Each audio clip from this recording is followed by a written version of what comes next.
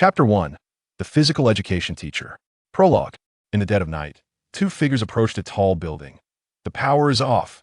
Let's go in," said one of the robust men in a low voice. "Ugh, such a small matter. Do I really need to come all the way here?" "So annoying," complained the other, who was somewhat frail. From their voices, it was clear both were male. As soon as he finished speaking, the iron gate at the entrance slowly rose. The two glass doors inside opened almost simultaneously. The two men quickly stepped inside. The doors closed slowly behind them. Once inside, they headed straight for the staircase. "Hey, can I ask why we're not taking the elevator? Climbing stairs is exhausting." The robust man patiently explained. "Chung Feng has shut down the power for the entire building, so the elevator can't be used. They'll carry you upstairs to avoid the security guards. Chung Feng will notify us of the guards' positions via the intercom." All right, I forgot about that. "You'll carry me then. We're going to the 11th floor. Hold on tight." Got it. "Oh, hold on really tight." The robust man smiled slightly, bent down, and the frail man jumped up, wrapping his arms around his neck. "Hold steady. If you fall, that proud face of yours won't be so pretty anymore. I rely on more than just my looks, it's my personal charm." The robust man chuckled and took off like an arrow up the stairs. His speed was so fast that it was nearly impossible to see with the naked eye. Each step he took was like walking on sand, making no sound at all. Although the frail man had seemed relaxed just a moment ago, his hands were now tightly gripping the robust man's chest. In about 3 seconds, they reached the 10th floor. The robust man suddenly stopped. "Did we arrive?" The robust man shushed him, signaling him to be quiet, which earned him a roll of the eyes from his companion. The two stood quietly in the stairwell of the 10th floor, listening as footsteps approached from above. Clap, clap, clap. The footsteps were clear. It sounded like someone was coming down from the 11th floor. "Should we hide inside?" asked the frail man. "Let's wait a bit longer."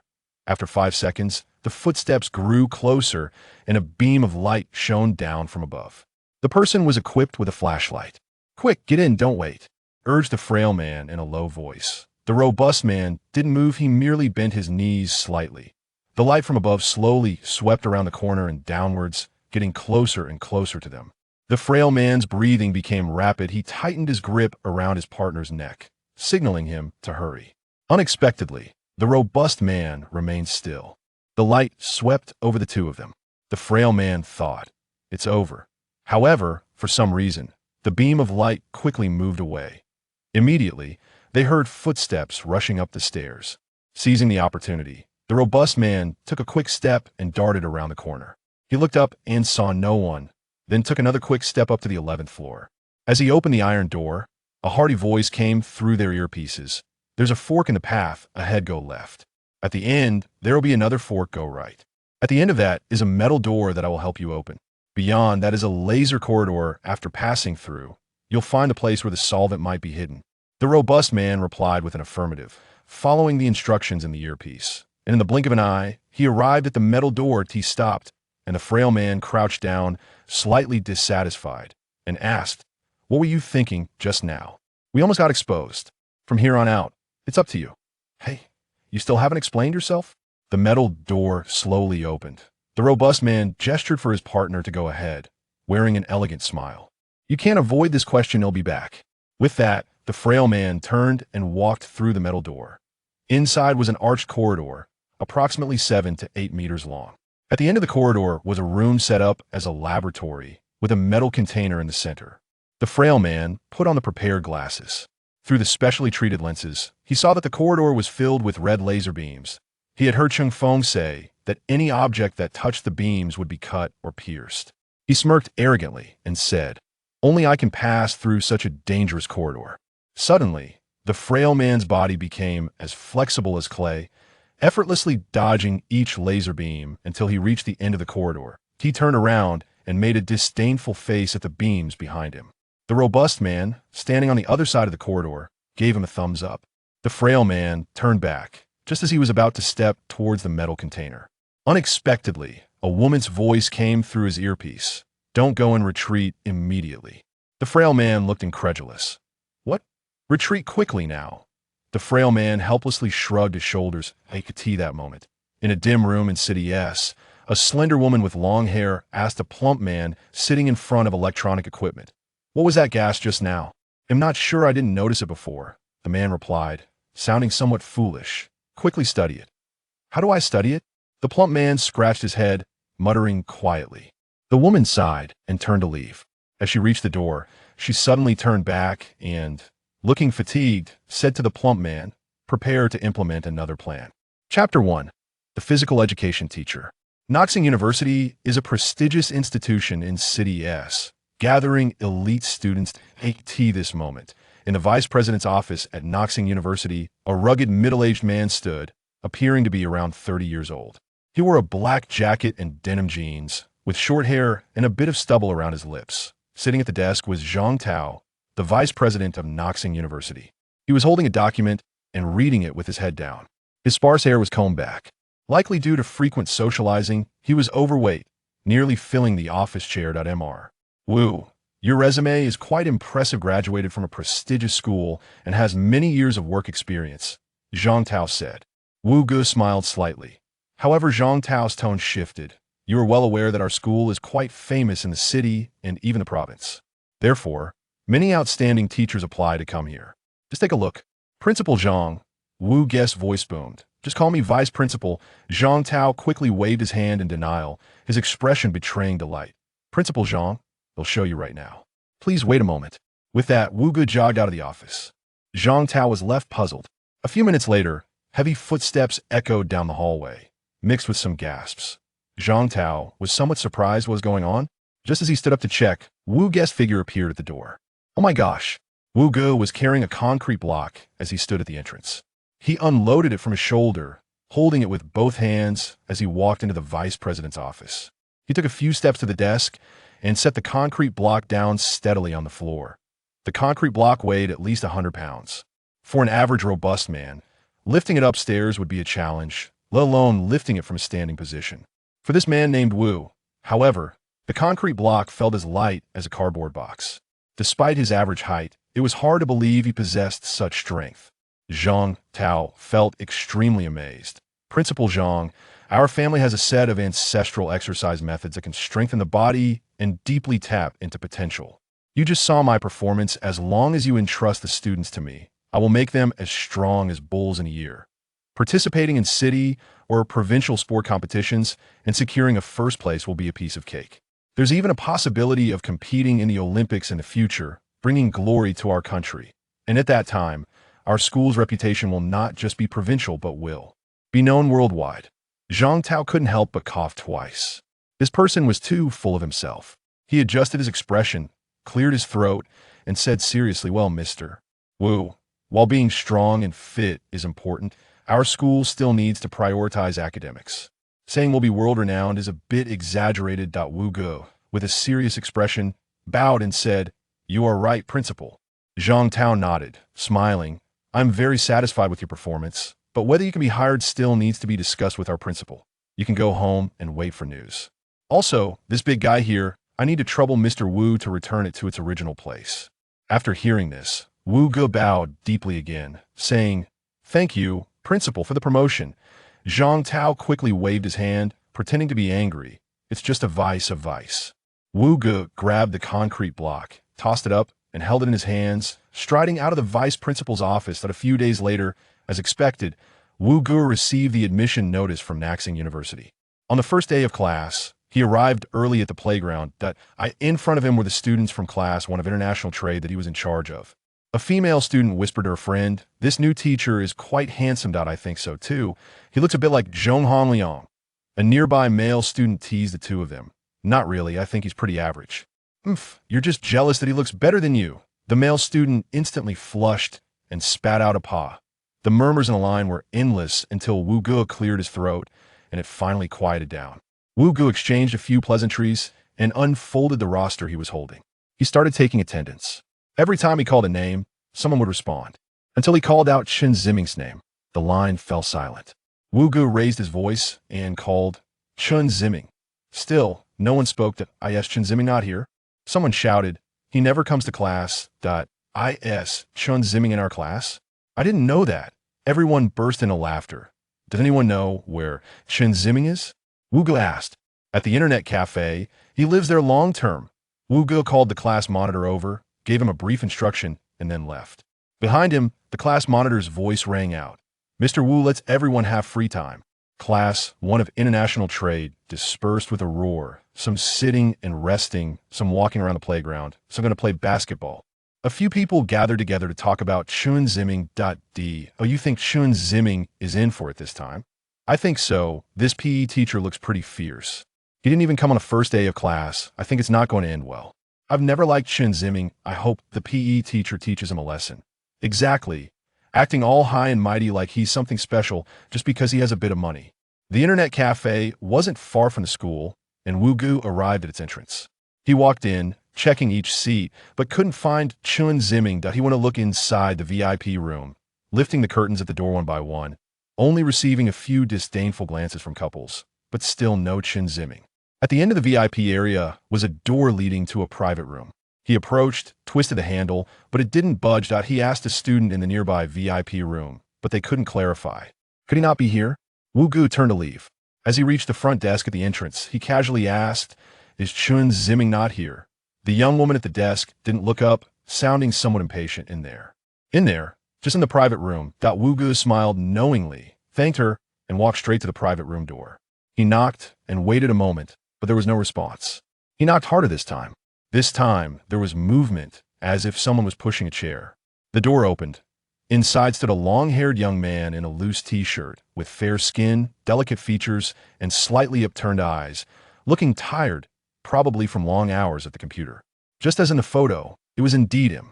Wu Gu narrowed his eyes and thought to himself, "Chen Ziming, we meet at last." Chapter 2. Wu Gu and Chen Ziming.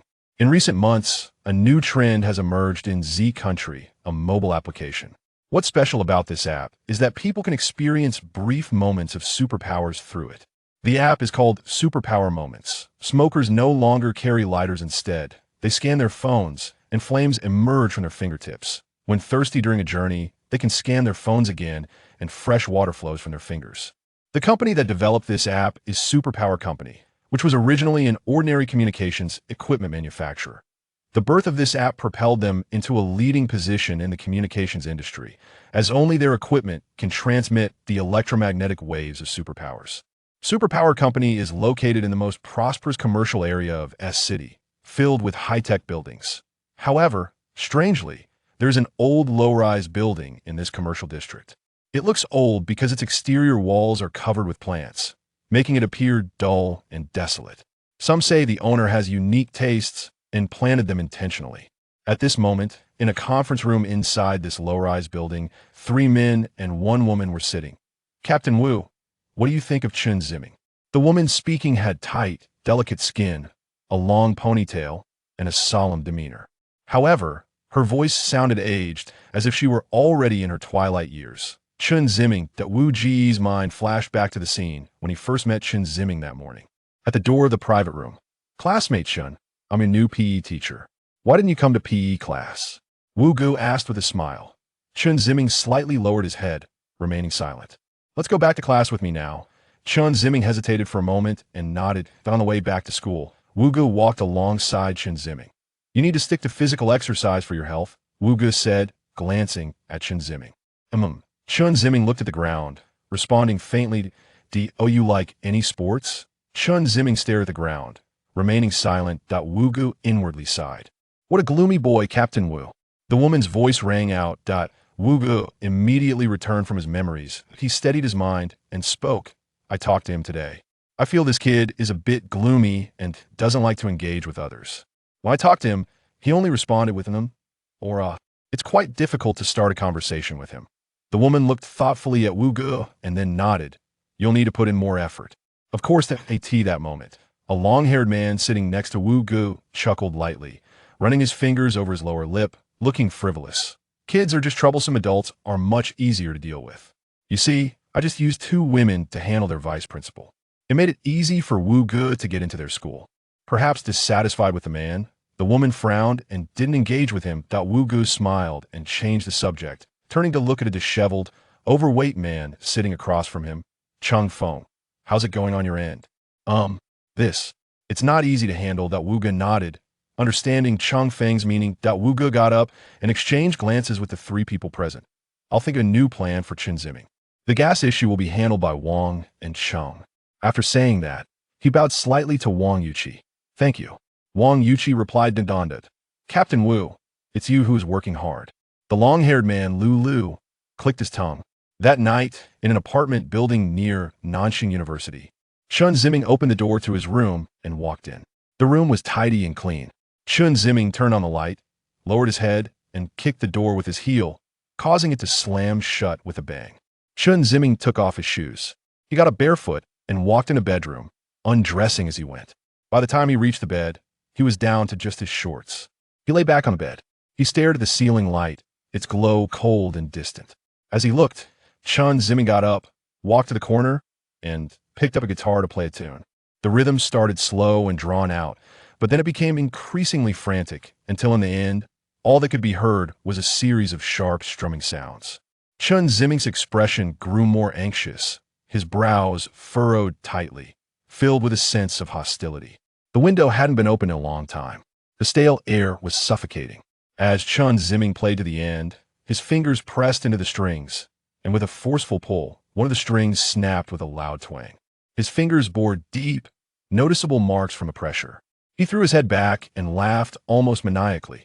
After stopping, Chen Ziming tossed the guitar aside and stumbled into the bathroom. He took off his shorts and stepped into the shower. The scalding water hit his head and back. Chen Ziming tilted his head back, letting the water stream down his forehead.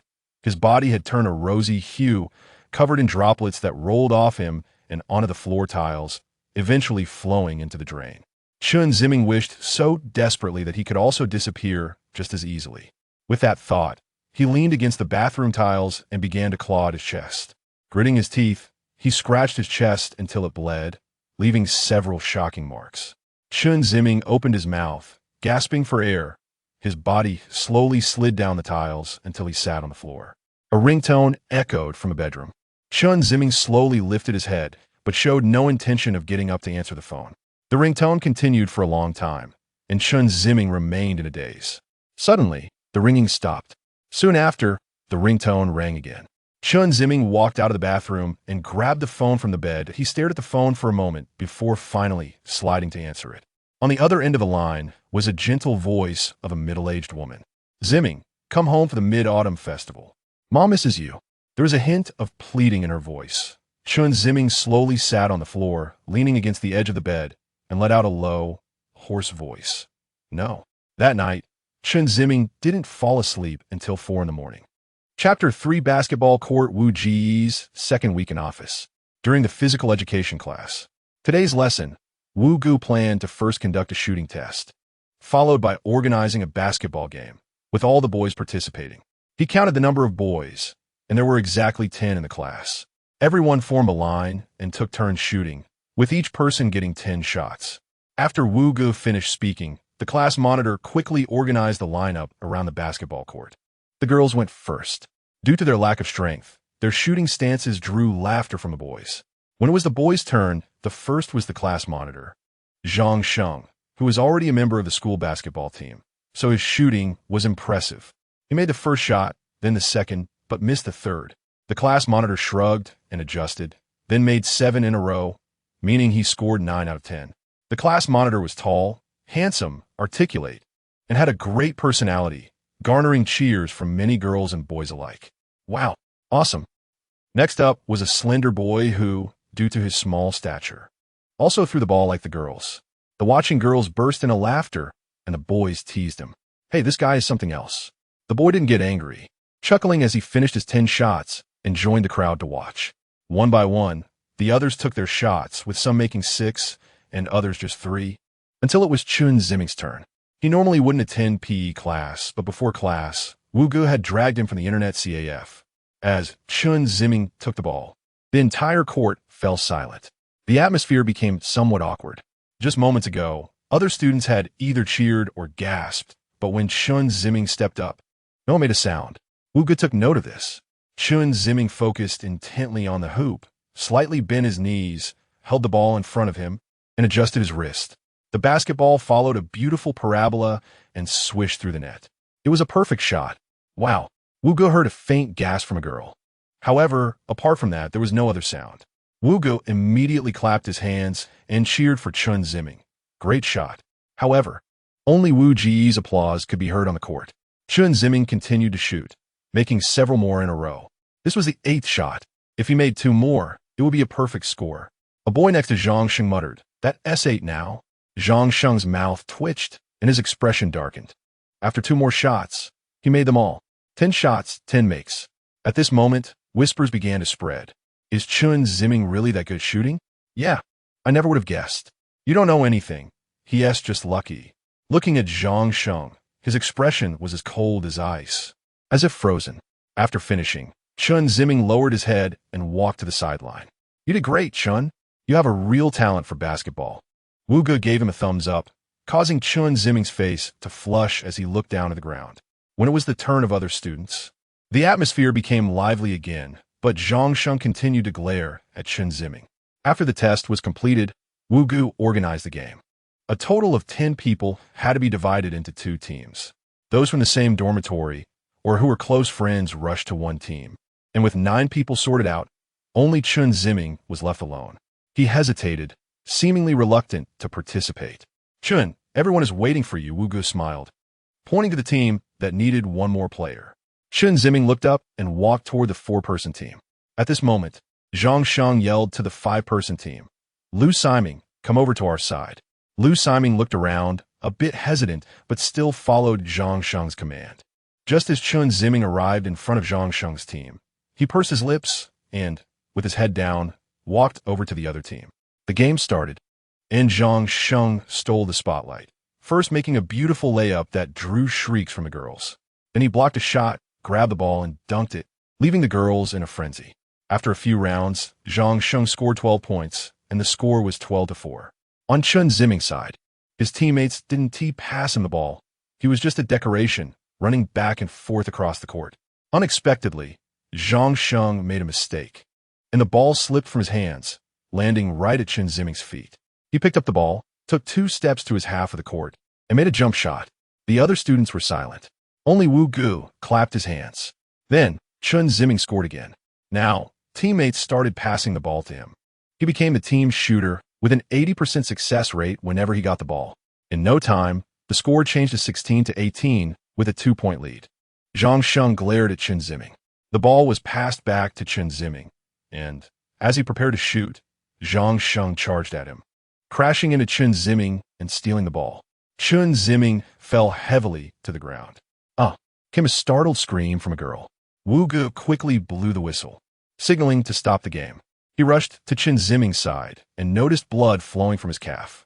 Zhang Sheng also approached, feigning concern. "Are you okay, Ziming?" "I didn't mean to." Chen Ziming clutched his calf, breathing heavily in pain. "Get him to the infirmary." Wu Yi voted, but no one moved. Looking at everyone, Wu simply picked up Chen Ziming and headed towards the infirmary. The culprit, Zhang Sheng, sneered. Super ability building. In a lavishly decorated office, a middle-aged man wearing gold-rimmed glasses and a light-colored suit sat upright at his desk. In front of him stood a man dressed in a white lab coat, resembling a researcher. "Chairman, the solvent we developed ourselves has been tested on gorillas, and we found severe adverse reactions. If used on humans, it could significantly shorten lifespan. What do you think?"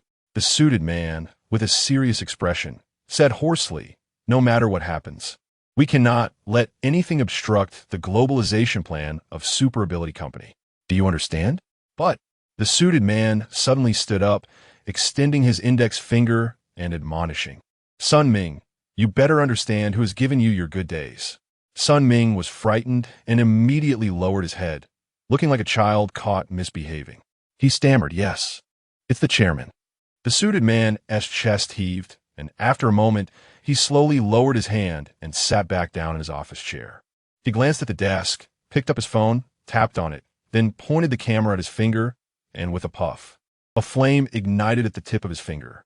He picked up a cigarette, lit it with the flame, then flicked his finger, making the fire disappear. He placed the cigarette in his mouth, took a puff, and exhaled smoke.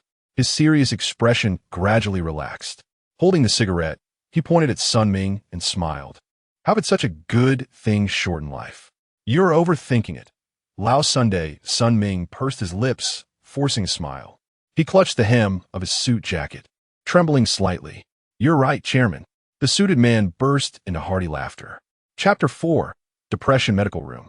Chen Ziming lay on the hospital bed. A kind-looking female doctor, with gray hair and appearing to be around 60, was sitting in front of him holding a bottle of antiseptic. "This is a disinfectant red medicine. It might hurt a bit, so bear with it," she said. Chen Ziming nodded. The doctor dipped a cotton swab into the medicine and began to clean Chen Ziming's wound, which was covered in dirt and gravel and needed to be wiped clean. Chen Ziming closed his eyes and gritted his teeth. The doctor worked skillfully and quickly treated the wound, applying some powder and bandaging it up. Once everything was done, the doctor stood up with a smile, picked up the medicine tray, and walked toward the medicine cabinet. As she walked, she said, "You're all set now. Just be careful while walking." Chen Ziming softly replied, Wu Ge, who was standing nearby, looked at Chen Ziming's calf and turned to smile, saying, "You've been a bit of a bother this time." "No problem," the doctor replied as she arranged the medicine and turned back. "It's all for the students." "That's true," they said. In the brief silence between their conversation, Chen Ziming had already stood up. He was wearing a loose t-shirt, and the athletic pants on his injured leg were rolled up to his thigh, exposing his calf. The doctor glanced at him and exclaimed, "Oh dear, this little one is too skinny. Is it because of a bad stomach? Not eating well?" Chen Ziming softly replied, "Insomnia? You need to exercise more, gain some weight, and stay healthy."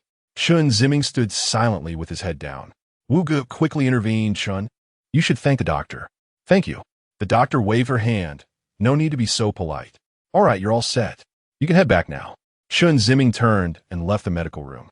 Wu Ge said, "I won't disturb you any longer," and was about to leave when the doctor approached Wu Ge and, watching Chen Ziming's departing figure, said in a deep voice, "This child might have depression." "Depression?" "Yes." "Is it serious?" "It's hard to say. We'll have to see how he is. If it's mild, it should be fine. If it gets serious, it could lead to some extreme behavior." After a moment of silence, Wu Ge said his goodbyes and left. Just then, it was lunchtime, and Chen Ziming left the school heading toward the apartment. Wu Ge hurried to catch up and walked alongside Chen Ziming. "Teacher Wu, where are you going for lunch?" "Chen? I'm going back to the apartment." "Oh, I'm heading that way to eat as well. Let's walk together for a bit." Chen Ziming did not respond, and the two continued walking together. Along the way, Wu Ge tried to bring up several topics, but Chen Ziming mostly just replied with or ah, or remained silent, which made Wu Ge feel frustrated. As they walked, they passed a park. Wu Ge casually remarked, "This park has a nice view. I often come here for a walk in the morning." Hearing this, Wu Ge was delighted as it was a complete sentence.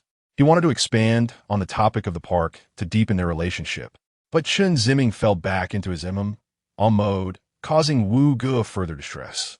Before long, they reached the apartment, and Chen Ziming said goodbye to Wu Ge and left directly. In the conference room, Wu Ge sat across from Wang Yuqi. "Wang, take a look at this," Wu Ge said, handing over his phone, which displayed a page of text. Wang Yuqi took it and skimmed through it. "Depression?" "Yes, Chen Ziming has depression. Social anxiety. Pessimism. Severe cases can lead to suicidal behavior." Wang Yuqi became increasingly surprised as she read. This explains why Chen Ziming has difficulty communicating. Wang Yuqi leaned back in her chair, contemplating for a moment. "So, Captain Wu, what do you plan to do?"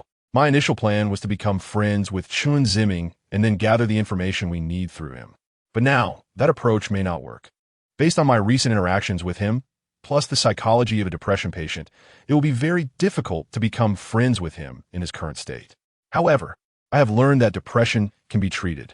I found a method that could help Chen Ziming come out of his depressed state in about a month. This way first, in the process of helping him, our relationship will deepen and he will develop positive feelings toward me. Secondly, it will open him up to accept others, providing a possibility for us to become friends. To gather information, you want to treat someone first?" As the team's advisor, Wang Yuqi found Wu Ji's plan quite unbelievable.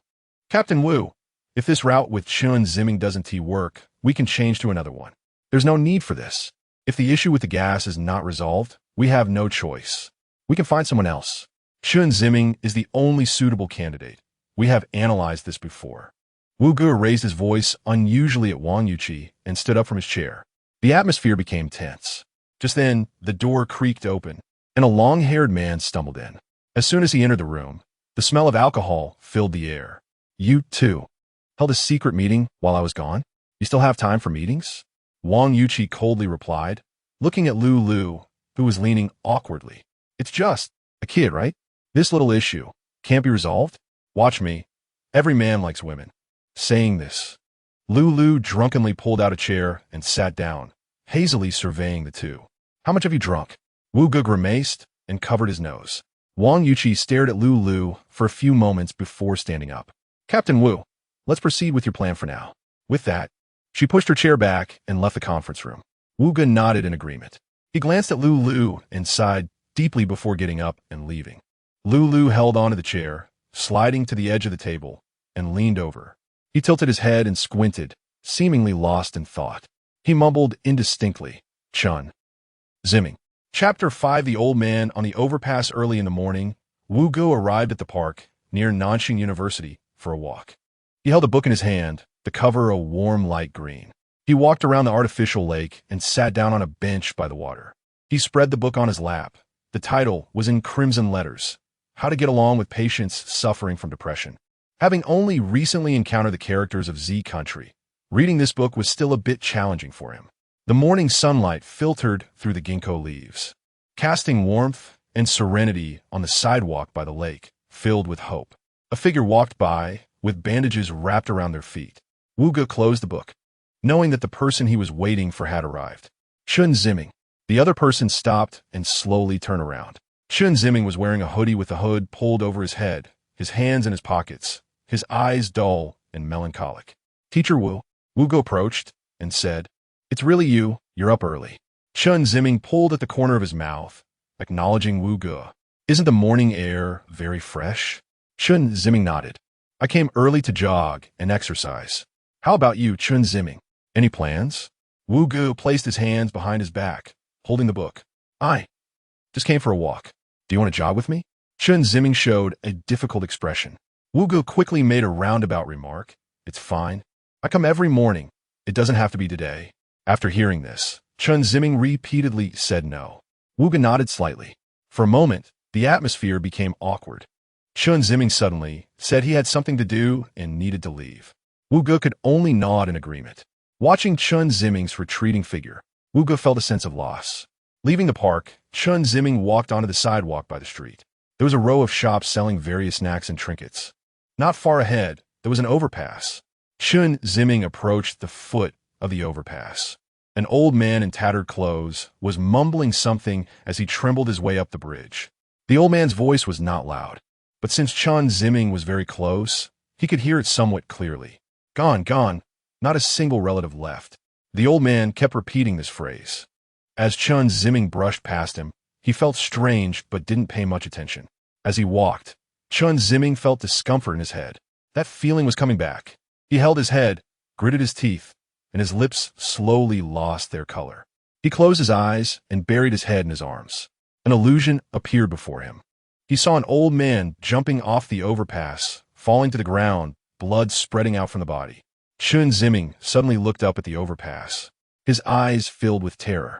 Sure enough, the old man was climbing over the railing of the bridge. No! In the next moment, the old man fell straight down from the railing, just like the illusion he had just witnessed. Chen Ziming fell helplessly to the ground. Because of the old man's suicide, vehicles on the road began to slow down. A driver stopped his car and called the police.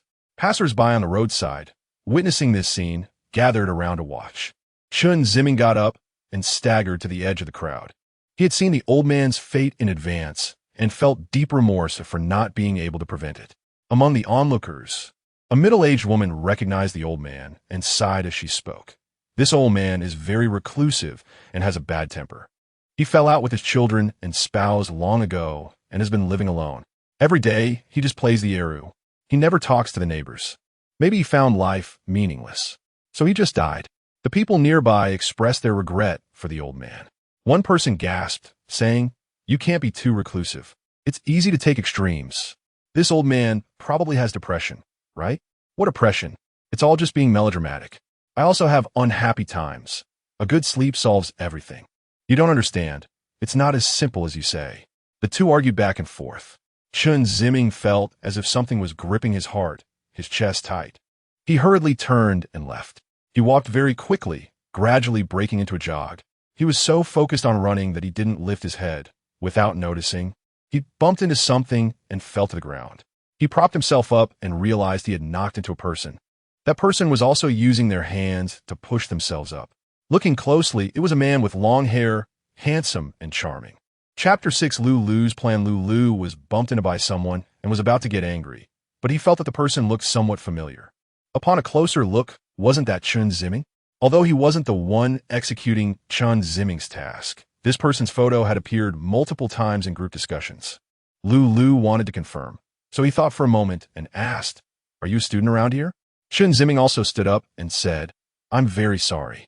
Lulu waved his hand. "It's fine. I'm asking you, are you a student around here?" Chen Ziming nodded. Lulu thought that was probably right and confirmed again. "It wouldn't be from Nanxing University, would it?" Chen Ziming slightly raised his head, a hint of surprise flashing his eyes, and he slowly replied, "Yes, that's right." Lulu felt a surge of joy in his heart. That's definitely the little brat. He thought that the reason Wu Ge had been unsuccessful for so long was due to the wrong methods. And today he would use an effective approach to get Chen Ziming on board. Lulu's eyes turned, and a plan formed in his mind. He smiled and asked, "Little brother, it seems we have fate today. I respect knowledgeable people, especially those from prestigious schools like yours. Today, I must treat you to a meal. How about that dumpling place over there?" Chen Ziming shook his head, looking troubled. "No, thank you." Lulu stroked his chin. "In a hurry, huh? Then how about this? It's so hot today. Let me buy you a bottle of cold drink. If you refuse again, that would really be unreasonable." Chen Ziming bit his lip and nodded. Seeing that Chen Ziming agreed, Lulu smiled widely and told him to wait. He ran to a nearby store and bought 2 bottles of cola, opened a cap for Chen Ziming, and flicked something into it. He then returned to Chen Ziming and handed it over here. Chen Ziming took the cola and took a sip. "Thank you." Lulu tilted his head, revealing a sly smile. "No need to be polite. Drink more. Don't waste it." With that, he opened his own bottle of cola and took a big gulp. Chen Ziming followed Lulu's lead and took a large sip. Lulu chuckled. "That's the way." Chen Ziming sincerely thanked Lulu again and expressed that he had something to do and wanted to leave first. "Be my guest." Chen Ziming walked around Lulu and moved forward. Not far along, he felt a bit dazed, as if his head was filled with glue. His legs felt weak, and in a daze, he saw a tree nearby. He staggered over to the tree and leaned against the trunk. Lulu was secretly delighted. Sure enough, he was still a kid, so easy to handle. Wu Ge was really a fool. Lulu quickly walked over to Chen Ziming and put him over his shoulder. "What are you doing?" "Of course, I'm taking you to have some fun. Just wait for your thanks afterward."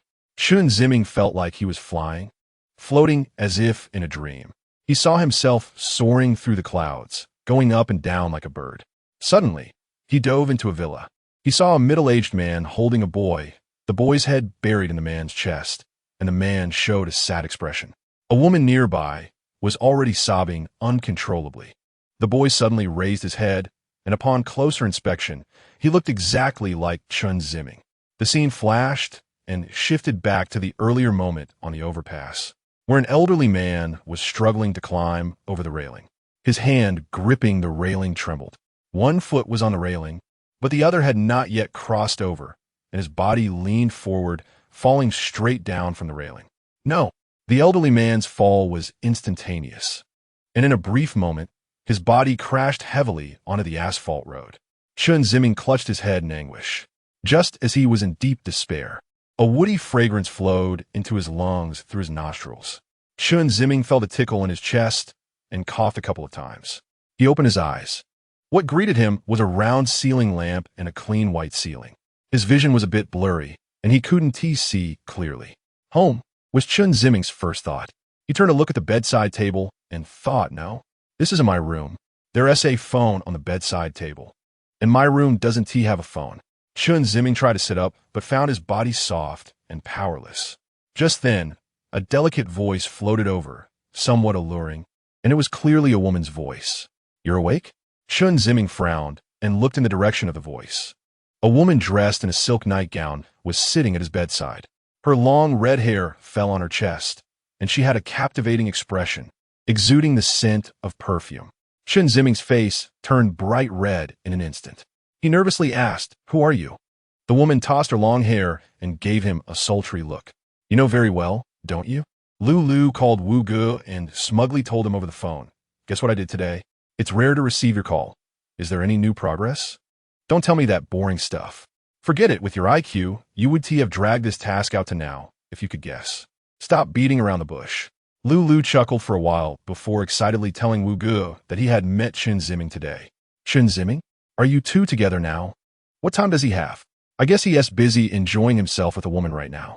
After Lu said this, Wu Ge fell silent.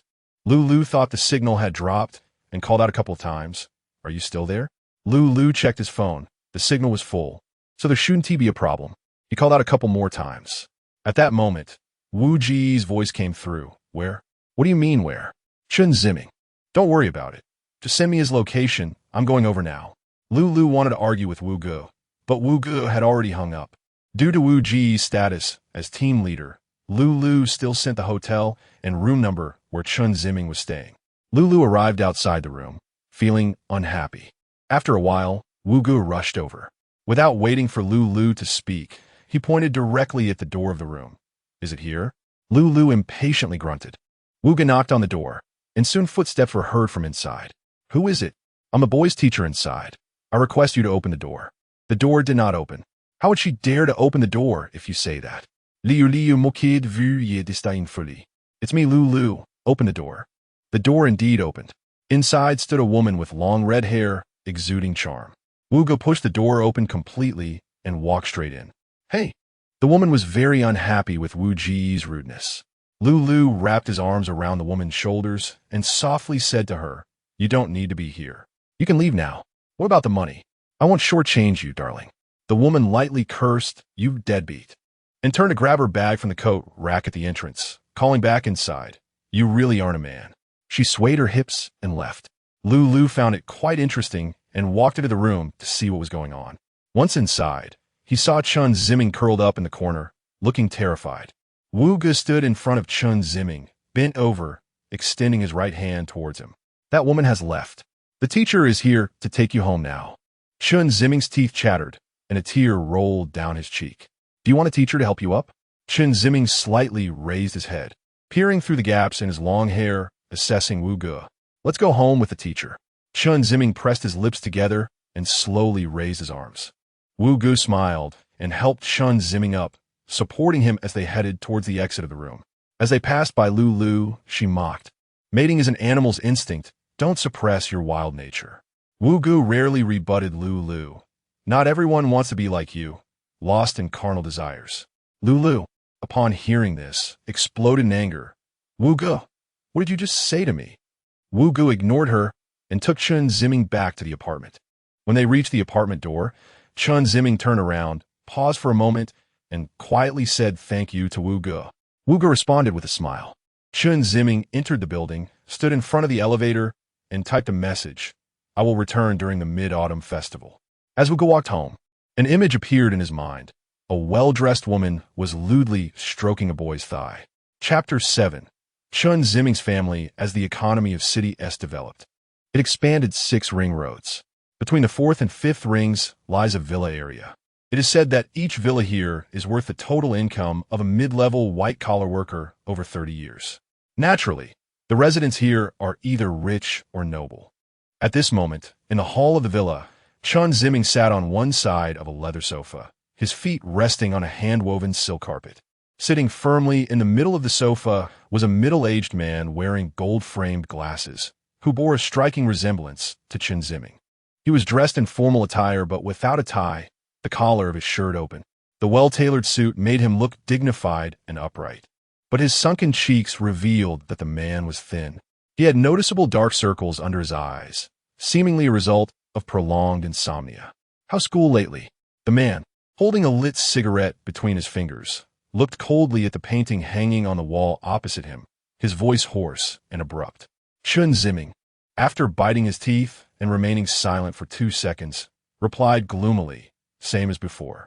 Upon hearing this, the man took a puff from his cigarette, exhaled slowly, and the smoke curled up, obscuring his eyes and making it impossible to discern his expression. He stubbed the cigarette out in the ashtray on the coffee table, stood up, and left the living room without even glancing at Chen Ziming. As he passed by Chen Ziming, he coldly muttered, "Useless." The man walked down the hallway and entered the dining room. On the dining table were mooncakes and some cold dishes. The kitchen, separated from the dining room by a sliding door, echoed with the sounds of cooking. The man sat at the table, picked up a delicately sized mooncake, and put it in his mouth. After just one bite, he immediately spit it out in disgust. In anger, he overturned the entire plate of mooncakes onto the floor, the plate shattering with a crisp sound. The sliding door to the kitchen opened, and a haggard-looking woman walked out. Trembling, she asked what happened. The man, his face flushed, pointed at the mooncakes scattered on the floor. "Don't you know I don't eat egg yolk? Did you want to poison me?" The woman quickly bent down, her face full of apology. "I'm really sorry. Xiong, I prepared them for Ziming. He only eats mooncakes with egg yolk. I put them all together and forgot to separate them. I'm really sorry." Upon hearing this, Chen Xiong stood up and kicked the woman in the stomach. "I worked so hard outside to earn money, and I can't even get this little respect?" The woman fell to the ground but quickly stood up, crying as she repeatedly apologized. "I'm really sorry. Please don't hit me today. Ziming is still here." Chen Xiong grabbed the woman by the neck and slapped her twice. At that moment, a voice came from behind. "Why are you hitting Mom?" Chen Ziming was standing at the door of the dining room, though he didn't know when he had arrived. Chen Xiong, panting, turned his head and glared at his son before turning back to the woman, yelling viciously, "Look at the child you've raised, daring to question me." After saying that, Chen Xiong slapped the woman on the head again and stormed off. The woman sat on the ground, her hair disheveled, sobbing. Chen Ziming stood at the door of the dining room, trembling all over. Bang! The sound of a door slamming from the living room shook Chen Ziming's heart. At that moment, Chen's mother came over to Chen Ziming, hugging him and crying, "Ziming, don't blame your dad. He wasn't like this before." Chen Ziming couldn't hear what his mother was saying. He just wanted to escape. The mid-autumn dinner at the Chen household ended amidst Chen Xiong's domestic violence. That night, despite his mother's protests, Chen Ziming left home under the pretext of returning to school. He wandered the streets in a daze, aimlessly entering a nearby park and finding a corner to sit down. The park was pitch black, and the corner was even darker and more eerie. Chen Ziming cried softly, his shoulders trembling. "Meow. Akat's mill." Chen Ziming slowly raised his head. Meow. Another meow. Following the sound, he saw a stray cat. The stray cat walked up to him, jumped onto his lap, and meowed a couple of times before lying down on his leg and rubbing against him. Chen Ziming was taken aback. Was it treating his thigh as a little nest? He cautiously reached out his hand, wanting to pet the stray cat's head and perhaps sensing his intention. The cat leaned its head closer. Chen Ziming smiled through his tears and stroked it. The stray cat meowed, rubbing its head against his hand. Chen Ziming took out a bag of beef jerky, tore some pieces off, and placed them on his lap, gently patting the stray cat's small head. The cat immediately flipped over and started eating on his lap. Wugu entered a nightclub where colorful lights flickered and swayed, and a group of men and women were dancing wildly in the center of the dance floor. He found it a bit noisy and frowned. Passing through the hall, Wugu walked straight in and stopped only when he saw someone sitting at a booth. "Lulu," he called as he approached the booth. In the center sat a handsome young man with a ponytail, Lulu, who had a seductive woman sitting in his lap, leaning against his chest. "Oh, it's you," Lulu said casually, before kissing the woman in his arms again. "I heard Ching Feng say you were here, so I came over." "Oh, sit wherever you like. You do your thing, I'll do mine. But don't expect me to treat you." Wu Gu smiled. "Our world's #1 handsome man. So petty?" "Petty?" Lulu pushed the woman off him and stood up to scold him. But unexpectedly, Wu Gu took the opportunity to sit beside him, grinning at him. One shouldn't hit a smiling face. Looking at Wu Ji's carefree smile, Lulu's tongue got tied, and he didn't know how to start with all the greetings he wanted to say, pointing at Wu Gu, but unable to speak. "Damn!" Lulu sat down in frustration. The nearby beauty tried to lean against him again, but was pushed aside by Lulu. "This is none of your business. Go play." The beauty cursed under her breath and reluctantly walked away. "Here you go." Wu Gu pulled out a small item from his pocket and handed it to Lulu. It was a finely carved wooden tree. Lulu initially didn't want to take it, but Wu Gu insisted on shoving it into his hand. Lu glanced at it disdainfully and said, "Tisish, worthless junk." Although he didn't want to accept it, he still stuffed it into his pocket. "Don't think you can use this little favor to make me forgive you. Our Luda, Maine, has a broad mind. How could he possibly hold a grudge against a country bumpkin like me, right?" Wuga said with a grin. "TCH. By the way, Lulu." Wuga suddenly wiped the smile off his face and became serious. "Regarding Chen Ziming, I still hope that I—" Before he could finish, Lulu suddenly got excited and pointed towards the bar. Hey, Wuga, look." "What?" "A beauty." Wuga looked over and saw a short-haired girl in a t-shirt and jeans. From the side, she had fair skin, a petite and straight nose, and a hint of nervousness in her eyes. She looked quite young, probably around 20. "Very nice. TCH, that's all you can say. Look at her eyes. How clear and pure they are. It's as if she's pleading with me to hold her in my arms." Saying this, Lulu stretched out his arms, mimicking a hug. Wuga rolled his eyes, non-committal. "Ah, forget it. Chatting with you is like playing the lute to a cow. I don't have time for you right now. I need to go comfort that beauty's lonely soul." Lulu stood up, filled with springtime energy, and jogged towards the bar. Poured himself a glass of beer and downed it in one go. At this moment, Wuga felt someone touching his hand. He turned his head to look, and it was the woman who had just been in Lulu's arms, smiling at him. Wugu immediately recoiled in terror, curling up in the corner of the booth, his body trembling slightly, his lips quivering, as if he had suffered a stroke. The woman was frightened and didn't know what to do. After a while, his breathing gradually stabilized, and his body returned to normal. Wugu slowly raised his head and happened to see the panicked woman, feeling a deep sense of guilt. He stood up and bowed to her. "I'm sorry I scared you." After saying this, Wugu lowered his head and hurriedly turned to leave. Chapter 8 Refusal. After the Mid-Autumn Festival, Chen Ziming rushed back to his apartment overnight.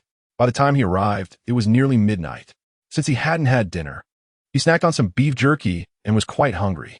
He took the stray cat he had picked up and went into the 24-hour convenience store downstairs. He grabbed some instant noodles, a few vacuum-packed ready meals, and 2 bags of cat food. After paying the cashier, he turned to leave.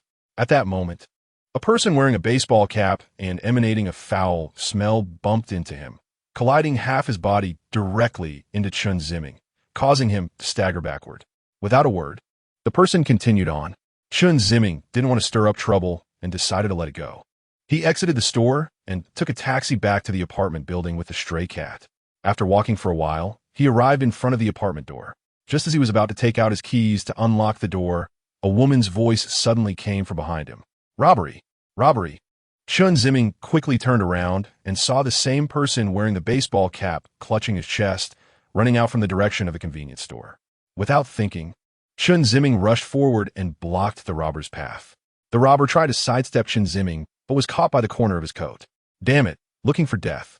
The robber cursed as he turned around angrily. He pulled out a knife from his pocket and pointed it at Chen Ziming. "If you don't want to die, get lost." Chen Ziming swallowed hard, feeling very nervous. The robber, sensing that he hadn't intimidated Chen Ziming, lunged at him with a knife, which gleamed coldly in the moonlight. At that moment, a cat's meow sounded, and a stray cat that Chen Ziming had brought jumped at the robber's knife-wielding hand and bit down on the back of his hand.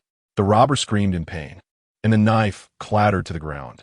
Seizing the opportunity, Chen Ziming quickly kicked the knife aside. The stray cat stood in front of Chen Ziming, arching its back and baring its fangs. "Meow, just a worthless cat." The robber snapped back to reality and kicked at the stray cat. Seeing this, Chen Ziming raised his leg and kicked the robber's calf. The kick hit his leg bone, causing the robber to recoil in pain and throw a punch at Chen Ziming's face. Chen Ziming didn't have time to dodge and brace for the hit. At that moment, there was a loud clang, and the robber's head jerked as his legs buckled, and he fell to the ground. Standing behind him was the female cashier, holding a frying pan and looking very tense.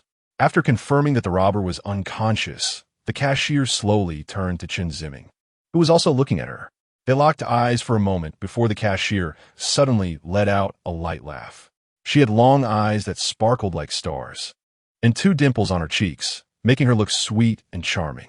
She appeared to be not much older than Chen Ziming. His face flushed instantly. "Who would have thought you were so brave?" Chen Ziming lowered his head and mumbled, I didn't tea. What do you mean you didn't tea? My hero. Thank you so much this time. As a reward, next time you come to the store, I'll treat you for free. Thank you. The cashier smiled, took out her phone, and called the police. Soon, a police car arrived and took the robber away. The two exchanged farewells, with the cashier returning to the convenience store and Chen Ziming going back to the entrance of his apartment, holding the stray cat. He turned his head and stared in the direction of the convenience store for a while before entering the apartment. Back in his little nest, Chen Ziming took a bath with the stray cat. After lying down on the bed, he held the cat up and laughed happily. Do you have a name? The stray cat meowed. You're so fierce. I'll call you General. Saying this, Chen Ziming placed General on his belly, and the cat curled up and let out a long meow. Accompanied by the lullaby playing from his phone, Chen Ziming and General drifted off to sleep.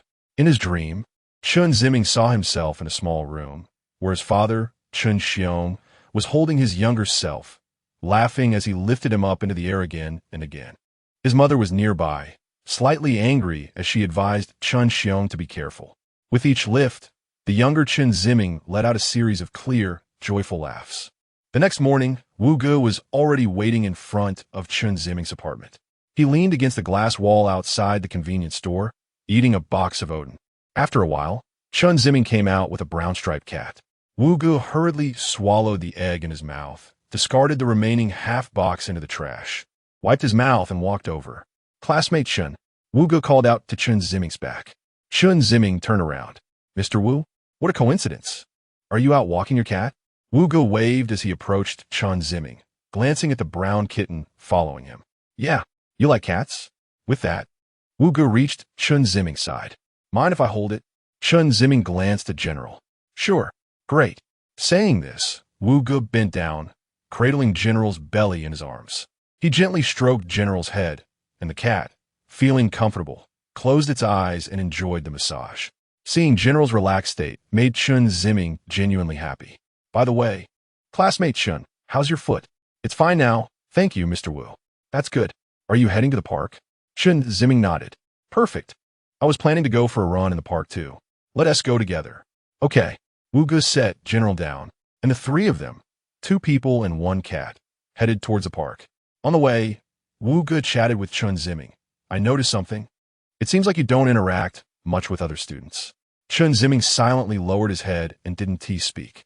Wu Ge glanced at him and, noticing his expression, realized his words might have made Chen Ziming uncomfortable. He quickly added, talented people often prefer solitude. Not really. Chen Ziming slightly raised his head, looking at the ground ahead. Actually, I'm very afraid. Afraid? Yeah, I'm afraid others don't want to talk to me. How could that be? Wu Ge asked, puzzled. Chen Ziming fell silent again. The atmosphere became a bit awkward. They walked together for a while longer. Wu Ge slowly said in a few days, the school will organize a basketball game. You shoot so well, I'd like you to participate. Upon hearing this, Chen Ziming immediately showed a look of panic. No way. Why not? Mr. Wu, thank you for inviting me, but I can't participate. Wu Ge frowned slightly. Is there some difficulty? No, but I really don't want to participate. Thank you, Mr. Wu. Mr. Wu, I have something to do. I'll head back first. With that, Chen Ziming picked up General and turned to jog away.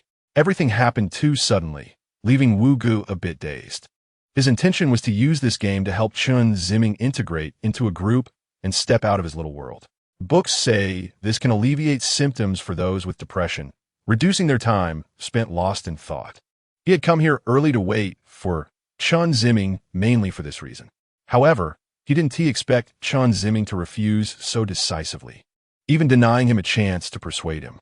This matter was truly difficult to resolve. Wu Ge lamented inwardly. Watching Chen Ziming's retreating figure, he felt a sense of loss. Chapter 9 Light dishes. After parting ways with Chen Ziming, Wu Ge sat in a small park. He was very troubled. The issue was about their mission, which had been dragging on for several days without any progress. Wang Yuqi firmly opposed allowing them to take the risk of stealing the solvent amidst the mysterious gas. She believed that risking their lives for a substance they only suspected to be the solvent they were looking for was absolutely unacceptable. However, ever since they arrived here, all signs pointed to the Super Communication Company, and that was the only place where the solvent was likely stored. Although Wu Gu was the team leader, he still needed to follow Wang Yuqi's orders. She was an experienced and respected veteran. The plan to steal was shelved, and currently, only Chen Ziming remained. After finally obtaining permission from Wang Yuqi to proceed, he couldn't easily give up. He flipped open the electronic book on treating depression. The first chapter discussed related issues of depression, such as whether it could be cured, the standards for recovery, and susceptible populations. The second chapter explained the symptoms of depression. Wu Ge found that they correlated closely with what he knew about Chen Ziming, such as loss of appetite, insomnia, introversion, and a disdain for the world. Through inquiries with those close to Chen Ziming, he learned that Chen had been like this for a long time, not just a temporary condition. This further confirmed the fact that Chen Ziming was suffering from depression. However, how could he obtain the information he wanted from Chen? How could he enter his heart and become his friend? And how could he help him overcome his depression and open up? Wu Ge felt a headache coming on. Forcing him to integrate into a group seemed very difficult. But could he start by changing him through small things? Wu Ge flipped through the daily advice for treating illnesses. The first point was to force oneself to participate in beneficial social activities. This was a pass. The second point was to have a light diet. This, Wu Ge continued flipping. The third point was to maintain a regular daily routine. The fourth point was to plan daily activities. After understanding all this, Wu Ge quietly closed his phone. He slowly closed his eyes. Light diet, regular routine, life planning. Sitting on the bench, Wu Ge repeatedly recited these phrases in his heart. After escaping from Wu Ge, Chen Ziming felt confused for a moment, unsure where to go. The plan to walk in the park with the dog was no longer feasible. He didn't want to go home either. As he walked, he suddenly recalled the events of the previous night. The convenience store was not far ahead. Chen Ziming felt a bit nervous. He took a deep breath and went back to the convenience store with the dog. Upon entering, he noticed that the staff had changed to a young man. Chen Ziming felt a little disappointed. The young clerk smiled at him. "Can I help you with anything?" "No, thank you." Chen Ziming buried his head and walked to the shelves, randomly picking some breakfast items before hurriedly checking out. As he exited the convenience store, he saw a man and a woman walking towards him. The man had long hair tied back, and the woman was wearing a t-shirt and jeans. These two people looked familiar. Chen Ziming squinted due to his nearsightedness. Suddenly, he became tense. That man was the one who had drugged him. Chen Ziming's heart raced, just as the two were about to approach him. Luckily, they were talking to each other and didn't notice him. Chen Ziming quickly turned around to face the convenience store. At that moment, he heard their laughter behind him. "Can I come to your school to find you later?" It was the man's voice, playful and suggestive. Sure, you're really beautiful." Upon hearing this, Chen Ziming stopped listening, and there were no more voices or footsteps. Had they walked away? He turned around to see the two embracing and passionately kissing. Chen Ziming's face immediately turned red, and he quickly turned away. He had been standing at the door, and the young clerk thought he had a problem and curiously walked out. "Sir, you..." Just as he reached the door, the clerk's face turned red, and he turned back inside. After the passionate kiss, the couple left. Through the glass door's reflection, Chen Ziming saw this scene and finally breathed a sigh of relief. Due to the previous intense moment, Chen Ziming felt a bit dazed. Once he calmed down, he remembered that the girl seemed to be from their school. He had seen her one night when he was eating at a restaurant outside the school. She was working there as a waitress, and her classmates had called her to join them. He remembered her distinctly because she had a pure and honest appearance, but had been smoking alone outside the restaurant that night. Chen Ziming was unsure why these two were together, and he didn't want to think about it. Today was a holiday, with no classes or other entertainment. Perhaps he could go shoot some hoops at the nearby basketball court. He had been known as a basketball expert in high school, but ever since that incident, he had rarely played basketball. Most of the time, he only shot hoops when no one was around. With that thought, Chen Ziming took the dog back to the apartment, had breakfast, and went straight to the basketball court. Wu Ge stood in front of a vegetable stall. The stall owner was a woman who looked to be around 50 years old. "Boss, do you have any light dishes? I want to buy some." The woman saw a robust young man and felt in a good mood, smiling as she replied, "Yes, of course. We have all kinds of vegetables. You can choose." It was quite comprehensive, but I want something lighter. Is there such a dish? The woman was momentarily taken aback. What did she mean by light dishes? Light? What vegetables do you want? "Oh, it's like this, sister. I have a patient at home, and the doctor said to prepare some light meals." but I rarely cook, so I don't know what to make. What vegetables are light? You're the expert in vegetables, so I wanted to consult with you. Wu Ge spoke very humbly, even flattering the stall owner as an expert. The stall owner immediately brightened up. Ah, you should have said so earlier. We have some. Come in and wait. Thank you, sister. Saying this, Wu Ge entered the vegetable stall. The woman picked various leafy vegetables for Wu Ge, such as bok choy, baby cabbage, napa cabbage, and lettuce, filling up a large bag. How about these? The woman said excitedly. Wu Ge looked at them and realized he didn't really know what these vegetables were. He usually ate what Wang Yuqi cooked or ordered takeout. They look good. You picked well. All right, I'll weigh them for you. Oh, by the way, do you have the lightest dish? The question left the woman stunned. The lightest? Vu Yi Nu did. The woman pondered for a moment. The lightest, she mumbled to herself while searching. Suddenly, her expression brightened, and she exclaimed, I have it. This is the lightest and also the best for cooling. Saying this, the woman waved 2 bitter gourds in front of Wu Ge.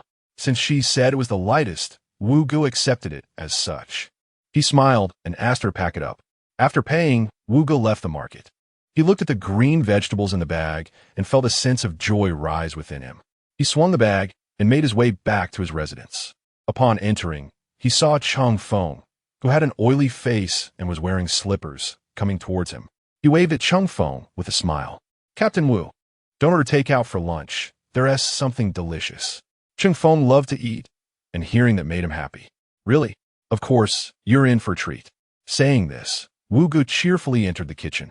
Cheng Feng didn't understand, but since there was good food, he was naturally happy. He went to the bathroom and then returned to the equipment to focus on his calculations, one leg constantly bouncing. Before long, the sound of Wu Ge humming a little tune drifted out from the kitchen. Chapter 10 Teacher's Warning After the Mid-Autumn Festival in the classroom. This lesson is taught by the instructor on international trade practice. Yang Jing is a star lecturer in her 40s. At this moment, she is using multimedia to explain trade terms and is discussing CIF. Yang Jing glanced down at the students and noticed one student sitting in the middle by the window with his head down, asleep. This made her quite angry. Yang Jing paused the PPT and stepped off the podium to the sleeping student's desk. Other students turned to look. Get up, stop sleeping. Yang Jing pushed the person's shoulder. The person stirred. Yang Jing pushed again twice. Only then did the person slowly lift his head, bleary-eyed, with red veins in his pupils. Chen Ziming, do you think you can pass this course? Seeing it was the instructor, Chen Ziming's face turned red, and he bowed his head in silence. Yang Jing snorted coldly and returned to the podium to continue her class. Several students below began to whisper, Hey, I think Chen Ziming is done for this time. Just wait to fail. Yeah. Yang Jing is petty, loves to make things difficult for others. If you make her unhappy, it's trouble. Let it be arrogant. Now he's not so arrogant, is he? The 3 whispered, while Zhang Sheng, sitting nearby, smiled smugly and shot a glare at Chen Ziming. After class, the students filed out. Yang Jing was also about to leave the classroom, but suddenly turned around at the door. Chen Ziming, you stay. Saying this, she stood at the door. Hearing that Yang Jing was going to reprimand Chen Ziming alone, the few who had been discussing him couldn't help but chuckle. After all the students left, Yang Jing closed the door and walked over to Chen Ziming in her high heels. Chen Ziming, what's wrong with you? Why do you fall asleep in my class? Chen Ziming stood up, not daring to look at Yang Jing. When you enrolled, your college entrance examination score was the highest in our class. Now look at you, you failed 3 subjects last year, and I think your graduation is in jeopardy.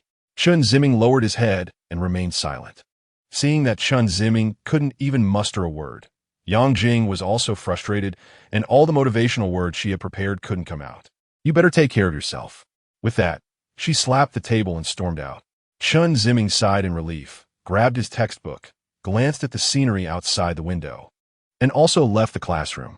That afternoon, during physical education class, Class 1 of International Trade stood neatly on the playground.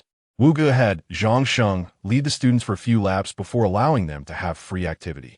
He gathered 10 boys, who made up 1/3 of the class. In a few days, the school would organize a basketball match for the sophomore year based on class units. Who in our class wants to participate? Zhang Sheng was the first to raise his hand, followed by several others. including Zhang Sheng. There were 4 people, still short 1 official and 1 substitute. Wu Ge glanced at Chen Ziming. Chen Ziming was looking down at the ground. Previously, he had approached Chen Ziming about this, but he had declined. However, Wu Ge planned to give it another try. Perhaps he wanted to participate, but just said no out of impulse. After all, he played basketball quite well. Chen Ziming? Chen Ziming immediately looked up. We still need 1 more. Do you want to join? No. Thank you, Teacher Wu. He declined again. And Wu Ge felt a bit disappointed, but didn't show it on his face. It's okay. Anyone who wants to join can sign up with the teacher at any time. At this moment, Zhang Sheng snorted and complained in a low voice. He's quite proud, doesn't look down on us clumsy ones. Yeah, he's a rich 2nd generation. Why would he want to hang out with us poor people? What rich 2nd generation? I see he's just got a little money at home. There are plenty richer than him. He doesn't even live in the school dorms. What is he showing off for? As Zhang Sheng started, other students who were dissatisfied with Chen Ziming began to mock him as well. Wu Ge saw the situation was not good and quickly reprimanded a few of them. Looking at Chen Ziming again, he was looking down with a red face. Originally, Wu Ge intended to help Chen Ziming integrate into the group, but now it seemed even less likely. The atmosphere was awkward, and no one spoke, all looking at Wu Ge. He redirected the topic back to the basketball game, selecting 2 more people and sending Zhang Sheng to practice basketball with him. At this point, only Chen Ziming and Wu Ge were left. What to say now? Wu Ge was troubled. Teacher Wu. Unexpectedly, Chen Ziming spoke first. I'm going to stay over there for a while. Chen Ziming pointed to the stands at the edge of the playground. Okay, go ahead. Chen Ziming lifted his leg to leave. Wu Ge suddenly thought of something. By the way, Chen, I apologize. It was my fault that you were misunderstood by your classmates. It's okay. The teacher has decided to make a big meal for you as compensation. Tonight, I'll bring it to your apartment. Huh? No need, really. You've already declined the teacher once. You can't refuse a 2nd time. You have to trust the teacher's cooking skills. It's settled tonight at 7. Wu Ji's tone was decisive, leaving Chen Ziming stunned. In a desolate low-rise building, Wu Ge pushed the door open, carrying a bag of groceries, and shouted that everyone would have a feast tonight. Hu Nu Chung Feng and Lu Lu rushed over and dashed out the door. Wu Ge was taken aback. Just then, Wang Yuqi also walked over. Wang, what's going on with them? Oh, that they might have something to do. I have a date tonight, so I won't be home for dinner. With that, Wang Yuqi also walked out the door. Wu Ge scratched his head. I didn't hear she was dating. Chapter 11. The bitterness of bitter melon with no one to support him. Wu Ge could only prepare dinner for himself and Chen Ziming. He stir-fried several plates of vegetables and made a cold dish of bitter melon, placing it in the meal box. After tidying up, he checked the time. It was 6:30. There was plenty of time to get to Chen Ziming's apartment. Wu Ge left the kitchen and passed through the living room, only to find the television was on. The 3 of them were not home, and no one was watching it, so he thought about turning it off. However, a scene on the television caught his attention, one he could not bring himself to turn off. It was a news channel broadcasting a financial news segment, showing a press conference. A group of reporters was surrounding a middle-aged man on stage wearing gold-framed glasses, vying to ask questions. Wu Ge threw the meal box onto the coffee table and stared at the television. It was reported that Super Communication had acquired 20% of shares from both Yidong and Liandong, becoming the largest shareholder of these 2 telecommunications giants. In reality, Super Communication had monopolized the entire telecommunications market. Mr. Chen Xiong, how do you view the situation? Chen Xiong smiled and spoke into the microphone in a deep voice. Super Communication has never been a monopolistic enterprise. It is not now, nor will it ever be. I'm sorry, Mr. Chen, but in reality, Super Communication is now the sole dominant player. How does Mr. Chen view the pricing of telecommunications services moving forward? The core of Super Communications business is to provide the most convenient service for users. We will not change our original intention. Thank you. Next question. The questioning reporter wanted to continue, but was interrupted by another reporter. Hello, Mr. Chen. I am a journalist for Financial World. I heard that Super Communication plans to establish 3 subsidiaries overseas in a month. Is the next focus of development going to be internationalization? Internationalization is a major trend for the future development of large enterprises, and Super Communication is no exception. Next question. Chen Xiong looked at the audience and pointed to a reporter who had raised his hand. Hello, Mr. Chen. I would like to ask you about the photos that circulated online a few days ago, showing you allegedly being physical with your wife at home. Is there any truth to this? Chen Xiong's expression changed instantly, and there was an uproar in the audience. Some eager reporters were waiting to see Chen Xiong make a fool of himself. After a moment of silence, Chen Xiong slowly responded, "It's fake." The questioning reporter was clearly dissatisfied with this answer and tried to press further, but Chen Xiong interrupted him. Following that, the reporters asked several questions regarding the company's financial status and the upgrade of super communication services, to which Chen Xiong answered fluently. Ultimately, the press conference ended satisfactorily, despite a small, unpleasant incident. Upon seeing this, Wu Ji's face turned ashen. Did super communication really have no solvent? If not, where did their superpowered electromagnetic waves come from? Could it really be due to their technological breakthroughs? If that were the case, how could such a small telecommunications company achieve such success in such a short time? Did they rely on a few third-rate scientists? Wu Gu inadvertently glanced at the time in the upper right corner of the television and was shocked to find it was already 7:30. He shouted and grabbed the meal box, rushing out of the house. By this time, it was dark outside. He hurriedly hailed a taxi. As soon as he got in, "Veuillez urgently faute, hurry, hurry," as if something monumental was at stake. The driver lazily replied, "Safety first," and started off slowly. Not long after, they hit a traffic jam. Wu Ge was sweating profusely from anxiety. He didn't care if anyone noticed him, paid the fare, and dashed out of the car, switching to high-speed mode as he sprinted away at a speed barely discernible to the naked eye. The driver was about to remind Wu Ge to be careful on the road, but when he looked up, the boy was already gone. Chen Ziming had already declined Wu Ji's dinner invitation several times, so this time he felt too embarrassed to refuse. He had been waiting downstairs at the apartment with the dog until 7, but Wu Ge did not show up.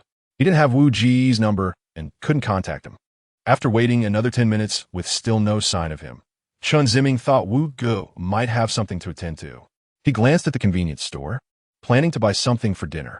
As he entered the convenience store, Chen Ziming noticed 3 men in black sportswear walking in ahead of him. The 3 were of varying heights. The tallest was slim and looked to be about 1.8 meters tall. The shortest was chubby and probably just reached 1.6 meters, while the middle one was of average height, neither thin nor fat, with green hair. The dog stayed at the door, while Chen Ziming went inside to check the cashier, who was the same sweet girl from that night. She happened to be looking at him as well, and they exchanged smiles. Chen Ziming walked to the shelves, intending to grab a pack of instant noodles. Just then, a scream pierced the air, and out of curiosity, Chen Ziming looked over, shocked to see 2 men in black holding the girl by the neck and dragging her towards the cashier. He rushed forward, trying to rescue the girl, but was unexpectedly punched in the face by the tall man, knocking him to the ground.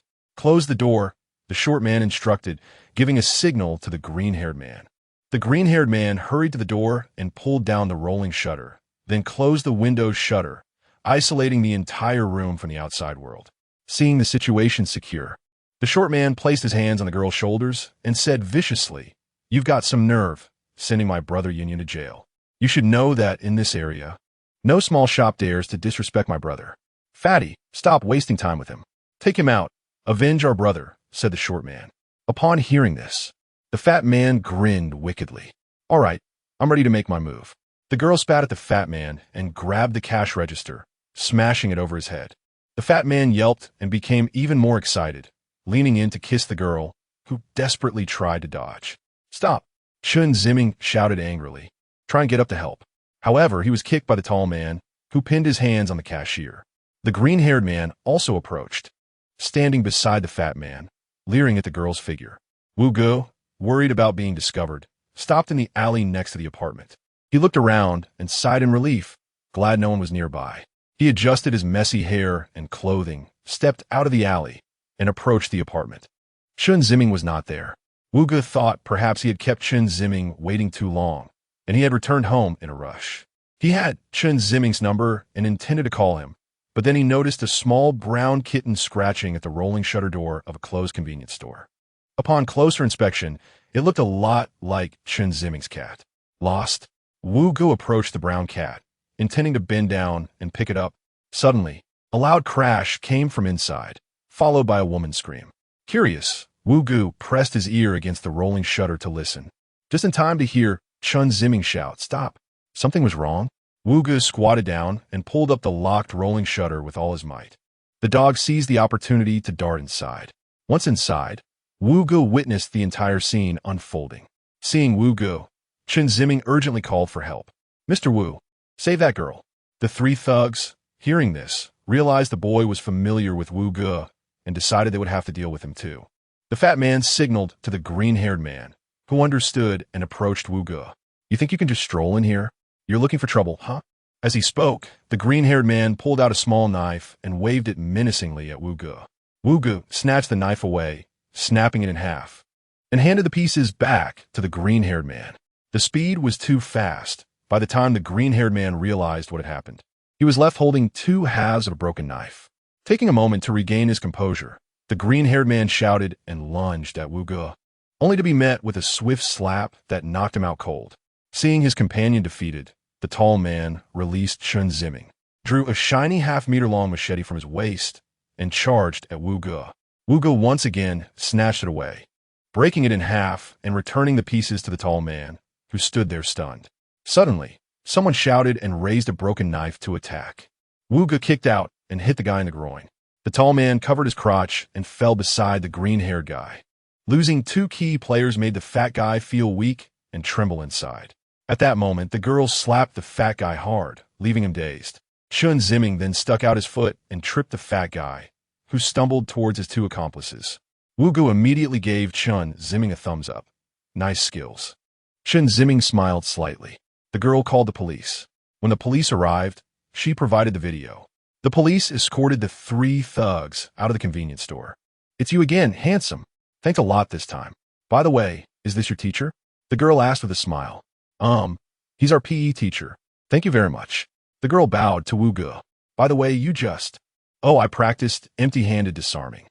Wu Gu clasped his hands together and demonstrated a disarming pose. The girl smiled.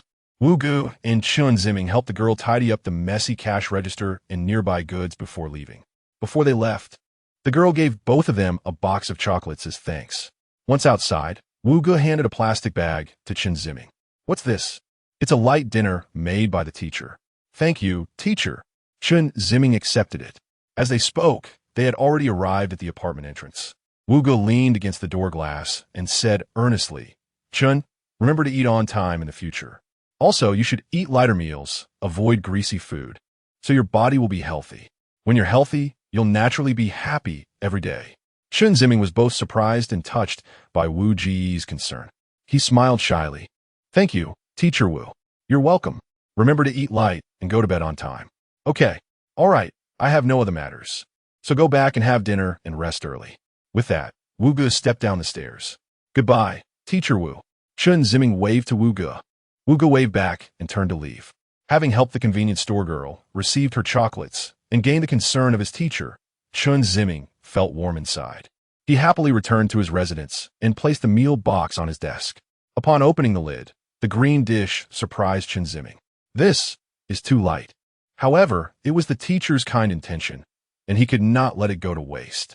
Chen Ziming sat down, picked up his chopsticks, and grabbed a piece of the pale, rough-skinned vegetable, placing it in front of him. He couldn't help but think of Wu Ji's advice about diet and sleep, and the caring look Wu Gu gave him when he waved goodbye. Chen Ziming's eyes instantly became moist. With tears in his eyes, he ate the piece of bitter melon and chewed it hard. Suddenly, he felt as if he had been electrocuted. His body trembled, and more tears flowed. Chapter 12 Plan Deployment. That evening, in the conference room, Wang Yuqi held an emergency meeting after receiving instructions from superiors. Vuye, Liu Liu, and Cheng Feng sat around the round table next to each other, while Wang Yuqi stood opposite them, speaking. "Since our task has not made any progress, the higher-ups hope we can accelerate the process.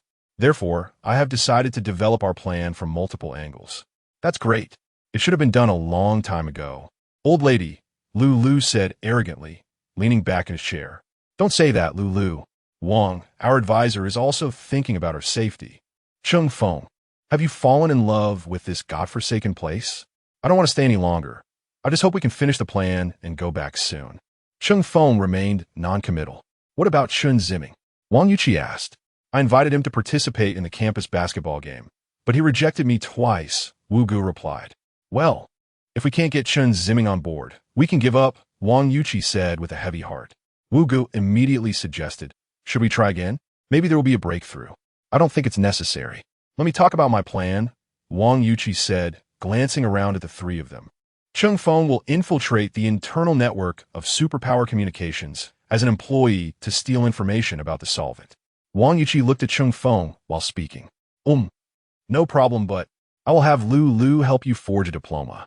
Cheng Feng breathed a sigh of relief. Lu Lu rolled his eyes. You always give me these trivial tasks. You have the widest connections. Only you can do it, Wang Yuqi said flatly, yet her words flattered Lu Lu. Hearing that he was the only one who could assist the team made Lu Lu feel good. All right. Lu Lu, besides this task, there's something else for you to do. Go ahead. I learned that Xinxiong has a confidant named Sun Ming. He is the executive president of Superpower Communications, responsible for all company affairs. I need you to get close to him and find out information about the solvent. Old lady, is he male or female? Don't waste time. Lu Lu shrugged. What about the gas situation? There hasn't been any progress. Then let's put that on hold and shift our focus to infiltrating the company. Cheng Feng nodded. After assigning tasks to Cheng Feng and Lu Lu, Wang Yuqi discussed some points to pay attention to during the execution of the tasks, reminding everyone to protect themselves and then let the three leave. Wu Ge was not assigned a task, and he felt puzzled, so he stayed at the door. When Wang Yuqi came out, Wu Ge approached her. He intended to ask about his arrangement, but before he could speak, Wang Yuqi took the initiative. Captain Wu, you've been busy with Chen Ziming lately, and I'm worried you might be overworked, so I want you to take a break. I won't be assigning you any tasks for now. Not only was there no new task assigned to Wu Ge, but he was also not given a chance to redeem his current task. Wu Ge felt frustrated, but due to his identity, he couldn't say much. It's hard work. Advisor Wang, you're the one who's working hard, Captain Wang. With that, Wang Yuqi left. Wang Yuqi had said this before, but her tone was completely different this time. Previously, it was literal, but now. Wu Ge sighed and returned to his room. Tomorrow was the first day of the basketball game, but he had to resign from his position as vice principal. The next afternoon, in the indoor basketball court, an intense match was underway. The two teams were Wu Ji's Class 1 in International Trade and Class 1 in Communications. The game had been going on for nearly 40 minutes and had entered the fourth quarter. Currently, the score showed that Class Communications was leading Class International Trade by 16 points. The main scorer for Class International Trade, Zhang Sheng, could barely run 2 steps before needing a break, and the other players were also panting heavily. Given the current trend, it was a foregone conclusion that Class Communications would win the game. The cheerleaders from Class Communications, made up of female students, were ecstatic, joyfully performing a thigh dance on the sidelines, chanting for their victory. In contrast, the students from Class International Trade were downcast due to the large deficit, with a few frustrated individuals trying to drown out the cheers of Class Communications cheerleaders, but their voices were hoarse and ineffective. Wu Ge was not pleased with the class's defeat. However, there was something that troubled him even more. He had already resigned from his position as vice principal and would not be returning to Noxing University to teach, which meant this was his last class. Although teaching was not his goal, he had developed some feelings while interacting with the students for a while. It would be impossible to leave without any attachments. Back on the court, Zhang Sheng got the ball and was running toward the opponent's half. Just as he reached the 2-point line and jumped for a shot, his movements were sluggish due to fatigue, and he was blocked by an opposing player. Zhang Sheng fell to the ground. The referee blew the whistle to pause the game. Wu Ge and the players from Class International Trade rushed to Zhang Sheng's side. Zhang Sheng waved his hand and stood up. I'm fine. I just lost my balance and fell. Rest on the sidelines. Let the substitutes come in. Wu Ge helped Zhang Sheng to a chair on the sidelines. The substitute was someone who couldn't play basketball at all. They struggled to dribble and could at most help pass the ball and block opponents. Originally, Zhang Sheng was the main scorer for Class International Trade, and now that he was off the court, it would be even harder to score. In just 2 minutes, Class Communications scored 3 more points, splitting Class International Trade score. The score changed from 48 to 54, a 22-point difference. The players from Class International Trade and the cheerleaders on the sidelines were all dejected. There were still 8 minutes left in the game. In reality, the outcome had already been determined. The cheerleaders from class communications excitedly brought over a large box of energy drinks and snacks, ready to celebrate their victory at any moment. Wu Ji's face was as dark as water as he stared at the game. He thought to himself that this campus life was about to end with the defeat of the game. He felt a heaviness in his chest and turned to go outside for some fresh air. Looking at the familiar campus environment, Wu Ge felt a mix of emotions. He thought of Chen Ziming and familiar classmates, suddenly feeling a tinge of nostalgia. Wu Ge realized it was not good. He slapped his palm and warned himself, "Come on. I didn't come here to live a college life or make friends with Chen Ziming. I'm here to carry out a mission." Even if I truly entered Chen Ziming's heart and became his confidant, he would eventually know the truth, and at that time, he would probably hate me to death. Ending it like this would be just fine. Leaning against the venue, he gazed blankly at the sky. Before long, a wave of cheers suddenly erupted from inside the venue. Did class communications score again? They're already leading by so much. Is it necessary to be this excited? Soon, another round of cheers followed. No, that voice doesn't seem to belong to class communications. Wu Ge was a bit surprised. He hurriedly turned back to the venue. Not far away, the cheerleaders from Class International Trade were raising their hands and cheering. Wu Ge felt a surge of excitement. His heart raced. As he approached, the cheers of the cheerleaders became even louder in his ears. He shifted his gaze to the basketball court and saw a skinny boy with long hair covering his ears, jumping gracefully in the air and making a smooth two-point shot. As the ball went in, the cheers from Class International Trade echoed throughout the venue. Wu Ji's shoulders trembled slightly, and his eyes curved into a crescent shape. He slowly took out his phone and sent Lu a message. "I need to trouble you to help me find 2 more women." Chapter 13. Everyone is waiting for you to eat at a small restaurant opposite Xijing University. Wu Ge booked a private room to treat his classmates to a meal, celebrating their first victory. However, the main purpose was to take this opportunity to ease the relationship between Chen Ziming and the other classmates. He arrived at the private room first. At Xinyu restaurant, Wu Ge sent messages to Zhang Sheng and Chen Ziming, informing them of the location. He had already announced after the match that everyone present must come tonight. Everyone was very happy, especially the cheerleading team members, although not the ones who won the match, were even more excited than the players. However, 2 people were not in high spirits. One was Zhang Sheng, and the other was Chen Ziming. He hesitated to say something, but Wu Ge patted him on the shoulder and urged him to come tonight. Chen Ziming did not respond, which made Wu Ge feel uneasy. He wasn't sure if Chen Ziming would show up. If he didn't come, tonight's dinner would be in vain. After sending the messages, Wu Ge stood silently by the dining table, lost in thought. The door opened, and a waiter came in with a menu. "Sir, here's the menu for you to look at." Wu Ge politely replied, "Thank you," and the waiter left the private room, closing the door behind him. Bored, Wu Ge casually opened the menu and flipped through it. The first pages were cold dishes, followed by greasy dishes like chicken, duck, fish, and meat, and then fried rice and drinks. After browsing, Wu Ge was only interested in the first few pages, as they matched his understanding of Chen Ziming's dietary preferences. Cold bitter melon, vinegar peanuts, stir-fried cabbage. Wu Ge read the dish names. Creak! The door opened again. With the sound of the door, a chorus of cheerful girl voices erupted. "Mr. Wu, we're here," the female classmates shouted in unison.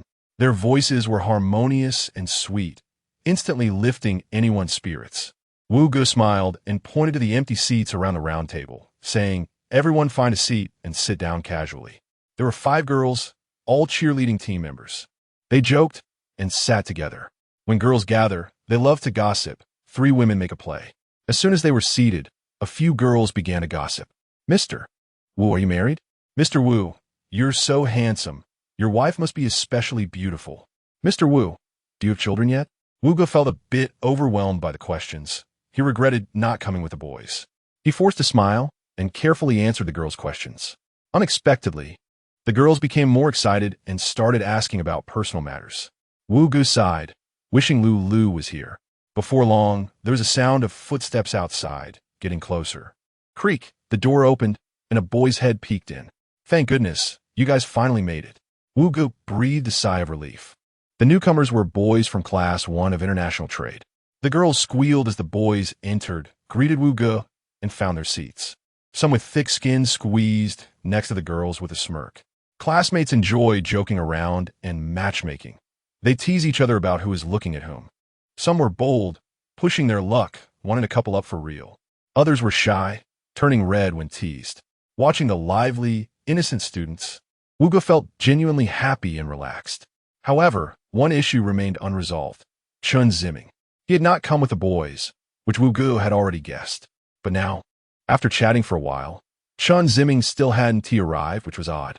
The appointed time was 7 o'clock, and it was now 7:15, 15 minutes late. At this moment, someone called out to Wu Ge. Turning around, he saw Zhang Sheng. "Mr. Wu, are we still waiting for someone?" Before Wu Ge could respond, one of the girls said, "Chen Ziming hasn't come yet." "Yeah, Chen Ziming hasn't come. Does anyone have his number? Call him." Everyone looked at each other, shaking their heads. "Why don't we order first? I see everyone is hungry," Zhang Sheng suggested. Veuillez hésiter. No need to rush. Zhang Sheng, I'm not hungry. Right, let us wait for Chen Ziming. Wait a bit. If you're anxious, you can grab a quick snack first, a girl said. Zhang Sheng awkwardly smiled and leaned back in his chair, displeased. I'll call Chen Ziming. He might have something that delayed him. Wu Ge informed his classmates and got up to go outside. Everyone began chatting animatedly. Wu Ge walked straight out of the restaurant. Standing by the glass door, he took out his phone and opened his contacts, where Chen Ziming's name was listed. Taking a deep breath, Wu Ge dialed Chen Ziming's number. The phone rang. Beep. Beep. Beep. Wu Ge paced back and forth. Beep. Beep. Did he forget his phone? Beep. Beep. Hello. The call connected. Wu Ge steadied his nerves. Chen, is that you? There was silence on the other end for a moment. Mr. Wu. Yes, it's me, Wu Ge. Chen, where are you now? I'm at home. At home? So you really didn't come? Wu Ge pursed his lips. Is there something that delayed you? Tonight is our class's celebration dinner. Everyone is eagerly waiting for you. You're the only one missing. Mr. Wu. I'm sorry. I can't go, but I feel bad telling you. I'm really sorry. It's okay. But is there a reason? I don't have a reason. I just can't go. Chun, is there something difficult? Before Wu Ge could finish, a clear female voice chimed in. Chen Ziming, hurry up and come. Everyone is waiting for you. Yes, everyone is waiting for you. That girl, Xiaoying, said you're especially handsome and you play basketball well. She has fallen for you and wants to be friends with you. She is too shy to say it herself. So she asked us to tell you. The girl giggled. Don't listen to her nonsense. It's clearly her who wants to be friends with you, but is too scared to say it herself, using me as a shield. Chen Ziming, hurry up. You'll be able to enter the bridal chamber tonight. As she spoke, the two teasing girls laughed and chased each other. The previously tense and serious atmosphere suddenly became relaxed. At this moment, a mature girl leaned closer to Wu Ji's phone and said softly, Ziming, what are you doing? Everyone is waiting for you. If nothing's wrong, come over quickly. You've contributed greatly to our class's honor this time. As the star of tonight, you must be present. After the girl spoke, there was silence on the other end. Thank you, but I have something tonight. It's a bit inconvenient. I really appreciate it. Chun.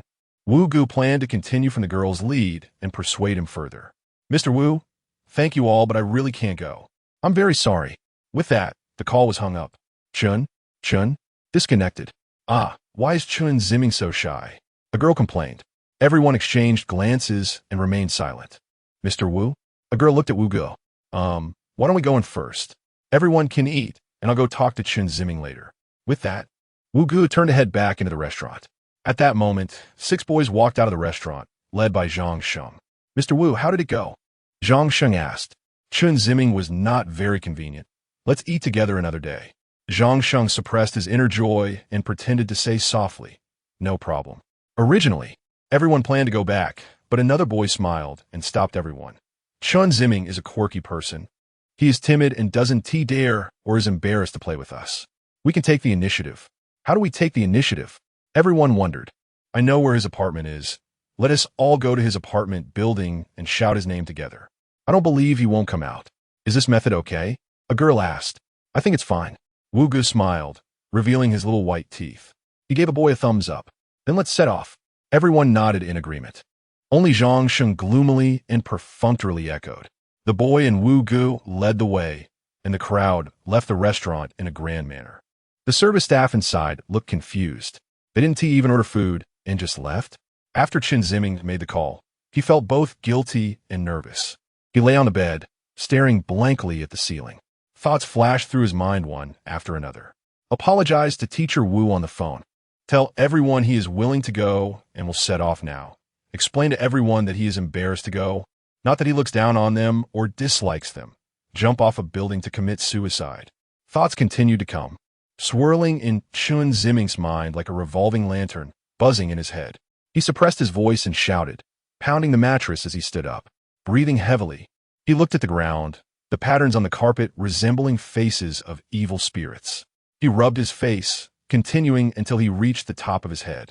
Gritting his teeth, he tapped his head, feeling a comfortable pain. He slowly relaxed his fingers and lowered his head. He sighed deeply, blinked hard, and walked toward the bathroom. Chen Ziming turned on the faucet, and cold water sprayed out. He cupped his hands and splashed water on his face. He looked in the mirror, seeing his flushed face. Then, he splashed a few more handfuls of water on himself until he calmed down. Chen Ziming's breathing gradually stabilized. He wiped his face, checked himself in the mirror, and returned to the bedroom. He sat quietly on the bed for a while. Gurgle, his stomach suddenly growled. Chen Ziming looked at his phone. It was almost 8 o'clock. He glanced at the general eating cat food. He decided to go downstairs to buy something to eat. He got dressed, left the room, and entered the elevator. Ding dong. The elevator reached the first floor. It was now the time for residents to return home after dinner, and a few residents were coming back at the apartment entrance. Chen Ziming brushed past them. He made his way outside the apartment. Standing at the door, he looked at the convenience store next door. Instant noodles, he thought. With that, Chen Ziming stepped down the stairs. 1 step, 2 steps, 3 steps. He reached the 5th step. At this moment, a loud voice came from behind. Chen Ziming. Someone called his name? Chen Ziming slowly turned his head. When he saw the scene before him, he was stunned. Chapter 14 Pre-Match Practice in Physical Education Class. Zhang Sheng led everyone to run a few laps, and Wu Ge then dismissed them for free activities. 10 boys were called to the court by Wu Ge. Tomorrow's opponent is the computer science department, which has more boys, and a few of them are tall and not easy to deal with. Next, everyone needs to prepare for tomorrow's match. So today we will have a simple training session on the court and play a game. The team members nodded in agreement. Zhang Sheng, Chen Ziming, and the 3 of you will form one team. The remaining 5 will form another team and play half a court to conserve energy. Since yesterday, when Chen Ziming was persuaded to join the subsequent matches by everyone while having dinner together, Wu Ge was very happy about this. He also resolved the matter of resigning from the vice principal position with Lu Lu. He returned to his position as the physical education teacher for Class 1 of International Trade. The team members took their positions on the court, and Wu Ge came to the center, tossing the ball into the air, and the 2 teams began to scramble for it. Zhang Sheng, who had the best jumping ability at 187 meters tall, easily grabbed the ball. He looked back at the positions of the other teammates, dribbled the ball, and quickly charged toward the basket, making a beautiful layup, and the ball went in. After scoring, Zhang Sheng glanced at Chen Ziming, as if to say, "You try to score one, let me see." The opposing team got the ball, and a player rose to take a jump shot. Zhang Sheng interfered, and the ball didn't even touch the rim before falling down. The ball landed near Chen Ziming, who stepped back from the 3-second zone, turned around for a jump shot, and scored. Wu Ge immediately clapped his hands. Very good. Chen Ziming gets applause for scoring. But when he scores, he doesn't say anything. This infuriated Zhang Sheng. The ball went back to the opponents, and Zhang Sheng spread his arms, blocking the ball handler in front of him, glaring at the opponent. The opponent attempted to dribble past Zhang Sheng's defense, feinting left and right. But Zhang Sheng locked him down tightly, not allowing him to escape his encirclement. Left with no choice, the player had to pass the ball away. Just then, one of Zhang Sheng's teammates intercepted it, but this player wasn't accurate with the shot, and he instinctively passed the ball to Chen Ziming. Chen Ziming took advantage of the moment when no one was guarding him, shot from where he stood, and scored. The player who passed the ball came over with a smile and high-fived Chen Ziming. "Hey, next time pass the ball to me," Zhang Sheng casually said, his tone filled with dissatisfaction. The player was taken aback by this remark and nodded.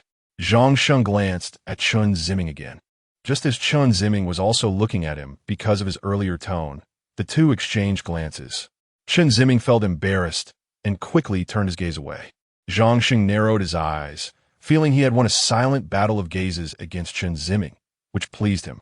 After playing for a while, since the main players were Zhang Sheng and Chen Ziming, and they were on the same team, the remaining players either didn't know how to play or didn't play well, making the entire game almost become a personal performance by Zhang Sheng and Chen Ziming. At first, Chen Ziming was still taking shots, but as the game progressed, all the balls were monopolized by Zhang Sheng, who would take a layup or a long-range jump shot, stealing the spotlight. Verrier instinctively clapped. Zhang Sheng played well. Hearing the teacher praise him, Zhang Sheng felt recognized, believing he was at least not worse than Chen Ziming. He was now sweating profusely, leaning on his knees, gasping for breath, and smiled at Wu Ge. Wu Ge gave him a thumbs up. Zhang Sheng instantly felt energized. He turned around, shouted for his teammates to pass him the ball again, and made another beautiful layup. After playing for a long time, the score was no longer worth looking at. The score of Zhang Sheng and Chen Ziming's team was in the sky, while the opposing team's score was underground. "Thanks for your hard work, everyone," Wu Ge said to the sweaty players walking over. Wu Ge had a female student buy a box of mineral water. He pointed to the box and told everyone to take a bottle to quench their thirst. The team members thanked Wu Ge and each took out their water. Some opened their bottles and drank greedily, while others poured water over their heads. Wu Ge laughed and advised, "Be careful not to catch a cold." "It's fine, Teacher Wu. I'm strong," one player replied, causing the others to laugh. As for Zhang Sheng, he took out a bottle of water, opened the cap, and was about to take a sip when he suddenly noticed that Chen Ziming hadn't taken any water. He slowly put the bottle down and glanced at Chen Ziming. Wu Ge also noticed this. He walked over to Chen Ziming and pointed to the water box. "Chen, do you want to drink some water to quench your thirst?" Chen Ziming waved his hand. "Thank you, Teacher Wu. It's nothing." Veuillez smiled. Seeing that Chen Ziming wasn't drinking, Zhang Sheng immediately decided not to drink either. He held the water bottle in the water and found a place to sit down. The physical education class ended like this. When it was lunchtime, a few boys planned to go to the cafeteria together, as they usually did. However, today was different. Today, there was an additional person they usually didn't interact with, Chen Ziming. One boy around 7 meters tall with a buzz cut and big eyes, waved at Chen Ziming.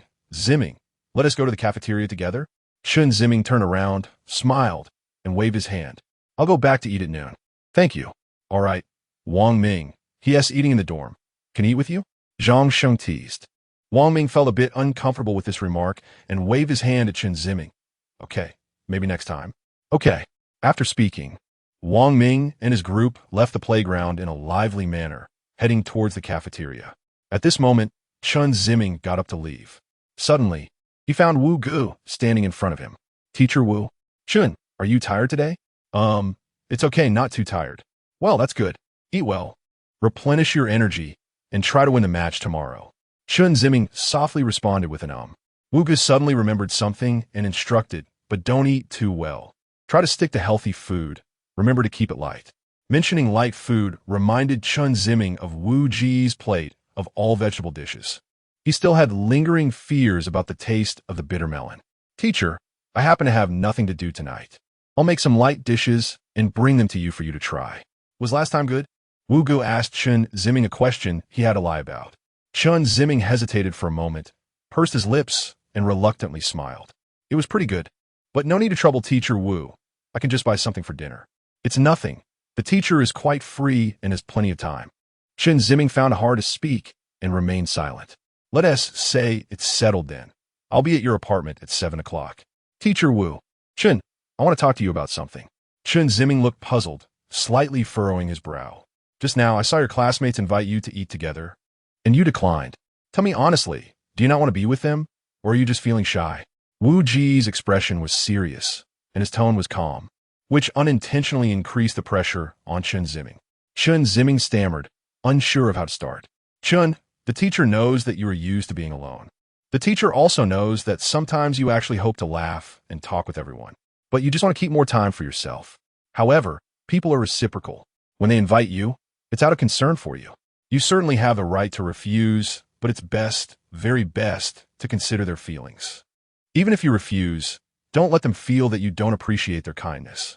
The teacher doesn't have the right to lecture you or teach you how to be a person.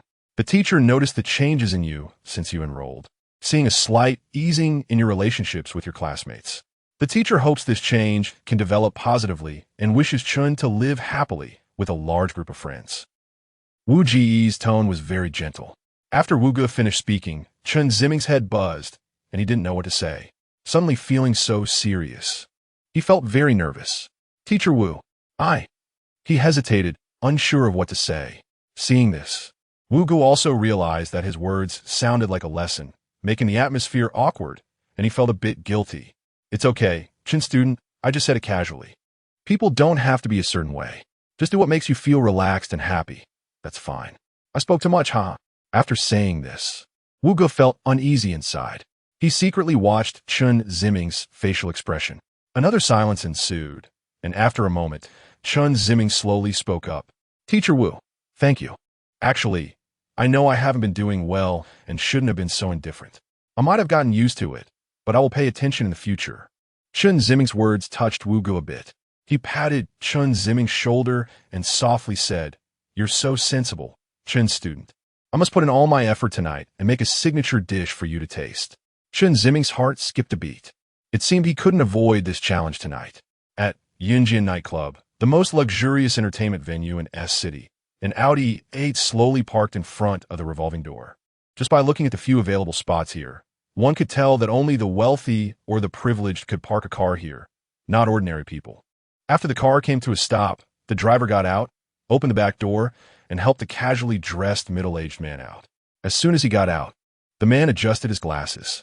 A slight breeze blew, tousling the few strands of hair on his head into his face, which he quickly brushed back. Xiao Lu, the man called out arrogantly.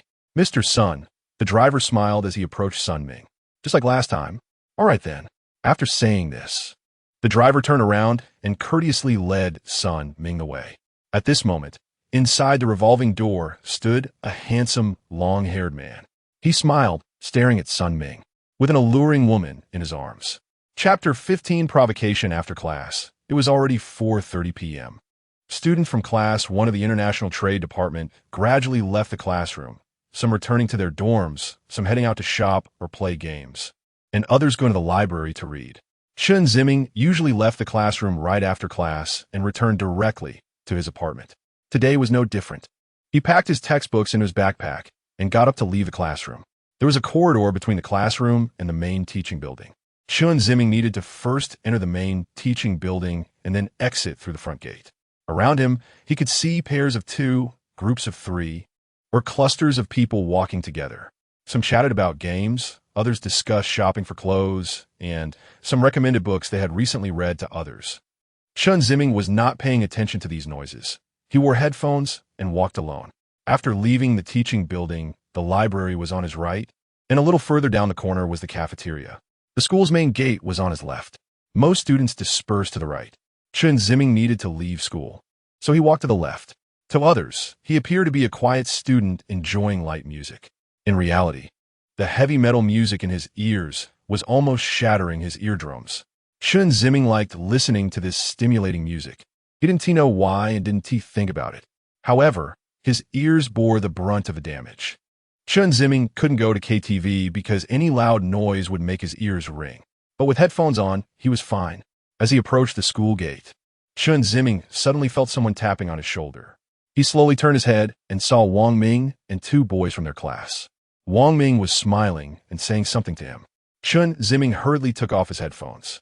Sorry, I didn't hear what you said just now with my headphones on, he said. Wang Ming paused for a moment and then realized, Oh, I thought you were ignoring me. Chen Ziming smiled modestly. Hey, Ziming, can you play PUBG? Wang Ming asked. This was a very popular game, with more than half of college students playing it. Chen Ziming had played it before, but was only average. The screen always spun around, making him dizzy. He had played a few times, but wasn't very good at it. That's great. We're all at the same level, Wang Ming said, and the 2 boys behind him laughed. We plan to go to an internet CAF. We just need one more person to form a team. How about it? Do you have time to join us? Chen Ziming instinctively refused. No, I'm not good at it. It's fine, we're all not that good. Just play for fun. It's a casual game, Wang Ming insisted. Yeah, come on, Ziming. We just need you.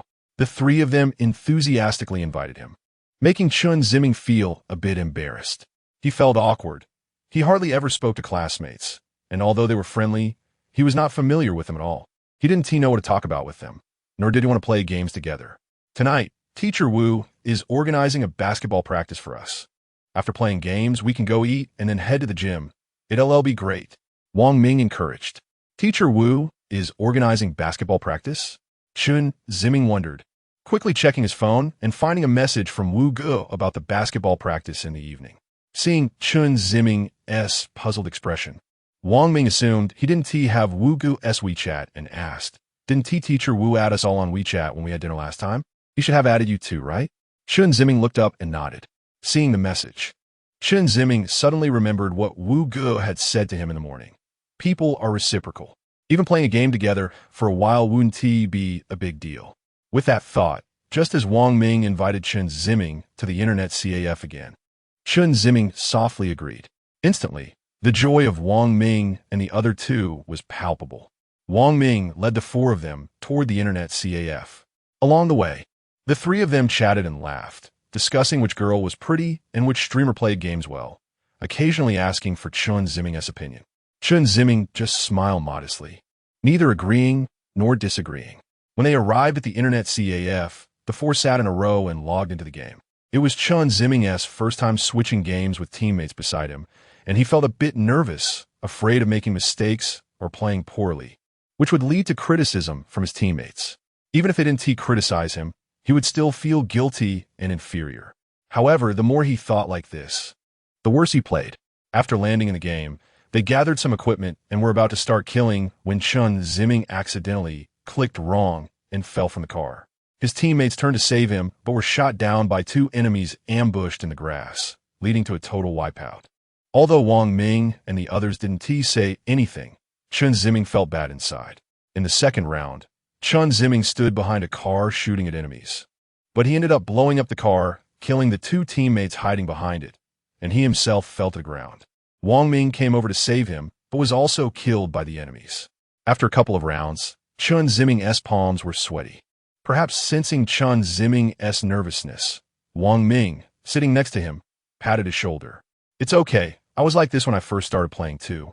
Chen Ziming smiled awkwardly. Wang Ming didn't say anything else, but the other two looked displeased, their faces serious. The atmosphere became tense. Chen Ziming's head was buzzing. He warned himself never to participate in such things again. It was too embarrassing. This thought lingered in his mind, making him play even worse.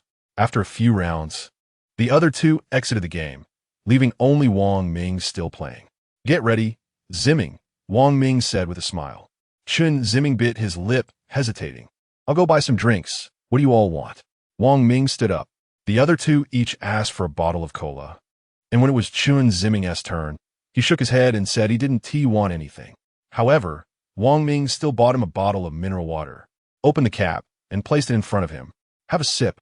Thanks, Chen Ziming replied as he took it. The internet CAF was stuffy and hot, and after losing several games, everyone's mood was low. After drinking a little, their emotions stabilized. The two others returned to the game. The four started the next round. Their characters entered the training ground, preparing to jump from the plane. Follow me, Wang Ming shouted. Chen Ziming clicked to follow, watching the plane fly across the map. At that moment, Chen Ziming felt someone behind him. He turned around and saw four boys dressed like students. Two were tall, and two were of medium height. One of the tall boys had an ear stud and curly brown hair. When Chen Ziming turned around, Wang Ming curiously looked back too. Upon seeing them, he was immediately surprised. What a coincidence! What are you doing here? Playing PUBG? The boy with the ear stud said flirtatiously. Wang Ming replied with an uh-huh and turned back to focus on the computer screen. The other two boys also looked back, and one quietly asked Wang Ming, "Who are they?" "From the computer science department." "Aren't we competing against the computer science department tomorrow?" "Yeah, they're from that class." Chen Ziming overheard their conversation. The people behind him were indeed the opponents for tomorrow's competition. When it was time to jump out of the plane, Wang Ming led Chen Ziming and the other two to land in a desolate corner, preparing for a guerrilla battle. Chen Ziming jumped into a room to grab a gun, but coincidentally ran into another player who rushed in as well. The opponent grabbed the gun first and shot Chen Ziming down. Chen Ziming frowned. In previous rounds, he had at least made it to the mid-game, but this time he was even worse, falling immediately. Just then, a harsh voice came from behind. X, this is too pathetic. With this kind of skill, how can you even play PUBG? I think you guys are just asking for punishment. The ear-stud guy mockingly said with a smile. The three boys following him burst into laughter. Their flamboyant behavior drew the attention of nearby gamers. But when they saw the two tall guys, they could only hold back their anger. Chen Ziming remained silent, not wanting to engage with them. Wang Ming turned around and shot a glare. Wang Liang, can we just play our own game and you play yours?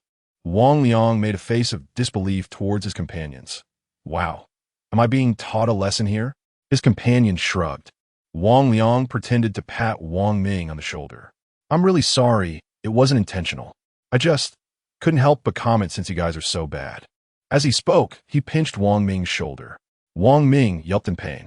Seeing Wang Ming's miserable expression made Wang Liang even prouder. He quickly withdrew his hand, feigning innocence. Sorry, my grip is just too strong. I didn't mean to hurt you. If it helps, I'll give you guys a few points in tomorrow's match as compensation. Wang Ming held his shoulder, glaring at Wang Liang. The other two classmates from the international trade class also glared angrily at Wang Ming. Although Chen Ziming was focused on the screen, he was also listening to the commotion. He felt a bit angry.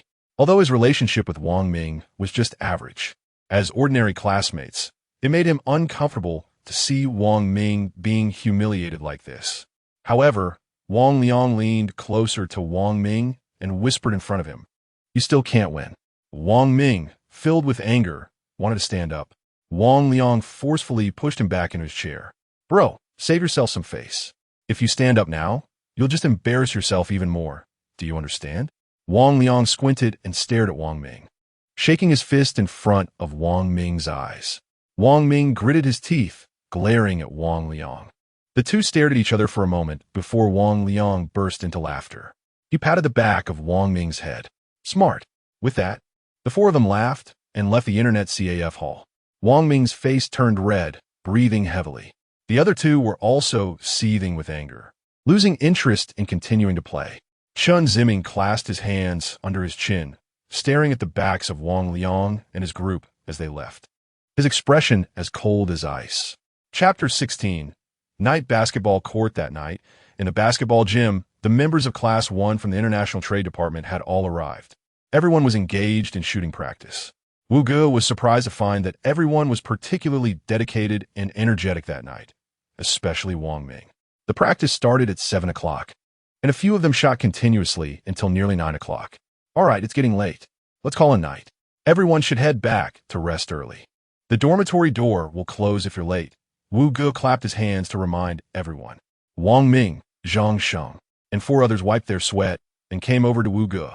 After Wu Ge gave them a few words of advice, they all left the gym. Chen Ziming also came to the sideline, sitting on a basketball rack while drinking water. Before leaving, Zhang Sheng glanced at Chen Ziming, saw that he wasn't shooting anymore, and felt relieved to leave. The dormitory building's closing time was at 9:30, and it was now past 9, so most students were heading back. And the gym was naturally no exception, with the place quickly emptying.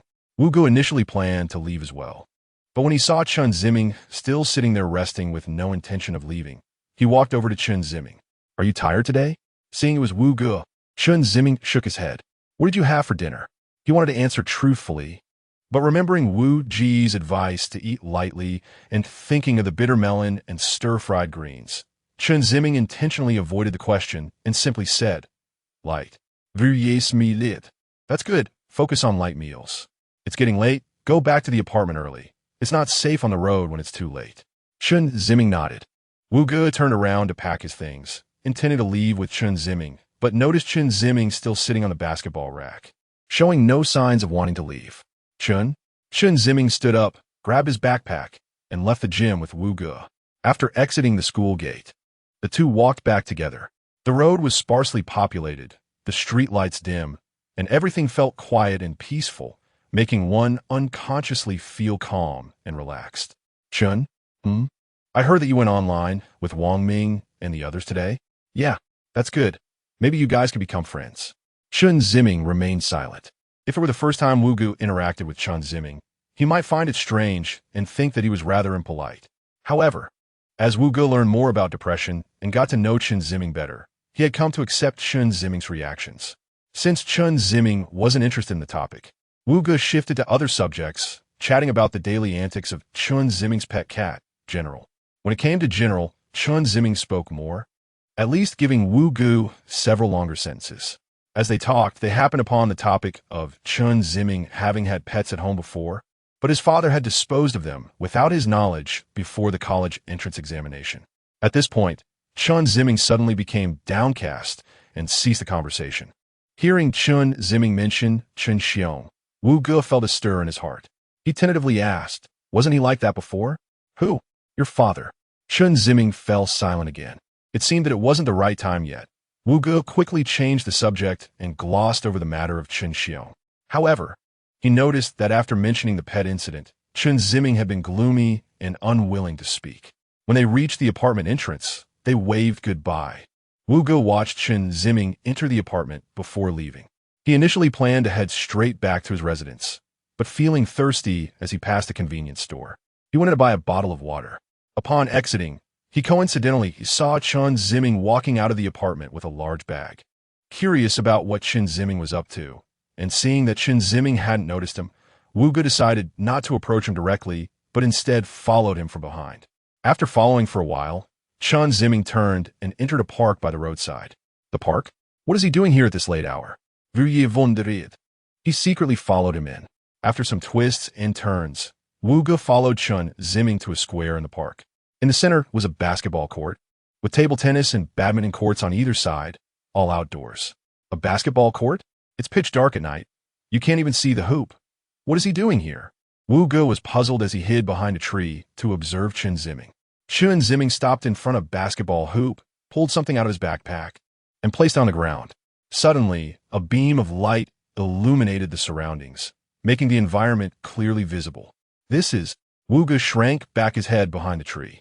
Chen Ziming placed his backpack on the basketball rack, took out a basketball, dribbled it a couple of times, and then stepped onto the court to practice shooting. He started with stationary shots, alternating positions, then moved on to jump shots and layups. So that's how it is. Veuillez marveler. Is it really necessary to go to such lengths for just a basketball game? Chen Ziming's actions made Wu Gu feel that he might not be as indifferent as he appeared, and that he was not uninterested in everything. Not everyone could be willing to put in such effort for collective honor. At that moment, Chen Ziming did not resemble the gloomy, aloof figure he usually was. While Wu Gu was watching Chen Ziming, he was already sweating profusely. Picking up the ball, shooting, jumping, landing. He had repeated this countless times. The reason he could shoot so accurately was inseparable from the effort he had put in back then. He focused on the hoop, his vision gradually becoming blurred. In that year, when Chen Ziming was in his second year of high school, he was well known for being studious, good-looking, easygoing, and an excellent basketball player. He was an idol in the hearts of many female classmates and had a good reputation, with many friends around him. Back then, Chen Ziming had a head of sunny short hair and often wore sportswear. He loved sports, especially basketball. During his most passionate times, while other classmates were napping, he practiced dribbling and shooting under the scorching summer sun on the outdoor basketball court. The school basketball team had once participated in a city competition, and at that time, only Chen Ziming was not a physical education major. He played as a guard and scored over 20 points in the entire game, with half of the baskets being his shots. Chen Ziming became quite famous. Even the neighbors around their home praised Chen Ziming's parents whenever they met. However, later, just before Chen Ziming's college entrance examination, he slowly became dull and irritable, and within 2 months, it became difficult for classmates and teachers to get along with him. Not long after that, their family moved out of an ordinary residential building to a villa area where wealthy people gathered. As the lights gradually dimmed, Chen Ziming stood there, panting and leaning on his knees, with beads of sweat on his forehead and temples. After resting for a moment, Chen Ziming packed up the spotlight and basketball, shouldered his backpack, and started to head back. Seeing Chen Ziming leave, Wu Gu walked out from behind the tree. He checked the time, It was 11:30. Concerned for Chen Ziming's safety, Wu Ge followed him all the way until he saw Chen Ziming enter the apartment building. Then he felt relieved. Wu Ge slipped into the alley next to the apartment, stepped forward, and vanished at lightning speed. Back at his residence, he happened to see Cheng Feng playing on the computer in the living room. He greeted Cheng Feng and casually asked, "Have you eaten dinner?" Cheng Feng's expression changed suddenly, and he hurriedly reported the names of the dishes, fearing that Wu Ge would worry about his eating habits. Wu Ge smiled. "As long as you ate, that's good. What about them? Lulu didn't come back tonight. Wonkin is probably already asleep." Wu Ge nodded, indicating he understood. Back in his room, Wu Ge closed the door. His room was simple, with just a bed, a wardrobe, and a desk. On the wall side of the desk, there was a row of wooden carvings featuring animals, spaceships, and some bizarre shapes. In the middle of the desk lay a box of open carving tools, next to which were a few peeled wooden blocks, one of which had already been carved into a rough outline that resembled a human figure. Wu Ge opened the wardrobe, which held a few suede jackets and cotton t-shirts. He took off a jacket and hung it inside. After closing the wardrobe door, Wu Ge sat down at the desk, holding the piece of wood he was carving, looking at it from different angles before picking up the carving knife to continue. Wood carving had been a hobby Wu Ge had been passionate about for a long time. Wu Ge had no parents. Rather, he had never seen his parents. Since he could remember, he had grown up in an orphanage. Back then, he was short and timid, often bullied by other children. To please them, he had to do some showy things. He once crawled on all fours, pretending to be a mouse, carrying other kids around the playground just to fit into their circle and avoid being isolated. From that time on, Wu Ge learned how to please others and quickly build good relationships.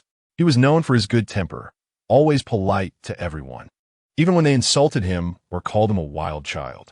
But for Wu Ge, what did it matter? The taste of loneliness was truly unbearable. At that time, he had a close friend who had heard that his ancestors were carpenters. He learned a lot about woodworking, especially carving small trinkets from wood. After showing Wu Ge, he developed a fondness for this art and asked his friend to teach him. After that, he practiced every day. Gradually, he began to accept himself, realizing that he didn't have to please others or fit in to survive. He slowly wanted to regain the dignity he had lost, but it wasn't easy. He paid a painful price for it. When he refused to be someone else's pet mouse, he was beaten badly. Yet, even then, he continued to treat others politely. After that incident, Wu Ge fell into a gloomy state, feeling as though his life had come to an end. Chapter 17. To confront Wu Ge at 8 in the morning, in the classroom, Class 1 of International Trade was preparing to attend a professional course. The teacher was already on the podium, taking attendance as usual. The students below were seated tightly. Soon, it was Wang Ming's turn. The teacher called out loudly, "Wang Ming, here." Wang Ming raised his hand. The teacher looked up and glanced around before lowering his head again. He then continued calling the names of the students behind. There were responses from several students.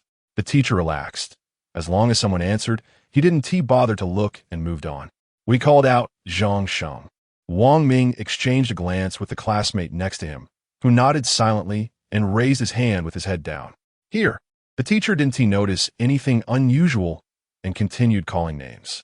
It wasn't until he reached Chen Ziming that things changed. Normally, the teacher would have continued without hesitation since he had never seen Chen Ziming in his class. He had asked other teachers whether Chen Ziming was on sick leave, and the replies were consistent. He was not on leave, just not attending class. The teacher felt relieved, as this was the case in other classes too. However, today was different. He actually heard someone respond here. The teacher was taken aback and quickly looked up, scanning the classroom for Chen Ziming. The students below exchanged glances, silent and speechless. Chen Ziming, didn't someone just answer? The teacher felt tricked and his anger flared, causing him to raise his voice. Among the students, the most nervous was Wang Ming, who had answered for Chen Ziming. He knew Chen Ziming wouldn't come, and Chen Ziming hadn't asked him to help. However, since Zhang Sheng wasn't in class today, he had told everyone he needed to practice basketball and asked for help with attendance, which Wang Ming and a few others readily agreed to. But now that he was in the classroom, doubts began to creep into his mind. Since he helped Zhang Sheng, why not help Chen Ziming? They weren't unfamiliar anymore. They were teammates, having shared 2 meals and played online together, so he should help Chen Ziming as well. But he overlooked one crucial detail. Chen Ziming was very different from Zhang Sheng. Chen Ziming had never attended this class, while Zhang Sheng only occasionally skipped. The teacher might not pay attention to Zhang Sheng, but he surely had a strong impression of Chen Ziming. After responding for him, Wang Ming suddenly remembered this fact and regretted it. Chen Ziming isn't here, right? Who answered for him? The teacher's tone turned unfriendly, his anger escalating. Still, no one responded. Wang Ming exchanged looks with the classmate who helped answer for Zhang Sheng, both displaying bitter smiles. Ultimately, the teacher slammed the textbook onto the podium and angrily declared, "If no one admits to it, this class is off. If you all end up failing, then blame the person who answered." With that, the students began to murmur among themselves. "Do you know who it is? No idea. Such a nuisance." Daring to answer, but not admitting it. Exactly, making everyone suffer together. Wang Ming exchanged another glance with the classmate beside him, who shook his head. Wang Ming frowned, glanced at the teacher, and blinked hard, silently reciting a few words for good luck. He pushed his chair back and slowly stood up. His neighbor let out an ouch and buried his face in his arm. As Wang Ming stood, the classmates gradually turned their attention to him. The murmurs began again. The teacher sneered, pointing at the door, "You get out." Wang Ming and his neighbor exchanged a look, and Wang Ming gave him a confirming nod. The neighbor stood up to let Wang Ming pass. Wang Ming lowered his head and walked out of the classroom. In the school's basketball gym, Chen Ziming was practicing his shots in front of the hoop. Normally, he would be in internet CAF playing games at this time, doing so for an entire day. He hardly attended any classes except for those taught by his instructor. With a seemingly relaxed flick of his wrist, the basketball flew toward the hoop, hit the backboard, and went in. The basketball slowly fell to the ground. He wiped the sweat off his forehead and moved to retrieve the ball. At another hoop, a distance away, Zhang Sheng was also practicing his shots. He occasionally glanced over at Chen Ziming. Earlier in the morning, Chen Ziming had arrived first, followed by Zhang Sheng. Upon arrival, they exchanged glances, acknowledging each other. Zhang Sheng intentionally chose a spot a court away from Chen Ziming to practice. During the practice, Zhang Sheng sat on the sidelines to drink some water and rest. But upon noticing that Chen Ziming was still practicing, he returned to the court to continue shooting. After a while, a group of people walked into the gym. Leading them was Wang Liang, followed by 4 other boys. As soon as they entered, Wang Liang spotted Chen Ziming and Zhang Sheng. He chuckled lightly and walked straight over to Chen Ziming, who was closest to him. Reaching the court, Wang Liang pointed at Chen Ziming and mockingly called out, "Hey, that skinny guy from international trade class." Chen Ziming turned his head, realizing it was Wang Liang from yesterday. He ignored him and continued practicing. "Not going to respond, huh?" Wang Liang and his companions chuckled. "Maybe your skills aren't good enough. He doesn't think you're worth his time. Hey, no choice but to show off a little then." With that, Wang Liang grabbed a basketball he brought, aimed at the moment Chen Ziming shot toward the hoop, and threw it. The basketball arced, hit the backboard, and rebounded, knocking Chen Ziming's ball away. The 2 basketballs fell to the court side by side. Chen Ziming pursed his lips, planning to retrieve the balls from the court. Wang Liang rushed ahead, grabbing both balls in his hands. He looked at Chen Ziming and taunted, "I heard your shots are pretty accurate. Is it true you won the game for international trade class?" The gym was enclosed, so the sounds were louder than in an open space. And Zhang Sheng heard every word clearly. His expression changed instantly as he glared at Wang Liang. Looking back at Chen Ziming, he remained indifferent to Wang Liang's provocation. He expressionlessly extended his hand toward Wang Liang. "Let's just play our own games. Playing alone is boring. Let me keep you company." "Thanks." But before Chen Ziming could finish, Wang Liang tossed a ball and charged at Chen Ziming with another. Wang Liang was taller and bulkier than Chen Ziming, and his bump sent Chen Ziming stumbling backward to the ground. Wang Liang chuckled lightly, turned, and executed a jump shot, scoring. He turned back, looking down at Chen Ziming with disdain, giving him a thumbs up. Wang Liang's companions cheered, some whistling. Proudly, Wang Liang retrieved his basketball, returned to the sidelines, and asked his friends for a cigarette. "Fire." Wang Liang raised his index finger. One of his friends took out his phone and scanned Wang Liang's fingertip, igniting a small flame. Wang Liang lit the cigarette, flicked his finger to extinguish the flame, and took a leisurely puff, exhaling slowly. Chen Ziming squinted at Wang Liang, stood up, brushed off the dust from his clothes, and picked up the ball to continue practicing. Wang Liang sneered, muttering trash before turning to the adjacent court. Zhang Sheng observed everything and slammed the ball down hard, producing a loud thud. Wang Liang and his group immediately turned to Zhang Sheng. "What is up?" Zhang Sheng spread his arms, slightly raising his head. "Nothing much. You think you're tough?" As he spoke, Wang Liang stomped toward Zhang Sheng while holding his cigarette. At that moment, a middle-aged man in a suede jacket entered through the gym door. "What are you guys doing?" Everyone turned to look at the entrance. It was Wu Ge. "It's Teacher Wu. I'm not doing anything. I just wanted to play some ball with this student from your class." Wang Liang chuckled. "The basketball court prohibits smoking, you know?" "Ah, sorry. I'll put the cigarette out right now." Wang Liang said this while walking towards the entrance of the gym. When he reached Wu Ge, he deliberately took a puff and brushed past him. Wu Ge remained silent, glancing at Zhang Sheng and then at Chen Ziming, and walked straight towards Chen Ziming. The court where Chen Ziming was located was behind the one occupied by Wang Liang and his friends. So Wu Ge had to pass through their court to reach Chen Ziming. Wang Liang's companions were originally playing, but upon seeing Wu Ge tell Wang Liang to extinguish his cigarette and then walking over, they got an idea. One boy in a white sports outfit and another in a black outfit exchanged glances, and the boy in white nodded in understanding. As Wu Ge reached the center of the court, the boy in black intentionally threw the ball towards him, while the boy in white pretended to go for the catch and ran towards Wu Ge. Wu Ge saw through their intention and ignored them, continuing on his way. The ball was coming right above Wu Ji's head, and the boy in white jumped up, turning his back to Wu Ge as he leaped over. With a thud, Wu Ge stood there unscathed, completely still. Looking back, the boy in white was now lying on the ground, crying out in pain. Wu Ge turned to glance at him. "Be careful when playing ball." The boy in white was holding his shoulder, his face flushed with pain. Several companions hurried over, quietly asking what had happened. "You crashed into someone, and look, he's fine while you're in pain like you had a miscarriage." The boy in white gritted his teeth and said quietly, "Damn it, you try it yourself. It's harder than a rock." The others turned to glare at Wu Ji's back, cursing him in their hearts.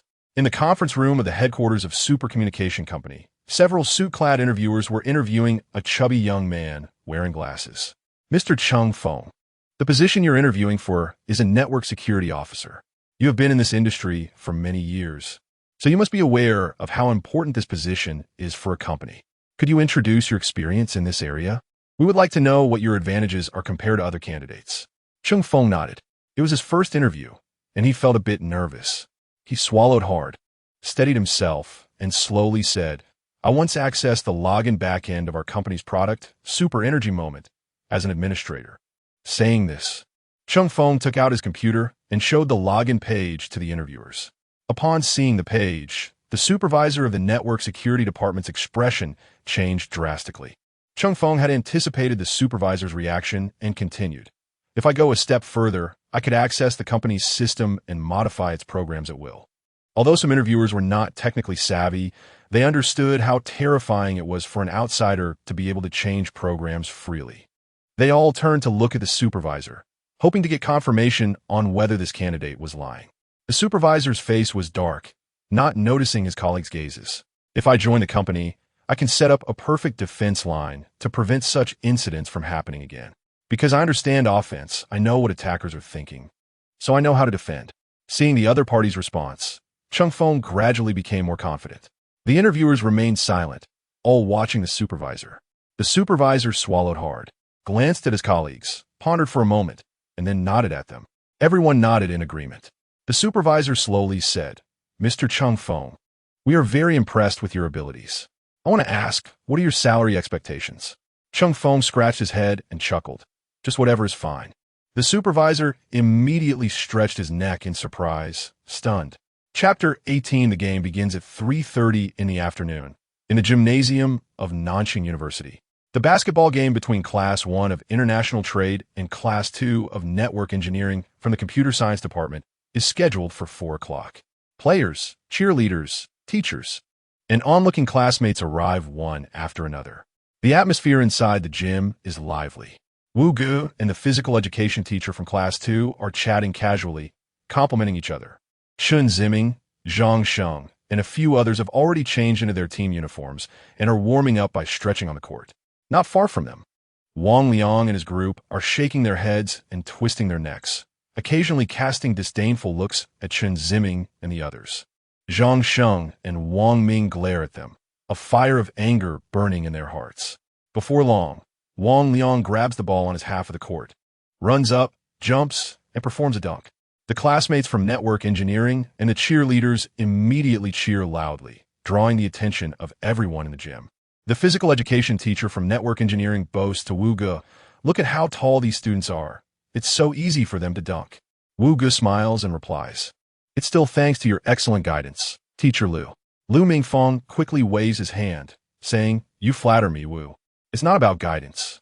I just share what I know with these kids. It's mainly the students who are striving hard." As he says the last word, Lu Mingfeng intentionally raises his tone. Saying this, he turns and gives Wang Liang a thumbs up. The players from network engineering are truly stealing the spotlight. Zhang Sheng, unable to hold back his frustration, picks up a basketball and heads to the center court. He deliberately makes the ball slap loudly. Everyone shifts their attention to Zhang Sheng. Wang Liang crosses his arms, looking at him disdainfully. Zhang Sheng dribbles forward, reaching the free throw line, throws the basketball towards the hoop, takes a big step forward, jumps towards the basket, and slams the rebounding ball into the hoop. Instantly, the classmates from Class International Trade cheer. Wang Ming gives Zhang Sheng a thumbs up, exclaiming "Awesome" 3 times. Zhang Sheng responds with a glance at Wang Ming and then locks eyes with Wang Liang. The two squint at each other from half court for a few seconds. Zhang Sheng glances at Chen Ziming, noticing he has his back turned, practicing his shooting. His expression darkens immediately. On the sidelines, Wu Ge smiles at Lu Mingfeng, saying, "You're right, Teacher Wang. Nowadays, kids really do have good nutrition." Lu Mingfeng's expression turns sour, and he awkwardly smiles. "Wu, this basketball game is all about the final score. The team with more points wins, while the one with fewer loses. How they score, whether by dunking or shooting, isn't that important, right?" "What you say makes perfect sense," Wu Ge humbly replies. However, Lu Mingfeng finds Wu Ji's words extremely grating. As 4 o'clock approaches, the game is about to start. To ensure fairness, the referee is chosen from another department's physical education teachers. The referee stands at center court holding the basketball, with the players from international trade and network engineering on either side. The jump ball is between Wang Liang and Zhang Sheng. As the whistle blows, the referee throws the basketball straight up into the air. Wang Liang and Zhang Sheng jump almost simultaneously, but Wang Liang's technique proves superior, tapping the ball to his half. As soon as a teammate catches the ball, he passes it directly to Wang Liang, who maneuvers around Zhang Sheng and quickly makes a layup. The ball goes in. The network engineering cheerleaders cheer enthusiastically. Lu Mingfeng's applause echoes through the gym. Wang Liang spreads his arms and makes a mock expression at Zhang Sheng, jogging back to his half. Zhang Sheng, with a serious face, signals his teammates to pass him the ball. He dribbles the ball into the opposing half. Immediately, an opposing player blocks his path. Zhang Sheng fakes to the left, dodges the opponent, and then turns for a layup in the restricted area. The ball goes in. The international trade class cheers. Wu Ge smiles slightly. The ball is back in Wang Liang's hands. He dribbles into the international trade half and faces the defensive player directly, jumping up for a shot. With his height advantage, the opponent can't block him. The basketball follows a beautiful parabola and hits the backboard before going in. Zhang Sheng approaches the player defending Wang Liang, saying, "I'll guard him." The player agrees. Zhang Sheng dribbles into the opponent's half, intending to retaliate. He jumps to shoot right in front of the defensive player, but suddenly, another hand appears in front of his shot, blocking it. The ball is deflected behind Zhang Sheng. It's Wang Liang. After they land, Wang Liang taunts, "Did you think you could be me?" As he says this, Wang Liang sneers and runs past Zhang Sheng into the international trade half. Zhang Sheng, with a dark expression, turns back to defend his half. On this offensive play, Wang Liang passes the ball to a teammate who takes a long shot. The ball hits the backboard. Wang Liang swoops in for the rebound in the paint and scores again. The score changes to 6-2. On the sidelines, Lu Mingfeng is very pleased. "Wu, look at our tall player Wang Liang. How good is he?" Wu Ge smiles. "With students like Lu, they must be outstanding. I think making it to the provincial team is no problem." Seeing Wu Ge remain calm, Lu Mingfang's expression remains neutral, but he feels quite dissatisfied inside. He thinks to himself, let us see how long you can keep this up. With a 2-point deficit, Zhang Sheng feels anxious. He shouts for his teammates to pass him the ball. He then advances with the ball into the opponent's half. Zhang Sheng plays very independently and never likes to pass the ball. He thinks his teammates are not skilled enough, and passing to them would be a waste. As for Chen Ziming, he would never pass to him. Zhang Sheng moves forward with the ball, and the opponent seems to realize this. Suddenly, 2 players come to defend him, surrounding Zhang Sheng. With players on either side, Zhang Sheng cannot get through, regardless of whether he fakes left or right. He holds the ball, searching for an opportunity. Time ticks away. Wang Ming urgently shouts, pass it over quickly. Time is running out. Zhang Sheng glances at Wang Ming, but still has no intention of passing. He waits for the moment when the 2 defenders' attention is drawn to Wang Ming and then pivots to get past them. Immediately, he makes a beautiful 3-step layup. The ball goes in. Turning back, Zhang Sheng returns to his half, and Wang Ming jogs over to him, softly saying, Zhang Sheng, you're not alone. You have teammates. Zhang Sheng remains silent. Meanwhile, Chen Ziming has not received the ball at all, just running a few laps with his teammates on the court. If there's a chance to pass to Ziming, he can shoot accurately, Wang Ming advises again. Zhang Sheng feels unhappy, impatiently distancing himself from Wang Ming to defend against the opponent's attack. This time, another tall player from network engineering dribbles over half court, and the international trade players immediately block him. The tall player holds the ball high, looking left and right, and then passes it to Wang Liang. As Wang Liang receives the ball and is about to jump, Zhang Sheng steps in front of him with both hands raised. Do you think you can stop me? Wang Liang scoffs. Yes, I can, Zhang Sheng replies. Wang Liang pulls back his hand, holding the ball at his chest, and feigns a move against Zhang Sheng. Zhang Sheng stands firm, keeping a close watch on Wang Liang's actions. Wang Liang tries to dribble past, but Zhang Sheng spreads his arms, tightly surrounding him. For a moment, Wang Liang cannot find an opportunity to break through. Reluctant to pass, he aims to diminish Zhang Sheng's confidence and assert his own dominance. The 2 are locked in a standoff. At that moment, a long hand reaches in and snatches the basketball from Wang Liang's grasp.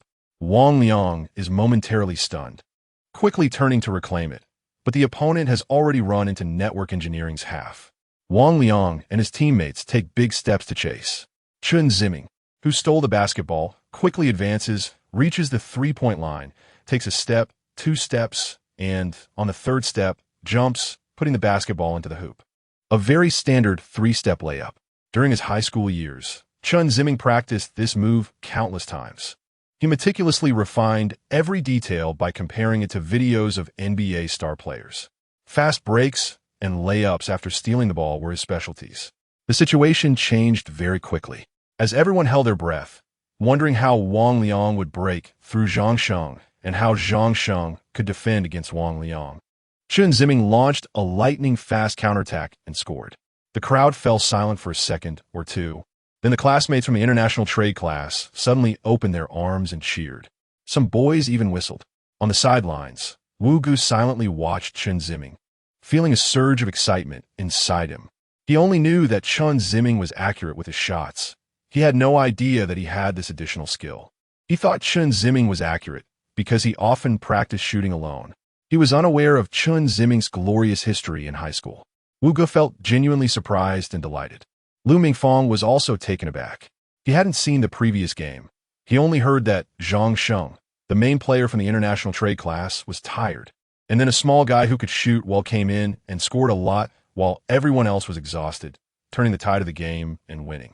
He assumed it was just a lucky chance and never considered that the international trade class had such a formidable player. Teacher Wu, who is that guy who just scored? Lu Mingfang asked softly.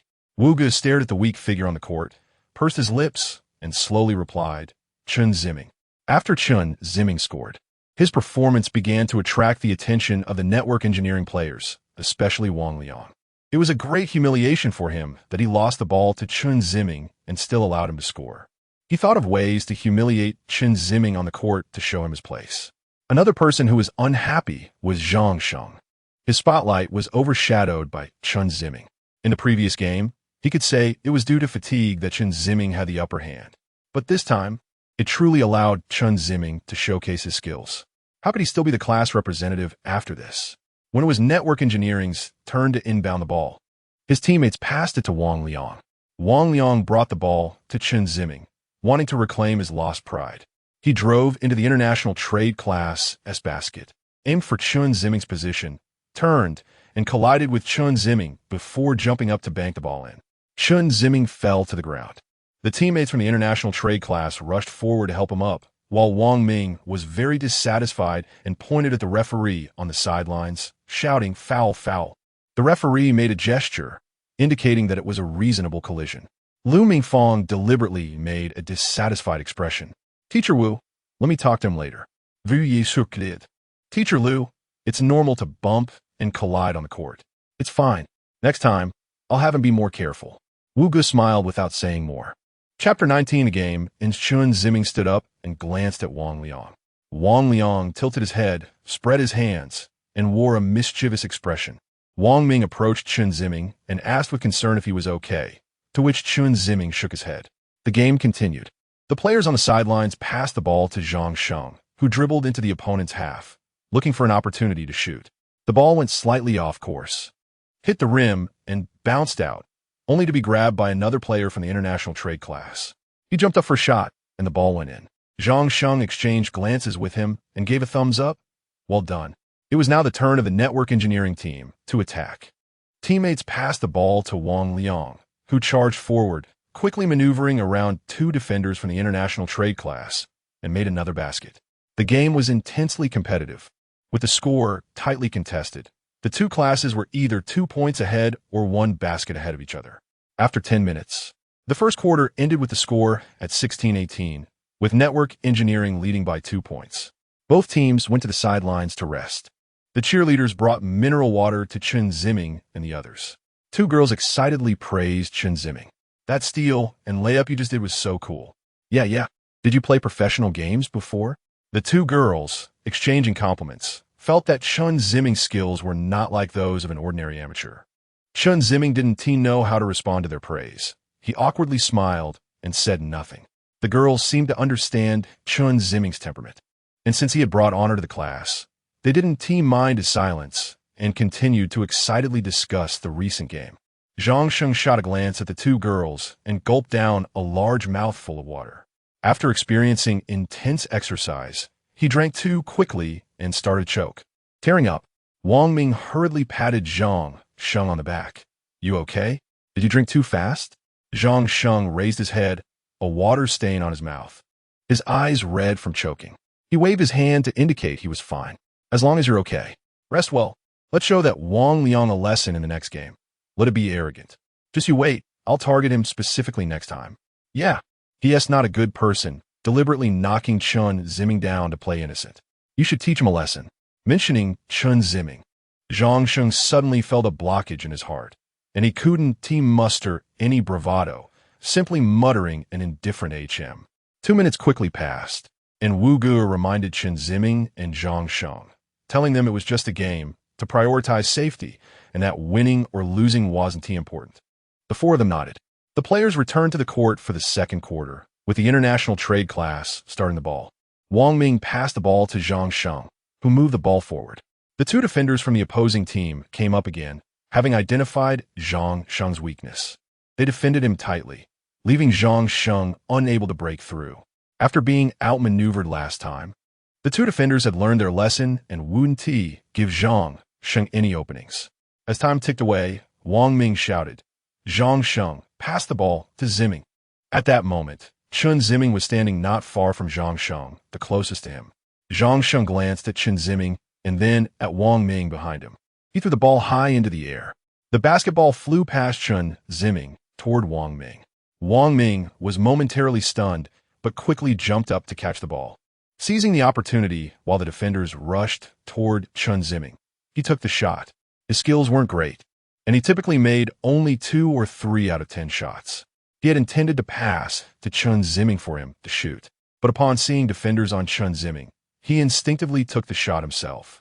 As expected, the ball didn't even touch the rim and fell straight down. The cheerleaders from the International Trade Class sighed in disappointment. The network engineering team seized the ball and rushed towards the international trade class. Wang Ming scratched the back of his head, awkwardly smiling as he jogged back to his half-court defense. As he passed Zhang Sheng, he specifically reminded him, "Pass to Ziming. I'm not accurate, don't waste it." Zhang Sheng remained silent. In the meantime, the network engineering players had reached the international trade court, and a teammate passed the ball to Wang Liang. Wang Liang dribbled and prepared a layup. At that moment, Zhang Sheng stepped up, bending over and extending his arms to block Wang Liang. "It's you again. You can't get past me." "Oh, really?" Wang Liang faked a jump shot, but Zhang Sheng didn't fall for it. Wang Liang then faked to both sides but still didn't trick Zhang Sheng. Suddenly, Wang Liang noticed someone approaching from his side, Chen Ziming. He taunted, "Trying that trick again, huh? Deliberately blocking me, so your teammate can sneak in and steal the ball. Not gonna work this time." Saying this, Wang Liang threw the ball high to a teammate and took the chance to bypass Zhang Sheng, charging toward the basket. The teammate received the pass and directly tossed the ball to the basket. Wang Liang jumped up, caught the ball, and slammed it down with a thud. The crowd erupted with cheers from the infatuated girls of network engineering. Zhang Sheng felt his pride was humiliated because of Chen Ziming. If it weren't for Chen Ziming, he would have surely snatched the ball from Wang Liang. But because of Chen Ziming's interference, Wang Liang passed the ball, causing him to lose the chance for a steal and layup. As he walked past Chen Ziming, he coldly said, "No need for your help." Chen Ziming glanced at Zhang Sheng and simply replied, "Okay," before moving away from him. The international trade team began the ball, passing it to Chen Ziming. Chen Ziming dribbled the ball forward into the opponent's half. Most of the time, it was Zhang Sheng handling the ball, so the opponents mainly focused their defense on him. Even though Chen Ziming had indeed performed outstandingly in the first quarter, he had few opportunities to shoot, scoring only a few points. And everyone thought it was just a flash in the pan, not taking it seriously. The network engineering team only sent one player with slightly better height and average basketball skills to defend Chen Ziming. Chen Ziming faked a move, and the defender was easily tricked. Taking advantage of the opening, Chen Ziming jumped up for a shot. His shooting was on point, making a clean swish. The basketball went straight into the hoop without touching the rim, and the net shook under the friction of the ball. Wang Ming couldn't help but exclaim beside Zhang Sheng, "Ziming really shoots accurately." Zhang Sheng said nothing. As the game progressed, the score changed little by little, from 16-18 to 24-22. The second quarter ended with this score. After the start of the third quarter, both teams began to show signs of fatigue, and substitutes came on. Wang Ming was substituted out. Seeing the international trade team change players, network engineering also made substitutions. However, the main players from both sides remained. Due to Chen Ziming's outstanding performance in the first two quarters, network engineering began to focus their defense on him. Whenever Chen Ziming got the ball, two players would rush at him, treating him the same way they treated Zhang Sheng. With this targeted defense, it became difficult for Chen Ziming to shoot. He had to pass the ball to his teammates instead of taking the shot himself. With both Chen Ziming and Zhang Sheng being targeted, the score began to widen under the solid defense of network engineering. By the end of the third quarter, the score changed to 29-36. The players rested on the sidelines, preparing for the final quarter. Chen Ziming and Zhang Sheng sat panting on the sidelines, while the other teammates were also sweating profusely. In contrast, Wang Liang from network engineering was pouring mineral water over his head, his chest heaving heavily, looking utterly exhausted. Wu Gu approached Chen Ziming and Zhang Sheng, patting their shoulders. "The focus is on participation. Don't get too caught up in winning or losing." Zhang Sheng was competitive and took the game's outcome very seriously. Losing would mean losing face, and he wouldn't be able to hold his head high when facing network engineering in the future. He had to win this game. So, Wu Ji's words only strengthened Zhang Sheng's confidence further. He wanted Wu Gu to recognize him and appreciate him, not to comfort him. "Teacher Wu, I will win," Zhang Sheng said firmly. Chen Ziming glanced at Zhang Sheng, then turned away. Wu Gu smiled and said an encouraging word to Zhang Sheng. On the other hand, in the network engineering team, Lu Mingfang sat among the players with a smile. "Save some energy. After we win against Guomao, we still have tough opponents ahead. Guomao's team is already out of it. We will definitely win. No need to push too hard. Just drag out the time." Several players laughed in response. Wang Liang glanced at Zhang Sheng and Chen Ziming with a look of disdain. As the whistle blew, the fourth quarter began. Due to the energy consumed in the first 3 games, the pace of the fourth quarter noticeably slowed down. The network engineering team's strategy was obviously to drag out the time, which naturally made things slower. The pace of Guomao's dribbling and offensive play was also not as fast as in the first 3 quarters. Zhang Sheng dribbled the ball, panting heavily. His eyes were focused solely on the hoop, trying to find a way to get the ball into that basket. He was the main defensive target for the opposing team, especially with the time-dragging strategy, which intensified the defense against him. Zhang Sheng found it difficult to break through, feeling anxious. There was no choice. He wanted to pass the ball out. Not far to his right stood Chen Ziming and another teammate. Zhang Sheng called out the name of that teammate and threw the ball over. The person caught the ball, jumped up for a shot, but the ball hit the rim and bounced out. Zhang Sheng sighed in disappointment. At that moment, a tall and slender figure jumped up under the basket, extending long arms to secure the ball. It was Chen Ziming. He went up for a follow-up shot, and this time the basketball finally went in. The player who scored smiled and high-fived Chen Ziming. Seeing the ball go in, Zhang Sheng finally breathed a sigh of relief. Due to the passive tactics, the network engineering players were not proactive in their offense, and while dribbling, Chen Ziming intercepted the ball. Chen Ziming arrived at the opposing half-court, unimpeded, and instead of going for a layup, he stood outside the three-point line and took a long shot. The basketball soared into the air. The students outside the court held their breath, focusing on this shot. They watched as the basketball reached its peak in the air and began to descend slowly. After hitting the rim, the ball went in. Awesome. Chen Ziming is so cool. The students from Guomao cheered. The score changed to 32-36. Lu Mingfang chuckled lightly from the sidelines. Luck. After the network engineering team inbound the ball, it was passed to Wang Liang. He had been carrying the team for the first 3 quarters, and his energy was depleted. At this moment, he actually wanted to score and was not truly saving his strength, especially after seeing Chen Ziming hit a 3-pointer, feeling something was amiss. In his impatience, he made a dribbling error, and the ball was stolen by a Guomao player. Wang Liang turned to chase, but the player threw the ball far away. Everyone shifted their gaze to follow the movement of the basketball. In the end, the focus landed on the receiver. It was Chen Ziming again. Chen Ziming, standing outside the 3-point line, took another long shot. The ball followed a beautiful arc and went in. Wu Gu immediately stood up from the bench. Lu Mingfang smirked and said, "Lucky." Wang Liang frowned, wondering what was going on.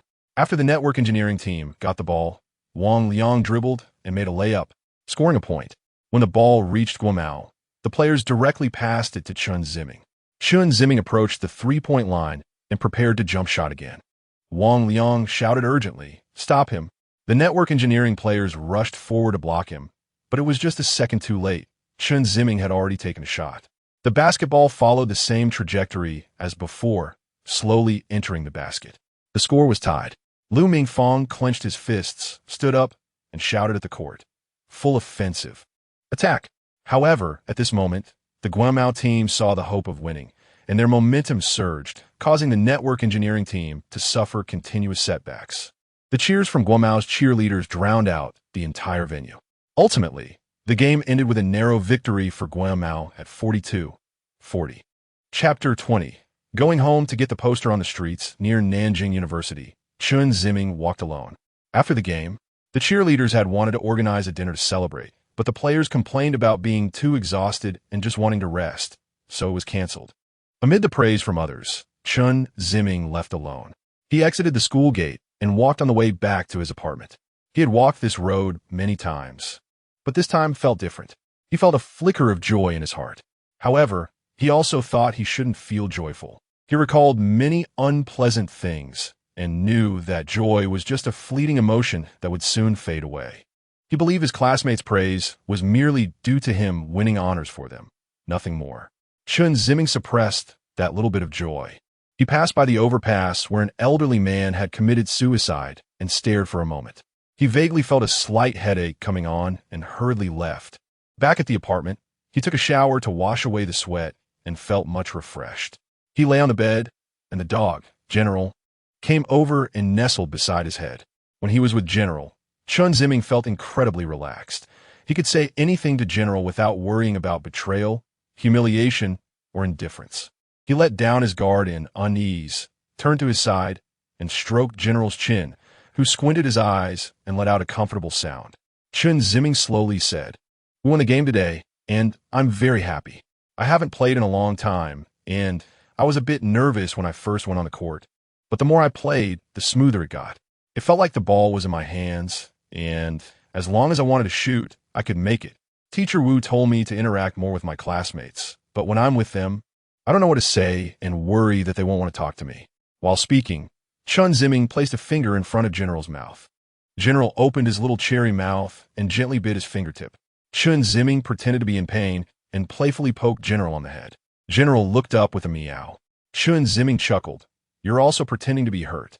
Just as Chen Ziming was joking with General, he inadvertently glanced at the empty wall in front of his desk. He thought of the NBA star posters and some magazines and figurines he had at home. After hesitating for a long time, he decided to go home to get them. On the way by taxi, Chen Ziming gazed out at the retreating scenery, contemplating how to face his unfortunate mother and how to avoid his detestable father. As he looked, he suddenly noticed a girl in a fitted skirt. He recognized her as the alumni who had been kissing someone in front of the convenience store. The driver was speeding, and soon Chen Ziming lost sight of the girl. Arriving in front of his home community, Chen Ziming paid the fare and got out. The driver glanced at the villa area outside and exclaimed, "Rich people." After a roundabout way, Chen Ziming arrived at his doorstep. He looked at the fingerprint lock next to the door, hesitated for a moment, and finally opened the door and walked in. As soon as he entered, he heard his mother's voice. Xiong, Zhang Yinping, wearing a woolen short shirt, walked out from the end of the hallway. Seeing his mother, Chen Ziming felt conflicted. He seldom returned home, and he often refused when she called. After witnessing his father's domestic violence during his last visit, he hated this home even more. Coming back without prior notice made him anxious. Zhang Yinping was momentarily stunned to see her son return, and then her face lit up with joy as she quickly walked toward the entrance. "Ziming, why did you come back? You didn't tell me."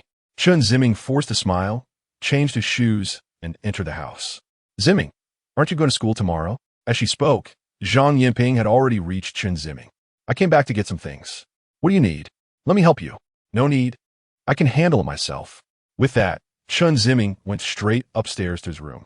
Perhaps accustomed to her son's attitude, Zhang Yinping did not show any displeasure at Chen Ziming's cold demeanor. She called up to him to tidy up his things and come down for dinner, then went into the kitchen. Chen Ziming closed the door tightly and looked around his room. The bed was neatly made with clean sheets, and a pillow was placed in the center of the headboard. On either side were a wardrobe and a bookshelf. Facing the bed was a desk. Posters of cartoon characters and NBA stars were plastered on the walls. Chen Ziming rummaged through the drawers of his desk and searched the bookshelf, taking out a few figurines and basketball magazines to lay on the bed. The figurines were of popular players from his high school days. Upon closer inspection, one could see that some figurines matched the players on the covers of the magazines. Chen Ziming stuffed these items into his backpack. He then took down a few posters of the stars from the wall, rolled them up, and held them in his hand. After packing everything, Chen Ziming lay back on the bed, staring at the ceiling. Memories of the day he moved in here surfaced in his mind. He saw his father smiling and talking to him in this room. "Ziming, look at the big house your dad prepared for you. Do you like it?" Chen Xiong said with enthusiasm. Chen Ziming sat on the bed in a daze, faintly smiling. Zhang Yinping frowned. "Ziming, why don't you thank your dad?" "Thank you, Dad. This child still needs to be taught," Zhang Yinping said with dissatisfaction. Ziming just recovered from a serious illness. How can he bounce back so quickly? Don't always blame the child. If I don't spoil my son, who will? Chen Xiong said proudly. The scene gradually blurred, and Chen Ziming coldly gazed at the empty ceiling, a tear rolling down his cheek. "Knock, knock, knock. Ziming, come out for dinner." Chen Ziming wiped away his tears and sat up. "Got it." He heard footsteps coming down the stairs. Chen Ziming got out of bed, grabbed his backpack, opened the door, and walked out.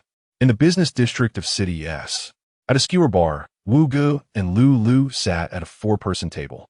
Wu Gu poured himself a glass of beer and poured one for Lu Lu as well. He raised his head and drank it all in one go. After putting down the glass, Wu Gu said, "This drink is nice. We can take some home." Lu Lu leaned back in his chair, hands hanging down, tilting his head and laughing at Wu Ge. Look at you. How's this place? Isn't it both quiet and romantic? Wu Ge looked around. The dim yellow lights, the oil paintings and wooden decorations on the walls, and a bookshelf in the corner with a few books scattered on it. Wu Ge smiled. This style is quite different from the places you usually go to. I thought you would take me to a bar or a nightclub. Puffed. Lulu disdainfully glanced at Wu Ge. Those are all outdated. Who would go to such places if they have taste? Wu Ge remained noncommittal. Hey, Wu Ye. Lulu suddenly leaned forward, getting closer to Wu Ge. What is up? Do you know why I invited you here? Wu Ge shook his head. Huh, I knew you wouldn't guess it. Is it Sun Ming? Lulu instantly rolled his eyes. Don't mention that boring person. I've said so much flattery for him that I almost threw up. Didn't you say you would use a woman to deal with him? Yeah, but that doesn't mean I'm doing nothing. I see you'll be dealing with the vice principal soon. Stop. Liu interrupted Wu Ye. Those two are on completely different levels. Sun Ming is tricky. It seems Lulu also found something difficult. Shut up. When did I say it was difficult? I only said it's not that easy, but for me it's still a piece of cake, just requires a little more effort. Wu Ge gave Lulu a thumbs up. Lulu waved his hand. Stop mocking me. Oh, you led me astray. I'm not here to talk about that, but something else. Something else? Yes. I want to share my joy with you. Share joy? Wu Ge showed a confused expression. Suddenly, Lulu stood up and excitedly waved his hand towards the door. Over here. Wu Ge turned his head and noticed a sexy girl walking towards them. The girl was heavily made up, but she still appeared somewhat innocent in demeanor. Lulu went to greet her, wrapped his arms around her waist, and led her to their seats. They chose a corner, with Lulu letting the girl sit inside while he sat outside, facing Wu Ge. Lulu clapped his hands. Let me introduce, this is my girlfriend, Sun Feifei. Sun Feifei hung her bag on the back of the chair, turned around, and smiled at Wu Ge. However, when she saw Wu Ge, her smile froze, and her expression became somewhat stiff. Wu Ge noticed this and smiled, asking, Miss Sun, do you know me? Sun Feifei hurriedly waved her hand, indicating she didn't know. Lulu frowned and said to Wu Ge unhappily, Hey, Wu Ge, you're using the old trick again. Also, if you want to flirt, can you pick another target? This one is taken. Saying that, Lulu hugged Sun Feifei. Wu Ge smiled. I was wrong, I won't dare next time. Oof.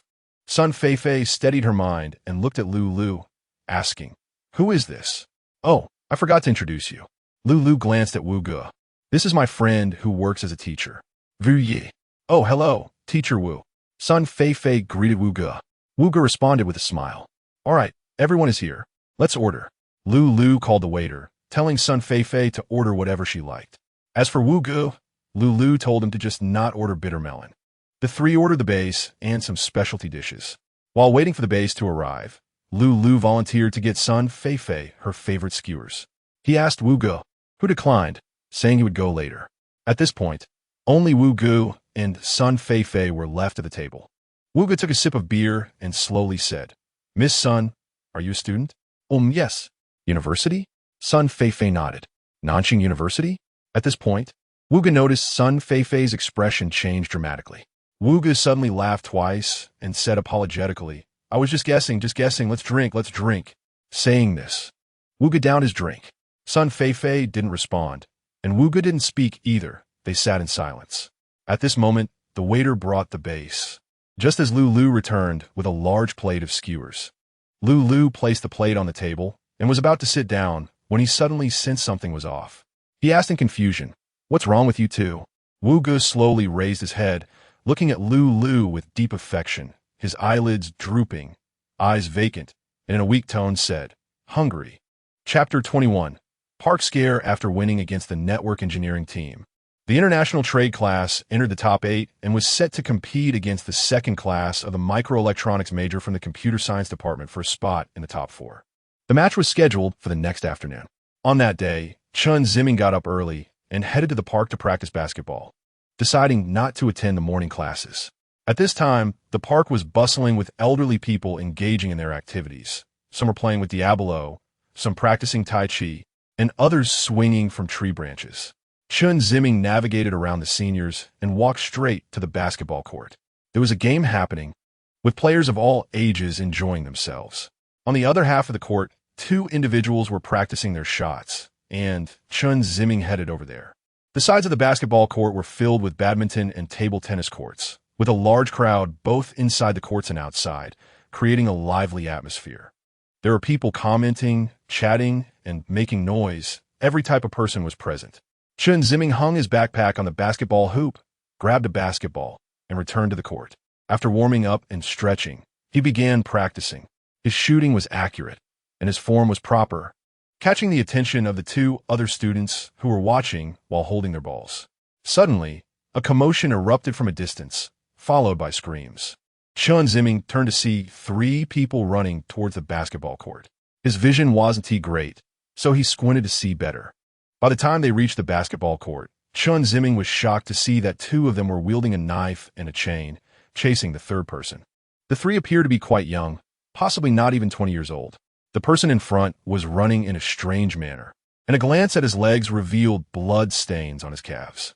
The players on the court scattered to avoid the 3 troublemakers. Chen Ziming instinctively moved towards the hoop, but unfortunately, the 3 ran in his direction as well. He quickly stepped aside to dodge them, but accidentally kicked the basketball he had left on the ground.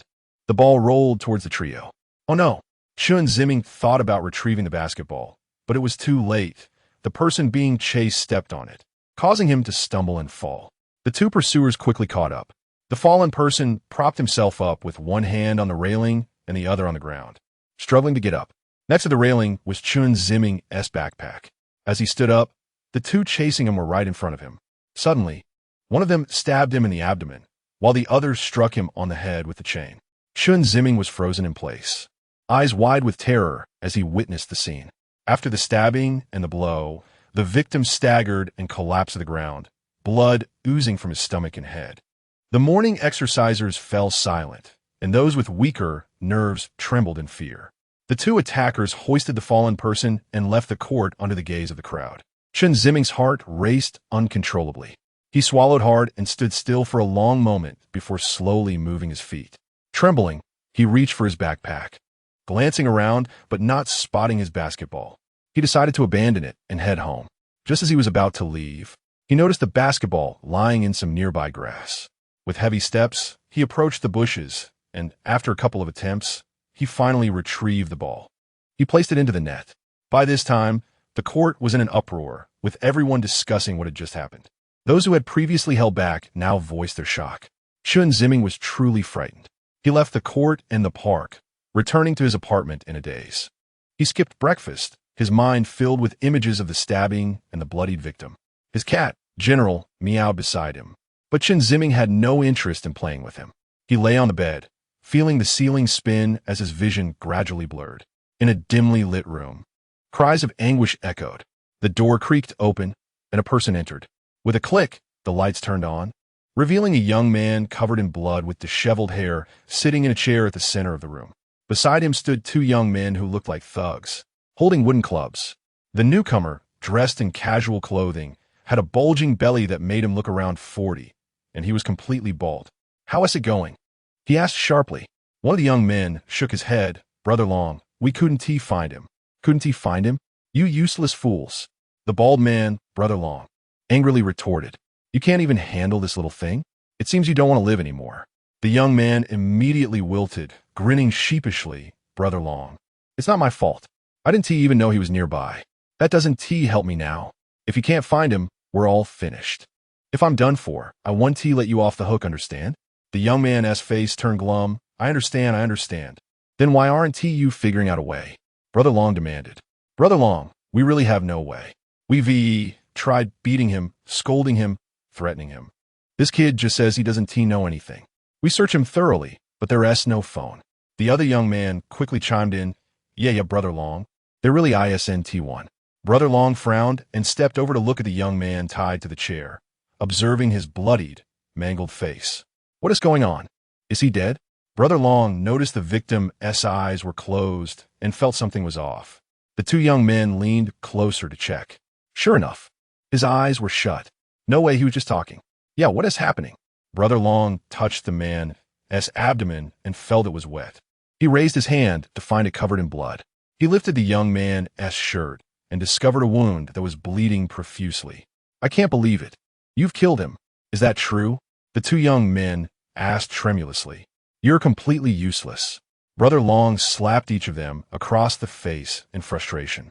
After venting his anger, Brother Long pulled out his phone and dialed a number. Beep, beep, a voice came from the other end. Brother Long instantly transformed, smiling ingratiatingly. Manager Wong, we have a little accident. My men were chasing him, and he fell into a ditch, injuring his abdomen. He is bleeding heavily, and we're afraid to take him to the hospital. What should we do? The key is he doesn't have his phone on him, so he needs to stay alive. Brother Long lied, not placing the blame on the two young men, who were immediately grateful and swore allegiance to him for life. There was a moment of silence on the other end of the line, and Brother Long's palms began to sweat as he waited anxiously. After a while, there was finally a response. The person said a few words, and Brother Long eagerly nodded in agreement, looking as serious as a general receiving orders. After hanging up, Brother Long sighed deeply. He stuffed his phone back into his pocket and turned to look at the two young men, who were showing expressions of gratitude. Brother Long glared at them quickly, get him loaded into the car, and let us go. Where to? You'll find out once you're in the car. Don't ask stupid questions. The two young men immediately replied, yes, mimicking Brother Long, and then lifted the barely conscious young man out of the room. In the afternoon, around 3 o'clock, at the gymnasium of Nanjing University, Wu Gu and several teammates had arrived, and Zhang Sheng and his teammates, who were about to compete, had already started practicing. Their opponents, the second class of microelectronics, were also on the court shooting baskets. Wu Gu didn't see Chen Ziming and felt that something was off. Chen Ziming didn't attend class or come to the gym, which is unusual. Based on his observations of Chen Ziming in recent days, he should have already been practicing on the court by now. Could he be practicing somewhere else? That can't be. The game is starting in just a few minutes, so why would he choose to practice elsewhere? Unless something held him up. Wu Gu thought about sending a WeChat message to ask Chen Ziming, but he was afraid of making Chen Ziming feel annoyed, so he decided not to rush him. The players from the international trade class on the court were also puzzled, especially Zhang Sheng, who was surprised that Chen Ziming hadn't arrived yet. He had skipped his afternoon class to practice alone, thinking that Chen Ziming would be more diligent and arrive earlier, but he didn't expect that with the game approaching. He still hadn't seen Chen Ziming. While he was lost in thought, suddenly a ball hit his hand. Zhang Sheng winced. Ouch. Sorry, the culprit Wang Ming said with a smile as he came over to Zhang Sheng. Is everything okay? Zhang Sheng? Zhang Sheng rubbed his arm. What's there to worry about? Just a little bruised. Don't say that. If you get hurt, I'll feel guilty. Cut out. By the way, what time is it now? Aren't you wearing a watch? All right. Zhang Sheng glanced at the time. 3:45. 15 minutes left. Zhang Sheng frowned. What's wrong? What are you thinking about? Zhang Sheng casually replied, nothing, to brush it off. Hey, it's strange. Why hasn't Ziming come yet? Wang Ming suddenly exclaimed. Zhang Sheng ignored him and picked up a basketball to shoot. The group practiced for a while longer, and by 3:50, Chen Ziming still hadn't shown up. Wang Ming couldn't help but go find Wu Gu to ask, Teacher Wu, is Ziming not coming today? Wu Gu was just thinking about that. He wanted to call Chen Ziming. Upon Wang Ming's question, Wu Gu casually replied, I'll ask him what's going on. Saying that, Wu Gu initiated a voice message to Chen Ziming on WeChat. Wang Ming listened from the side. 1 ring, 2 rings, 3 rings.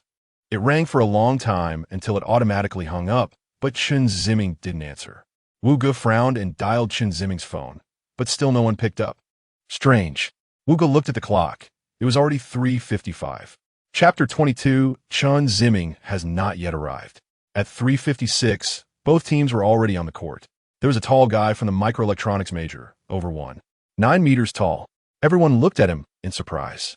The basketball players from the international trade class also showed expressions of astonishment. The players from microelectronics surrounded him. Who is that? Zhang Sheng asked Wang Ming beside him.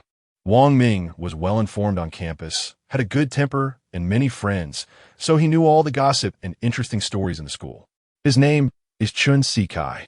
It is said that he was in the school team in high school and is known for his strong defense, but his shooting is not great. Zhang Sheng nodded.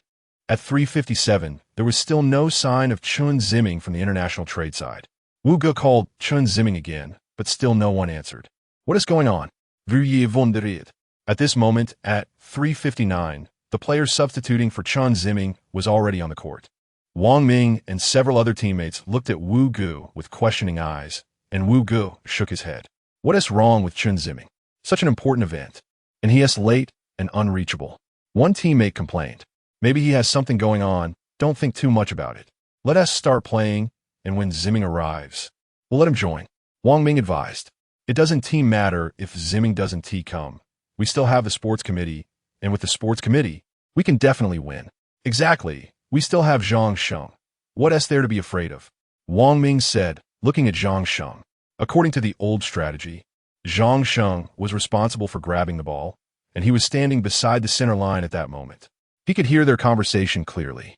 The trust and recognition from his teammates made him feel comfortable inside. At 4 o'clock, a whistle sounded, and the game began. The referee threw the ball into the air, and Zhang Sheng was the first to grab it. Let us go, brothers.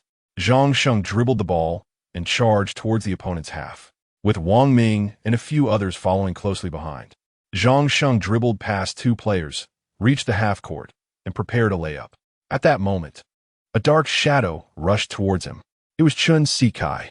Just as Zhang Sheng released the ball for the layup, it was slapped away by Chen Ziming's hand.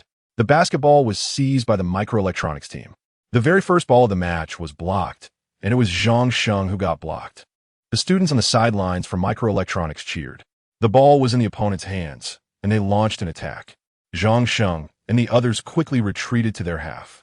Looking back at Chen Ziming, he was leisurely jogging into the opponent's half, directly standing under the basket. A teammate took a jump shot, and the ball went in. Chen Ziming complained, "You didn't give me a chance to grab the rebound." Saying that, he jogged back to his half. His tone and expression completely disregarded the international trade class players. Zhang Sheng felt angry and shouted at his teammates. "Pass me the ball."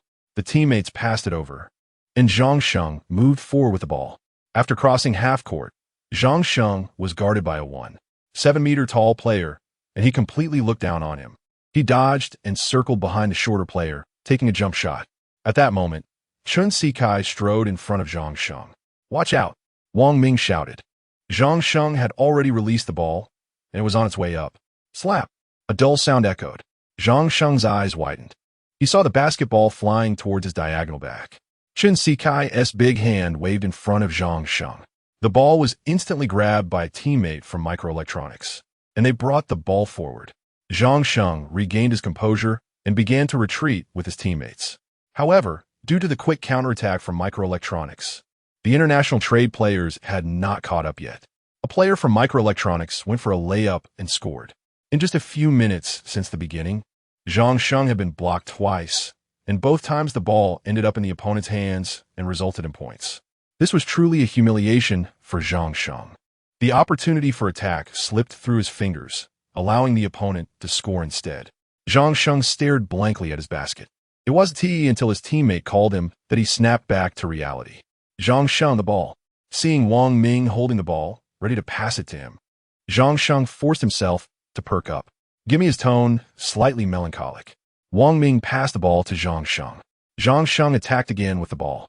Reaching the opponent's half, Zhang Sheng started to intentionally or unintentionally observe Chen Ziming's movements instead of focusing on the basket. He tried to shoot, but found that Chen Ziming was lurking not far away, which made him hesitant to take the shot. Zhang Sheng dribbled the ball sideways, and Chen Ziming followed him. Zhang Sheng dribbled back, and Chen Ziming followed him back. Time was running out, and with no other choice, Zhang Sheng took a shot. However, this time, Chen Ziming didn't come to intercept, but the basketball was soft and failed to even touch the rim before falling down. The ball was seized by the opposing team again, leading to another counterattack. Zhang Sheng was a bit dazed, swallowed hard, and turned back to his half. Fortunately, the opposing player's shot didn't go in, so the score didn't widen. However, Zhang Sheng felt very nervous. He felt like he didn't know how to play anymore. 3 failed attacks put a lot of pressure on Zhang Sheng. Wu Go watched the changes on the court and noticed Zhang Sheng's change, but his mind was not on the basketball court. It was with Chen Ziming. He glanced at the time. It was now 4:06, and Chen Ziming was already 6 minutes late, with no indication of how much longer he would be. What was even more surprising was that there was no reason and no news, which made Wu Go worried. Was something wrong with Chen Ziming? Should he leave now to find him? Wu Ge was heavy-hearted and restless. Nearby, the physical education teacher from microelectronics smiled and comforted him. Teacher Wu, it's just a game. No need to be so anxious. ISNT, they're an old saying. Friendship first, competition second? Wu Ge smiled but remained silent. Looking back at the court, it was now the international trade class's turn to attack, and the teammates passed the ball to Zhang Sheng again. Zhang Sheng, with the ball, noticeably slowed down the pace of his attack. He was no longer as quick and decisive as before, but hesitated and was reluctant to shoot. His teammates also noticed his change. One of them clapped, urging Zhang Sheng to pass the ball to him for a shot. Zhang Sheng refused, but he also didn't shoot, until an opposing player seized the opportunity during Zhang Sheng's hesitation and stole the ball back. They launched another round of attack, and a layup went in. The players from international trade started to express their dissatisfaction with Zhang Sheng. What is wrong with you, Zhang Sheng? You want to shoot yourself, and want to pass the ball to others? Zhang Sheng had a sullen face and didn't say a word. 8 minutes had passed, and the international trade class surprisingly had a score of 0. The cheerleaders and the onlooking classmates were in low spirits, squatting on the ground, staring blankly at the game. Fortunately, Wang Ming seized an opportunity and made a jump shot, scoring a point, which helped the international trade class regain some dignity. And the cheerleaders quickly followed up with cheers. Teammates came over to high-five Wang Ming. Only Zhang Sheng remained silent, staring at the opposing half. In the apartment building, inside the room, Chen Ziming lay in bed sleeping. He hadn't woken up since morning. Cold sweat was on his forehead, and his brow was tightly furrowed, looking like he was having a nightmare. His phone rang repeatedly. The cat was startled by the ringtone and meowed. At this moment, a loud crash echoed in the hallway. Chen Ziming suddenly opened his eyes. The sound of a door opening followed in the hallway. What are you doing? A sharp female voice shouted. Sorry. I'm sorry. My new dumbbells fell out of the box. I'm really sorry. Be more careful next time. That was really scary. Yes. I'll definitely be careful next time. Bang! The sound of the door closing. After Chen Ziming woke up, his heart was racing. It took him a long time to calm down. Chen Ziming looked at the ceiling, his chaotic mind gradually becoming clearer. He sat up. The general was lying on the bed. Chen Ziming smiled and gently stroked the general's little head, and the general meowed, tilting its head up, allowing Chen Ziming to pet it. After getting out of bed, Chen Ziming felt weak all over. He was also a bit hungry, realizing that he hadn't eaten breakfast. However, recalling the bloody scene in the park made him feel a bit scared. Chen Ziming planned to go downstairs to buy something to eat. He picked up his phone and casually glanced at it. The screen displayed several missed calls and WeChat messages. Frowning, Chen Ziming opened it to see that all the calls were from Wu Ge. The WeChat messages were from Wu Ge and Wang Ming, both asking where he was and why he hadn't come yet. Chen Ziming was startled and quickly checked the time. It was 4:21. The game was at 4. Chen Ziming hurriedly changed into his basketball uniform, put on his sneakers, and rushed downstairs.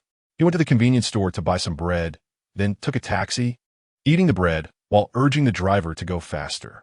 Upon arriving at the school, Chen Ziming dashed towards the gym. On the way, he ran into a familiar face, Wang Liang. Chen Ziming didn't look up, only thinking about reaching the gym quickly, not noticing Wang Liang's presence. Hey, you're Chen Ziming, right? Wang Liang's arrogant voice rang out. Chen Ziming glanced back and saw it was Wang Liang, but he ignored him and continued running forward. This annoyed Wang Liang. Damn, so full of yourself, Wang Liang said as he quickly stepped in front of Chen Ziming, blocking his path. I'm talking to you, are you deaf?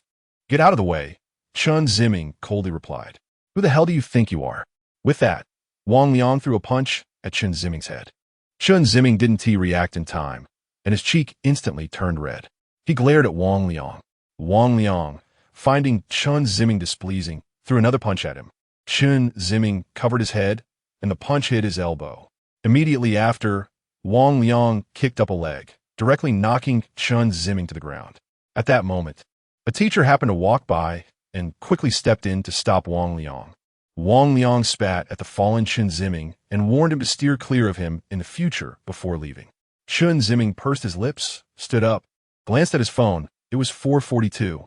The game hadn't ended yet. He didn't bother to brush off the dirt on his clothes and hurriedly ran towards the gym. Chapter 23, The Key Shot Inside the Gym. The game has entered the third quarter, and the score gap is widening. It is now 12-28. The players from the international trade class are all dejected, playing without any spirit. This makes it even easier for the microelectronics team to score. The cheerleaders on the sidelines are in stark contrast. On one side, the international trade class with hollow eyes, and on the other, a scene of dancing and laughter in celebration. Wugo watches the game, lost in thought. The microelectronics teacher has a slight smile, unconsciously displaying a proud demeanor. It is now 4:44 p.m., with 17 minutes left in the game. The score difference is 16 points, trailing by 8 two-pointers. Zhang Sheng is completely off his game, his expression dazed, and his focus is entirely on Chen Ziming. Whenever he sees Chen Ziming, he wants to avoid him and doesn't want to shoot. This mindset makes him increasingly timid. In 5 full minutes, he has only scored 2 points. Wang Ming and the others are also growing hopeless, watching the score widen helplessly. Some players have started to be too lazy to even run, merely moving back and forth on the court. The worse the score gets, the worse the morale of the international trade class players becomes. Zhang Sheng is at his lowest point, and many of his actions seem to have a tendency to commit fouls on purpose. Wang Ming starts to complain internally. Chen Ziming is so irresponsible. As a key player in the team, how can he just disappear for such an important game? The atmosphere of the entire game has become oppressive and dull. However, the microelectronics team is completely different. They are playing increasingly smoothly. Even Chen Ziming, whose shooting form is terrible, has started to take shots, with teammates calling it practice for the next game. Chen Ziming is enjoying shooting. Even if he hasn't teammade one yet, his good mood remains undiminished. The game is one-sided. The microelectronics team passes the ball to Chen Ziming again. Chen Ziming grins, takes a couple of steps with the ball, then hesitates to move forward. He doesn't know how to dribble. Shoot it. Yeah, practice your shot. Shoot another one. His teammates encourage him. Chen Ziming pushes the ball toward the hoop with considerable force. But the angle and power coordination is so poor that the basketball hits the backboard and bounces back at least half a meter, clearly not going into the hoop. Missed again. A microelectronics player grabs the ball, takes a jump shot, and scores another point. The score changes to 12-30. Chen Ziming high-fives his teammate who scored. Wang Ming feels dissatisfied. Are we just practice for them? Yeah, they really don't take us seriously. What's wrong with Chen Ziming, disappearing at such a critical time? Acting like a big shot? Teammates start to complain. Yeah, with him, we might have a chance to win, but he just disappears without a word. What does he think we are? A few words from his teammates deeply hurt Zhang Sheng's heart. He gritted his teeth and turned to his teammates, shouting, "Enough. Stop talking about Chen Ziming." Unlike the quiet complaints from earlier, his voice is loud enough for almost everyone in the gym to hear. The teammates are stunned. The students outside are also taken aback. Everyone's attention is drawn to Zhang Sheng, including the players from the microelectronics team. Who is this Chen Ziming? Chen Ziming asks, confused. A guy from his class, supposedly a good shooter. Oh, if he were here, I would block him. No one shoots well against me. Of course. His teammates give Chen Ziming a thumbs up. At this moment, Zhang Sheng realizes that his earlier behavior was very embarrassing. He turns away, no longer looking at his teammates. A whistle blows, and the referee comes onto the court, warning the international trade class players to hurry up and resume the game. This snaps the international trade players back to reality. One player slowly tosses the ball to Wang Ming, who dribbles the ball toward the opposing team's court. As he walks, he suddenly hears a commotion from the sidelines. Chen Ziming is here. A girl from the international trade class screams. Wang Ming quickly turns to look. Sure enough, a tall, slender young man in a basketball uniform is hurriedly walking over. With a head of thick black hair and a gentle demeanor. Who else could it be but Chen Ziming? The players from microelectronics also look over, especially Chen Ziming, who is very curious to see what the much-talked-about good shooter Chen Ziming looks like. Seeing Chen Ziming's thin frame, Chen Ziming feels disdain, so weak, easy to block. Chen Ziming's arrival also eases Wu Ji's anxious heart. He walks up to Chen Ziming, and upon getting closer, he notices Chen Ziming's messy hair, a bruise on his face, and dirt on his clothes. Chen, what happened to you? Chen Ziming explains while walking onto the court. Mr. Wu, I'm Fine. Just let me play. Wu nods. Since Chen Ziming is not comfortable explaining, He won't press the issue. He will wait for a suitable opportunity to ask after the game. Wu Ge signals to the referee to make a substitution. The referee blows the whistle, stopping the game. Chen Ziming from the international trade class comes on, replacing a teammate. As they walk past each other, the substituted player purses his lips and silently leaves the court. Chen Ziming doesn't say a word either. He glances at the score and sees that his class is actually trailing by 18 points. He doesn't have time to think about the reason. He can only focus on playing well to make up for the loss caused by his tardiness. On the court, everyone is watching Chen Ziming. The players from international trade, microelectronics, the crowd on the sidelines, and Wu Ge. Ziming, we're counting on you, Wang Ming whispers. Chen Ziming gives a slight smile. Be careful of that tall guy. He blocks shots really well. Wang Ming points to Chen Ziming on the opposing team. Okay. Zhang Sheng glares at the two, his brow furrowed. The whistle blows, and the game resumes. Wang Ming passes the ball directly to Chen Ziming. Chen Ziming moves forward with the ball, circles around an opposing player, and goes for a jump shot. Just then, a shadow looms over him as Chen Ziming raises his long arm to block. Smack! The ball is knocked away. Wang Ming quickly rushes in to grab it, clutching it to his chest. Chen Ziming chuckles lightly, thinking, looks like this Chen Ziming is nothing special. Ziming! Wang Ming shouts, passing the ball back to Chen Ziming. Chen Ziming dodges back, catching the ball. He runs a few steps around the three-point line and then takes a jump shot. The basketball arcs beautifully and swishes through the net. The score is now 15-30. Chen Ziming is momentarily stunned. The players from the international trade class suddenly perk up. The cheerleaders from the international trade class collectively stand up and cheer. Just then, the third quarter ends. The players all leave the court to rest, sitting on the small benches at the sidelines. Wang Ming sits next to Chen Ziming. Ziming, what happened? Why couldn't we reach you? Sorry. Wang Ming waits, thinking Chen Ziming will explain why he was late, but it seems Chen Ziming has no intention of continuing. He smiles, unsure of what to say, and simply says, good luck before falling silent. Meanwhile, Zhang Sheng is feeling very anxious. What is wrong with him? Why is he playing so passively and negatively, lacking any drive? Is this really himself? Chen Ziming's arrival and that three-pointer make him restless. 2 minutes quickly pass, and the players return to the court. This time, Chen Ziming decides to guard Chen Ziming closely. He chooses to defend him alone. After the ball is in play, a microelectronics player dribbles the ball forward. Thanks to the last three-pointer in the previous quarter, the international trade class is full of fighting spirit. The microelectronics player was intercepted by Wang Ming during a pass, and he immediately passed the ball to Chen Ziming. Chen Ziming advanced with the ball. Chen Ziming closely followed him, also moving forward. As Chen Ziming ran, he took a shot, catching Chen Ziming off guard. However, the basketball did not go in. Instead, it hit the backboard and bounced back. Chen Ziming quickly moved forward, and while Chen Ziming was still reacting, he was already under the basket to secure the rebound and score, including the previous three-pointer. They caught up by 5 points in less than a minute. The score changed to 18-30. The players from Guangzhou were extremely excited. Even Zhang Sheng regained some confidence. Microelectronics attacked again, but perhaps due to leading for a long time and the disruption caused by Chen Ziming's appearance, they made a mistake and lost the ball. The Guangzhou players seized the opportunity and passed the ball to Chen Ziming.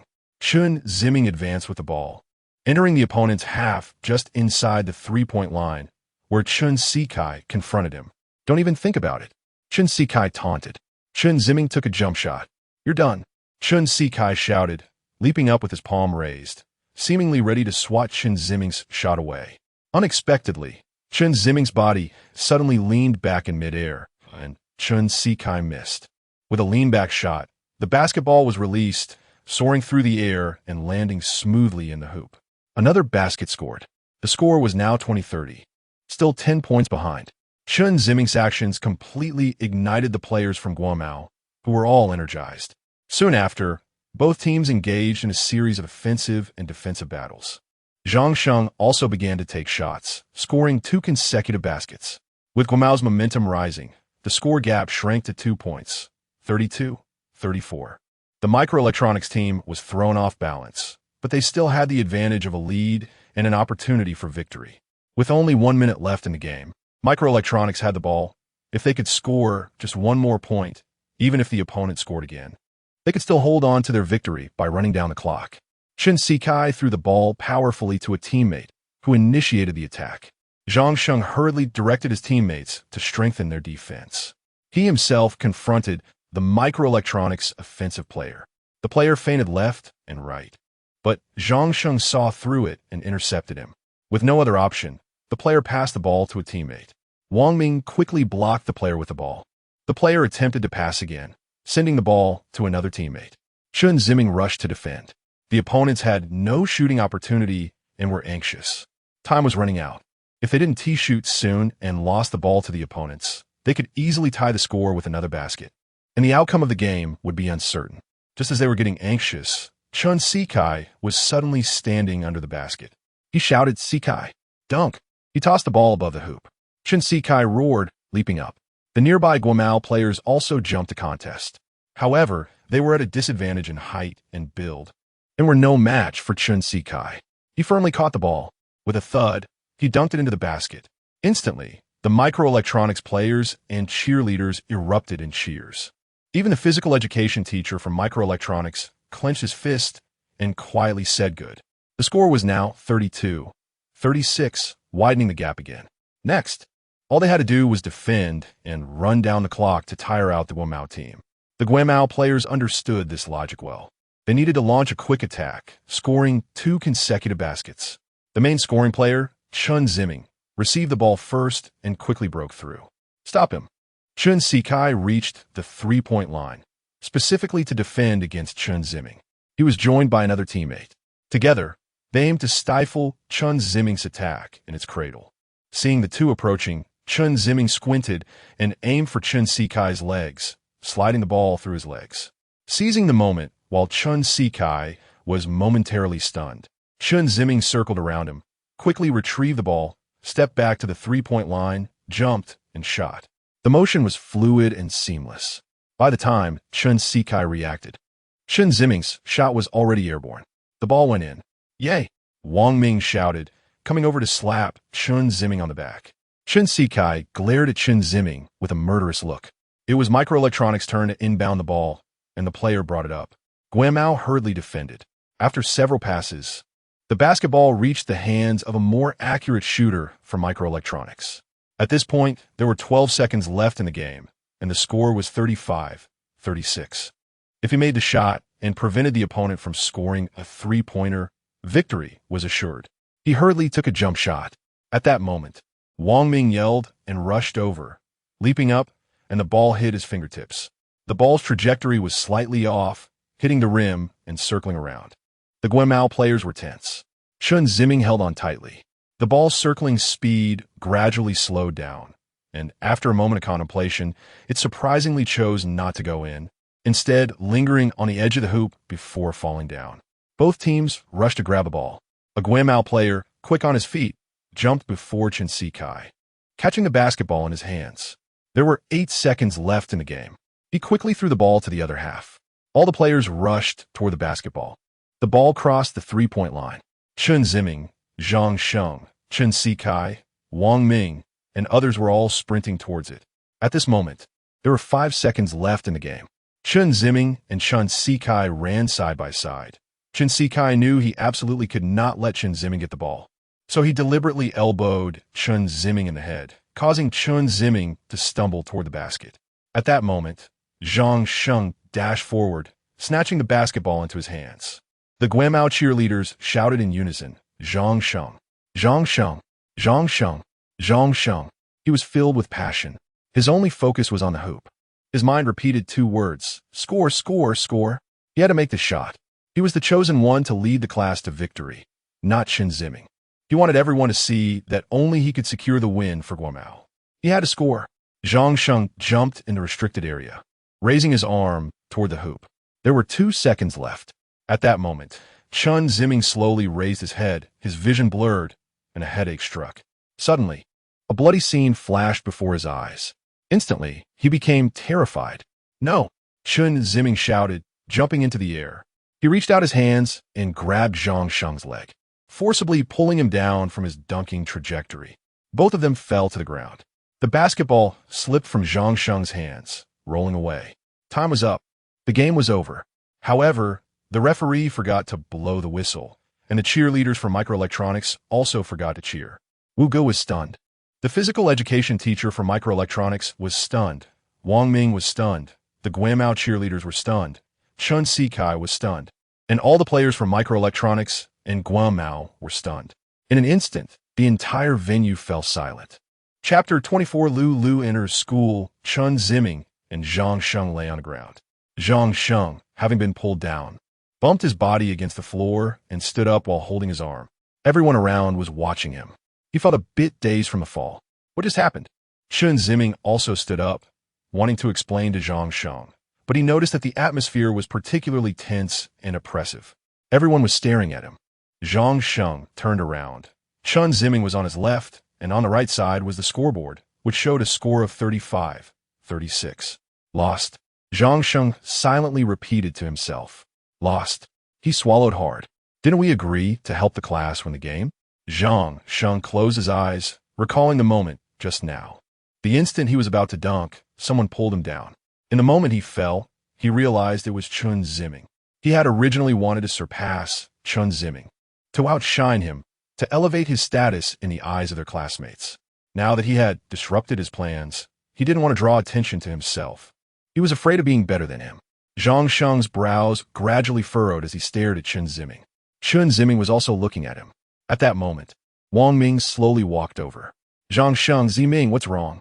His voice was weak, seemingly deliberately lowered. This sentence exploded in Zhang Sheng's head. Damn it! Zhang Sheng swung his fist and aimed for Chen Ziming's face. Bang! Chen Ziming's head tilted slightly, and half of his face immediately turned red. What are you doing? Zhang Sheng. Wang Ming was stunned. You just can't stand to see me do well, can you? Zhang Sheng kicked Chen Ziming in the stomach, causing him to fall to the ground. Instantly, the place erupted. Classmates and surrounding teammates rushed over. Wu Ge also dashed over. Zhang Sheng was on top of Chen Ziming, swinging his fist to hit him. Wang Ming hurriedly grabbed Zhang Sheng and pulled him off Chen Ziming. You were just deliberately going against me. Zhang Sheng yelled at Chen Ziming. Chen Ziming propped himself up, trembling as he stood up, panting heavily to steady himself. He glanced at Zhang Sheng and Wang Ming, then looked at Zhang Sheng again, opening his mouth as if to say something, but ultimately didn't speak. He turned around and staggered towards the gym's exit.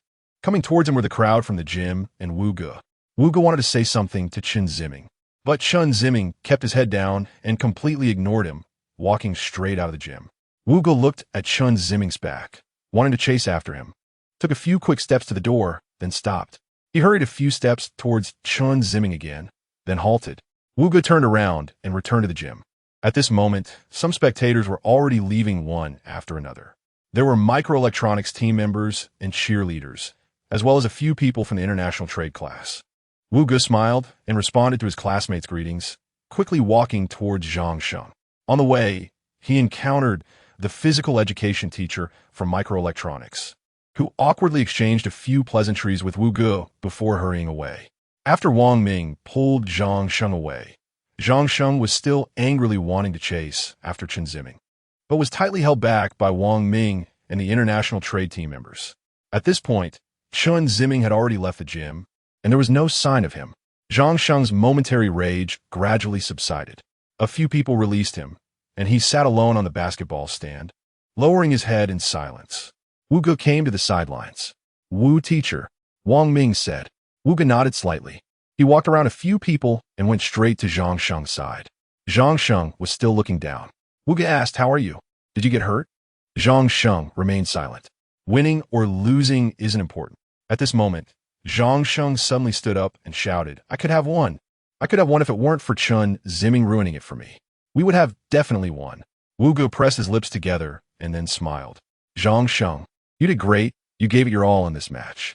You were the backbone of the team. After Wu Ge spoke, Zhang Sheng's excited emotions calmed down a bit. Wu teacher, I really could have won. I know that last shot was a perfect dunk. We all saw it. We all know you have that capability. Tears of grievance streamed down Zhang Sheng's face. You, Chen Ziming, and you all. Wu Ge pointed at the teammates beside them. You're all part of one team, and the honor of winning the game belongs to all of you. So, the teacher believes that none of you wanted to lose the game. Zhang Sheng, you would want to lose. Wang Ming, you wouldn't either. No one would. So I believe Chen Ziming wouldn't want to either. He clearly ruined it for me. Wu Gu interrupted Zhang Sheng. Zhang Sheng, don't rush to conclusions. I don't want you two to have conflicts because of misunderstandings. But I will communicate with Chen Ziming, and the teacher will definitely give you a satisfactory answer. After saying that, Wu Gu looked at Wang Ming. Wang Ming, take Zhang Sheng to the infirmary to check if his arm is injured. Okay, Wu teacher. Saying this, Wang Ming came to Zhang Sheng's side. Zhang Sheng, let's go. I'm fine, Zhang Sheng said with a stern face. Come on, it won't take much time to check. Yeah, let's go. Zhang Sheng, we'll all go with you. Other teammates began to persuade him. Zhang Sheng felt embarrassed. His anger subsided as he looked at everyone, who were also smiling at him. Then I'll go check it out. That's the spirit. Wang Ming patted Zhang Sheng on the shoulder. Zhang Sheng winced. Sorry, I forgot you fell on this side. Zhang Sheng shot a glare at Wang Ming. You pay for the medical fees this time. If it's over 100, just forget it. After saying that, he and the other teammates burst into laughter. Zhang Sheng's anger dissipated, and his teammates surrounded him as they left the gym, saying goodbye to Wu Gu before departing. As the players left, the audience also gradually dispersed, leaving only a few new students who came to play basketball, unaware of what had just happened. Wu Gu observed the basketball stand where Zhang Sheng was about to dunk. He looked at the ground, then glanced up at the hoop. He found nothing unusual. Why did Chen Ziming do that just now? Wu Gu began to ponder, but no matter how he thought about it, he couldn't understand. Wu Gu took out his phone, opened WeChat, and intended to send Chen Ziming a message. He clicked on Chen Ziming's avatar and entered the chat box. He typed a sentence. Chen, where are you now? Just as he was about to send it, Wu Gu felt it wasn't appropriate. He deleted that sentence. After thinking for a moment, he typed another sentence. What happened just now? Why did you pull Zhang Sheng down? No, Wu Gu muttered to himself. He deleted that sentence as well. After pondering for a while, he felt that nothing he could say seemed appropriate. Wu Gu thought for a moment and decided not to ask anything. So, he typed a few words and sent them over. The content was, eat lightly for dinner. After sending it, as he expected, Chen Ziming did not reply. After waiting for a few minutes, Wu Gu put his phone in his pocket. He sighed. It was hard to bring Chen Ziming back into the group, and so soon such a serious fighting incident occurred. The warmth of the group had not yet been felt, and the coldness had already arrived. Wu Gu blinked hard and tried to perk himself up. Looking around, everyone had left, and there was no need for him to stay any longer. Wu Gu turned around and left the gym as well. On the street, Chen Ziming walked hurriedly with a serious expression. He just wanted to return to the apartment immediately. He didn't want to see anyone or deal with anyone. Just wanted to be alone. The street was bustling with cars, and the noise of the engines made Chen Ziming even more irritable. As he walked, Chen Ziming saw a small snack shop by the street, where a row of packaged snacks hung on the door, with a row of sour plum meat prominently displayed. This was Chen Ziming's favorite when he was a child. He was as addicted to dried sour plums as adults are to smoking. He ate them while watching TV, playing games, and even reading. Over time, his teeth were eroded by the sour plums, leading to cavities. By high school, he had to fill 4 cavities due to this issue. The dentist specifically advised him to quit or reduce his intake of sour and sweet foods to avoid wearing dentures at a young age. Chen Ziming really quit eating sour plums, not having had any for more than 2 years.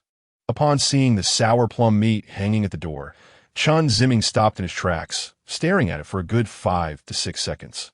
After a moment of hesitation, he stepped forward and left the snack shop. Less than half a minute later, he paused again, stood there for a moment, suddenly turned around, and returned to the shop to buy 3 packs of sour plum meat. Chen Ziming tore open the packaging, grabbed a handful, and stuffed it into his mouth. The familiar sweet and sour taste flooded back. He chewed as he walked, reminiscing about how every weekend when he was a child, his father would buy him a big bag of sweet and sour snacks. Plum candies, dried plums, sour plums, and sour plum meat were all included. His mother would advise his father not to buy them because they harmed teeth, but his father completely ignored her, saying, "Whatever my son likes to eat, I'll buy it for him." It wasn't until cavities appeared that his father reluctantly stopped indulging him under his mother's reproach. Thinking of this, Chen Ziming's eyes became moist. He grinned, and bits of chewed plum fell from the corners of his mouth. Chen Ziming wiped away his tears and grabbed another handful to savor. That evening, outside Nanjing University, Wu Ge and Lu Lu walked side by side into the campus. "Hey, we agreed that if I take you to the gym, you have to accompany me for drinks," Lu Lu said impatiently. "When have I ever gone back on my word to you, the handsome guy?" Wu Ge replied with a smile. "Don't treat me like a child." Lu Lu rolled his eyes. Wu Ge remained silent with a smile as they meandered through the campus, eventually arriving outside the gym. "Is this it?" Wu Ge asked, not confirming, and walked straight in. Lu Lu followed slowly behind. At this point, the venue was empty. They reached the basketball hoop where Zhang Sheng was supposed to dunk, and Wu Ge stared silently at the hoop. "Hey, what are you looking at?" Lu Lu approached and looked in the direction Wu Ge was staring. "This is the basketball you mentioned? This is the hoop." "Hey, it's the same thing." Lu Lu walked up to the hoop, looked around, and gave it a few taps. The hoop made a series of thumping sounds. Feeling bored, Lu Lu glanced back at Wu Ge and found him still staring up, seemingly lost in thought. Frowning, Lu Lu went under the hoop. "Hey, how do you play this?" Wu Ge ignored him. Lu Lu rolled his eyes. "Is it like this?" Saying that, Lu Lu jumped up and grabbed the rim. "You!" Wu Ge was about to scold Lu Lu for blocking his view when suddenly there was a loud crash, and the entire hoop shook and fell towards the center of the court. With a loud bang, the hoop collapsed on the ground, trapping Lu Lu underneath, with the backboard and rim pressing against his waist and thigh. Damn! Lu Lu's body suddenly became incredibly flexible, sliding out from under the hoop. "Did I break it?" Lu Lu stood up, curious. Wu Ji's eyes widened in shock. After a moment of silence, he slowly said, "So that's how it is." Lu Lu, confused, asked, "What do you mean, how it is?" Wu Ge turned to Lu Lu, excitedly saying, "You're not just a handsome guy. You're a genius." "Huh, all right. I'm taking you out for drinks right now. The best drinks." Wu Ge grabbed Lu Lu's hand and excitedly headed out. Lu Lu quickly shook his hand off, saying, "Don't touch me, man." The two walked straight out of the gym. As they reached the school gate, Wang Liang approached them. Wu Ge recognized him as the guy who had been smoking in the gym a few days ago. Wang Liang recognized Wu Ye, the one who had told him off for smoking, and was also the PE teacher who had beaten their class. "Wow, isn't this teacher Wu?" Wu Ye smiled, intending to walk past. However, Wang Liang sarcastically commented, "I heard 2 students from your class couldn't take a loss and got into a fight on the court today. Is that true, Teacher Wu?" Wu Ge immediately stopped, looking at Wang Liang, who wore an innocent expression. After a few seconds of silence, Wu Ge suddenly smiled again at Wang Liang and turned to leave. "Wait a minute." Lu Lu stopped Wu Ge and turned back, looking at Wang Liang. "Excuse me, what's your name?" "High Achiever." "Oh, are you looking to fight me or something?" "My name is Wang Liang. If you have the guts, come at me." "I'm waiting for you," Wang Liang replied dismissively. "Oh, Wang Liang, I heard you speak so well. I just want to be friends with you, so don't think too much about it. I'll come find you another day, and we'll have a drink together," Lu Lu said with raised eyebrows and a relaxed tone. "Oh, sure, come on, let's drink, you're not bad." Lu Lu smiled and gave Wang Liang 2 thumbs up. Wu Ge frowned, pulling Lu Lu away towards the school exit. Wang Liang spat at the retreating figures of the two. Chapter 25. Loneliness isn't bad after the basketball court fight incident. Chen Ziming never appeared on campus again and didn't attend any of the instructor's classes. Zhang Sheng and his classmates from the international trade class went about their usual routines, attending classes, eating, and going online. Everyone returned to a life without Chen Ziming, as if his presence had only been a fleeting moment, and they were not meant to intersect. During this time, Wang Ming sent messages to Chen Ziming, but he got no reply, so he stopped messaging. In their usual conversations, everyone occasionally mentioned the basketball game, but they began to avoid discussing Chen Ziming. Wu Ge continued to be his teacher. However, he had little interest in physical education classes without Chen Ziming. His purpose was not genuinely to be a teacher. Recently, Wu Ge had sent many messages to Chen Ziming, some advising him to eat lightly for dinner, some urging him to sleep early and rise early, and others checking in on him. He didn't mention basketball, Zhang Sheng, or the incident with the basketball hoop falling. Wu Ge had wanted to tell Chen Ziming the truth he knew, saying he understood why he acted that way, but he found that it was meaningless. He wanted to share that matter with Zhang Sheng to ease the tension between him and Chen Ziming, to help Zhang Sheng understand Chen Ziming's goodwill, but Wu Ge felt that now was not the best time. He had waited for Chen Ziming downstairs in the apartment building. He waited in the morning and evening, but never saw him. It was as if Chen Ziming had evaporated from the world. Meanwhile, in a conference room, Wu Ge and 3 others were having a meeting. Wang Yuqi asked everyone to report on their task progress. Wu Ge informed them of the situation regarding Chen Ziming's conflict with his classmates, which had temporarily stalled the task. Wang Yuqi only frowned and did not comment. Lu took the opportunity to make fun of Wu Ge, saying he couldn't handle a little kid. When it was Lu's turn to report, he leaned back in his chair, looking smug. I've almost dealt with that old lecher, Sun Ming. Details? Wang Yuqi asked. Details? Do you really want to hear? Lu replied. Be serious. You know what I'm asking. Wang Yuqi's tone was displeased. Lu pouted. Fine. The specifics are that I haven't asked yet. We've only hung out a few times, which were. All right, you don't need to continue. Wang Yuqi interrupted Lu sternly. Lu rolled his eyes. Cheng Feng. Advisor Wang, here's the situation on my side. After entering the Super Ability Company, I connected to their internal network. However, my permissions are insufficient, and I need some time to crack it, but I haven't completed it yet. I see. Wang Yuqi changed the subject. Everyone, while executing tasks, remember one thing, safety first. If you send something off, withdraw immediately. Especially you, Cheng Feng. Do you understand what I mean? I understand. I'm not as capable as Captain Wang and Lu. I'll be careful. Cheng Feng scratched the back of his head. Wang Yuqi nodded. In the park, Brother Long was walking with his 2 little hoodlum brothers, chatting as they went. Brother Long, do you think this is reliable?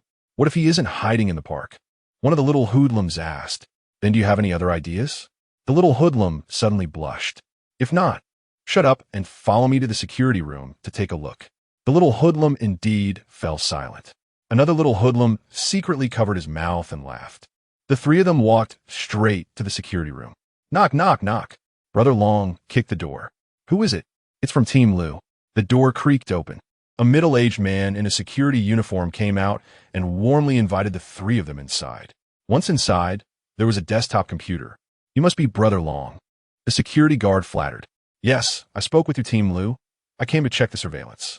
A brother lost something in the park a few days ago. Oh, we're all brothers here. No need for formalities. Just take a look. Saying this, the security guard bent over and pulled out a chair in front of the computer for Brother Long to sit down. Brother Long sat down without hesitation. The security guard opened a folder containing video files, showing surveillance footage from various dates. Hey, Dogsy, which day was it for you? The little hoodlum called Dogsy curiously asked.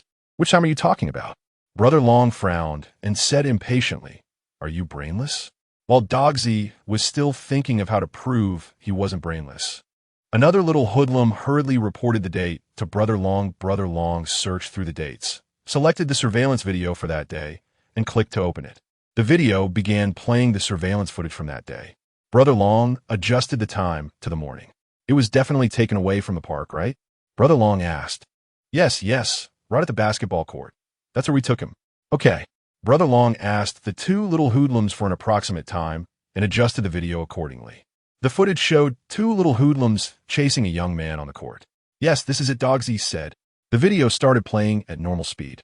Brother Long and the 2 little hoodlums focused intently on the changes in the footage until it showed the 2 little hoodlums chasing the young man. The security guard saw the 2 little hoodlums wielding knives and trembled in fear. The footage progressed slowly. The young man tripped over the basketball and fell to the ground, his hand brushing against a bag hanging on the basketball hoop. The video then transitioned to the scene of the little hoodlums stabbing someone. The security guard's legs shook even more violently. Dogsy proudly exclaimed, How's my knife skills, Brother Long? It's all your fault. Now we have to come find him ourselves. Brother Long scolded, causing Dogsy to lower his head. Brother Long suddenly sensed something was off and quickly rewound the footage. The screen returned to the young man lying on the ground. Brother Long played this segment in slow motion. The young man fell, got up, and his hand waved over a backpack. This is it. Brother Long rewound and slowed down to the moment the hand waved, then hit pause. The image froze on the young man holding something in his hand, and Brother Long played it for a moment before pausing again.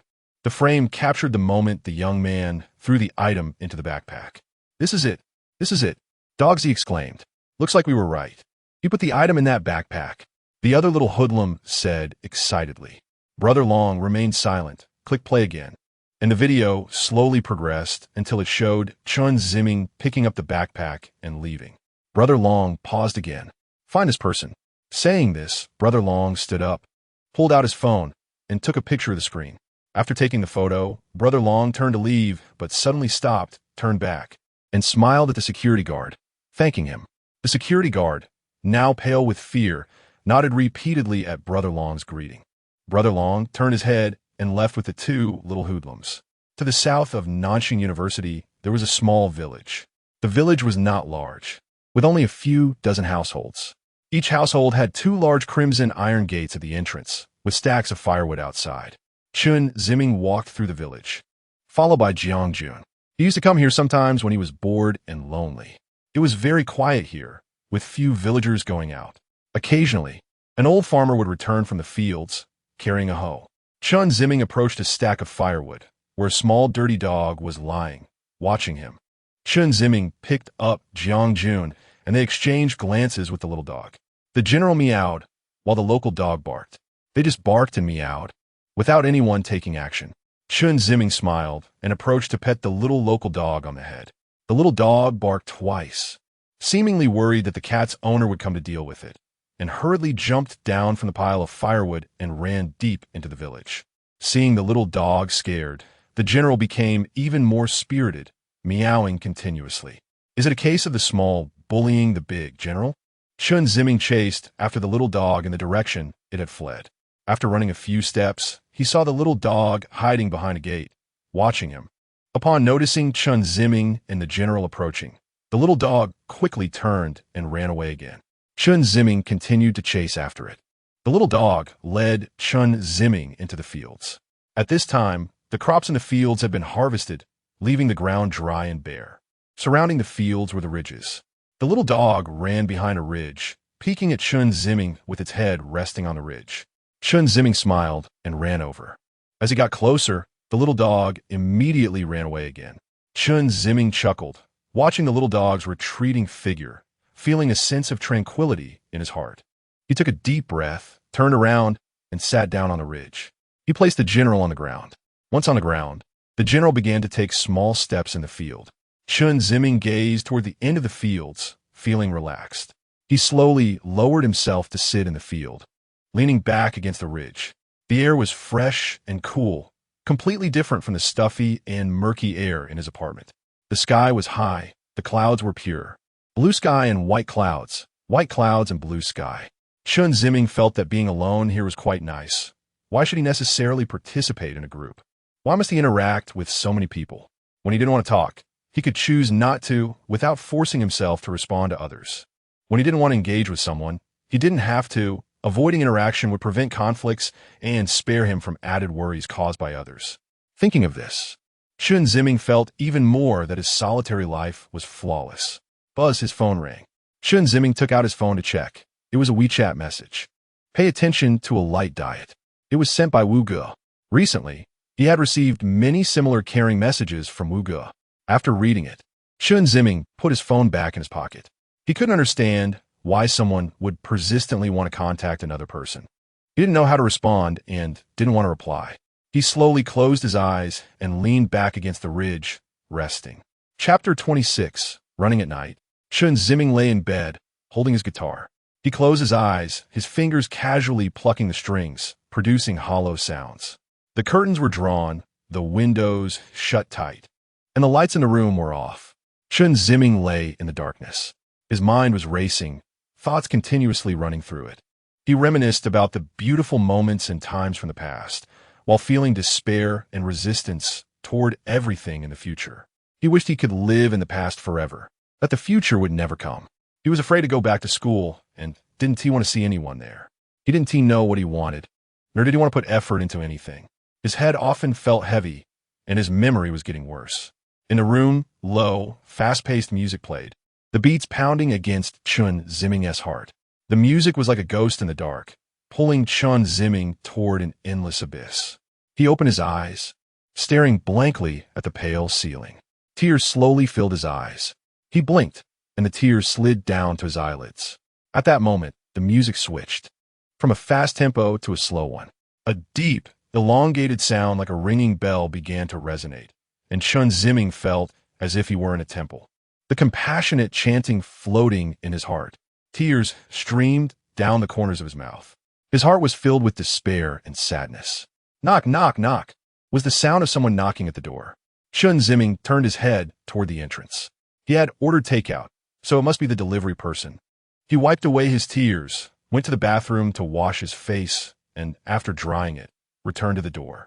Wu Ge was waiting downstairs at the apartment building for Chen Ziming, just like before. However, he hadn't seen him for a while. A delivery electric bike arrived in front of the apartment building. After stopping, the delivery person took out a plastic bag containing the takeout from the trunk. He looked at the name on the order slip on the plastic bag. Chen Ziming. The delivery person muttered to himself. Saying this, he picked up his phone to dial the number on it. Wu Ge suddenly came down from the steps and stretched out his hand to stop the delivery person. The delivery person was taken aback. What are you doing? Wu Ge smiled kindly. I'm here to pick up the takeout for Chen Ziming. Oh, I was just about to call him, the delivery person said, handing the plastic bag to Wu Ge before turning his bike around and riding away. Wu Ge watched the delivery person leave before turning back to the apartment door. Once inside, he went straight to the elevator. Wu Ge glanced at the address on the order slip, 1106. 11th floor, he muttered to himself. Ding, the elevator arrived. Wu Ge smiled at the elderly lady who stepped out and entered the elevator. After reaching the 11th floor, Wu Ge searched along the corridor and eventually arrived at room 1106, which was near the end of the hallway. Inside was Chen Ziming. Wu Ge held the plastic bag, staring at the reddish-brown security door. He hesitated. What would he say when they met? That he intercepted the takeout and specially brought it to him? That would make sense. Saying the delivery person had an urgent matter and asked him to deliver it? Illogical. How would the delivery person know they knew each other? Saying he became a delivery person? That was even more absurd. Wu Ge couldn't figure out how to start a conversation with Chen Ziming. After hesitating for a while, Wu Ge suddenly heard a faint, prolonged sound from inside. Another sound followed. Wu Ge felt his thoughts were momentarily taken away by this long sound, dissipating along with it. Just as another thought arose, another sound came from inside. Wu Ge sighed deeply and raised his hand to knock on the door. Knock, knock. Inside was silent. Is he not home? Wu Ge leaned his ear against the door. Just then, footsteps sounded. Wu Ge quickly straightened up. Unexpectedly, the door did not open. A sound of running water came from inside. Chen Ziming stood at the door and quietly asked, Who is it? Outside was silent for a moment, then replied, Takeout. It really was. Chen Ziming pressed the doorknob and slowly pulled the door open, peeking through the gap. At that moment, Wu Ge appeared. Chen Ziming was taken aback and hurriedly closed the door. He leaned against the door, his heart racing. How could it be him? Teacher Wu? He hadn't replied to his messages because he had no idea what to say and didn't want to respond. Although it was impolite, he simply wanted to act freely. In fact, he felt most guilty toward him and least wanted to see him. Chen Ziming, your takeout is going to get cold. Wu Ge's voice came from outside the door. Chen Ziming steadied his heart and turned to the security door, slowly saying, Teacher Wu, why are you here? I haven't seen you for a long time. I was just passing by and wanted to see how you've been. But I happened to run into your takeout, and I heard it was for you, so I volunteered to pick it up. Oh, I see. Chen Ziming lowered his head, pondering what to do. After a moment, Wu Ge said, If it's inconvenient for you to see your teacher, I'll just leave the takeout at the door. You can get it yourself. I'll be going now. Chen Ziming hurriedly looked through the peephole to see what was happening outside. Indeed, he saw Wu Ge bend down, then turn and leave. Chen Ziming's heart raced. He stared at the peephole until Wu Ge's figure disappeared from view. Chen Ziming still didn't dare to open the door. He waited a bit longer, about a minute later, before finally opening the door. First, he looked down the corridor and didn't see Wu Ge's figure. Only then did he lower his head and see the plastic bag placed by the door. He picked it up and returned inside. After closing the door, Chen Ziming went to his desk, took out the takeout, and placed it on top. It was a box of burgers and fried chicken, along with a bottle of sugar-free cola. Chen Ziming looked at the food, feeling anxious. Had he been a bit too much in just rejecting Teacher Wu at the door? The other party had always cared for him and even saved his life. Was it too much to act this way? Chen Ziming felt uneasy, his conscience pricking him. He returned to his bedside, grabbed his phone, and wanted to send Wu Gu an apology message on WeChat. He scrolled through his friends list and found Wu Gu's name. The profile picture was a wooden carving.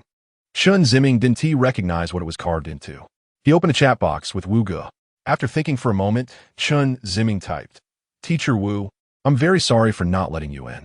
I haven't replied to your messages. I'm really sorry." After writing that, Chen Ziming felt it was inappropriate and deleted it. He edited another message, "Teacher Wu, I'm really sorry about just now." After finishing, Chen Ziming thought that was also not suitable. He pondered again and finally just sent 2 words, "Thank you." After sending it, Chen Ziming nervously tossed his phone onto the bed and went to the bathroom to wash his hands. When he returned to the bedroom, he went to the bedside to check his phone. Wu Gu had replied. Chen Ziming hurriedly opened the message, which read, "Fried chicken ISNT light, you know." There was a smiley face at the end. Chen Ziming slightly raised the corners of his mouth. The tension in his heart eased. It seemed Teacher Wu wasn't angry with him. He didn't blame him. In that moment, Chen Ziming felt very happy. He went to his desk and took a few bites of the burger. He picked up the fried chicken, but just as he was about to take a bite, Chen Ziming stopped. He tore off the layer of fried batter from the fried chicken and threw it in the plastic bag, eating only the chicken inside. Wu Gu left the apartment and strolled casually down the street. He walked along the sidewalk by the road, occasionally passing pedestrians, some walking slowly and others hurrying by. There were couples as well as solitary individuals. At that moment, a middle-aged man in short sleeves and shorts jogged towards him, his chest rising and falling, mouth partially open, beads of sweat forming on his forehead. The man's speed gradually decreased, and by the time he reached Wu Gu, he had started to walk slowly. Wu Gu looked at the middle-aged man, who perhaps noticed him, and turned his head to look back. The two exchanged a glance, and Wu Gu smiled, to which the middle-aged man also smiled back. They stopped and stood facing each other. "Running, huh?" Wu Gu said with a smile.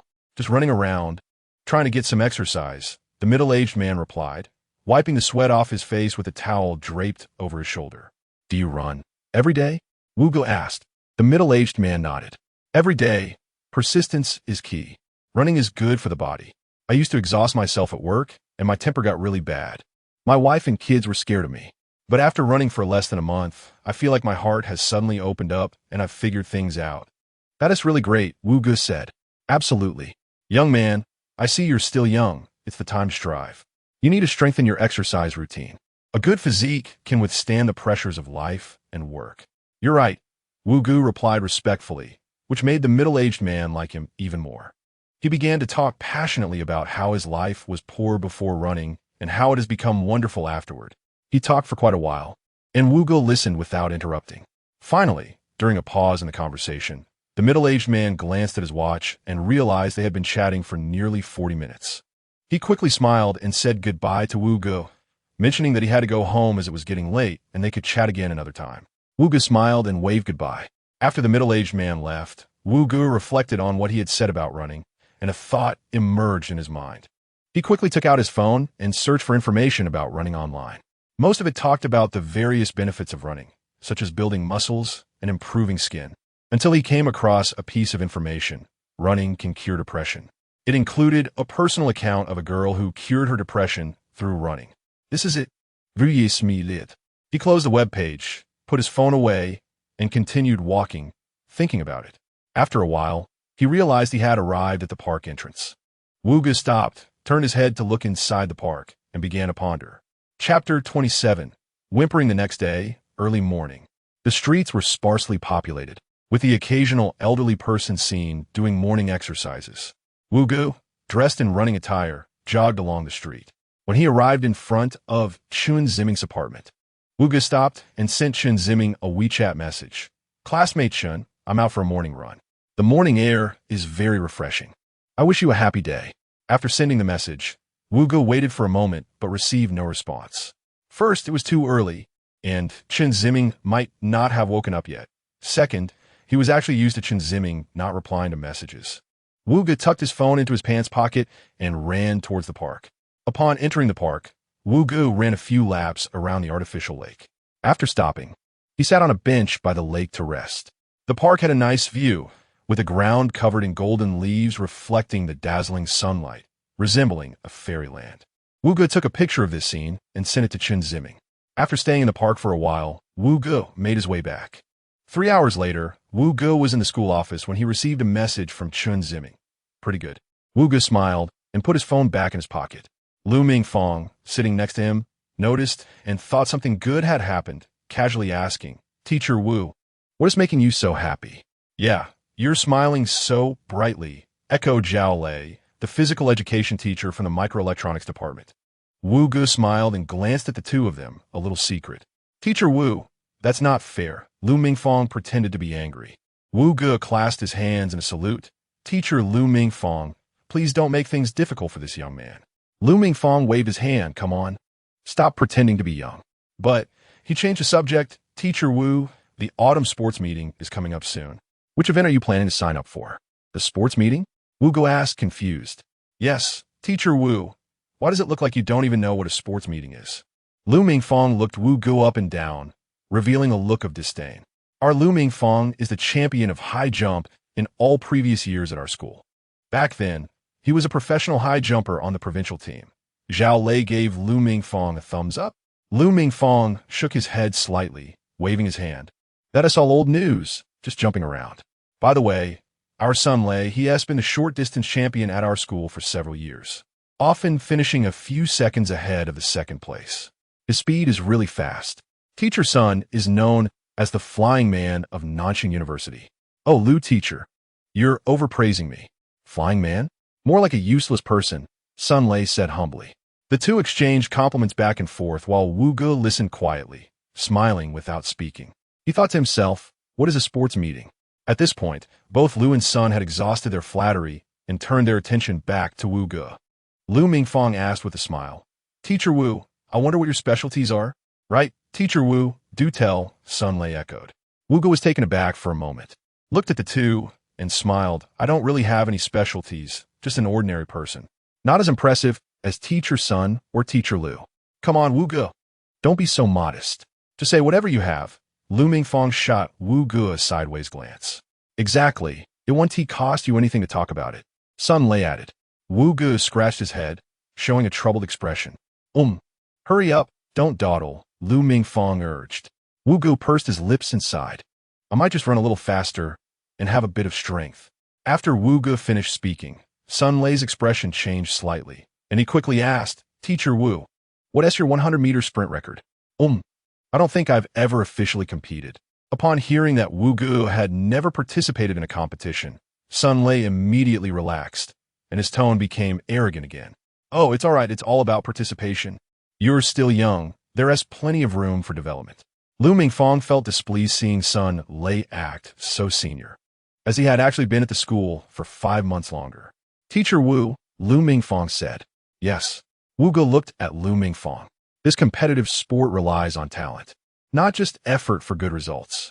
For example, high jump, it's so simple, just jumping upwards. But why can't so many people make it into the provincial team while I could? "Teacher Lu, please enlighten us," Wu Ge said humbly. "Exactly, Teacher Lu, tell us," Sun Lei added.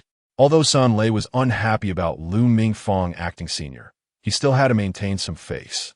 Lu Mingfang picked up a thermos cup from the table, took a sip of the health drink made of goji berries and dates, and slowly said, "That is talent. Back then, my teacher, when he saw me, was so excited. He said I had a natural talent for high jumping. My long legs were made for high jump." As he spoke, Lu Mingfang displayed his long legs in front of the two. Wu Ge smiled and gave him a thumbs up. Sun Lei immediately joined in the flattery. Lu Mingfang felt proud and began to talk endlessly about his athletic career and achievements, with Sun Lei nodding and expressing surprise beside him. Wu Ge felt like there was a swarm of flies buzzing in his head. It wasn't until Lu Mingfang had to go to class that he stopped.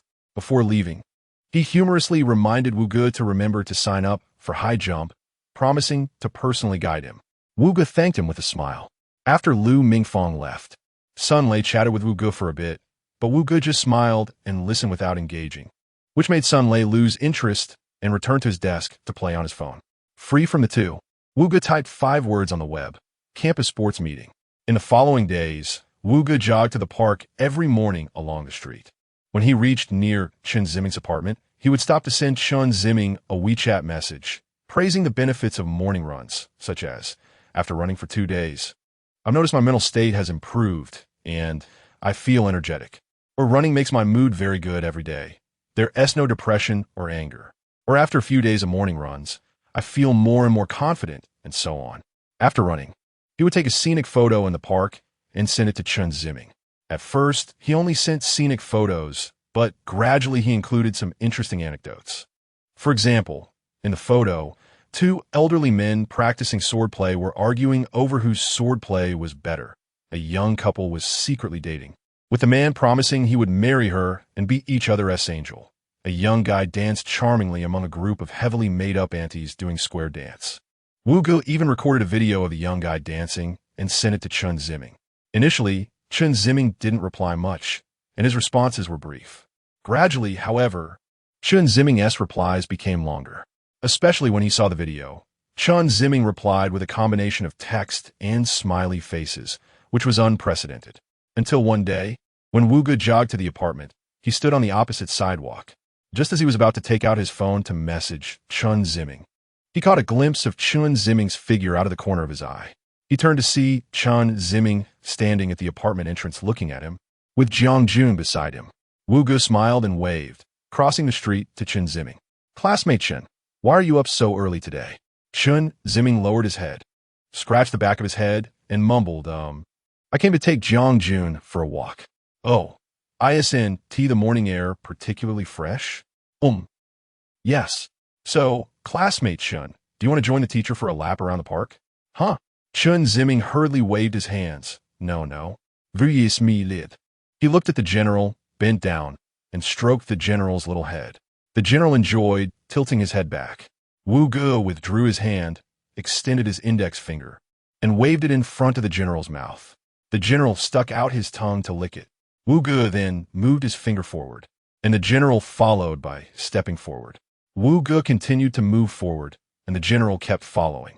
Gradually, Wu Ge bent down and started jogging, and the general began to run quickly alongside him.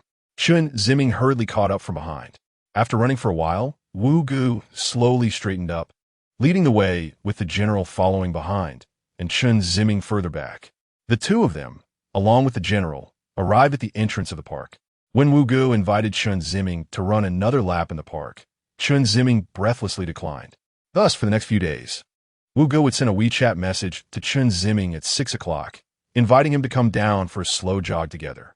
Chen Ziming went from initially resisting to eventually being willing to jog together. Sometimes the two would take the general with them, and sometimes they wouldn't. First running along the street to the park, then circling the artificial lake for 2 laps. One day, after they had just finished a lap, they sat down on a bench to rest. Wu Ge took out a bottle of mineral water, opened the cap, and first handed it to Chen Ziming. Thank you. Teacher Wu, I brought my own water too. Saying this, Chen Ziming pulled out a small bottle the size of a palm from his waist pouch, which was filled with water. Wu Ge nodded and drank on his own. Chen Ziming also unscrewed the cap of his cup and took a couple of sips. Classmate Chen. Wu Ge placed the water bottle between his legs, gazing straight ahead. Huh? Chen Ziming turned to look at Wu Ge. Wu Ge paused for a moment and slowly said, That basketball hoop is broken. Chen Ziming was taken aback. Wu Ge then looked at Chen Ziming. You knew in advance. You wanted to save Zhang Sheng, right?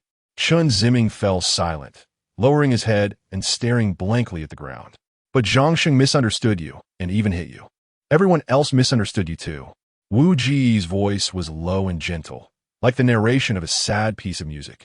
Chen Ziming's shoulders began to tremble slightly. He buried his head deeply in his legs, hugging his head. The teacher knows you're feeling very upset. The teacher also knows you're feeling very wronged. Saying this, Veuillez partir tien simninges hulder. At that moment, a gust of autumn wind blew by, the mournful morning breeze tousling Chen Ziming's fine hair, flipping his thick locks over and over. Gradually, the sound of Chen Ziming's sobs began to echo in the wind. Chapter 28. The sports meet begins thanks to Wu Ji's encouragement and comfort. Chen Ziming returned to campus.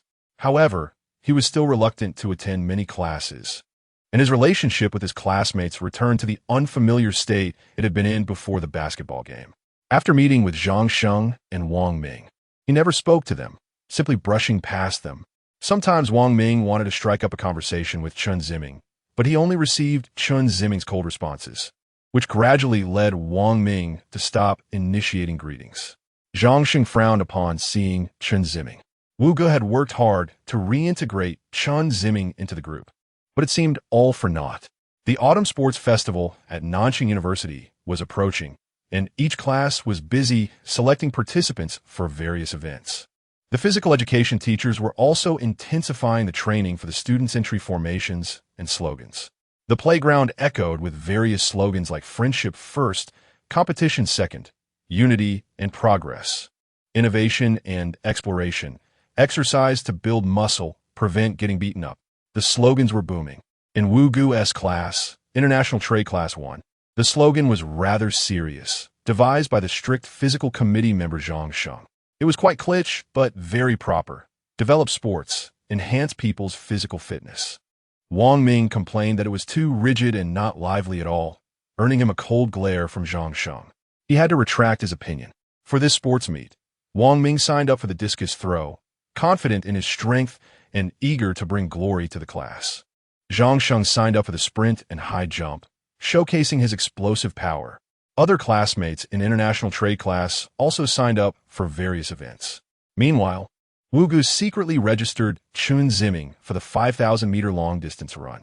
When Wu Ge informed Chen Ziming about this, he strongly opposed it. Nevertheless, Wu Ge patiently persuaded him, saying things like, "You have a good foundation, you practice morning runs every day, the competition is just moving your morning practice to daytime. The competition can test the effectiveness of your morning runs and help you discover your potential. And participating in the competition can ignite the little universe within you and unleash your passion." Eventually, Chen Ziming, a bit confused, agreed to participate. However, he also set a condition, asking Wu Ge to sign up for a series of events, which Wu Ge readily agreed to. During this time, Wu Ge unexpectedly noticed that Chen Ziming's attitude towards him had warmed a bit compared to before, as he was at least willing to talk more, and even set conditions. This made Wu Ge feel more confident in strengthening his relationship with Chen Ziming. 2 days later, the opening ceremony of the sports meet unfolded. Each class stood in orderly formation, waiting for the signal to start parading around the playground. Each class wore their own customized, distinctive outfits. The first class to enter had truly splendid attire, with each student dressed in the traditional clothing of one of the 56 ethnic groups representing Country Z. Following closely behind, the entire class of boys wore black trousers and white shirts, while the girls wore black pleated skirts with white shirts. They shouted slogans as they approached the podium. The students in minority ethnic clothing waved their arms together, shaking the small flags of Country Z they held. The class in black pants and white shirts, paired up, performed a social dance in front of the podium before gradually exiting. The audience's excitement was ignited by this dance display, and teachers and students alike applauded enthusiastically. After that, several classes passed by until it was the turn of the microelectronics class, led by Chen Ziming. Their class's slogan was exercise to build muscle, prevent getting beaten up. All the students in their class were boys, dressed in tight-fitting pants and white tank tops, showing signs of physical training. It seemed everyone had put in a lot of effort for this sports meet. As they approached the podium, Chen Ziming shouted the slogan, and the team members echoed it, with the boys' voices booming. The leaders and teachers at the podium laughed, and the classmates were amused to the point of rolling on the ground. Following them, the network engineering and international trade classes passed by the podium, entering the playground to wait for the leader's speech after all classes had gathered. International Trade Class 1 wore white t-shirts on top and black sports pants below, as plain as their slogan, a suggestion from Zhang Sheng. Wang Ming complained, but Wu Ge replied that it was just a sports meet and didn't require much fuss. This combination was likely something everyone had and was easy to find. Once all the classes were assembled, the principal delivered a series of speeches. Then, the students dispersed to their respective spectator stands. In the center of the field, a team dressed in red sportswear held flower balls, some blue and others yellow. At the sound of a command, they all squatted down, and then the team members began to stand and squat in an orderly manner. With each rise and fall, they formed the countdown numbers with the flower balls. The entire student body followed along, shouting the numbers 10, 9, 1, 0. At this moment, 5 fireworks cannons were set up in front of the podium.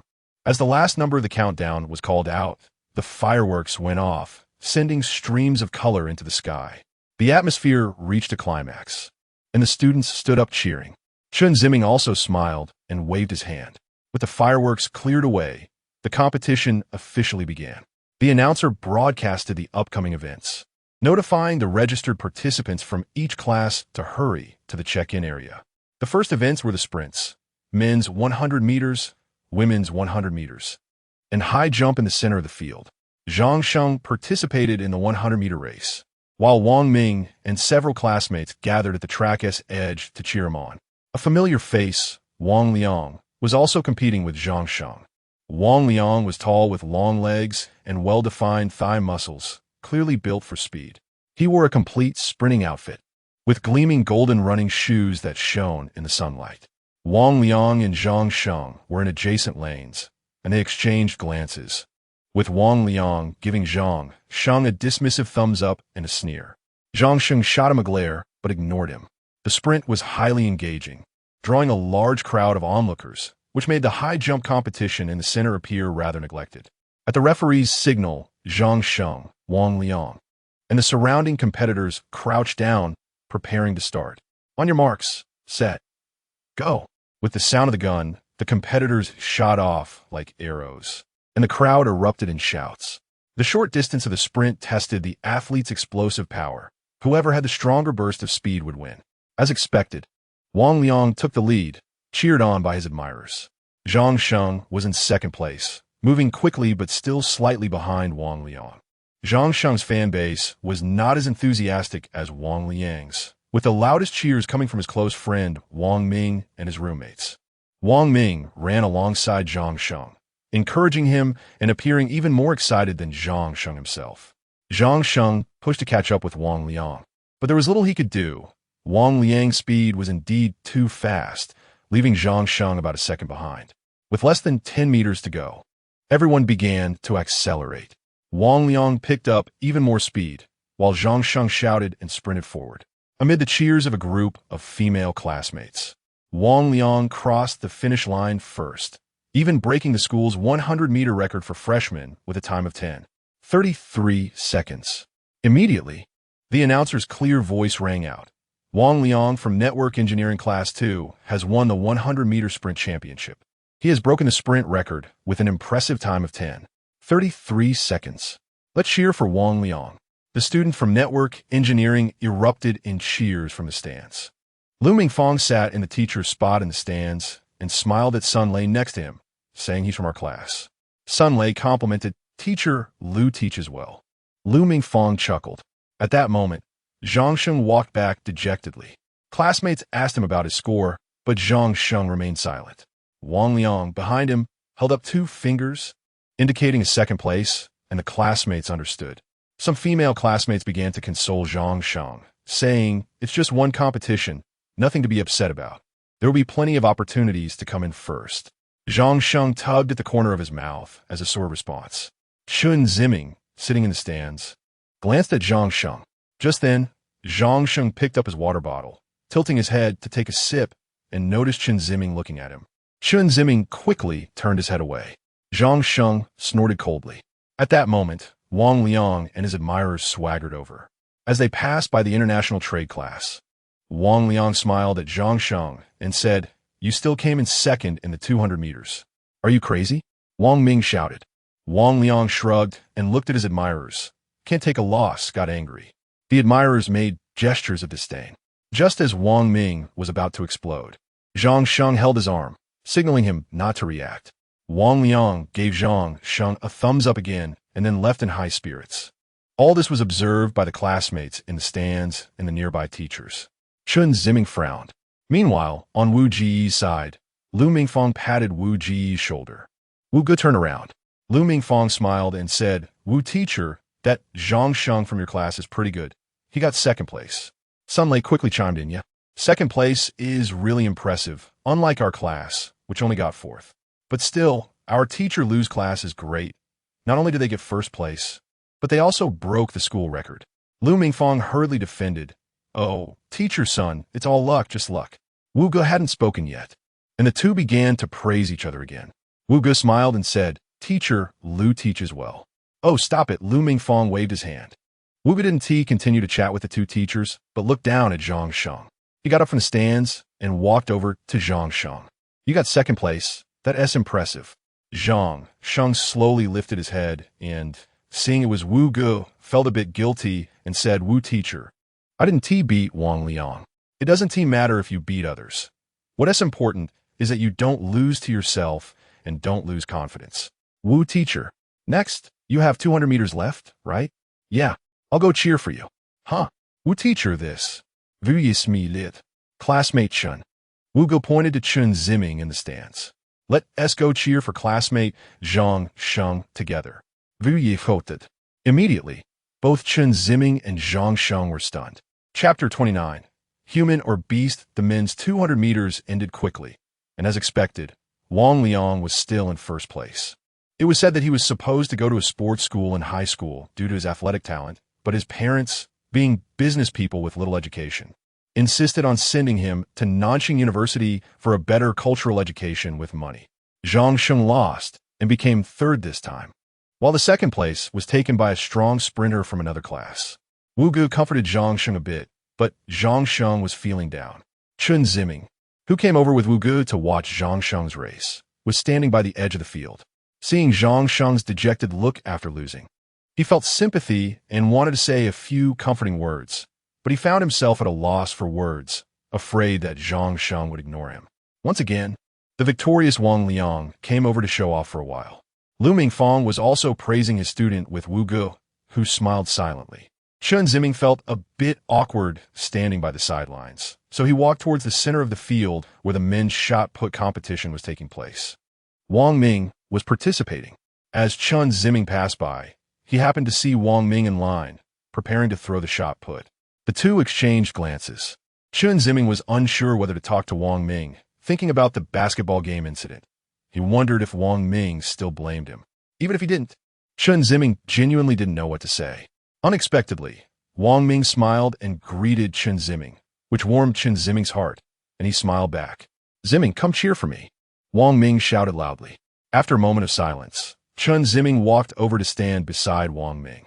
The shot put throwing position was in the center, in front of the football goal on one side of the playground. A competitor was preparing to throw. Wang Ming was in the queue. "Ziming, I'm so nervous. Look at them, they're all so tall and big. I'm afraid I'll lose badly," Wang Ming said, pointing at the taller competitors ahead. Chen Ziming looked, and indeed, one by one, they were either 1.8 or 1.9 meters tall. He also unexpectedly spotted a tall guy he had played against in basketball, Chen Zikai. Chen Ziming reassured him, "Maybe you can win." Wang Ming scratched his head and chuckled awkwardly. "Ziming, what are you talking about? I just hope I don't lose too badly and embarrass our class." Just then, the referee gave a signal, and the competitor in the field pushed the shot put forward. The shot put described a short arc and landed with a thud. The referee raised a small flag. The distance was close, just over 2 meters, and some spectators laughed out loud. The throwing competitor left the spot with an embarrassed smile. Next, the subsequent competitors began to throw one after another. Some threw 4 meters, some 6 meters, and Chen Zikai even threw a distance of 15 meters, which drew gasps from the crowd. Chen Zikai walked away, full of pride. It was now Wang Ming's turn. Chen Ziming gave him a thumbs up to encourage him. Wang Ming nervously approached the center of the field, gripping the ball in his hand. He mimicked the actions of the other competitors, placing the ball between his head and shoulder, twisting his waist, and pushing it out.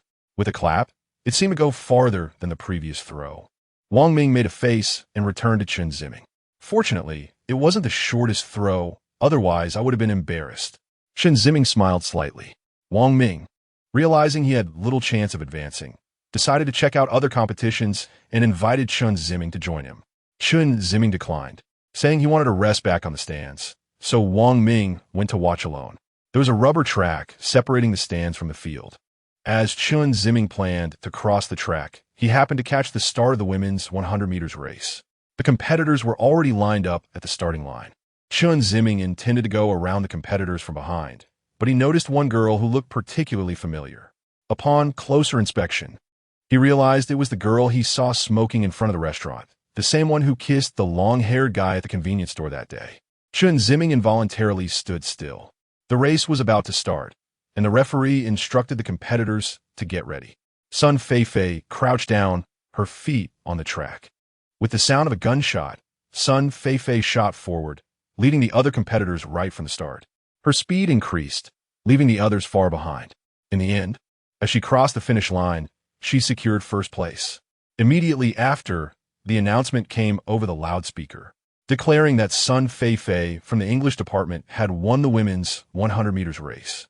As Sun Feifei walked off the track, a handsome guy in a well-fitted blue and white sports outfit with a bun handed her a bottle of water.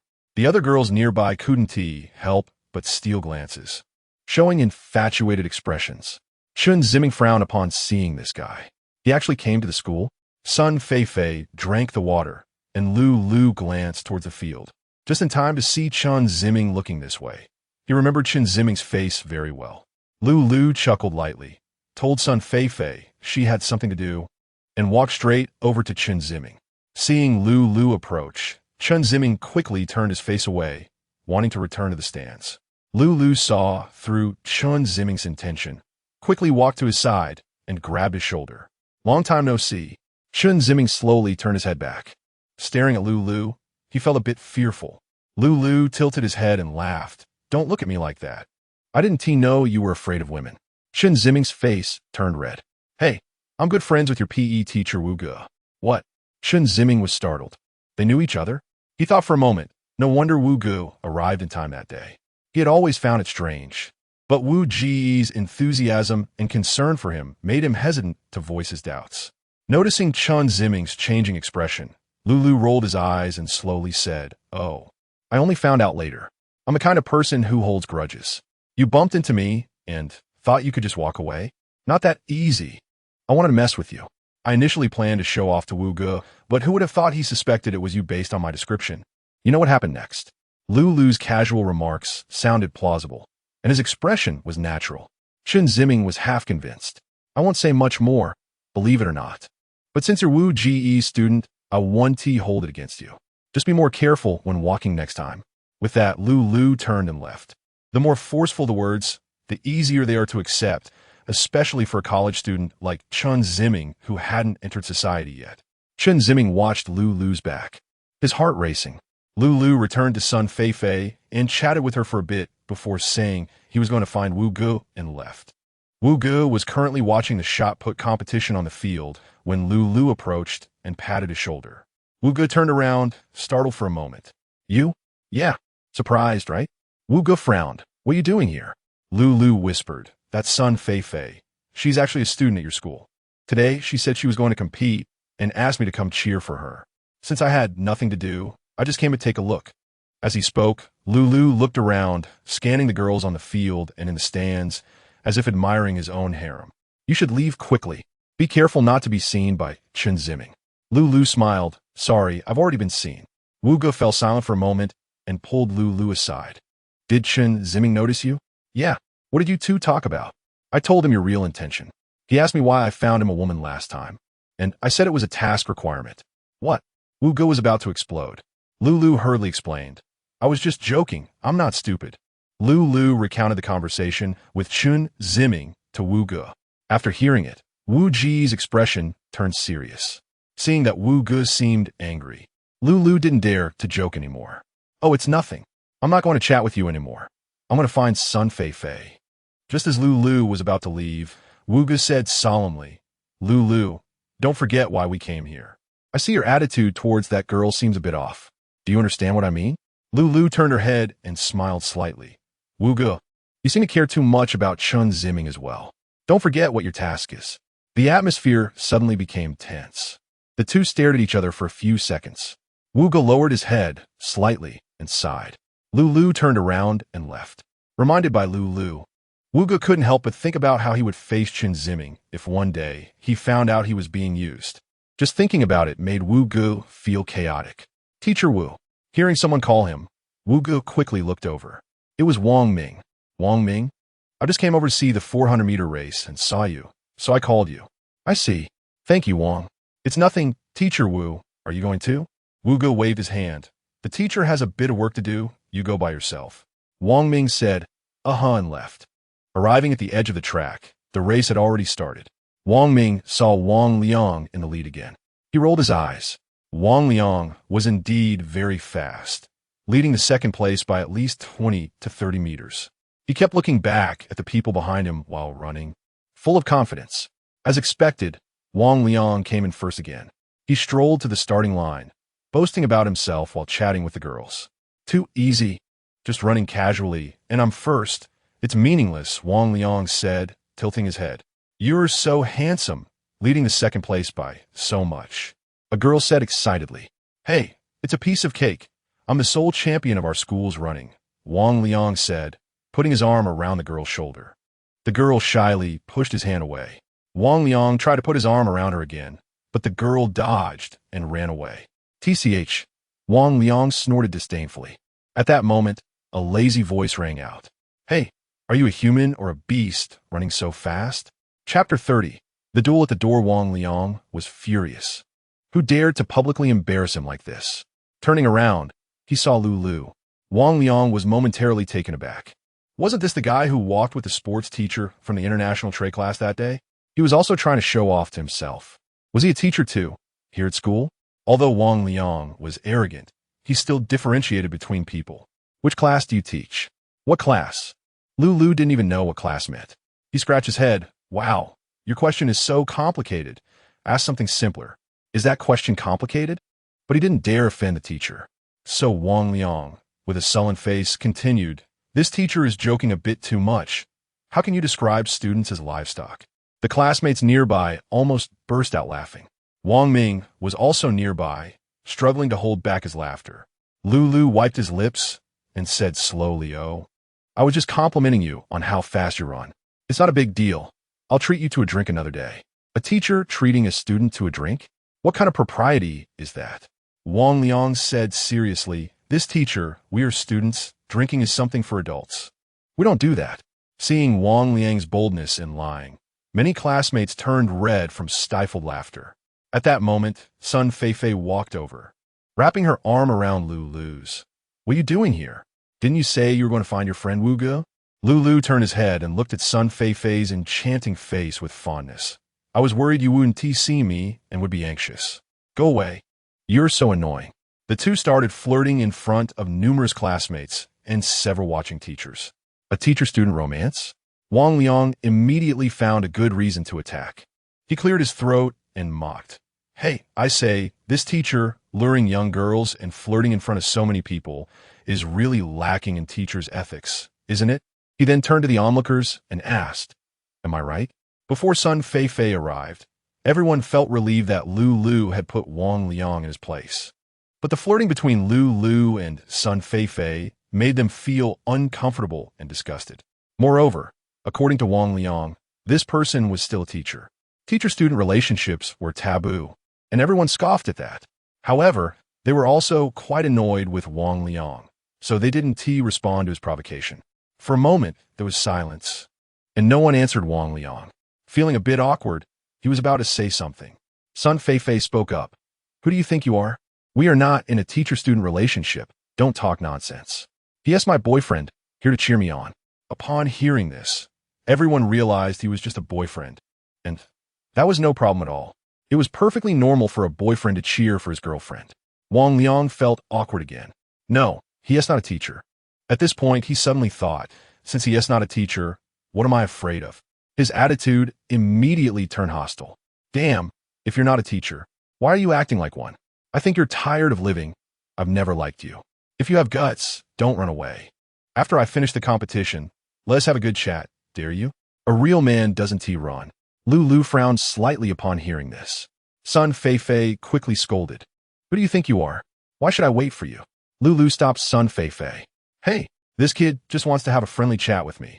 Why are you stopping him? I was the one who invited him for drinks before. Isn't this a good opportunity? But it's fine. Lulu winked at Sun Feifei, making a cute expression. All right, then I will go with you. That one do. I'm afraid this kid won't be able to handle his drink. But don't worry.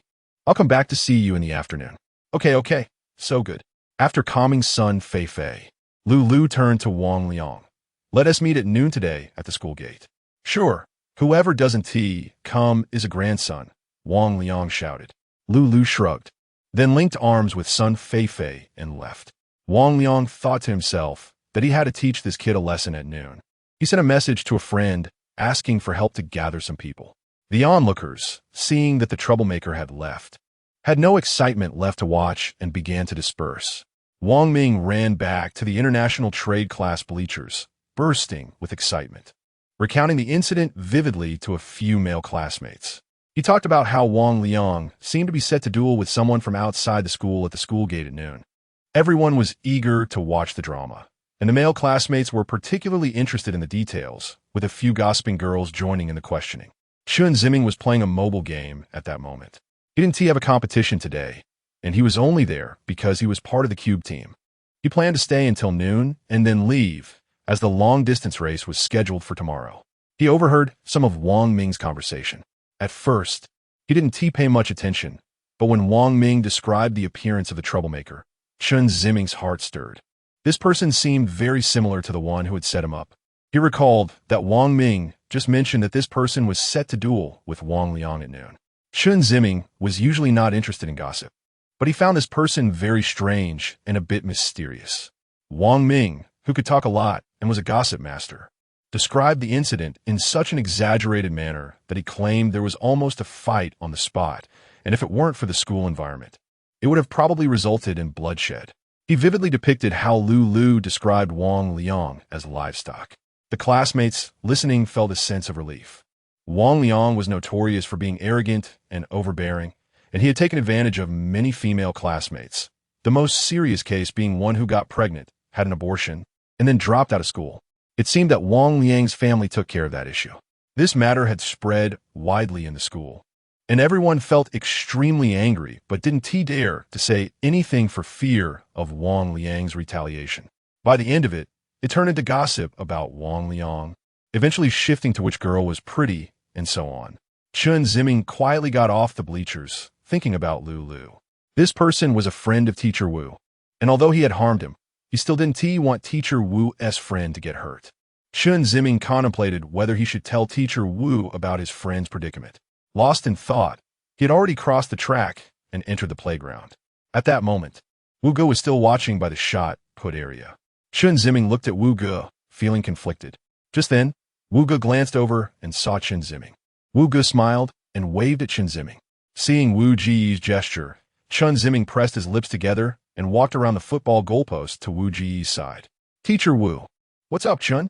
Do you also like watching the shot put competition? Vuyes mi lid.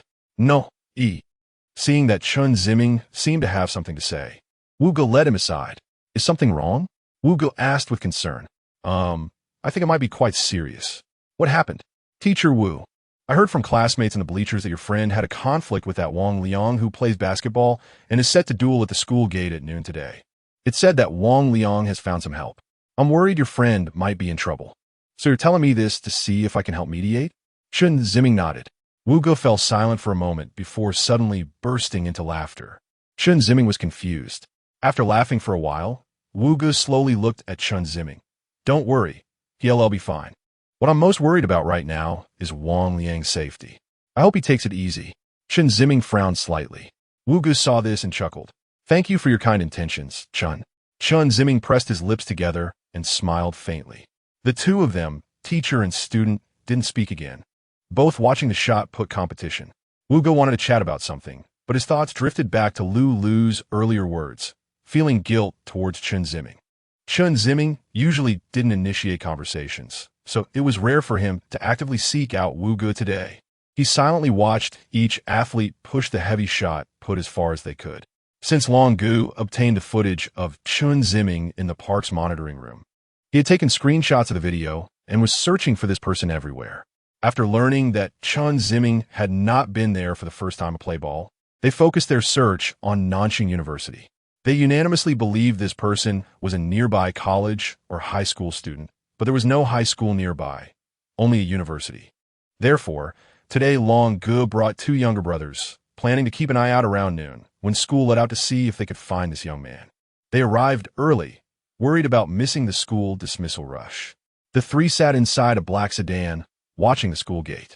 After a while, Long Gu grew tired of watching and lay back in the car to sleep, leaving the two younger brothers on lookout. Soon, the two younger brothers suddenly woke Long Gu up. Long Gu impatiently asked, "What is wrong?"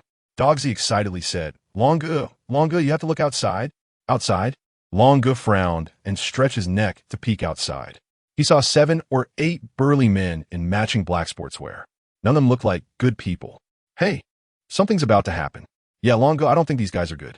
"No need to talk nonsense. We're not good people either," Long Gu reprimanded. Dogsy chuckled awkwardly. "I wonder if something big is going to happen," said another younger brother. "I can't be wrong. These guys look organized, not like small-time thugs. They seem like hired muscle." Long Gu said, meaningfully, "Looks like something's going to happen at this school." "Oh, then we came at the right time. Even if we can't catch that kid who took our stuff, it's good to watch the excitement," Dogsy said. Long Gu shot him a glare. Dogsy immediately shrank his neck, not daring to say anything more. Chapter 31. Black eating black due to the effect of students spreading news from one to another. Almost everyone knew about the fight arranged between Wang Liang and a girl's boyfriend from school, who was a social person, at the school gate. At noon, some students who liked to join in the fun were hanging around near the school gate, playing on their phones and waiting to see the excitement. Others brought their classmates along, chatting idly while glancing at the gate to see if anyone was coming. The students outside, ready to watch, were treated to a spectacle as they saw 7 or 8 muscular men in black sportswear standing nearby. "Hey, I heard Wang Liang has a friend from sports school. Knows a lot of athletes. These guys look like they're from a sports school," someone commented. "I heard Wang Liang was boasting about gathering 7 or 8 athletes. He is really going to mess that guy up at noon. That is scary. Where's that social guy he called?" Another asked. "He hasn't shown up yet. And noon is approaching. Is that him?" One of the boys in the group pointed at a black sedan. Immediately, everyone turned to look. Inside the car, a guy was leaning out to watch the excitement, but when he caught sight of the students looking at him, he shot them a glare. The boys quickly turned back, feeling scared. "That guy looks fierce. Let us keep our distance. These people seem tough, and we don't want to get caught in the crossfire," they said as they moved away from the athletes in the black car. After a while, the noise at the school gate grew louder. Wang Liang strutted out confidently. He approached the muscular men, smiling and exchanging pleasantries. The men patted their chests, assuring Wang Liang that everything was under control and that he should just wait for the show. Wang Liang clasped his hands in gratitude, pulling out cigarettes to offer each of the men, who then began smoking and creating a cloud of smoke. The scene was intimidating enough that any passerby would likely take a detour to avoid trouble. Inside the car, the guys scoffed, "Look at them acting tough. What are they going to do? Start a brawl? Do they think they can kill someone and get away with it? Are you stupid? Who would announce a murder so loudly? No one would know." Dragon Brother smacked the guy on the head. The crowd of onlookers grew, but most stayed inside the school gate, fearing repercussions. Wang Ming was no exception. He loved gossip and excitement and was craning his neck to see outside.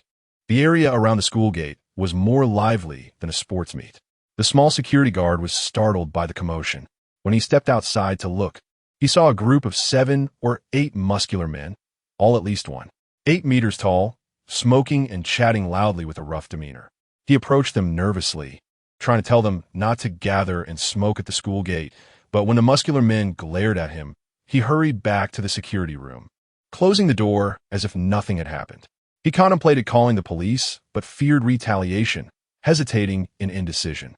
Suddenly, the murmurs ceased. Lulu was seen strolling toward the school gate from a distance. The students held their breath, both excited and anxious about the impending confrontation. The boys outside saw Lulu and became agitated. "Hey, he is here. Look, wow, it's really him." No one else came. "It's definitely the guy from the black car. Shh, don't let him hear you." At that moment, Lulu reached the school gate. The boys all closed their mouths. Lulu had never been surrounded by so many strangers before and was overly excited. It seemed like something big was about to happen today. However, as Wu Gu had told him not to cause trouble, he felt conflicted. Causing trouble wasn't his character, and he was torn. As he exited the school gate, Wang Liang's sharp voice rang out, "Hey, Long Mao, Long Mao." Lulu turned to look and recognized the fast-running guy along with several other men. It seemed they had kept their word and shown up as promised. Veuillez. Today I might not have a choice, Lulu thought to himself. You think you're so tough? Call your people over. Wang Liang shouted. The muscular men behind him, seeing their leader, stopped smoking and stood menacingly beside Wang Liang, glaring at Lulu. A normal person would probably be scared to the point of trembling at this sight. Lulu pursed his lips and smiled. You called so many people. I can't afford to treat you all to drinks. Who the hell wants to drink with you? I just want to ask, are you still tough? Bring your people here. Don't say we bullied you. You have 1 minute to call them, or you'll have to stay here. Wang Liang taunted Lulu. Call people? For what? Should he call Wuge? Forget it. He wouldn't help. He'd only downplay the situation.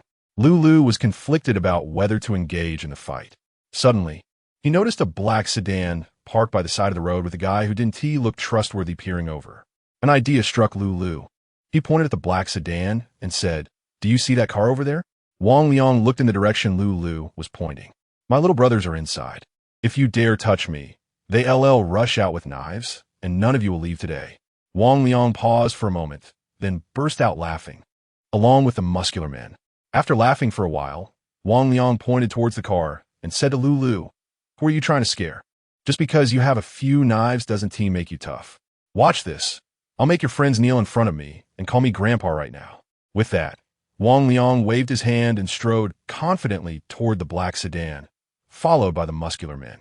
Lulu rested his hands behind his head, trying to stifle his laughter, his face turning red from holding it in. The onlooking boys outside were thrilled. See, I told you. Those are the guys that social guy called. Now, there was going to be a good show. Inside the school, students were gathered around watching. Even a small security guard was peeking outside. Inside the car, the guy was confused. He had just seen the group of muscular men about to confront a long-haired boy. But now, for some reason, they were coming toward them. Dragon Brother was also puzzled. He looked around the other side of the car and saw no one there. As they reached the front of the car, it became clear they were coming for them. Wang Liang leaned against the car window, tapping his head arrogantly. Get out of the car. The guy inside was taken aback. What? One of the muscular men behind Wang Liang slammed his hand against the window, growling. Get out of the car. Are you deaf? The guy inside got angry, turned back, and reached for a knife. Dragon Brother quickly held his hand down, giving him a look to signal not to act impulsively. Dragon Brother's words were not to be ignored, so the guy cursed under his breath. At that moment, Dragon Brother got out of the passenger seat and walked up to Wang Liang and the others, smiling. What is up? Which gang are you from? What? Are you part of the mafia? Which gang are you from? A muscular man mocked. Dragon Brother chuckled. We're just people mixing in society. There's no black or white. Kid, if you kneel and call me Grandpa today, we'll let you go, Wang Liang said arrogantly. Upon hearing this, Dragon Brother's anger flared up. Usually, everyone respects him except for that one guy. How dare this young punk insult him like this? Thinking of this, Dragon Brother's hands trembled with rage. However, he quickly reminded himself that he wasn't here to fight. He should endure. There's an old saying in gangs. If you can't endure the small things, you'll ruin the big plans. Today, he would endure. Today, you're lucky. If it were in the past, you would have already knelt down by now. After saying this, Long Gu turned around to head back to the front passenger seat. At that moment, a strong man stepped forward and grabbed Long Gu. Let's see who kneels today. Saying this, he kicked Long Gu to the ground. The other 3 or 4 strong men rushed up and started punching and kicking Long Gu. Inside the car, Guzi and another little thug were stunned by the scene. After a few seconds of being dazed, the 2 shouted in anger, pulled out their machetes, and rushed out of the car. The remaining strong men. One of them pulled out an iron rod from his waist and began to fight Guzi. For a moment, the sounds of shouting and fighting around the car were deafening. Lulu stood outside the school gate, laughing so hard she bent over. A few male classmates were shocked by the explosive scene of the fight, while also wondering why the men in society didn't go to help. The students inside the school were all holding their breath, watching the intense scene outside. A small security guard, fearing something might happen, quickly called the police. Just as everyone nervously watched the excitement, Chen Ziming slowly arrived at the school gate. He knew something was going to happen at noon, but he didn't expect it to be this serious. He watched the bloody scene of the iron rod and machete swinging in front of him. Just when Chen Ziming was worried about whether teacher Wu's friend would be injured, he suddenly caught sight of Lu standing not far away watching the commotion. Chen Ziming didn't know what was happening, but since teacher Wu's friend was okay, that was good. He lowered his head and left the school gate, planning to return to the apartment. At that moment, bang, a gunshot rang out. The air seemed to freeze instantly. The fighting group immediately stopped. The onlooking classmates were also frozen. Lu stopped smiling. Chen Ziming halted and turned his head to look at the source of the gunshot. He saw a strong man scream in agony, clutching his stomach as he slowly fell to the ground. Longu shakily stood up from the ground, his face covered in blood. He held a gun in his hand, with smoke still lingering at the muzzle. Someone has been killed, Wang Liang said in a daze. A few strong men were also stunned. They had only come to help teach someone a lesson who would have thought the other side had a gun. Longu, holding the gun, pointed it at Wang Liang and his group, who were so frightened that their legs trembled, raising their hands and not daring to move.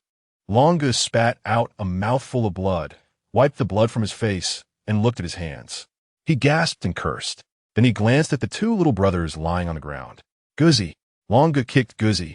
Guzi shivered slightly and slowly raised his head. Get in the car. Guzi propped himself up, trembling, and stood up. His face was already bruised and swollen. The other little thug also stood up unsteadily and walked towards the car. I've noted you guys down. Longu mumbled, but his voice carried a hint of authority.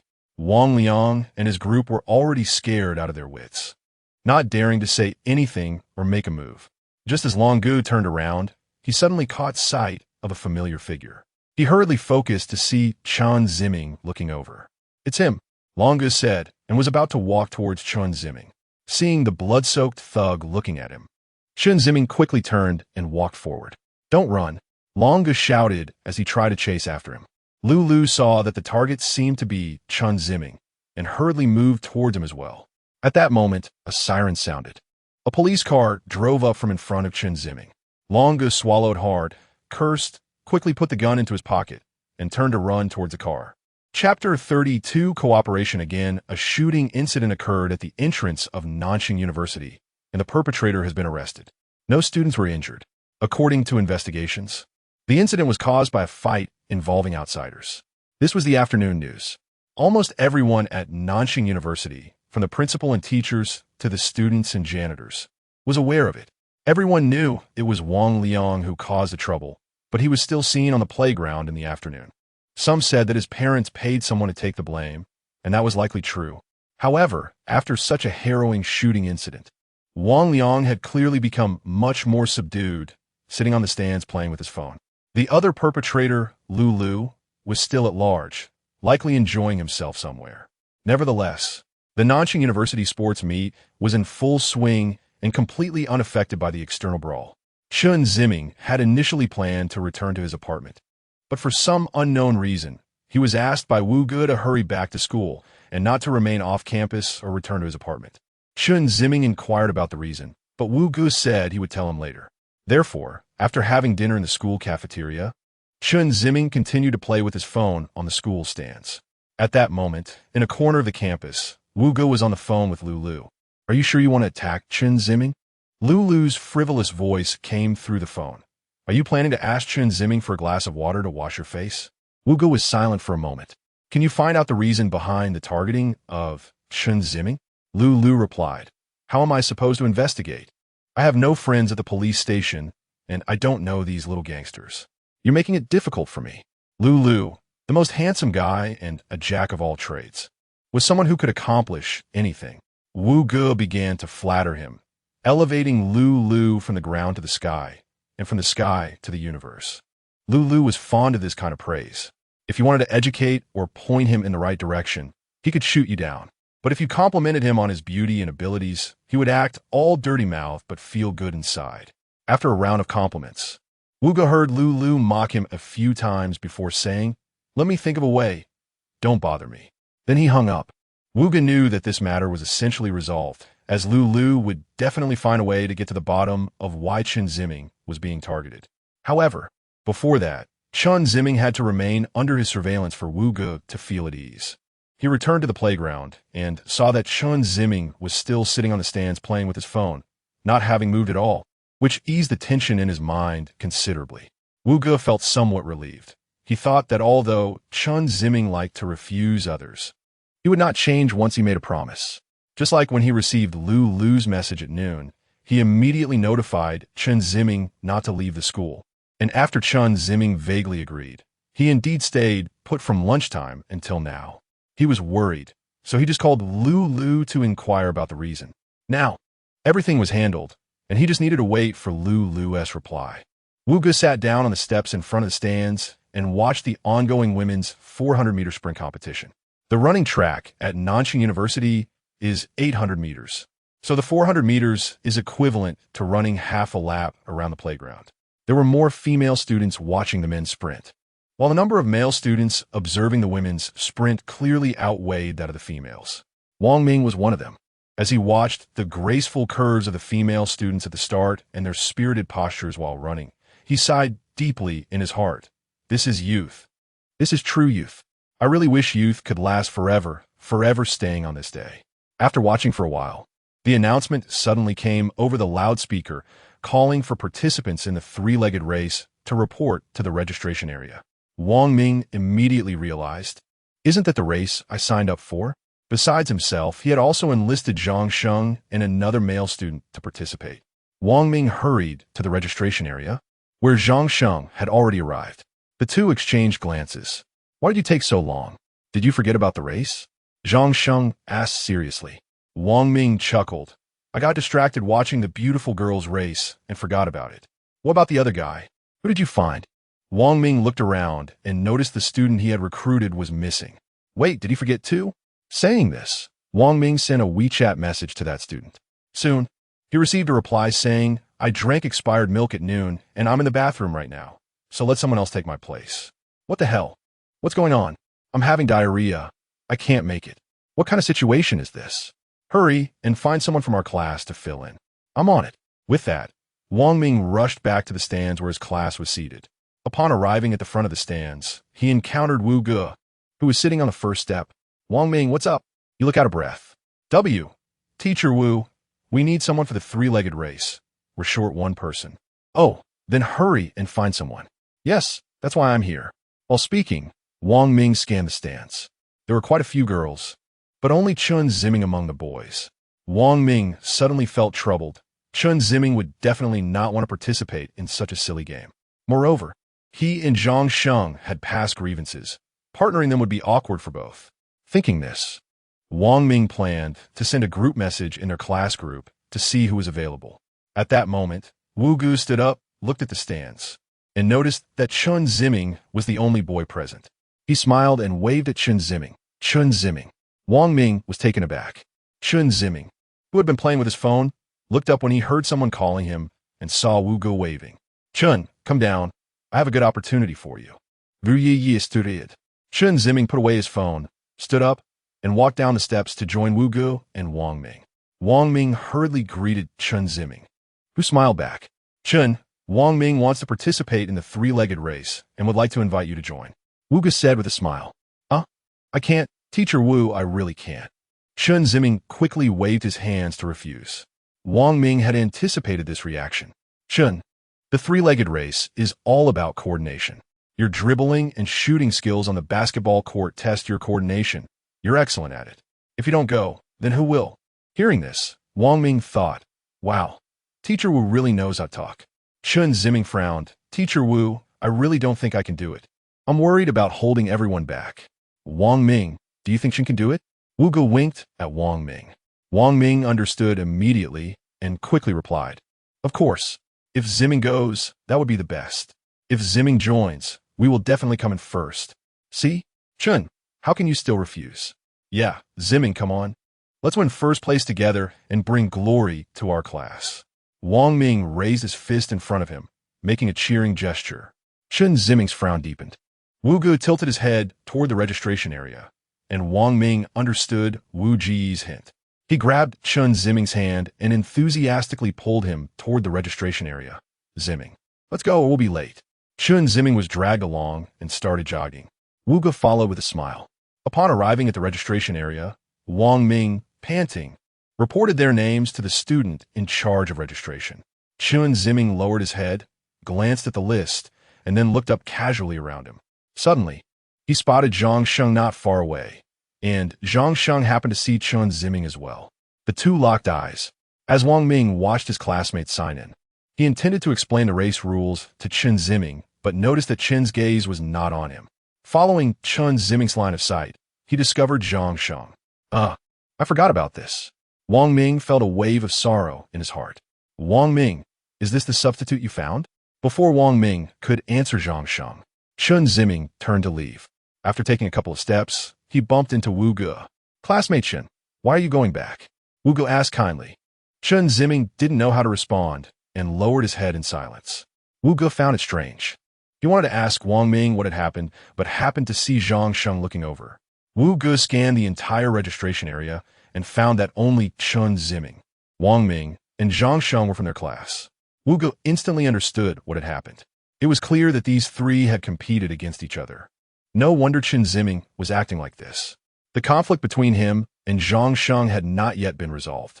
They would have to find an opportunity to address their issues sooner or later and clear up Zhang Sheng's misunderstanding of Chen Ziming. But obviously, today was not the right time. The most important thing right now was to have the two of them participate in this competition together. Perhaps it would help improve their relationship. With this in mind, Wu Ge smiled and waved to Zhang Sheng. Classmate Zhang Sheng, come here, come here. The physical education teacher called, and even with Chen Ziming present, Zhang Sheng, as the class representative, reluctantly came to Wu Ji's side. I heard that you three are going to compete in a three-legged race soon. I came here to cheer for you, so don't disappoint me, okay? Oh, Wu teacher, Zhang Sheng stammered. What's wrong? Lacking confidence. No, it's just, Wu Ge thought to himself that since Zhang Sheng had actively created a confrontation, there might be a chance for improvement. Since there's no problem, then let us compete well. Both you and Chen Ziming are basketball experts in our class, and your team and individual coordination skills are outstanding. The three-legged race tests both of these abilities, so if you cooperate, you will definitely perform well. Moreover, as the class representative, you need to take the lead, organize Chen Ziming, and motivate him to work together to bring glory to the class. Wu Ge first elevated Zhang Sheng and Chen Ziming to the same level of excellence, then pointed out Zhang Sheng's role as class representative, implying that Chen Ziming was indeed outstanding but still needed to be led by him. Additionally, as a teacher, he assigned Zhang Sheng the task of bringing glory to the class, aiming to get Zhang Sheng to accept Chen Ziming's participation in the competition. Sure enough, Zhang Sheng first showed a troubled expression, then sighed and reluctantly said something about not disappointing Wu Ji's expectations. At this moment, Wang Ming chimed in dissatisfied. Wu teacher, they're both basketball experts. What about me? What about me? Can you praise me a bit too? Wu Ge was taken aback for a moment, then smiled and said, you are our class's mascot. Because of you, our class will have good luck. Upon hearing this, Wang Ming suddenly pointed to the sky with one arm, raised two fingers, and shouted proudly, yay! Oh no, don't embarrass our class. Zhang Sheng quickly awkwardly pulled Wang Ming's hand down.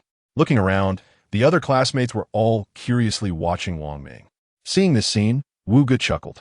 Chen Ziming also lifted the corners of his mouth. Chapter 33, Three-Legged Race. The three-legged race soon began. On the track, there were 4 teams. Chen Ziming and his 2 teammates stood on the track close to the playground, with each person's one leg tied to another. Wang Ming, in the middle, was tied to Chen Ziming on one side and Zhang Sheng on the other. The 3 of them got into starting positions, waiting for the referee's whistle to start the race. Wu Ge was watching from the center of the playground. Ziming, Zhang Sheng, don't underestimate me just because I'm not good at basketball. My coordination is excellent. Just follow my pace and we'll definitely get a good ranking. Did you hear that? I played this in high school and led my class to first place, all thanks to me. Chen Ziming smiled but said nothing. Zhang Sheng shot Wang Ming a skeptical glance. Is that true? Hey, don't doubt it. You'll see what it means to be the king of the three-legged race. Zhang Sheng remained silent. All right, everyone, take your positions. Go! With a bang of the starting gun, all 4 teams on the track surged forward in unison. Chen Ziming followed Wang Ming's pace, moving his legs. Wu Ge cheered them on as they ran. The three-legged race was a total distance of 100 meters. and each team's track was fixed, not allowing for lane changes. Just a moment after the start, the gap between each team began to show. Chen Ziming's team was in lane 1, with lanes 2, 3, and 4 to the right. The fourth team was currently leading, the third was in second, and Chen Ziming's team was tied for third with the second team. Everyone was trying to maintain balance while running as fast as possible. Hey, Wang Ming, aren't you the king? If that other team speeds up, we'll be dead last, Zhang Sheng teased. Oh, don't rush. Let them run ahead first. We'll catch up later. The leading team is the easiest to lose balance. Really? Zhang Sheng looked doubtful. Just trust me. The three continued at a steady pace. After several seconds of effort, Chen Ziming's team was finally overtaken by the second team, becoming the literal last place. Zhang Sheng panicked. King, when are we catching up? Oh, don't worry. I'm about to kick it into gear.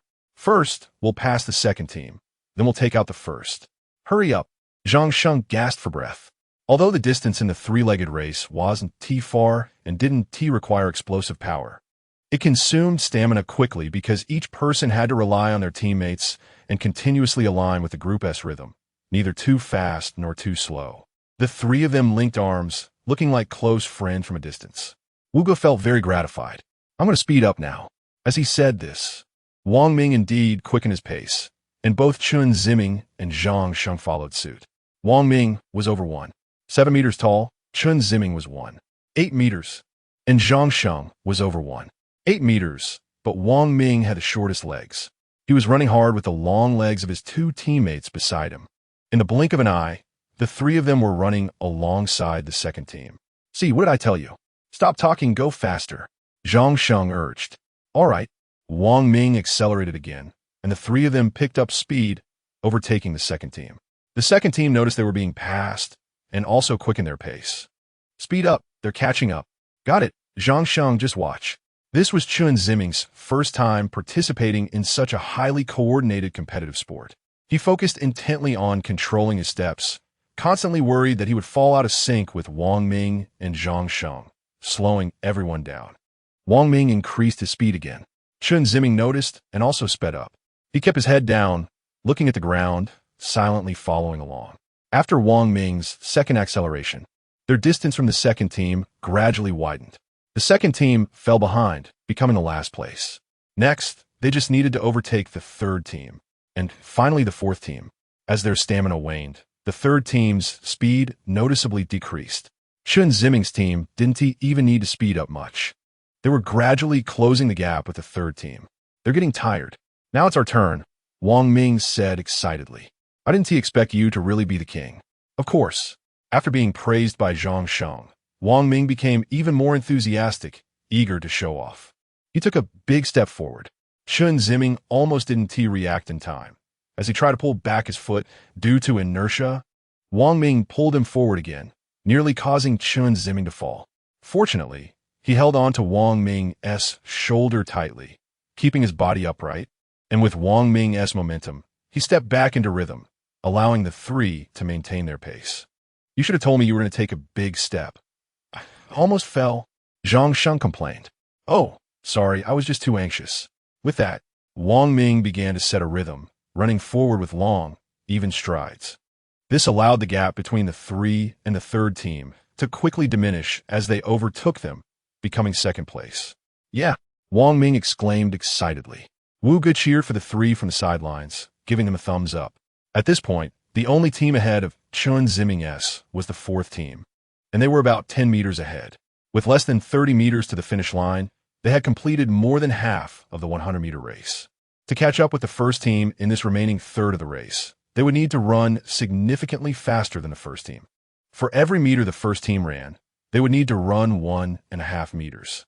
At their current speed, that was completely impossible. They had to speed up somehow. However, Wang Ming's strides were already long enough. To go faster, they could only quicken their pace. But quickening their pace was easier said than done. King, how we catch the first place?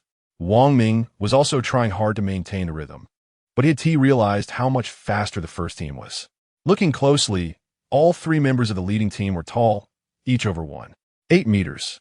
While Chen Ziming and Zhang Sheng were fine, the issue lay with Wang Ming's short legs. As he pondered how to overtake the first team, Wang Ming's focus wavered. In a moment of distraction, his rhythm changed, and Chen Ziming and Zhang Sheng couldn't adjust in time. As they stepped forward, their legs hadn't even landed when Wang Ming pulled back, causing them to almost fall. With their longer strides, both Chen Ziming and Zhang Sheng were thrown off balance by Wang Ming's sudden retreat, leaning forward dangerously. Chen Ziming reacted quickly, grabbing Wang Ming's arm and pulling him back. Zhang Sheng did the same, and together they managed to pull Wang Ming back in time. Thankfully, their quick reactions kept the trio from falling.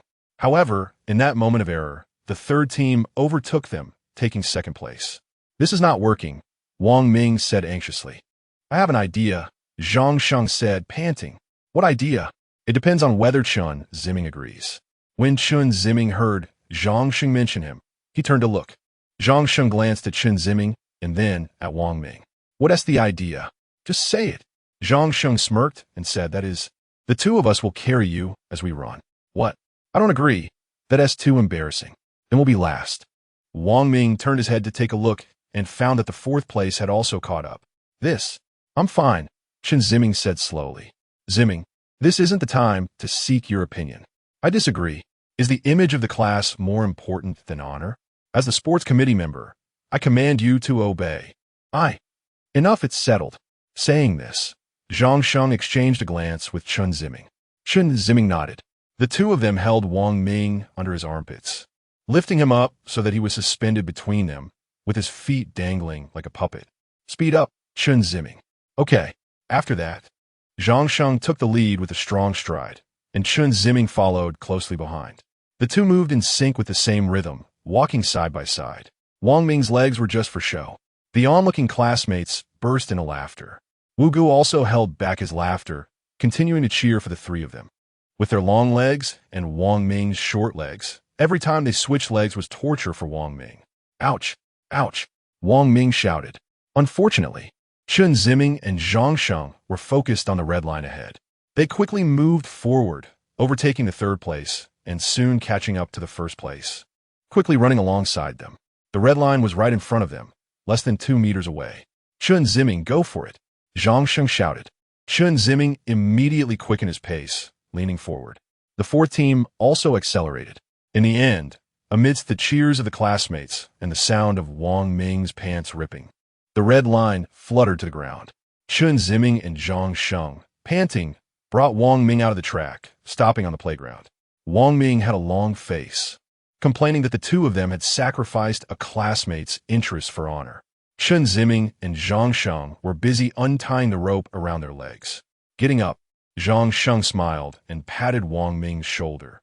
"This is what it means to be a champion. Sacrificing for the collective is what everyone respects the most." "Enough. Stop flattering me. Take off your jacket and cover me. I need to go back to the dorm and change my pants." Zhang Sheng and Chen Ziming then noticed that Wang Ming's pants had ripped. Zhang Sheng laughed so hard that his face turned red, hurriedly taking off his jacket to tie it around Wang Ming. Wang Ming rushed towards the dormitory building without stopping. Chen Ziming also smiled, showing his white teeth. The two watched Wang Ming run away, and at that moment, Zhang Sheng slowly turned to look at Chen Ziming. Chen Ziming felt someone watching him, turned to look, and Zhang Sheng quickly turned his head back. Zhang Sheng awkwardly cleared his throat. Chen Ziming, you run pretty fast." Chen Ziming was taken aback for a moment. Purse his lips, "So do you." Zhang Sheng opened his mouth, seeming to want to say something, hesitated for a moment, and finally just said, "I'm leaving," and walked away. Chen Ziming silently stood in place, watched Zhang Sheng's departing figure, and then turned to walk towards the stands. Chapter 34 Long-Distance Race. The first day of the sports meet had ended, and Chen Ziming returned directly to the apartment. He had his long-distance race the next day, and to be honest, he was a bit nervous, even though the competition was tomorrow. If it hadn't been for Wu Ge's persistent persuasion, he probably wouldn't have participated at all. Chen Ziming wondered if it was still possible to escape now. He thought about sending a WeChat message to Wu Ge, telling him that he had withdrawn from the race, or simply not going at all and not telling anyone. As long as he didn't show up, someone else would naturally take his place, just like he had taken someone else's place today. The room was dim, and Chen Ziming lay on the bed, with General lying beside him. The three of them sharing a bed was indeed tiring. Chen Ziming hadn't eaten dinner yet, and lost in thought, he fell asleep on the bed. After Wu Ge returned home, he went straight to Lu Lu, bringing her into his room and closing the door. Hey, what's up? Being all mysterious, Lu Lu said impatiently. You sit first, Wu Ge said as he pulled out a chair from his desk. Lu Lu rolled her eyes and leaned back in the chair. Wu Ge sat on the edge of the bed and slowly said to Lu Lu, Why did you go to school today? Huh? Didn't I tell you? To see my little lover? What's wrong with you, Wu Ge? Have you been affected by Chen Ziming and gotten depressed too? I hope you don't show up at Nanjing University anymore. What? Is the captain giving me orders? Don't you think what happened today is serious? Not serious at all. I think it's quite interesting seeing two groups of people I dislike fighting it out.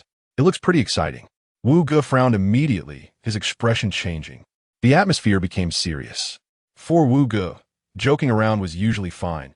He had a good temper. However, if he became serious, Lu Lu didn't dare to confront him directly. Lu Lu pouted and reluctantly said, Got it, I won't go anymore. Don't be like that. You're scaring me. Wu Ge was silent for a moment and then asked, How's the investigation on that matter going? Which matter? Wu Ge frowned again. And Lu Lu hurriedly waved her hand. Hey, what's wrong with you today? Can't take a joke? I know which one you mean. Those few people have been locked up. I can't do anything right now. If I sneak in using my abilities, wouldn't that expose my identity? Just wait. I'll observe for a bit and see if anyone goes to visit them. If someone does, I'll make my move from that person. Don't worry. Wu Ge nodded after hearing this. I have complete confidence in your ability to handle things. All right, is that all? I really don't want to keep looking at your face. It's too torturous. Nothing else. Okay, then I'll head back. I don't want to sleep with a big man. As she spoke, Lu Lu got up, opened the door, and was about to leave. Wu Ge suddenly called out to her. Lu Lu turned around. What is it? Have you eaten dinner? Not yet. I'll make some light dishes for dinner, and we'll eat together. With a loud slam, Lu Lu slammed the door and left. That night, a black Audi stopped at the entrance of the police station, and a middle-aged man in a black suit got out of the car. The man walked straight into the police station. He greeted one of the officers inside and exchanged a few pleasantries before being taken into the cell where the prisoners were held. The officer pointed to a position for the suited man and stayed at the door of the cell. The suited man approached a cell door where 3 people were held. A bald, fat man lay on the ground, while 2 skinny men were massaging his legs. Xiao Long Ge, it seems someone is calling you. One of the skinny men said. Long Ge lazily turned his head to look and immediately stood up, approaching the iron bars of the cell respectfully. Mr. Wong, what brings you here? Long Ge flattered him. What do you mean, what brings me here? How are you guys handling things? Just tailing someone and you pulled out a gun? Mr. Wong, please listen to me. We didn't want to pull out the money. We were forced to. If we don't, our lives are at stake. If this gets traced back to me, your life will definitely be gone. It absolutely won't implicate you. I would rather die than betray you. That's good. You stay put in there. I'll have someone take care of your wife and precious daughter. Long Ge was startled and hurriedly said, Thank you, Mr. Wong, for your concern. Where's the photo of that person? Mr. Wong changed the subject. It's saved on my phone, but it was confiscated. Mr. Wong was silent for a moment, then slowly said, Got it. Nanjing University, right? Long Ge nodded vigorously. All right, you just stay in there quietly. Once the heat dies down, I'll find a way to get you out. Thank you so much. Thank you so much. You are my savior. Mr. Wong waved his hand. Too lazy to waste more words with Long Ge, and left. He greeted the officer again and chatted a bit before taking his phone, putting in his bag, and exiting the police station. Once in the car, Mr. Wong drove wildly through the city. Suddenly, the car jolted slightly. Mr. Wong found it strange, but didn't think much of it and continued driving. Shortly after, the car jolted again, this time more violently, like he had slammed on the brakes halfway, and Mr. Wong nearly fell onto the steering wheel. Coming back to his senses, Mr. Wong hurriedly pulled over to the side of the road, cursing as he got out of the car to check. He looked under the front of the car, but found nothing unusual. The tires were all intact. He went to the back of the car to check again, but there was also nothing wrong. Weird, what's going on? Mr. Wong wondered, wanting to return to the car. Just then, a figure appeared in front of him. Mr. Wong jumped back in fright, almost falling to the ground. It wasn't until he saw that it was a man that he patted his chest to calm down. Once he regained his composure, Mr. Wong approached the man with a fierce expression, pointing a finger at him and shouting, Are you looking for death? Do you believe I can have someone kill you? No, I'm not looking for death. I'm looking for you. Lu Lu smiled. Mr. Wang was taken aback. Looking for me? Do we know each other? Well, now we do. Saying this, Lu wrapped an arm around Mr. Wang's neck and pulled him into the car. Mr. Wang turned red from the strangulation and couldn't say a word. The next day, the sports meet at Nanjing University was in full swing again. Today's events included men's and women's long-distance races, as well as long jump and high jump. Chen Ziming was participating in the 5,000 meters, which would take place after the 1,500 meters. He was currently in the restroom, and this was his third visit. The pre-race nerves made him feel like his bladder was full. The announcement came over the loudspeaker. Students participating in the 5,000 meters race, please report to the registration area. It's my turn. Chen Ziming's heart raced. He returned to the track and made his way to the registration area. He reported his name to the student in charge, who smiled and marked his name. At that moment, Chen Ziming felt like his heart was about to leap out of his chest. After the registration, the judges led the students to the starting line of the track. In Class International Trade 1, besides Chen Ziming, there was another student. He smiled at Chen Ziming, who also smiled back. There were many participants in the long-distance race, with 2 from each class, so there were several rows of runners at the starting line. Chen Ziming was on the 3rd row. At the starting line, the judges called out the names again, and everyone responded in unison. Confirming that no participants were missing, the judges moved to the side of the track. There was a large crowd of spectators for the long-distance race, with a wide area of students standing to watch. Wu Gu and Wang Ming were also on the track, ready to cheer for Chen Ziming. Chen Ziming's heart was pounding as he tried to take a few deep breaths to calm his nerves, but the effect was minimal. He stared ahead, waiting for the referee's signal. The cheers and noise from both sides rose and fell, some cheering for their roommates, some encouraging their boyfriends, and others commenting on the competitors, saying who looked like they could win and who didn't seem capable. The competitors were all in different states. Some were full of confidence, while others hung their heads, listless. Some were serious and stiff, nervously tense, like Chen Ziming. Everyone took their positions. All the competitors suddenly perked up, leaning slightly forward. Ready, go. A gunshot rang out. The competitors at the starting line burst out like a disturbed beehive, some sprinting ahead, some running in the middle with the crowd, and others at the back, moving leisurely as if they were walking fast. After half a lap, about 400 meters in, the gap between the competitors widened. The front runners were lined up, all running on the innermost track. Although they appeared to have great explosive power at first, it would take a few more laps to see how their endurance held up. Often, someone who sprinted to first place at the start would be nowhere to be found after 2 laps, only to discover they had fallen behind the main group.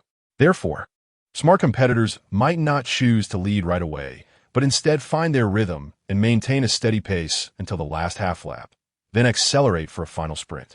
Due to his nerves, Chen Ziming initially ran quite fast, placing himself near the front of the pack. However, as he ran, Wu Gu advised him from the side not to be too tense and to treat it like a slow jog in the park, adjusting his breathing. Gradually, Chen Ziming slowed down, and, as his speed decreased, he also adjusted his breathing. The short burst of speed at the start had caused his heart to race too fast, consuming a lot of energy. After easing up, Chen Ziming felt some relief from the pressure on his heart. After running 500 or 600 meters, he had fallen back into the main group. Looking ahead at the front runners, he noticed that 2 of them had slowed down, clearly struggling with their stamina, and the main group was quickly about to overtake them. Some of the onlooking classmates began to ridicule them, while others sighed at how those 2 competitors were wasting their energy running aimlessly. Gradually, Chen Ziming saw that he had overtaken the 2 leading competitors. Chapter 35. Long journey ahead. After running for about 3 minutes over a distance of 5,000 meters, the leading group had already completed more than 2 laps. Chen Ziming was in the middle of the large crowd, with classmates from his class not far behind him. In the leading group, the second and third runners began to move to the outer lane to try and overtake the first runner and merge into the inner lane. Unfortunately, the first runner refused to give way. As one accelerated, so did the other, leading to a mutual depletion of stamina. Regardless, the first runner stayed in the inner lane while the others were on the outer lane, meaning they were expending more energy. Gradually, the runners on the outer lane returned to the inner lane and continued to follow. The competition among the leading group was fierce. While the competition in the large crowd that Chen Ziming was part of was relatively relaxed, the runners weren't particularly concerned about their positions, as they weren't competing for the top three. Chen Ziming was not in a hurry and just followed along at a steady pace. By the fifth lap, nearly 6 minutes had passed, and some of the leading runners began to fall behind. The previous group of 5 had shrunk to 4, with one runner being overtaken by the majority. The number of participants in a large crowd also started to dwindle, as those who were exhausted walked and jogged, lagging behind. Thanks to his consistent morning runs in recent times, Chen Ziming's stamina and breathing were still manageable. He breathed steadily, not looking at the leading runners, but focusing on the red rubber track beneath him. The white line stretched out ahead, seemingly endless. Looking at his classmates beside him, they were already sweating profusely, their breathing rhythm becoming erratic, and they were at risk of falling behind at any moment. After 2 more laps, the leading runners entered their 7th lap, which was also Chen Ziming's 7th lap. The track at Nanjing University measured 400 meters per lap, meaning 5,000 meters required 12.5 laps. Now the leaders and Chen Ziming had already run more than half the distance. At this point, it was a test of endurance, and some runners could be seen walking slowly. The slowest had already fallen a lap behind. Chen Ziming's classmate, panting heavily, encouraged him, but then slowed down and fell behind the large group. Chen Ziming glanced back at him, not having time to speak, and continued to move steadily with the main group. Students on the inner side of the track were cheering for their classmates, some splashing water on the runners. One runner got water in their eyes and exclaimed in surprise, rubbing their eyes, which embarrassed the classmate who splashed the water. Chen Ziming's face was flushed, sweat trickled down from his forehead to his eyelids, and he blinked, trying to shake the beads of sweat off his eyelids. Unfortunately, a drop of sweat rolled into his eye, causing a stinging sensation. He blinked hard to relieve the pain. In high school, Chen Ziming was a regular at sports meets, and his favorite event was running. Whether it was sprints or long-distance runs, he participated as much as possible. He was a star athlete at school, having won championships in the 50-meter and 100-meter sprints and a silver medal in the 3,000-meter run. Dressed in a black sports uniform and black running shoes, his classmates dubbed him the Black Storm on the track. Once he picked up speed, it was remarkable. His fair complexion stood out against the black sports gear, earning him the admiration of many female classmates. Chen Ziming still remembered the first time he brought home a trophy for winning a sprint. His father, Chen Xiong, was overjoyed, ruffling his hair and praising him. He would say things like, "My son will be an Olympic sprint champion, and my son is well-rounded, the best candidate for a top scholar in ancient times."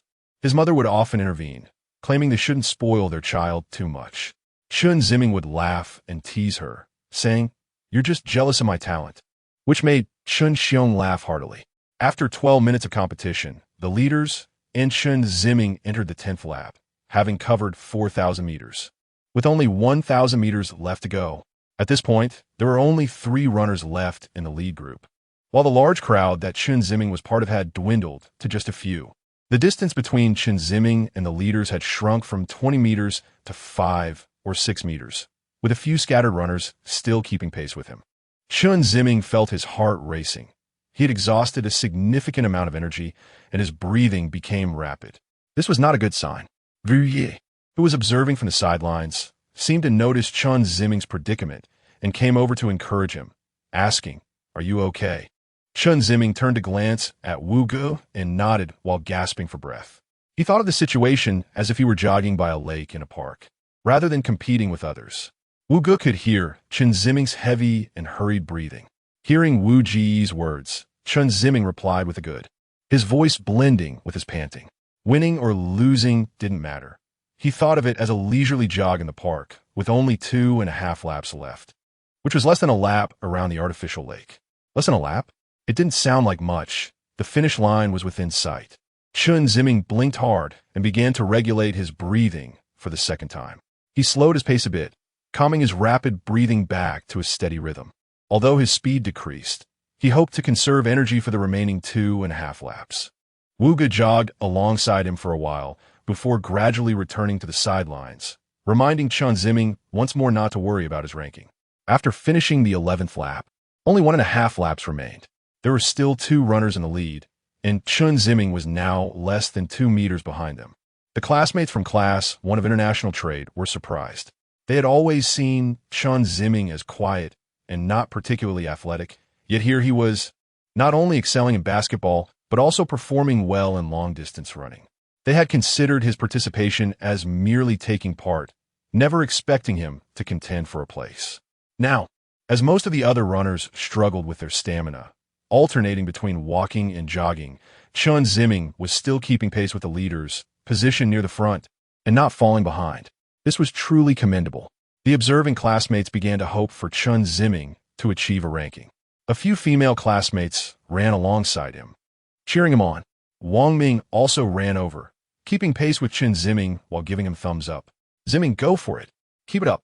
Chen Ziming caught a glimpse of Wang Ming out of the corner of his eye and continued to run forward, his breathing becoming even heavier. Encouraged by his classmates, Chen Ziming picked up his speed slightly.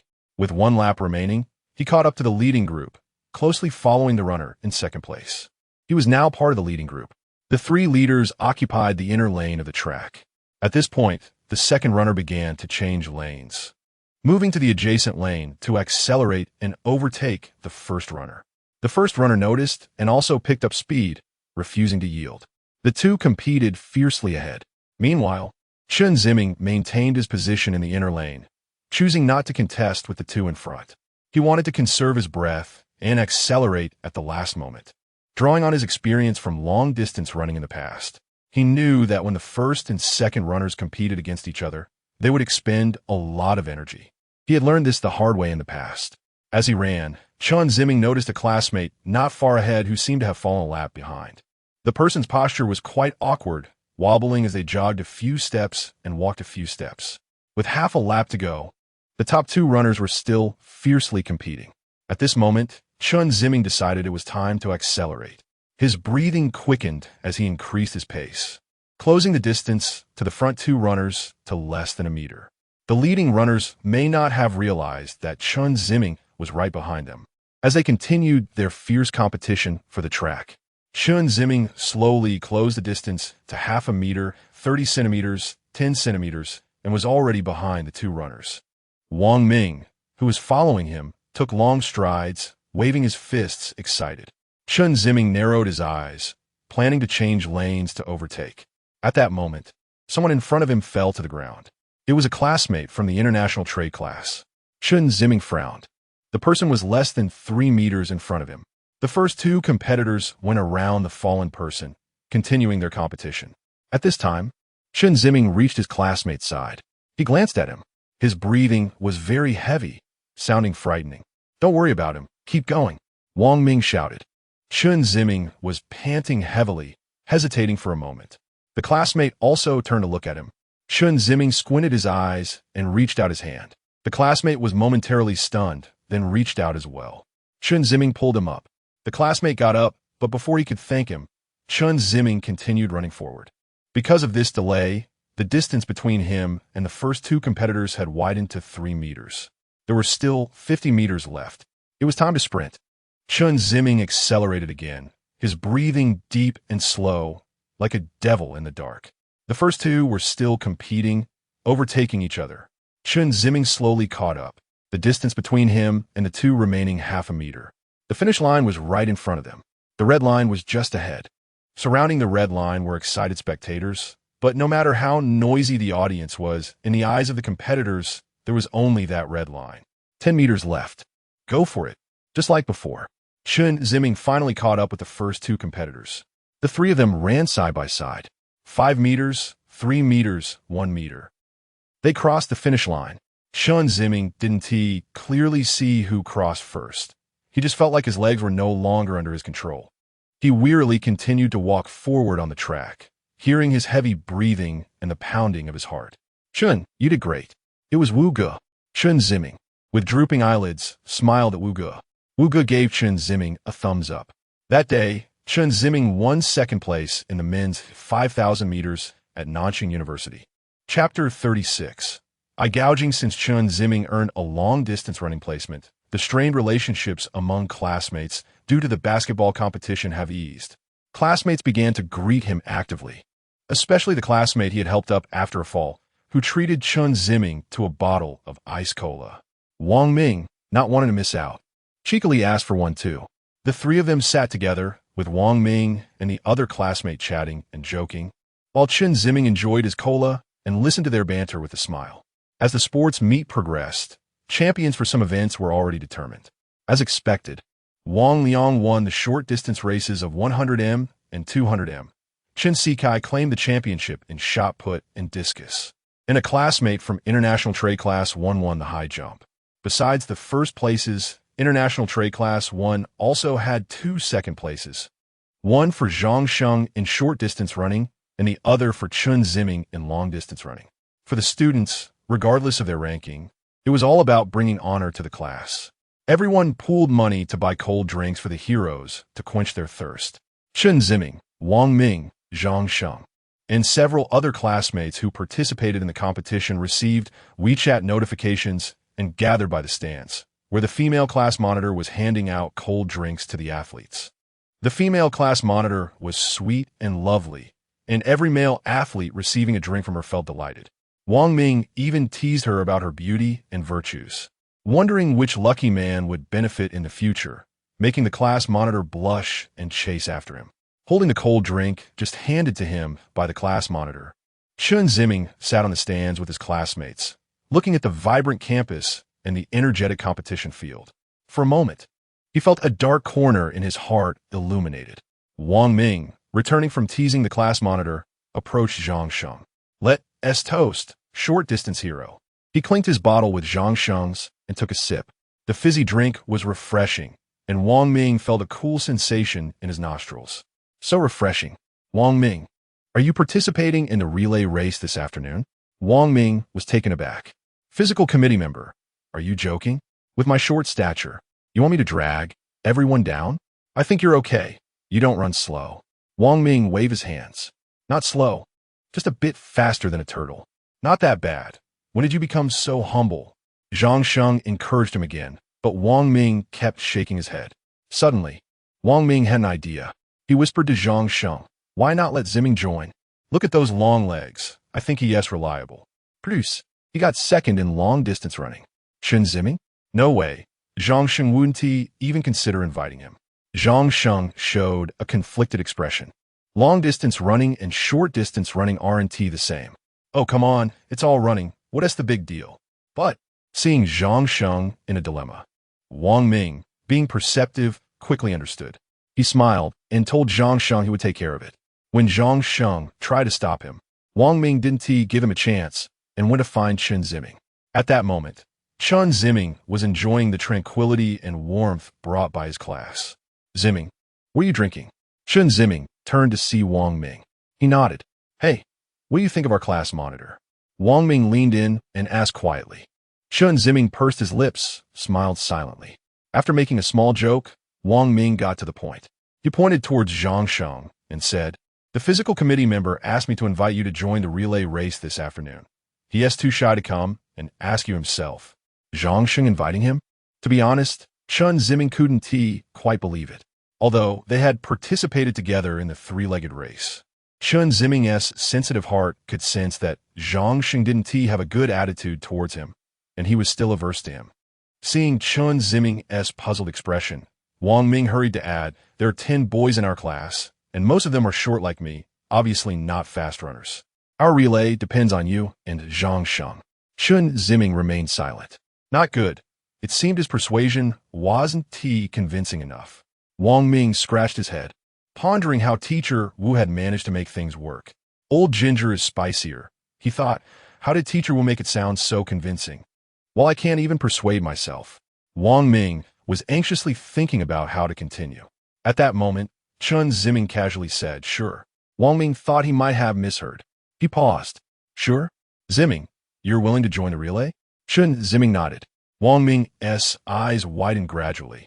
His mouth slowly opened, excitement rising. Suddenly, he jumped up, wiggled his body, and shouted, yay. Nearby classmates were startled by Wang Ming, but upon seeing his comical expression, they burst into laughter. Chen Ziming also showed a knowing smile. Not far from the international trade class stands where the teachers' seats. Wu Ge was sitting there, looking towards Chen Ziming. Although it was lively and festive there, Wu Ge couldn't feel joy. He was thinking about how to inform Chen Ziming about what he knew after the sports meet, or whether to handle it quietly on his own. In the early hours of last night, Lu returned from outside and called Wu Ge to the living room. They sat on the sofa, and Lu wiped his freshly washed hands, leaning back on the sofa lazily, saying, "The situation is clear. Someone visited the prison?" "Yes." "Didn't he expect to hear back so soon? I thought it would take at least a day." "What did they say?" "What did they say?" "Even after all this risk, you're more concerned about the task than me. I'm so hurt." Lu clasped his chest, pretending to be very wounded. Wu Ge chuckled, "So, Lu handsome. How are you now?" Lu rolled his eyes at Wu Ge. "All right, save your cheap and heartless concern."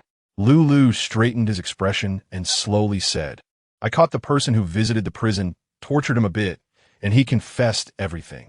According to him, there is a certain reporter who filmed their arrest on his phone. They want to retrieve that phone.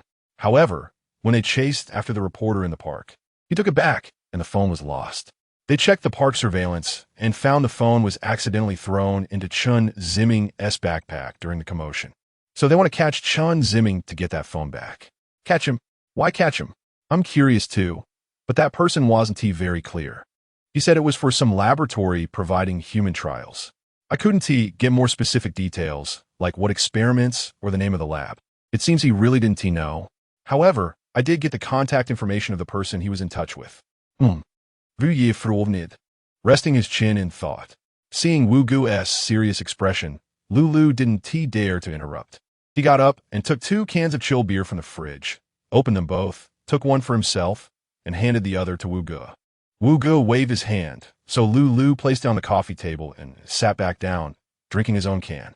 Lu crossed his legs, sipping beer while staring at the light on the ceiling. After a while, Wu Ge finally spoke. "Has your identity been exposed?" Lu took a sip of beer, swished it around in his mouth, then swallowed it. He licked his lips before proudly saying, "I dug out that person's eyes. Don't worry, he won't find me." "Eyes? What? You want me to commit murder?" "That's not your style, my Captain Wu." "No, that's not what I meant. I meant, in the future, try to... For example, if you wear a mask, there's no need to gouge out your eyes." Lu frowned and said, "Hey, Wu Ge, why are you talking like that to someone else? If it were Officer Wong, she would definitely appreciate that I did the right thing. Protecting myself comes first. You're making me very sad." Wu Ge glanced at Lu, immediately wrapped his arm around Lu's shoulder, and said with a grin, "Oh, pretty boy, I was wrong." He reached out his hand to cover Lu's chest. "I'll help you warm that cold heart of yours." Lu quickly broke free from Wu Ji's embrace and stood up. "You might as well kill me." Wu Ge threw a flirtatious glance at Lu, making Lu feel nauseated. The tense atmosphere from a moment ago became relaxed again. Wu Ge laughed and persuaded Lu to sit back on the sofa, continuing, "This matter is very complicated. The other party won't let it go easily. I need to cut this off. What do you want to do?" "I need to contact that liaison." "Hey, Wu Ge, you're not planning to cause trouble here for your student, are you? Don't forget what your identity and mission are." "I'm doing this for the mission too." Lu rolled his eyes. "Pretty boy." Lu pouted and casually threw a phone away. He stood up and said irritably, "The first contact in the address book," and left. Wu Ge picked up the phone, held it in his hand, and fell into deep thought. In a single patient room, a patient with their eyes covered in bandages lay in bed, while a nurse watched over them. At that moment, a middle-aged man in casual clothes with a buzz cut walked in. The man exchanged a few words with the nurse, who then left the room, closing the door behind her. The man sat beside the patient, examined their condition, and slowly said, "Did you see clearly who it was?" "Mr. Lee, is it you?" "Yes, it's me." The patient excitedly reached out to touch Mr. Lee's hand. Mr. Lee cooperatively extended his hand. "Who is it?" The patient, with a choked voice, told Mr. Lee, "I was just visiting 3 younger brothers and was planning to go home. On the way, I was kidnapped by a strange person. He had long hair and a feminine appearance, and he forced me to reveal the purpose of my younger brothers going to the school gate. But I swore I wouldn't comply. In a fit of rage, he gouged out my 2 eyeballs. After that, I don't remember anything. I woke up in the hospital. The police told me someone called the hospital, saying someone was injured. When the hospital arrived at the scene, they found the situation severe and called the police. The police asked me what happened, but I said nothing, just that I had offended someone and was being retaliated against. Upon saying this, the patient, feeling wronged, pleaded with Mr. Lee to make sure to take revenge for him. Mr. Lee listened for a while and roughly understood the situation. Revenge wasn't necessary. Losing a younger brother was not a big deal. However, he needed to figure out this person's motive. With this in mind, Mr. Lee casually brushed off the patient with a few words and left. He planned to use his connections to find the street surveillance footage from that day to locate the strange person. Chapter 37. The finish line, the sports event, continued into the afternoon and finally reached the climax of the students' competition, the highly anticipated 4x100-meter relay race. This was the event with the largest audience. Each class had to select 4 participants who stood at pre-marked positions on the track, each running 100 meters and passing the baton to the next runner in turn. The class whose 4th runner crossed the finish line first would be declared the winner. The participants from International Trade Class 1 were selected: Chen Ziming, Zhang Sheng, and another thin student. Zhang Sheng, without a doubt, was recognized by his classmates as the fastest sprinter in International Trade Class 1. As for Chen Ziming and the other student, everyone judged based on their appearance. With Chen Ziming having the longest legs, he was naturally considered the strongest in sprinting. After some discussion, they decided that the 2 thinner students would run the 2nd and 3rd legs, while the crucial 1st and 4th legs would be assigned to Chen Ziming and Zhang Sheng. However, a dispute arose over who would run first and who would run last. Everyone felt that the most important positions should go to Zhang Sheng. Initially, they thought Zhang Sheng should run the last leg, as he could use his speed to make up for any distance lost by the previous runners.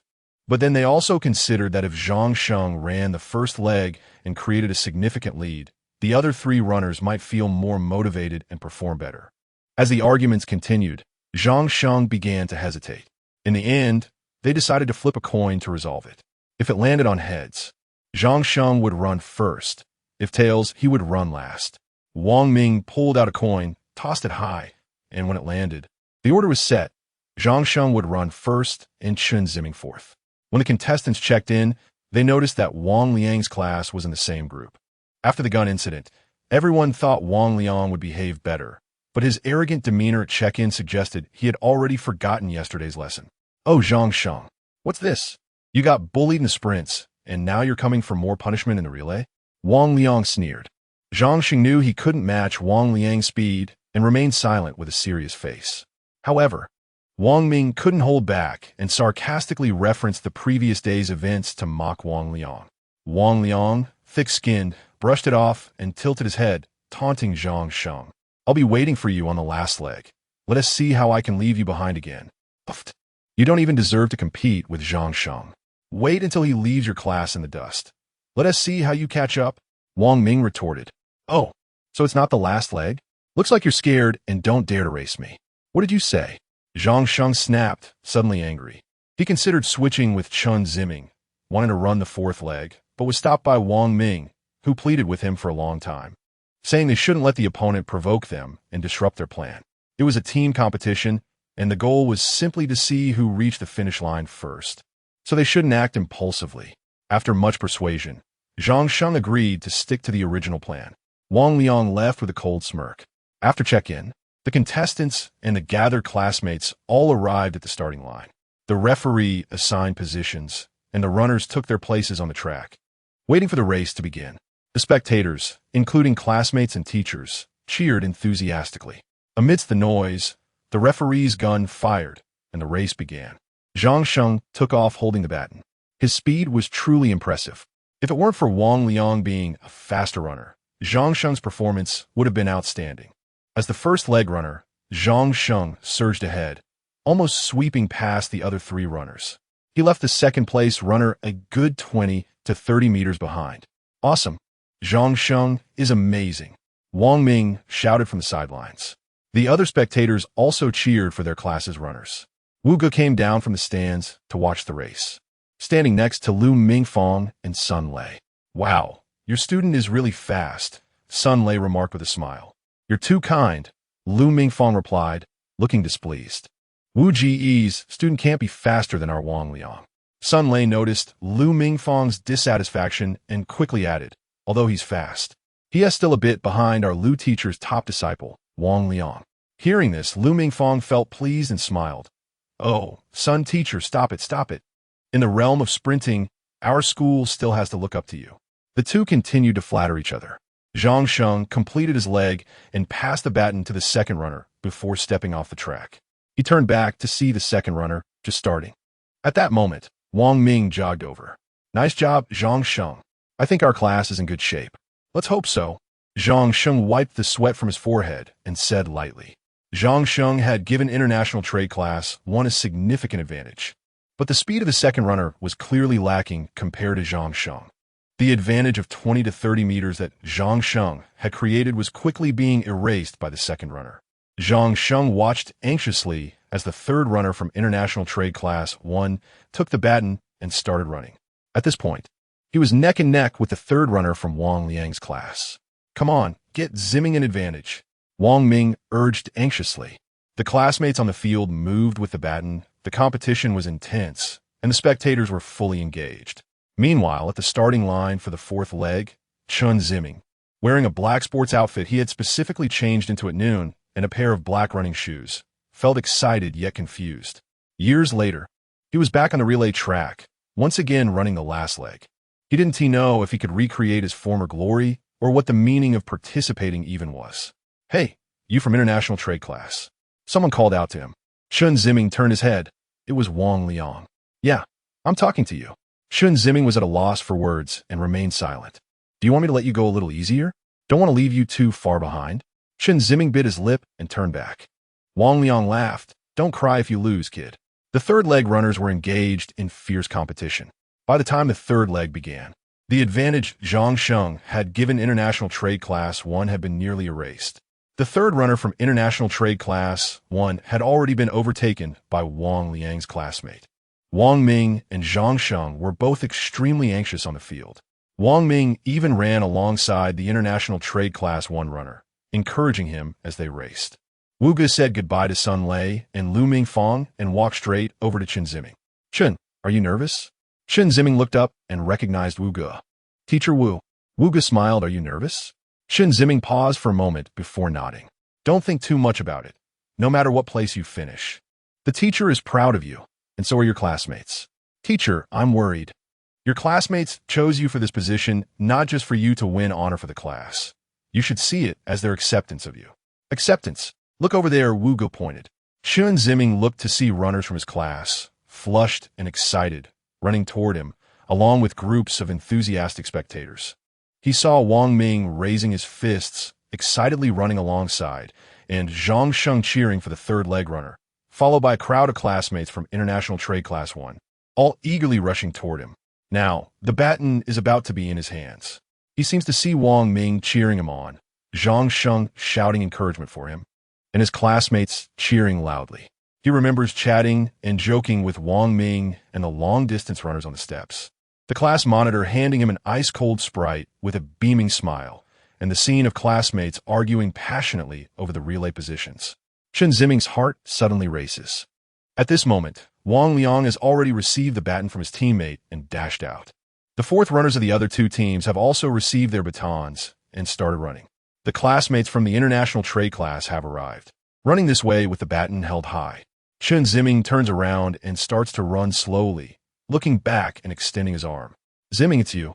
Wang Ming shouts. Chen Ziming, run faster. Zhang Sheng also disregards the previous distance between him and Chen Ziming. Go Chen Ziming. Go Chen Ziming. A chorus of female classmates shouts. Chen Ziming receives the baton from his classmate and begins to accelerate. His black running shoes flash on the crimson track. In an instant, he surpasses the third place. He is still accelerating. In the blink of an eye, he is right behind the second place. Wang Ming jumps up and shouts. Class 1 of International Trade is invincible. Soon, Chen Ziming brushes past the second place and overtakes him in one go. His thick hair swings back. Chen Ziming is still accelerating. At this point, Wang Liang is about 10 meters away from him, and the finish line is about 50 meters ahead. Chen Ziming has to overtake the school's fastest sprinter in just 50 meters, and by at least 10 meters. To everyone, this seems absolutely impossible. Wang Liang's classmates are not paying attention to Chen Ziming.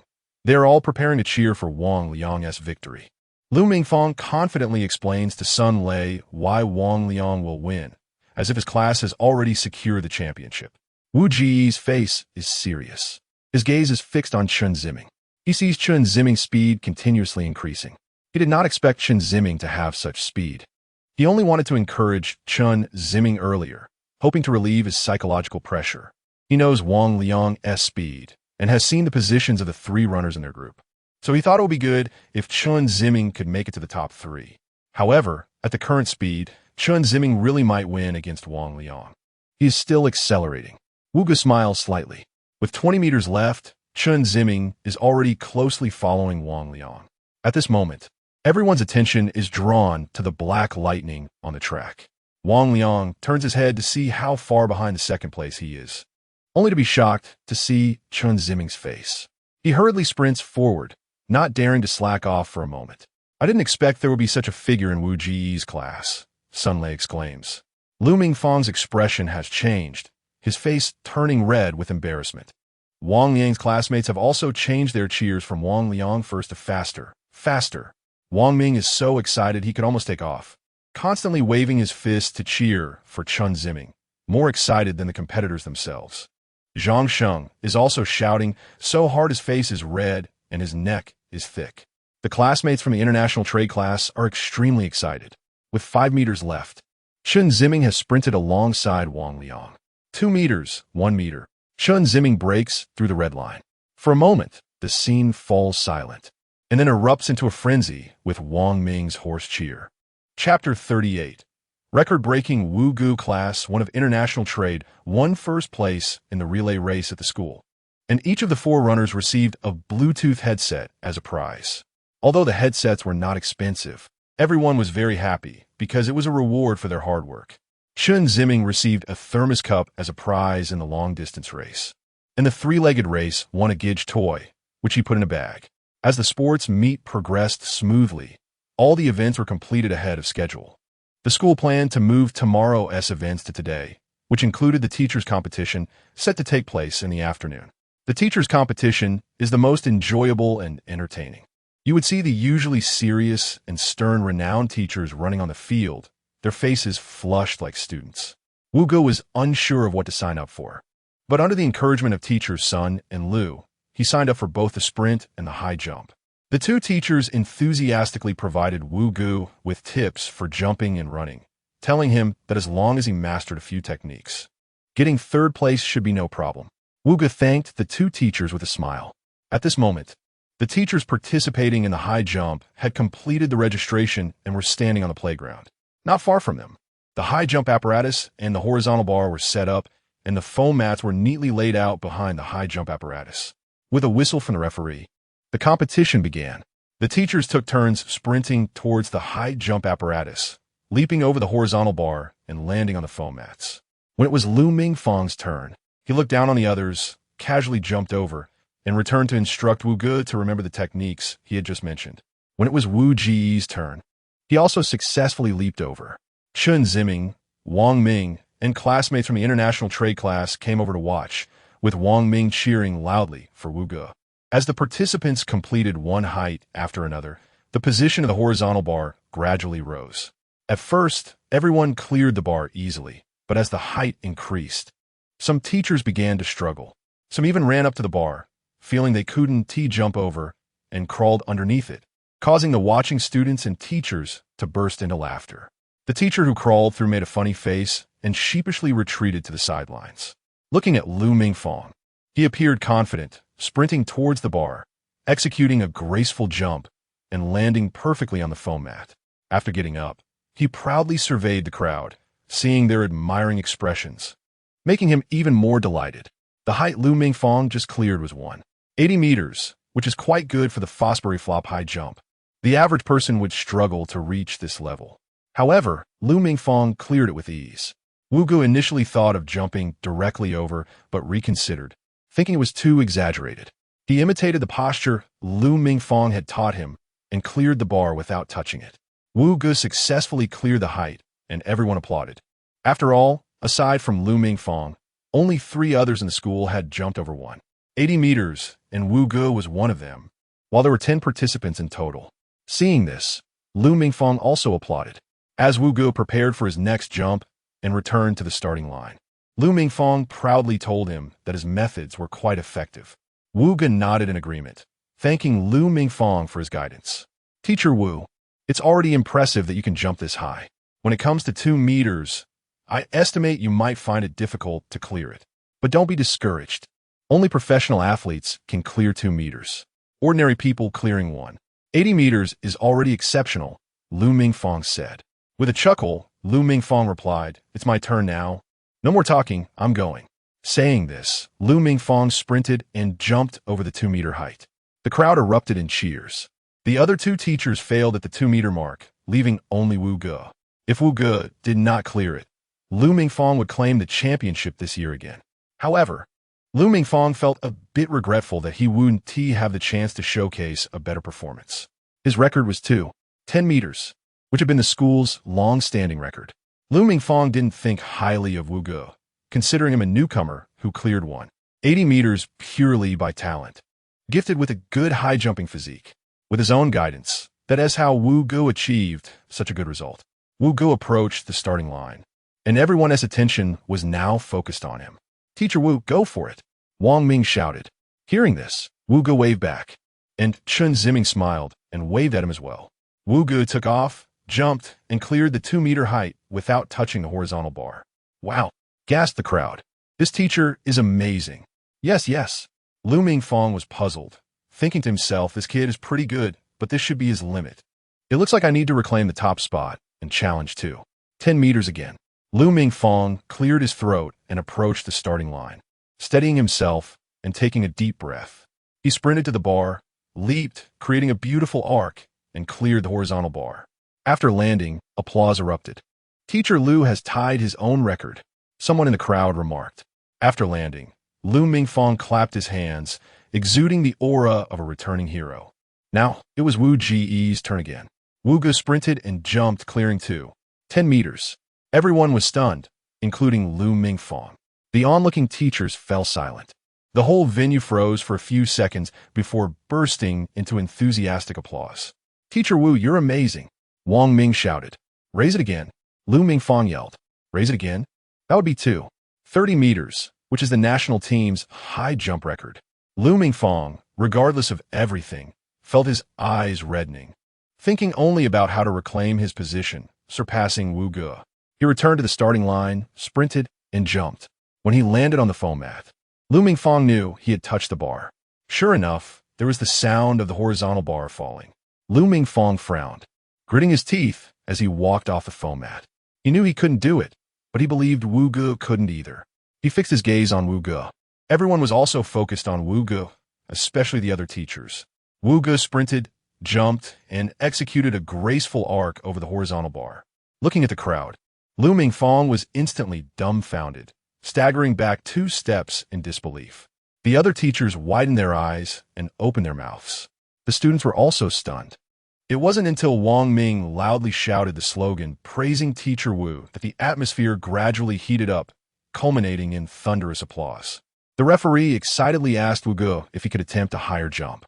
Wu Ge glanced at Lu Mingfang and, seeing his waxy yellow face, decided against increasing the height.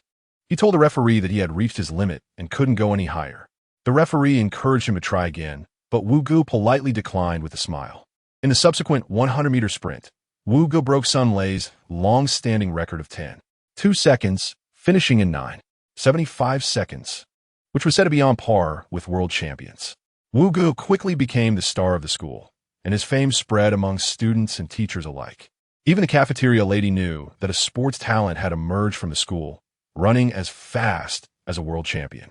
The sports meet at Nanxing University ended in a lively atmosphere sparked by the sensation of Wu Ge.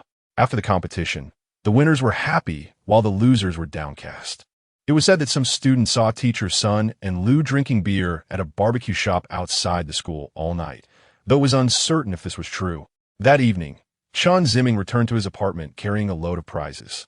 Wu Ge received a speaker, 2 tickets to tourist attractions, and 2 certificates for breaking records. Once home, Wu Gu played festive music commonly enjoyed by the square dance aunties on the speaker, which annoyed Lulu to the point of wanting to smash Wu Ji's speaker. But Wu Gu pinned her down on the sofa and forced her to listen for several minutes before letting her go.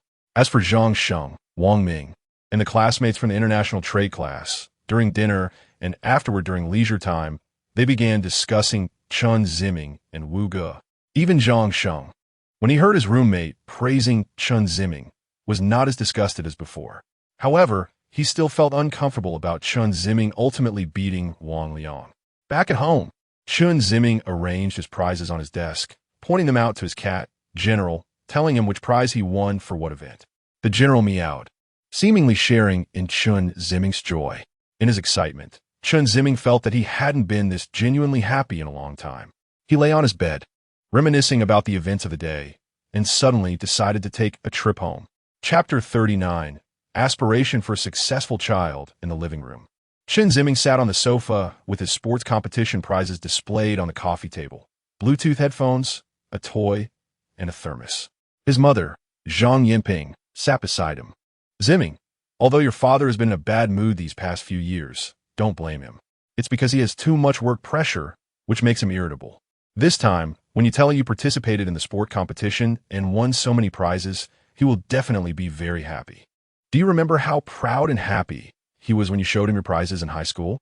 Zhang Yinping's gentle attitude toward her son was one of the reasons Chen Ziming still felt attached to this home.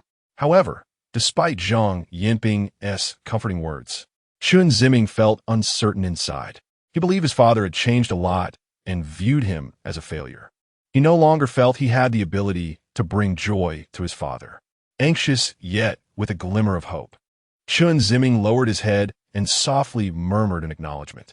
Zhang Yinping smiled and patted his head. Are you thirsty? Do you want Mom to pour you some juice? Chen Ziming nodded. Zhang Yinping then got up and went to the kitchen. The sound of a smart door lock clicking indicated the door had opened. Chen Ziming nervously tugged at his shirt and slowly stood up, looking toward the door. Chen Xiong walked in with a stern expression.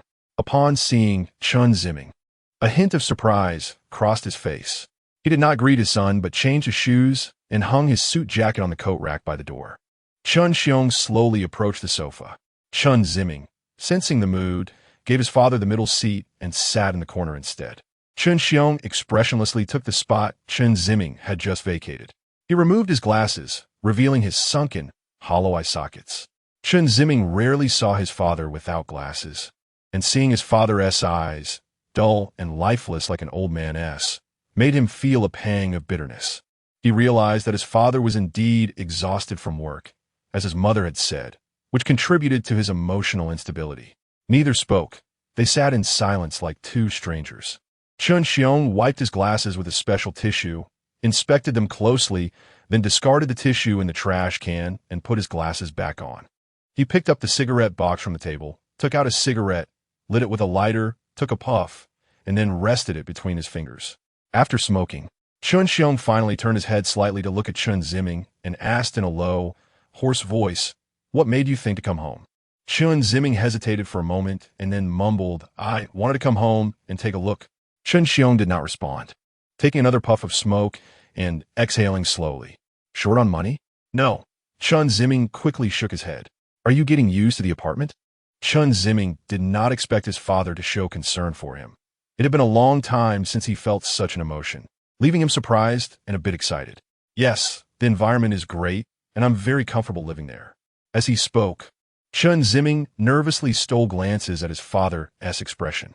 Chen Xiong's face was as dark as water as he took a few more puffs of his cigarette, finally extinguishing the remaining half in the ashtray. At that moment, Zhang Yinping came over with the juice.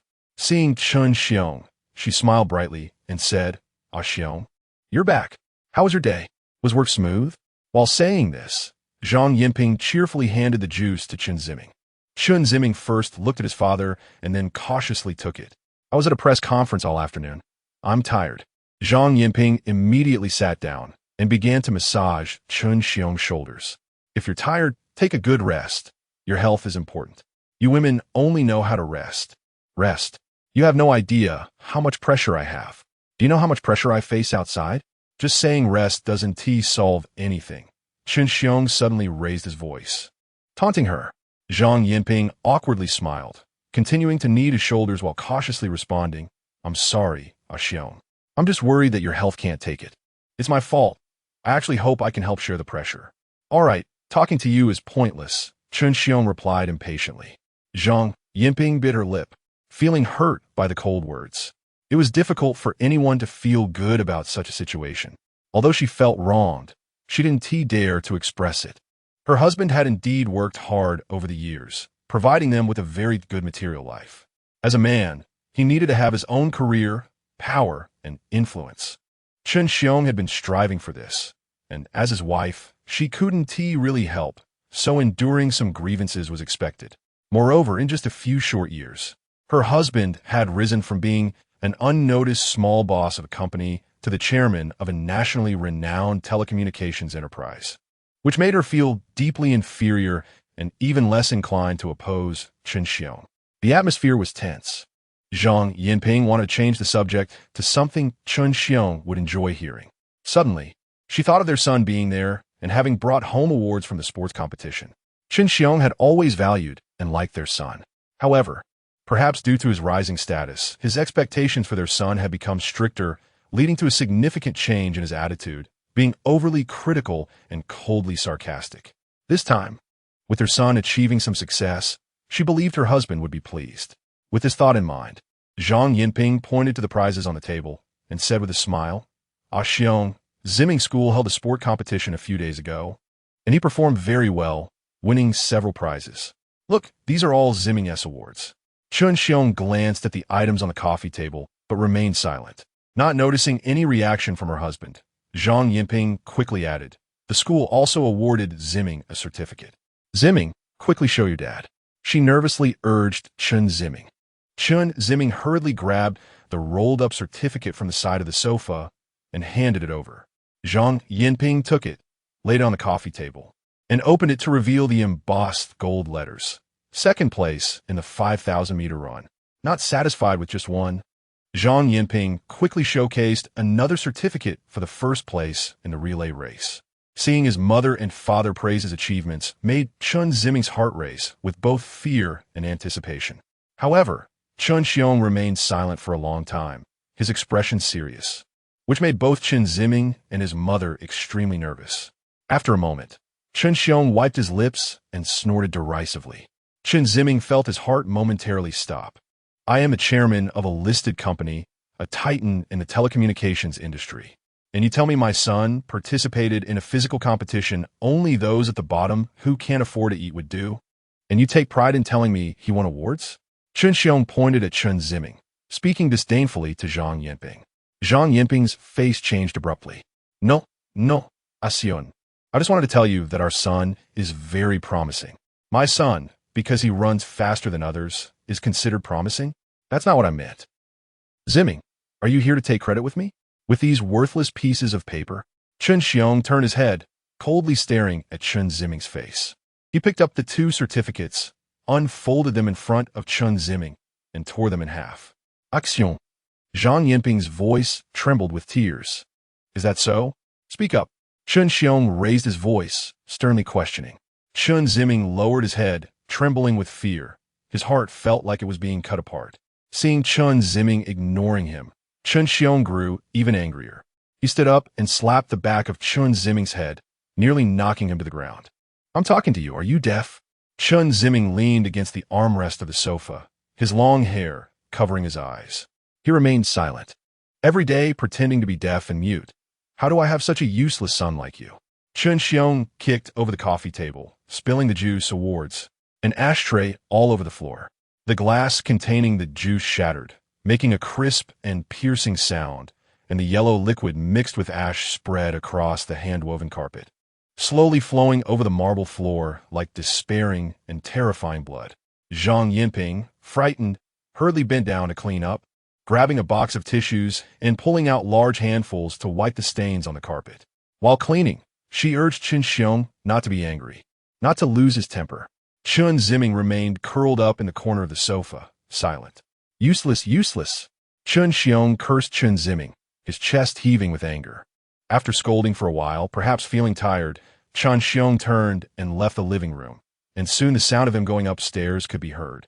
Chen Ziming leaned back in a daze, tears streaming down his cheeks. Seeing her husband storm out, Zhang Yinping hurriedly got up to check on Chen Ziming. "Ziming, are you okay? Does it hurt? Let Mom rub it for you," she said anxiously. Chen Ziming waved Zhang Yinping's hand away, kneeling on the carpet to pick up the torn pieces of certificates. Zhang Yinping quickly helped her son collect them. Chen Ziming stuffed the pieces he picked up into his pocket, then picked up the award from the sports meet lying on the ground, placing them into his backpack before slowly standing up. Zhang Yinping also got up and handed the collected paper pieces to Chen Ziming. "Ziming, don't blame your dad. He might have problems at work, which is why he's in a bad mood." Chen Ziming didn't speak, took the paper pieces Zhang Yinping handed him, and stuffed them into the same pocket. He casually said, "I'm leaving first," slung his backpack over his shoulder, and hurriedly left the house. Zhang Yinping quickly followed him out, trying to comfort Chen Ziming. Chen Ziming remained silent, not looking back as he walked away. He exited the neighborhood and went to the riverside in the nearby park, squatting under a tree and choking back sobs. First, he buried the pieces of the certificate in the dirt, but then he dug them all out and scattered them into the river. That night, Chen Ziming took a taxi, lost and disheartened, to the commercial district in the city center. Looking at the dazzling nightlife, he felt helpless. Chapter 40. The Singer in a Quiet Bar. The light was dim and the atmosphere serene. There were about a dozen wooden tables in the bar, each with 4 chairs at most and 2 at least. By the bar, a singer in a worn-out denim outfit, wearing a cap, strummed his guitar and sang folk songs in a hoarse voice.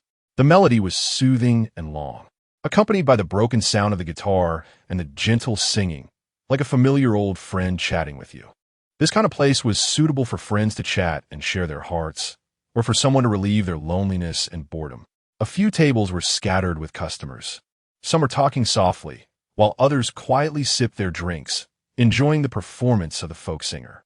In the corner of the bar, Chen Ziming sat quietly at a wooden table.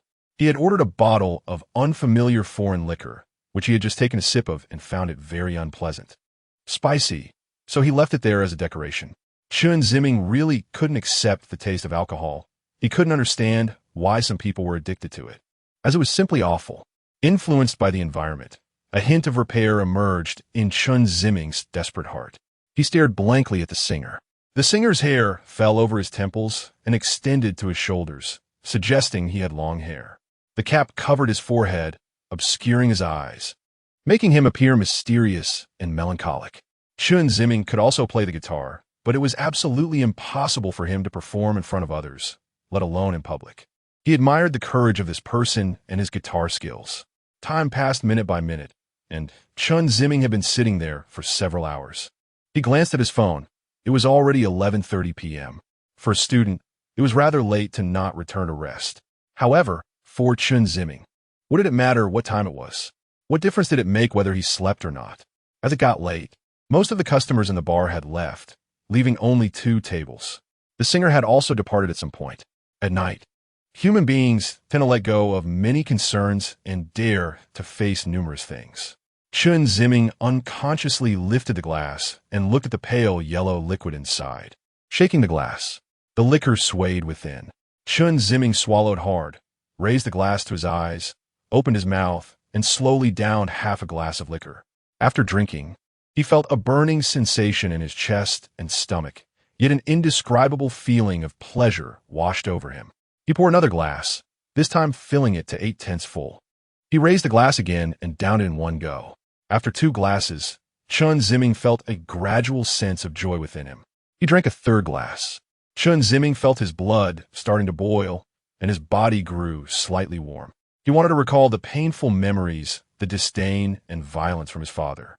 But he suddenly realized that he couldn't remember those sad scenes at all. The more he tried to think, the more fragmented those memories became. In his mind, many memories fluttered like scraps of paper swept by a gentle breeze, scattering in the wind, leaving only a few disconnected shapes that couldn't be pieced together. This feeling seemed quite wonderful. Chen Ziming himself was unaware that he was sitting on the chair, tilting his head and chuckling. At that moment, a hoarse voice came over. "Is this seat taken?" Chen Ziming, with blurred eyes, looked over to see the singer. He blinked rapidly, and his hazy vision briefly cleared. It was indeed the singer. Chen Ziming pursed his lips and nodded. Thank you. With that, the singer sat down next to Chen Ziming. Chen Ziming heard the singer order a bottle of liquor. When the drink arrived, he vaguely saw the singer down 2 glasses. With the alcohol bringing clarity, Chen Ziming's social instincts as a social animal were awakened. You sing well. The singer smiled slightly, and beneath the black cap, his smile was sweet, almost resembling a girl's. Can I borrow your guitar to play for a bit? The singer turned his head to look at Chen Ziming. I think you should drink with me now. Drink with you? Chen Ziming grinned. He poured himself a glass and raised it, mumbling a toast to the singer. Cheers! The singer raised his glass to clink with Chen Ziming's. The glasses rang out with a clear, pleasant sound, like a spring breeze washing away the dirt within. Both raised their heads and drank the fine liquor. This was the 4th glass Chen Ziming had drunk that night. He usually didn't drink much, so this was nearly his limit. He felt his eyelids growing heavy. He strained to keep his eyes open, trying to see everything clearly, to see the singer clearly. What's wrong? Are you drunk? The singer asked with a smile. Drunk? I'm not drunk. Those who are often drunk never admit it. Nonsense. I'm not drunk. Then let me ask you, how many fingers do I have? The singer held up 2 fingers in front of Chen Ziming and shook them. Chen Ziming squinted, focused, and slowly said to, Wrong. The singer secretly extended a 3rd finger and pressed all 3 fingers against Chen Ziming's nose. Is it 3? Yes. Still not admitting you're drunk? The singer laughed. Chen Ziming pursed his lips and smiled. You look silly when you smile. Chen Ziming slowly tilted his head back. So what if I'm silly? I guess your heart must be racing right now. I allow you to verify your thoughts. Chen Ziming opened his arms, exposing his chest to the singer. The singer hesitated, then slowly reached out, moving towards Chen Ziming's chest. His hand moved slowly, and, for a moment, Chen Ziming felt as if time had stopped and was gradually starting again. The singer's hand gently pressed against Chen Ziming's chest. How is it? Is it racing fast? Chen Ziming asked softly. Yes. The singer's voice carried a hint of shyness. Then, I also want to know how fast your heart is racing. The singer hurriedly withdrew his hand. What's wrong? Is it unfair? The singer lowered his head, remaining silent. It's okay. I don't mind if you refuse. The alcohol numbed Chen Ziming's tongue, and his words came out unclear. No, I don't mind. The singer gasped, slowly raising his head, exposing his chest to Chen Ziming. Chen Ziming smiled, reached out, and trembled as he placed his hand on the singer's chest. Instantly, Chen Ziming's eyes widened. He quickly withdrew his hand. You. Go on. You are a woman. The singer nodded. Yes, I'm sorry. It's okay. But I want to ask you. Do you like it? What did you say? Do you like it? Like what? The singer pointed to her chest. Chen Ziming's face turned red. Even in his drunken state, it was evident. What's wrong? Are you shy? Chen Ziming swallowed hard. No. Don't like it? No. That's not it. I like you. As he said this, the singer leaned forward and gently kissed his lips. Chen Ziming instantly felt as if he had been electrocuted, his body jolted. After the kiss, the singer slowly moved back, looking tenderly at Chen Ziming. Do you like me? Chen Ziming's eyes were hazy with drunkenness, and he felt his whole body go soft. I don't know who you are. Don't ask, and don't tell me who you are. You just need to know that I like you tonight. And don't tell me who you are. Just say whether you like me. If you do, then you and I and you can continue on. Yes or no? I can't be sure. The singer chuckled softly. If you're not sure, you might lose me forever. If you are sure, you can have me for a while. I'll ask you again. Do you like me? Chen Ziming slowly shed tears and trembled as he told the singer. I like. The singer smiled sweetly, moved her chair closer to Chen Ziming, and leaned against his leg.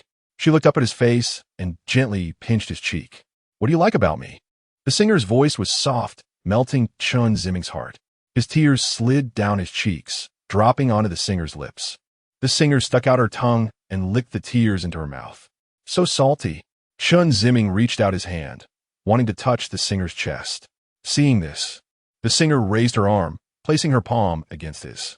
Her face was as beautiful as a peach blossom, her cheeks flushed, and she whispered, Let's change places. The singer slowly got up from Chen Ziming's lap, took his hand, and led him out of the bar. By now, it was past midnight, and there were few pedestrians on the street. Only the occasional drunken youth or girl, either walking alone or embracing each other. The streetlights cast a warm yellow glow, a glimmer of hope in the darkness. Chen Ziming staggered, being pulled along by the singer as they walked along the street. The singer took big steps, swinging her arms, and it looked like a sweet couple. She sometimes leaned against Chen Ziming's shoulder, sometimes turned in front of him, taking his hands and spinning around. The street was filled with the singer's laughter and joy. In a half-drunken state, Chen Ziming felt immense happiness and joy, wishing that time could stay forever in this moment. The night sky sparkled with stars, and the streetlights flickered. At this moment, Chen Ziming's mood seemed like the streetlight and the starlight, which would be lost forever with the arrival of dawn. He began to feel scared, afraid that time was passing too quickly, afraid that the stars would soon disappear, afraid that the happiness of the moment would, like happy memories, forever leave him behind. Chapter 41. Security check. Not knowing how long it had been, Chen Ziming finally woke up, a hangover headache surging up. He frowned tightly, holding his head. It felt as if his head was splitting open. He looked around at his surroundings, the familiar pillow and sheets, and then at his desk on the other side. Chen Ziming suddenly sat up from the bed. He looked at himself and realized he was still dressed. What happened? He began to recall last night's events. Last night, he had left the bar with that singer, wandering the streets in each other's embrace, and finally ended up at the door of a hotel. At this thought, Chen Ziming's heart raced, and he felt very sad. He was eager to see that singer again. Chen Ziming hurriedly got out of bed, grabbed his backpack from beside the bed, and headed for the door. As he reached the entrance, he suddenly caught a glimpse of himself in the mirror, exhausted, with dark circles under his eyes, messy hair, and looking shabby. Although Chen Ziming was reluctant to interact with others, he cared a lot about his appearance, especially since he was about to meet that singer. He tossed his backpack aside, took off his outer clothing, and went to the bathroom to wash up and tidy himself. Chen Ziming leaned against the sink, looking at himself in the mirror. His eyes were bloodshot, and stubble had grown around his mouth. He shaved, took a shower, and, after getting cleaned up, changed into a new set of clothes before slinging his backpack over his shoulder and heading out. As he walked, Chen Ziming thought about the singer. He felt an emptiness inside him that he had never experienced before. Besides his apartment, he took a cab, and based on his memory, arrived at the bar street in the city center. Chen Ziming searched from bar to bar and finally found a quiet bar that matched his memories from last night. However, it was morning, and bars usually opened in the evening. Chen Ziming felt anxious. He knocked on the iron door at the bar's entrance, but the response was silent. It seemed there was no one inside. Chen Ziming sat on the steps in front of the bar, blankly staring at the passers-by, his expression numb. He sat there from a sun high in the sky until the sun set. He didn't know how many people or couples he had seen. Finally, the bar owner arrived. He was a middle-aged man with a long beard, bald, and portly, dressed in a cool-toned coarse cloth outfit. He looked like someone who appreciated the arts. The owner glanced at Chen Ziming. "Young man, I'm about to open." The owner's voice was warm and kind. Chen Ziming snapped back to reality of being called and hurriedly stood up, stepping back awkwardly. The owner smiled slightly, pressed a button on a remote control, and the rolling shutter door clattered open. Inside the rolling shutter door was another glass door, secured with a big lock. The owner unlocked it, pushed the glass door open, and walked in. With a clunk, the lights inside turned on. Chen Ziming hesitated for a moment and then stepped inside. The owner was tidying up tables and chairs. Upon seeing a customer enter, he welcomed him with a smile. When he recognized Chen Ziming, the owner was momentarily taken aback, but quickly regained his composure. "Young man, you're here so early. Are you waiting for a friend?" Chen Ziming bit his lip and shook his head. "Just sit anywhere. I'll tidy up first." "You can order when you're ready," the owner said, seemingly accustomed to customers like Chen Ziming. His amiable demeanor and lack of unnecessary chatter made Chen Ziming feel much more at ease, easing his nervousness a bit. Chen Ziming softly acknowledged and found a spot, moving a chair from the table to sit down. He took out his phone and fiddled with it, occasionally stealing glances at the owner. After a while, the owner finished tidying up and approached Chen Ziming with a beaming smile. "Have you made your choice, young man?" Chen Ziming lowered his head, his face reddening. He wasn't there to drink. He wanted to ask the owner about the singer, but he felt too shy to speak up, due to Chen Ziming's silence. The atmosphere became a bit awkward. Fortunately, the owner was skilled at interacting with people and likely encountered shy youths often. He cheerfully said, "What's wrong? Too many fine wines to choose from?" "No, it's not." The owner noticed Chen Ziming's embarrassment and didn't press further, casually saying it was fine to take his time with the selection before returning to the bar to attend to his tasks. Chen Ziming nervously clasped his hands together, keeping his head down while occasionally glancing at the owner. Minutes passed, and Chen Ziming swallowed hard, slowly walking toward the bar. That evening, on the high-speed train, Chen Ziming sat by the window with headphones on, gazing at the night scenery outside. His destination was Hangzhou. He recalled the look in the owner's eyes when he mentioned the singer had returned to Hangzhou. It seemed like sympathy or sadness. Leaning back, he gradually fell asleep. Meanwhile, at the apartment, two men in black suits burst in. They began searching the room. Entryway, drawers, wardrobe, bags. They left no corner unchecked, turning the entire room upside down. Seemingly unable to find what they were looking for, the two suited men returned to the doorway. At that moment, a middle-aged man in a brown casual outfit with a crew cut walked in. The two suited men politely reported to him, "Mr. Lee, we didn't find the phone, right? Don't mention that one." "We couldn't find any of the phones," Mr. Lee replied, remaining silent as he entered the room, surveying the disheveled state of the room, occasionally rummaging in the corners. The two suited men hurriedly followed, cautiously reminding Mr. Lee, "We've searched everywhere." Mr. Lee acknowledged with a sound, grabbing the blanket and shaking it. "We've searched our whole lives." One suited man tried to remind Mr. Lee again, but was quickly interrupted by his companion, making the suited man realize he had spoken out of turn and hurriedly fell silent. Mr. Lee circled the room, perhaps sensing that his subordinates hadn't been negligent, and slowly left the room. The two suited men followed him out and closed the door. Outside the apartment building, a black sedan was parked. After Mr. Lee and the two suited men came out, a suited man from the car stepped out to welcome Mr. Lee inside. Mr. Lee got into the car, and the three suited men followed suit as the sedan slowly started and drove away. At that moment, in the alley next to the apartment, a figure dashed swiftly, following the sedan. Inside the car, Mr. Lee received a phone call. The caller said something to Mr. Lee, who nodded in response. After hanging up, Mr. Lee instructed the driver to the airport. "The airport? Mr. Lee, why are we going there?" one suited man asked. Mr. Lee, sitting in the passenger seat, replied slowly to catch someone. The suited man wanted to ask more, but was stopped by his companion. Suddenly, the car fell silent. Half an hour later, the sedan stopped at the airport parking area, and Mr. Lee followed the two suited men into the terminal. At that moment, in a corner of the airport, Wu Gu stopped, squinting at the figures of Mr. Lee and his companions. He circled around and approached the entrance of the terminal, walking inside. Reaching the security check area, Veuillez hésiter. Chung Feng had specifically warned them to avoid the security checkpoint, as it would be troublesome. They could see through your body structure. Seeing Mr. Lee and his team about to leave, Wu Gu gritted his teeth and, steeling himself, rushed forward.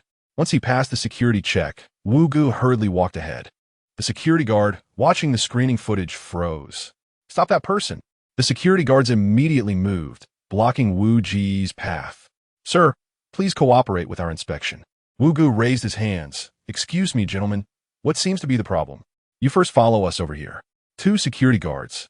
Because the security inspector shouted urgently and didn't explain the reason. Also didn't know why. Could only take Wu Gu back first. Wu Gu didn't want to cause trouble. He glanced at Li Zong and the others, seeing them go up to the second-floor lobby. Wu Gu wanted to resolve the current situation quickly and didn't want to waste time. So he cooperatively returned to the security inspection area. The security inspector looked Wu Gu up and down. "This traveler, please go through a security check again." "No problem." Saying this, Wu Gu went out and went through the check again. The security inspector was stunned in front of the monitor. "What's going on? Is the machine broken?" The security inspector wondered. Two colleagues came over. "What happened?" "It seems the machine is broken. The skeletal structure displayed is all messed up." "Is that so?" One colleague went through the check again to verify the machine. The security inspector looked at the monitor, more confused. This time it was normal. So he had Wu Gu go through it again. As soon as Wu Gu entered, the display was abnormal again. The other travelers felt the inspection here was slow and switched to other security checks. The security inspector asked in confusion, Gentlemen, are you carrying something on you? Wu Ge raised his hands. You can search me. After getting the signal from the security inspector, the two security guards stepped forward and carefully checked Wu Ji's body. Finding nothing unusual, not even a lighter, only a cell phone. The security inspector was perplexed. Wu Ge thought for a moment and smiled, saying, I had a car accident before, and my bones are misaligned, so it might show up strangely. The security inspector suddenly understood. No wonder I was wondering. But that misalignment seems a bit severe. As he said this, the security inspector seemed to feel that his words were inappropriate, as if he were discriminating against the disabled. He quickly apologized with a smile. Wu Ge waved his hand. It's okay. Can I go now? No problem. You can go. Wu Ge turned around and hurried towards the elevator leading to the second floor. The security inspector stayed in place, scratching his head, still immersed in the astonishment of Wu Ji's body structure. The world is so big, and there are all kinds of wonders. Today really opened my eyes, the security inspector marveled. What exactly is going on? Is the bone misalignment really severe? A colleague asked. The security inspector waved his hand. It's not about whether it's obvious or not, but is that still a person? The security guards and other security inspectors were stunned. Forget it, forget it. With technology so advanced now, anything is possible. Let's not be too ignorant. That's true. A security guard said. Hey, can this side be checked or not? Came the complaints from the travelers outside the security check. Several security inspectors immediately apologized with smiles and reopened the security check. Chapter 42 Hangzhou. At 4 o'clock in the morning, the high-speed train slowly arrived at the platform in Hangzhou. After Chen Ziming got off the train, he walked straight out of the station. Standing in the square of the train station, he looked around. All of it was unfamiliar. This was his first time leaving his hometown for another city. Chen Ziming didn't dare to talk to or ask anyone for help. He kept his head down and walked forward in the station square. He found a budget hotel and hesitated at the entrance for a moment, preparing himself mentally before stepping inside. He booked a single room at the front desk, took the room card, and took the elevator to his room. After inserting the room card, he entered and hung his backpack and coat on the hanger. Chen Ziming reached into his backpack, intending to take out his toiletry bag. However, he felt a square object that was somewhat hard. Confused, he took it out. It was a pure black mobile phone. What is this? Chen Ziming quickly rummaged through his bag again and found that everything else inside was his own belongings. He had taken the wrong bag, but this phone definitely wasn't his. Chen Ziming frowned. His first thought was that during the crowded disembarkation, someone must have dropped their phone, which just happened to land his bag. His backpack was a buckle-style double-shoulder bag, and there was a gap between the flap and the opening, so it was possible for it to fall in. If someone lost their phone, the owner must be very anxious. Chen Ziming thought about waiting to see if the owner would call, and then he could just get an address and send it back. With that in mind, Chen Ziming silently placed the phone on the TV cabinet in the room. He then went to the bathroom to freshen up.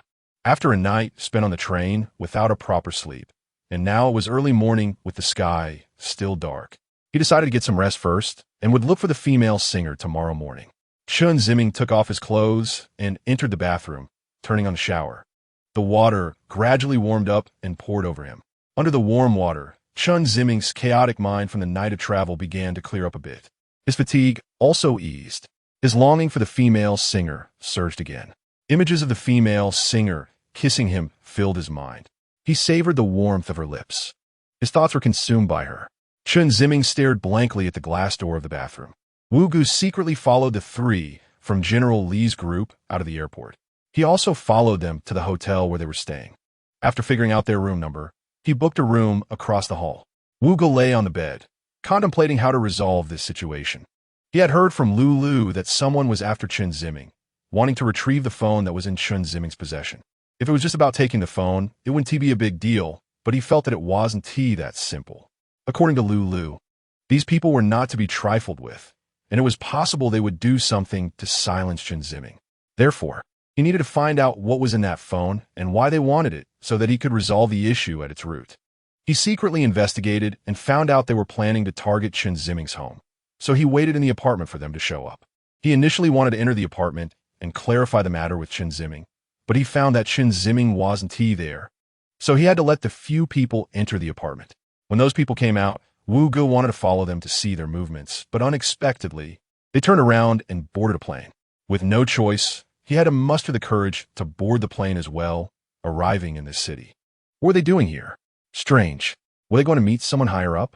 If that's the case, if they eliminate the higher-ups and there's no one to command after that, then the matter would be resolved easily. With this thought, Wu Ge planned to monitor their every move. If they met someone, he would secretly investigate that person. If it was the commander, he could force that person to comply. Wu Ge went to the bathroom to wash his face. After a long day, he was also feeling a bit tired. He came to the bedside, closed his eyes, and rested.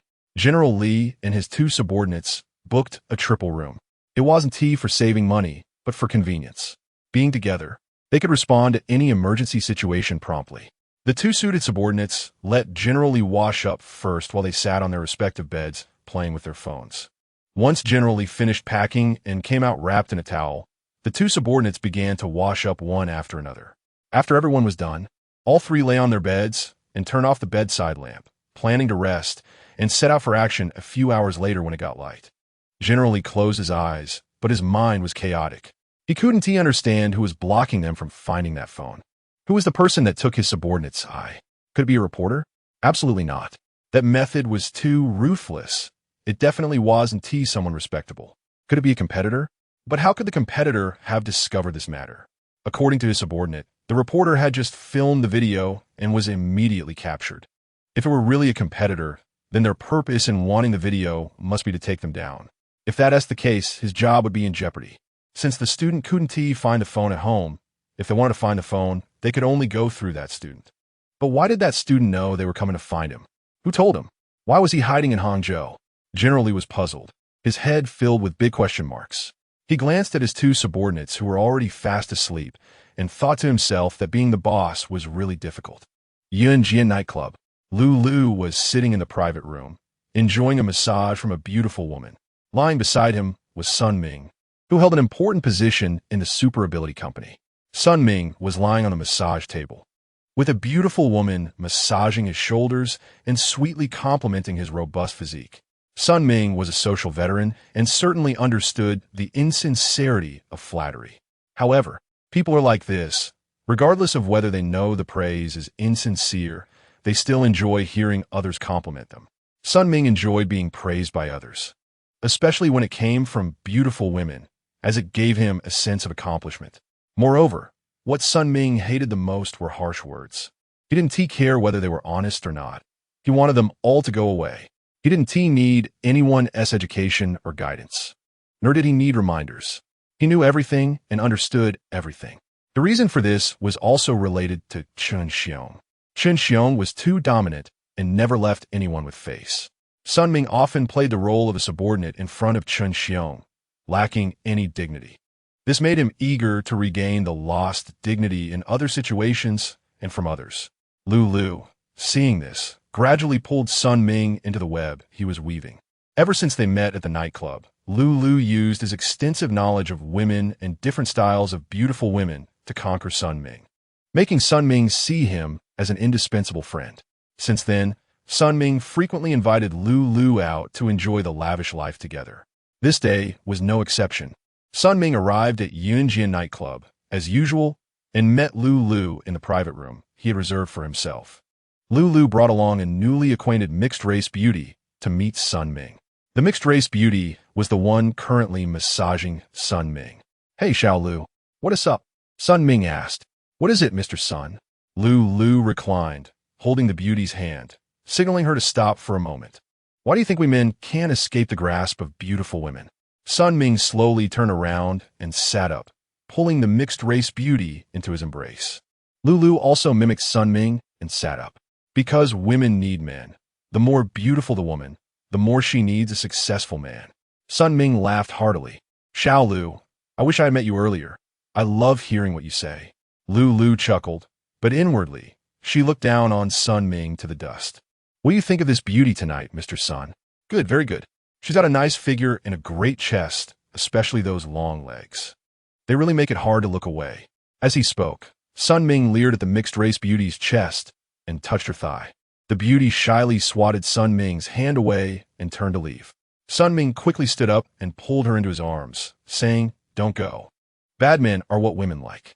Watching the two flirt, Lulu felt a wave of nausea. This ugly man was repulsive to look at, and she had to keep a smile on her face. It was truly tormenting. She just wanted the night to pass quickly so she could find another opportunity to extract the information she wanted from Sun Ming. It was still too early to ask now. With that thought, Lulu pouted and gave a hard grip on the arm of the woman next to her. The woman cried out in pain. Lulu turned to look, smiled, and gently stroked the woman, saying softly, "It hurts my heart more than grabbing my own." The woman pouted. "You're such a pain." Lulu laughed and lay back down on the massage table, pointing to his back, signaling her to continue the massage. Since Chung Feng started working at the Super Energy Company, he had been diligently serving as their cybersecurity officer. His daily task was to complete his regular work while figuring out how to breach the company's network defenses. However, recently, Chung Feng had become obsessed with a new hobby, a favorite entertainment activity, slot machines. Chung Feng discovered them while dining with colleagues at a mall and became utterly fascinated after playing a couple of rounds. He had been researching how to crack the slot machine formula to ensure he won every time. He had spent the latter half of the night studying this and was finally too tired to continue, so he closed his laptop. He casually washed his face in the bathroom, didn't brush his teeth, and went back to his room to sleep. Chapter 43. Two singers around 9 in the morning. Chen Ziming opened his bleary eyes. He glanced at his phone to check the time and slowly got out of bed. He walked to the TV cabinet, picked up the phone he had found in his bag last night, and wanted to unlock it to see if there were any missed calls. After pressing the unlock button, the phone screen was black, and he realized it was dead. Chen Ziming slapped his forehead, wondering why he hadn't noticed it last night. He looked at the phone's charging port, which was different from his own, and realized he needed to buy a charger to charge the phone. Forget it. I'll deal with it later. After washing up in the bathroom and packing his things, Chen Ziming put the dead phone into his bag and left the room. After exiting the budget hotel, he had breakfast at a nearby breakfast shop. While eating, he recalled what the owner had said. He clearly remembered the owner telling him that the female singer had gone to Hangzhou. However, he wasn't sure where exactly in Hangzhou she had gone. The female singer often performed at his bar, so her job was probably that of a resident singer. With this in mind, Chen Ziming realized that if he wanted to find the female singer, he would have to go to the busiest bar street in the city and check each bar one by one. After finishing his meal, Chen Ziming took a taxi. After passing 2 overpasses and approaching the 3rd, the driver turned a corner and stopped at the entrance of an alley. "Young man, once you go into the alley, it's all bars. But it's a bit early for you to come at this time," the driver said. Thank you," Chen Ziming replied. Scanned the driver's QR code to pay the fare and got out of the car. He looked around. On his left was the bar street the driver had mentioned, but most of the bars were locked, and there were very few people. Looking further, he found himself standing on a bustling street. Pedestrians and tourists were coming and going. The street was wide and extended straight ahead. Not far away, there was a clock tower building. Several pedestrians were sitting under the building. The temperature in Hangzhou was much higher than in Chen Ziming's hometown, S City. In S City, people had already started wearing autumn jackets, and those afraid of the cold had switched to thermal pants. But here, everyone was still dressed for summer, in shorts and short sleeves.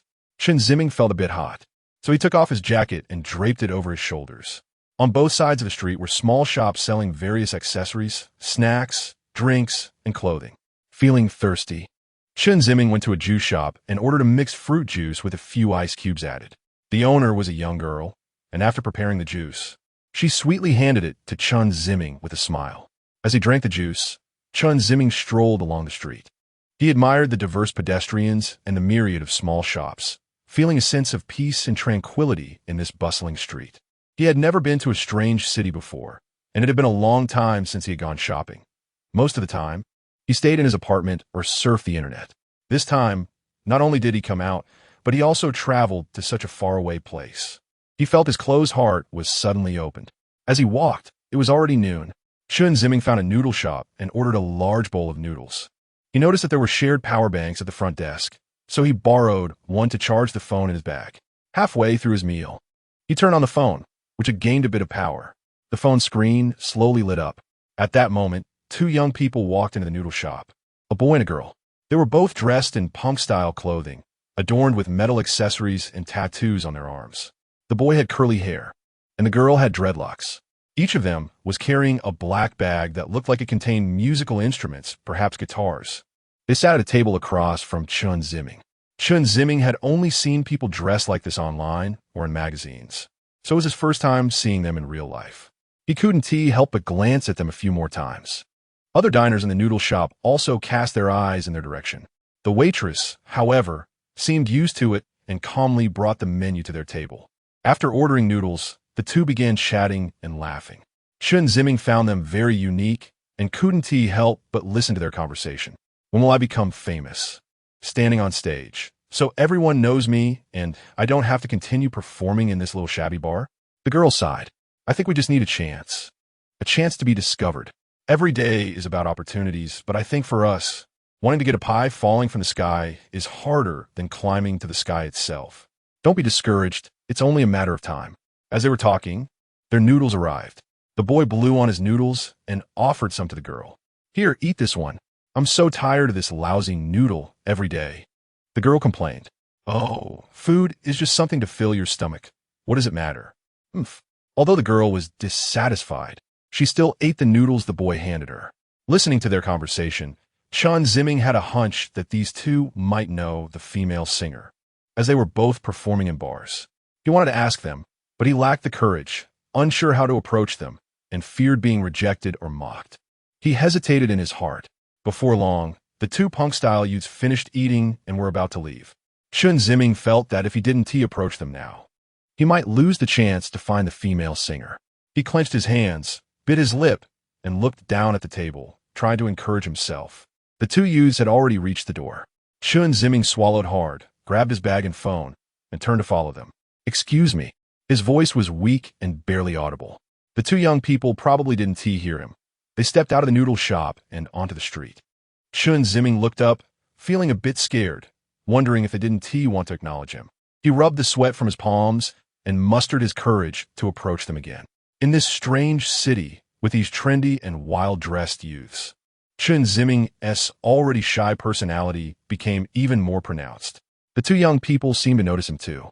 They stopped, and the girl frowned and asked, Do you know us? Chen Ziming swallowed hard and said softly, I have something to ask. The two youths exchanged confused glances.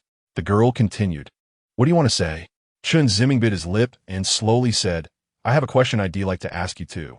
The boy looked at Chen Ziming's embarrassed expression and couldn't help but laugh. You're not some student just starting out, are you? Let us scan a QR code. Okay.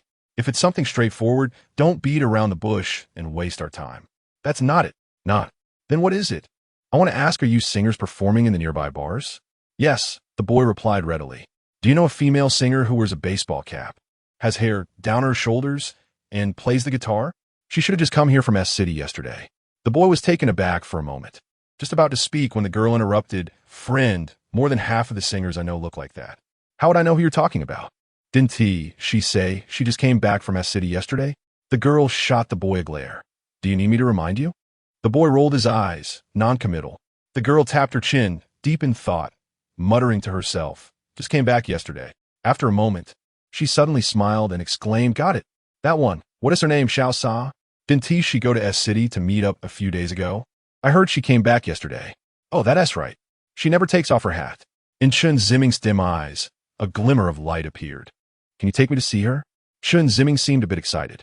Sure, the girl replied with a smile. Wait, the boy stopped the girl. Hey, do you know Xiao Sa? Chen Ziming thought for a moment. If he said he knew her, he had only seen her once, for less than half a day. If he said he didn't know her, he had indeed done so many things. Chen Ziming nodded. Oh, what is your relationship? This question put Chen Ziming in a difficult position. He didn't know what their relationship was. Are they a couple? No, because they agreed on only having a brief possession. Are they friends? Would friends kiss? Obviously not. Strangers? Definitely not. Music friends, Chen Ziming answered. That made it easier. They had indeed talked about guitars. Oh, you mean guitar? Chen Ziming nodded. Then why don't you have her contact information? Well, if she had it, would she be asking you? If you want to help, then help. But if you don't want it, don't ask this and that. That's her privacy, okay? The girl said impatiently. I'm just being cautious. What caution? I see you're just cold-blooded. The boy shrugged. All right, I'm cold-blooded. The girl ignored him and looked at Chen Ziming. Friend, if you want to see Xiao Sa, it will probably have to be tonight. She's probably still sleeping at this hour. I say, you should wait here for her. She will come here tonight to perform with us. Hearing that the female singer was coming, Chen Ziming felt a bit excited. Thank you, can I stay with you too? Because I'm worried I won't be able to find her. If you don't mind.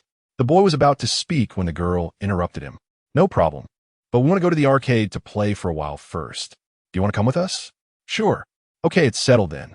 Hey, who allowed you to decide this on your own? I haven't agreed yet. The girl glared at the boy. Oh, then let me hear. Do you agree or not? The boy pouted, hesitating. Well, if you kiss me, I'll agree. Buffed. The girl rolled her eyes and turned to walk toward the side of the mall. The boy hurriedly chased after her. Watching the two leave in a rush, Chen Ziming quickly followed.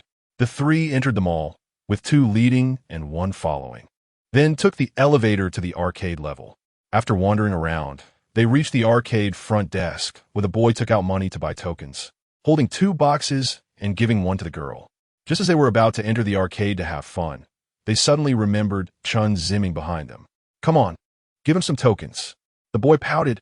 Why don't you give? All right, I'll give, the girl said, taking a handful of tokens and handing them to Chen Ziming. Here, take it. Chen Ziming shook his head. Thank you, I don't. Just take it, don't be so hesitant. The girl's tone left no room for argument, and Chen Ziming had no choice but to accept. Turning around, the girl suddenly reached into the boy's token box, grabbed a handful, and ran into the arcade. The boy angrily jumped up and chased after her. Chen Ziming watched the noisy figures of the two, and a warm current slowly rose in his heart. He walked alone to the claw machine at the entrance, sat down, and dropped 3 game tokens. I'm going to see you again soon. What should I say? Chapter 44. Claw machine. Chen Ziming tried to grab a doll several times, but failed each time. He had played with these machines before and had never succeeded. He felt that the claw was too loose, and it was impossible to catch anything. Bored, he walked around the arcade. The entire front of the arcade was open, with a row of claw machines set up like a wall. On either side of the claw machines, one side was an entrance and the other side had a counter, also an entrance. Walking past the claw machines, he entered another row of machines. Unlike those on the outside, the dolls in this row were smaller, about the size of an adult's palm. Unlike the ones outside, which were at least half a meter tall, Chen Ziming noticed 2 singers bending over together to grab a doll. He couldn't help but walk over to watch. To the left, right there. A little more to the left. Okay, the girl exclaimed excitedly. The boy pressed the button, and the claw slowly descended, firmly grabbing the doll. Yay! The girl cheered as the doll came up, but as soon as the claw returned to the top, it seemed to loosen, and the doll fell back into the pile. The girl's shoulders drooped in disappointment. This damn machine must be broken. How could it drop after grabbing it so tightly? It's all a scam. Just play for fun. Don't expect to actually win anything, the boy said. I want one. The girl pouted. Can I just buy you one? No, I want that one inside. The boy rolled his eyes. All right, today I'll show you the prowess of the claw machine prince. Wait, where did that nickname come from? I was the best claw machine player among my friends back in the day. Best claw machine player? Just watch. Who made the greedy boss tamper with the machines? Forcing me to take action? What are you planning? The boy led the girl to a claw machine at the side and glanced at the counter.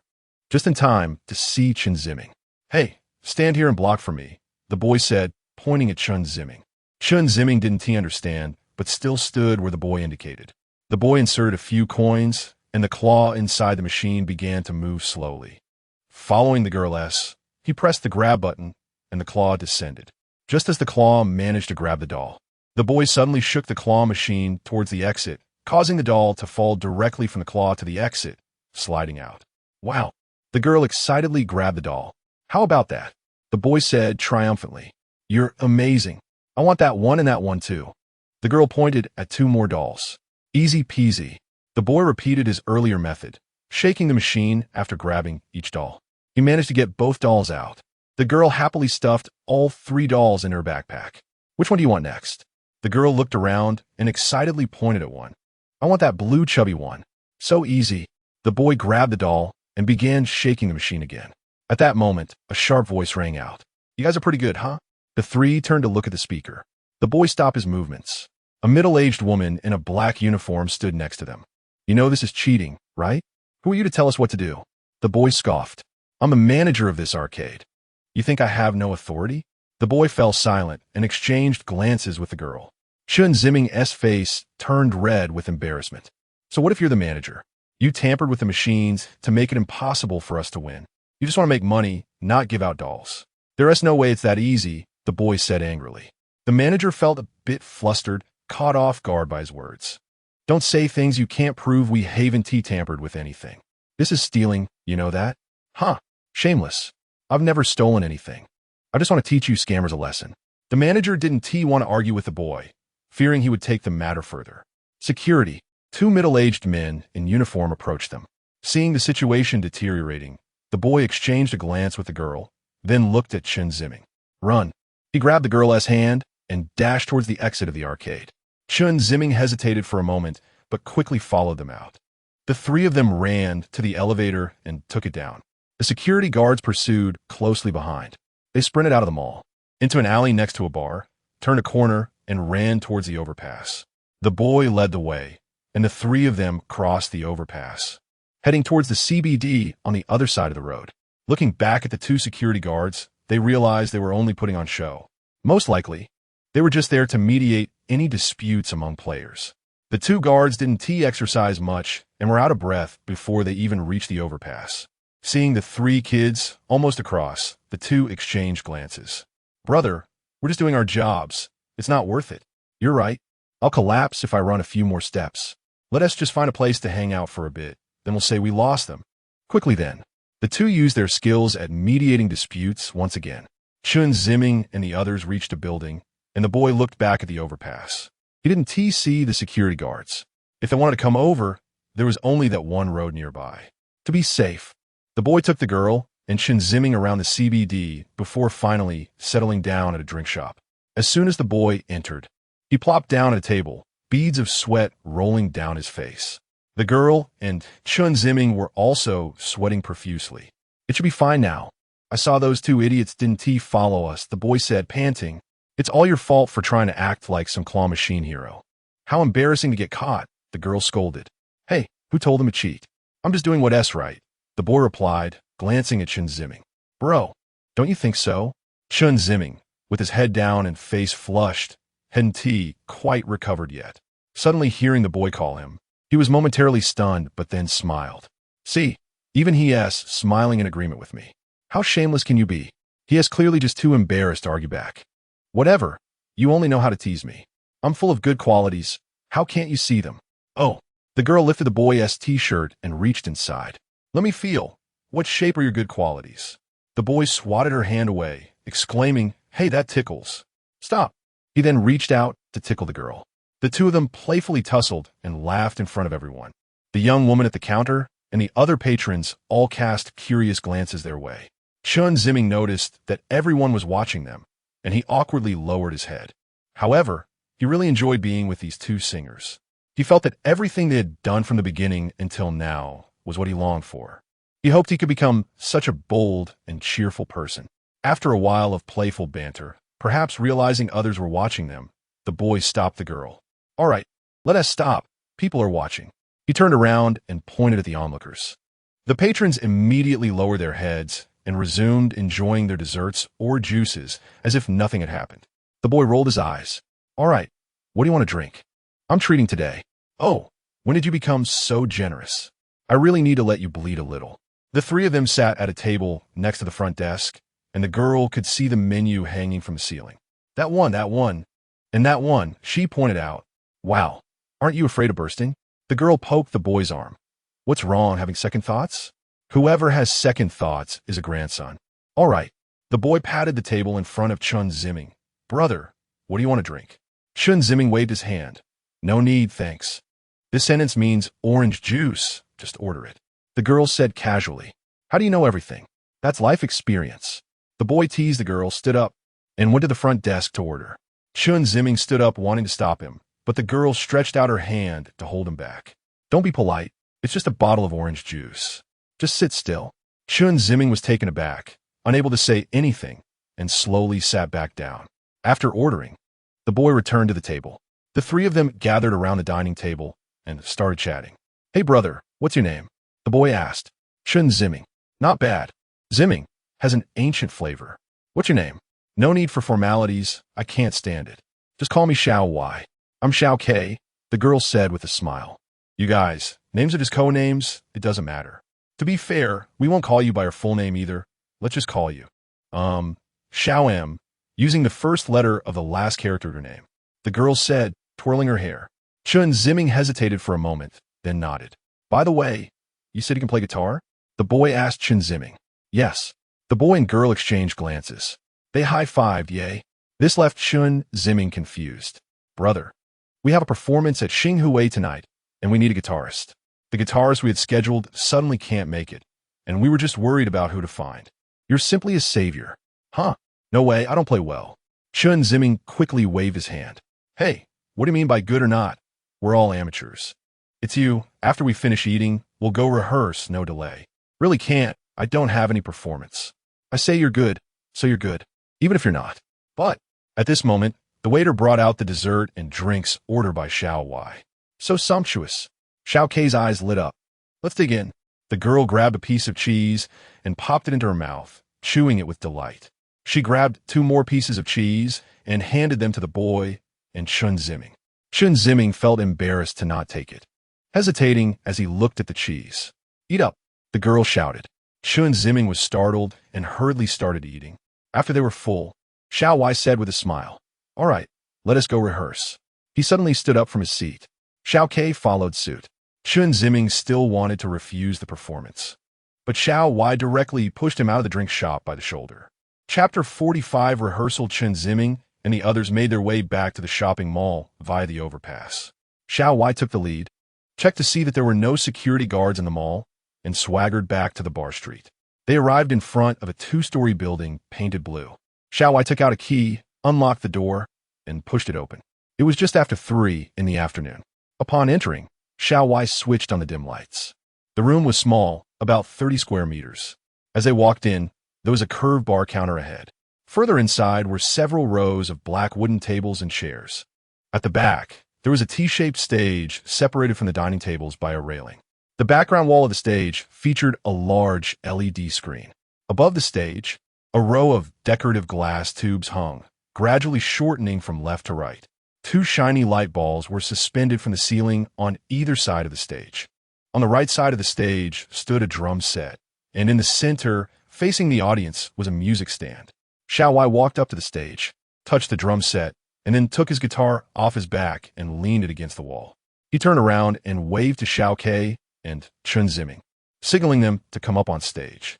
Xiao K walked ahead, swinging his long, textured dreadlocks as he stepped onto the stage, with Chen Ziming following behind.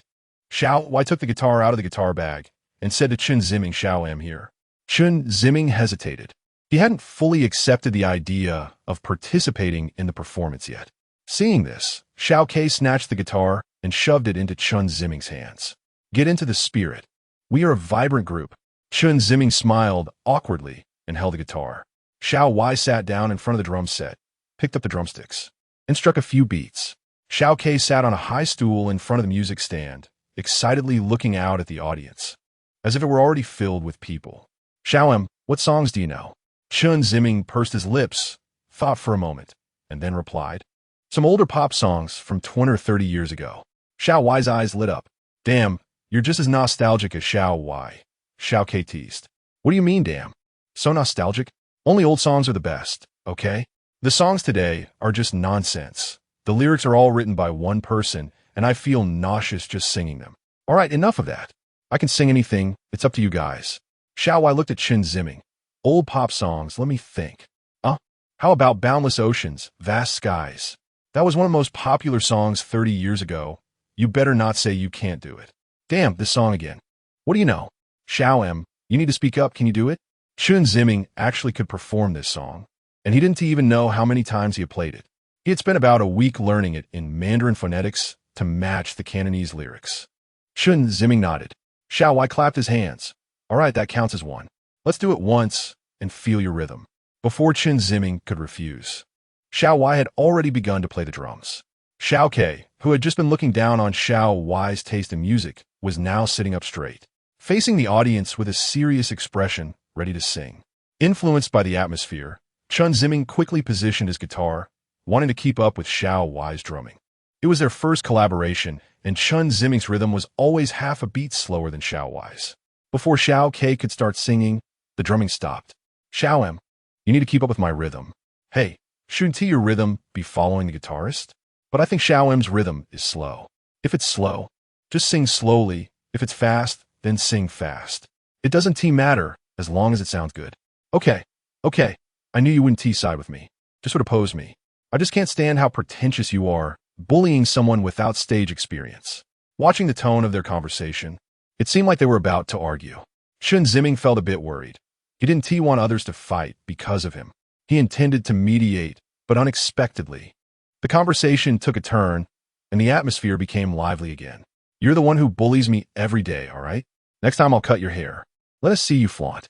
That LL cost me my life. How could you bear to do that? Xiao Wai chuckled. Then just cut one strand. Not a single strand will be cut. Is that okay? They seemed to treat Chen Ziming as air, flirting with each other.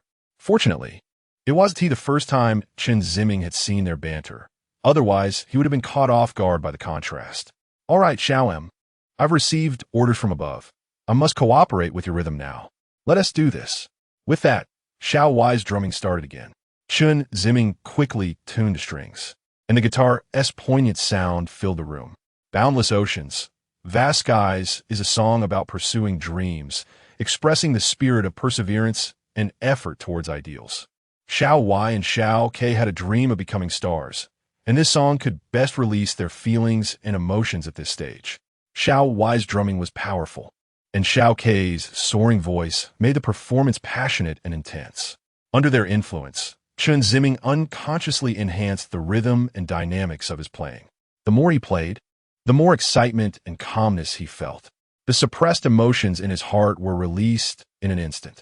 He remembered when he was in junior high, passing by a music store and seeing various solid-colored and colorful guitars hanging in the glass window. He hesitated to step forward. His father, Chen Xiong, seemed to have noticed his love for the guitar and took him into the store, letting the owner pick out a colorful one for him. The owner helped tune the strings and bought a book of fingerings, bringing Chen Ziming back home. After getting the guitar, Chen Ziming cherished it like treasure. The first thing he did every day after school was throw his backpack on the sofa and rush to his room to practice fingerings. His mother, Zhang Yinping, scolded Chen Xiong for buying things indiscriminately, saying it would hinder their son's studies. Chen Xiong waved his hand dismissively, belittling academics, arguing that life has many choices, and what his son likes is the best choice. Zhang Yinping sighed and didn't want to argue with her husband. She occasionally scolded Chen Ziming when she saw him engrossed in the guitar. In this open-minded upbringing from his father, Chen Ziming excelled in both learning and guitar. This led Chen Xiong to often tease Zhang Yinping, saying he almost listened to her and hindered the future of a musical master. At this point, Chen Ziming would secretly support his father, teasing his mother together. Whenever this happened, Zhang Yinping would threaten the father and son by saying she wouldn't cook anymore, causing Chen Ziming to hurriedly switch sides to oppose his father, being called a fence-sitter. However, everything changed after the college entrance examination. Chen Ziming didn't know how many times he had played Boundless Oceans, Vast Skies. Relying on muscle memory, he played more smoothly each time. The initially abrupt transitions became increasingly soft and fluid. Unconsciously, he seemed to return to those days of practicing. Xiao Wai's drumming was bold and powerful, shaking his head. Xiao K's singing soared, as if to break through the roof. The three of them surprisingly achieved harmony in their performance. After finishing the song, Xiao Wai gave Chen Ziming a thumbs up. Wow, I really didn't expect your guitar skills to be quite good. Yeah, we can totally form a band now, Xiao K said excitedly. Chen Ziming's face turned red. He lowered his head, unsure how to respond to their compliments. Xiao M, what else can you do? Xiao Wai's voice was filled with excitement. Encouraged, Chen Ziming's tone became more relaxed as he spoke in front of the two. He slowly mentioned a few popular songs from the past, as well as some contemporary hits that he thought had good lyrics. There were two very obscure songs that even those who weren't in the music scene might not have heard of. This made Xiao Wai and Xiao K like Chen Ziming even more. The three of them selected about 10 songs and rehearsed them on stage one by one. It wasn't until Xiao K called for a stop that they finally took a break. She still needed to save her energy for the evening. The entire afternoon passed just like that. Xiao Wai ordered takeout for dinner, and Chen Ziming felt embarrassed to let others treat him, so he insisted on paying for himself. Xiao Wai and the other two couldn't refuse, so they went along with Chen Ziming's wishes. The three sat at the dining table, eating hamburgers, fries, and fried chicken. "Hey, Xiaoam, how long have you known Xiao Sa?" Xiao Wai casually asked. This question put Chen Ziming in a bit of a dilemma. He didn't know how to answer and was particularly afraid of being asked how they met. Chen Ziming didn't want to lie, but it was still quite embarrassing for him to talk about meeting Xiao Sa at the bar and what happened afterward. It's been a long time. I don't remember?" Xiao Ke asked. Chen Ziming shook his head. "No, actually, we just met a few days ago." "Oh, you just met? And you came all the way here. Is there something important?" "Hey, why are you prying into someone else's privacy again?" Xiao Ke complained. "What's the big deal? We're all quite familiar with each other now, right?" All right. Since that's the case, let's hear it." After saying that, Xiao Wai and Xiao Ke both looked at Chen Ziming, with Xiao Ke's expression filled with curiosity, completely losing the earlier complaint about Xiao Wai prying into privacy. Seeing their expressions, Chen Ziming scratched his head and stammered, "Actually, I came this time to find her." At this point, Chen Ziming didn't continue. Xiao Wai and Xiao Ke were anxious as they waited, especially Xiao Ke, who looked like she was about to rush over and grab Chen Ziming by the neck to force him to finish. Chen Ziming hesitated, not continuing. Xiao Wai joked with a smile. "Could it be that you have a crush on Xiao Sa?" As soon as he said this, Chen Ziming's face turned bright red. The two exchanged glances. "No way. Xiao Wai said with an incredulous expression. "Different strokes for different folks. Why are you speaking like that?" Xiao Ke complained. "Not really, I just feel, the trope of love at first sight really exists in this world, and I'm very touched. True feelings exist in the world. Do you think everyone is as cold-blooded as you?" "How am I cold-blooded again?" Xiao Ke rolled her eyes. "You're so cold." As they continued to talk, they were about to argue again. However, Chen Ziming had long since gotten used to it. At this moment, all he could think about was what to say when he saw Xiao Sa tonight. Chapter 46, Shopping Wu Gu heard some movement from the opposite side. So he got up and looked through the peephole. The three people had left the room. He hurriedly packed his things and went downstairs. Seeing the trio getting into a taxi, Wu Gu also flagged down a taxi. Once in the car, he urged the driver to go faster and follow the taxi ahead. The driver, looking impatient, said, "Hey, no matter how fast we go, we have to pay attention to safety. I can't fly." Veuillez smiler silently. His gaze fixed on the taxi that Mr. Li and his companions were in. After a moment, they approached a traffic light, and the taxi carrying Mr. Li turned right at the intersection. The driver of Wu Ji's taxi had to quickly merge right to turn, but due to the haste, he didn't see the car behind him, nearly causing a rear-end collision. A sudden screech of brakes brought the car to a stop, and the car behind also halted.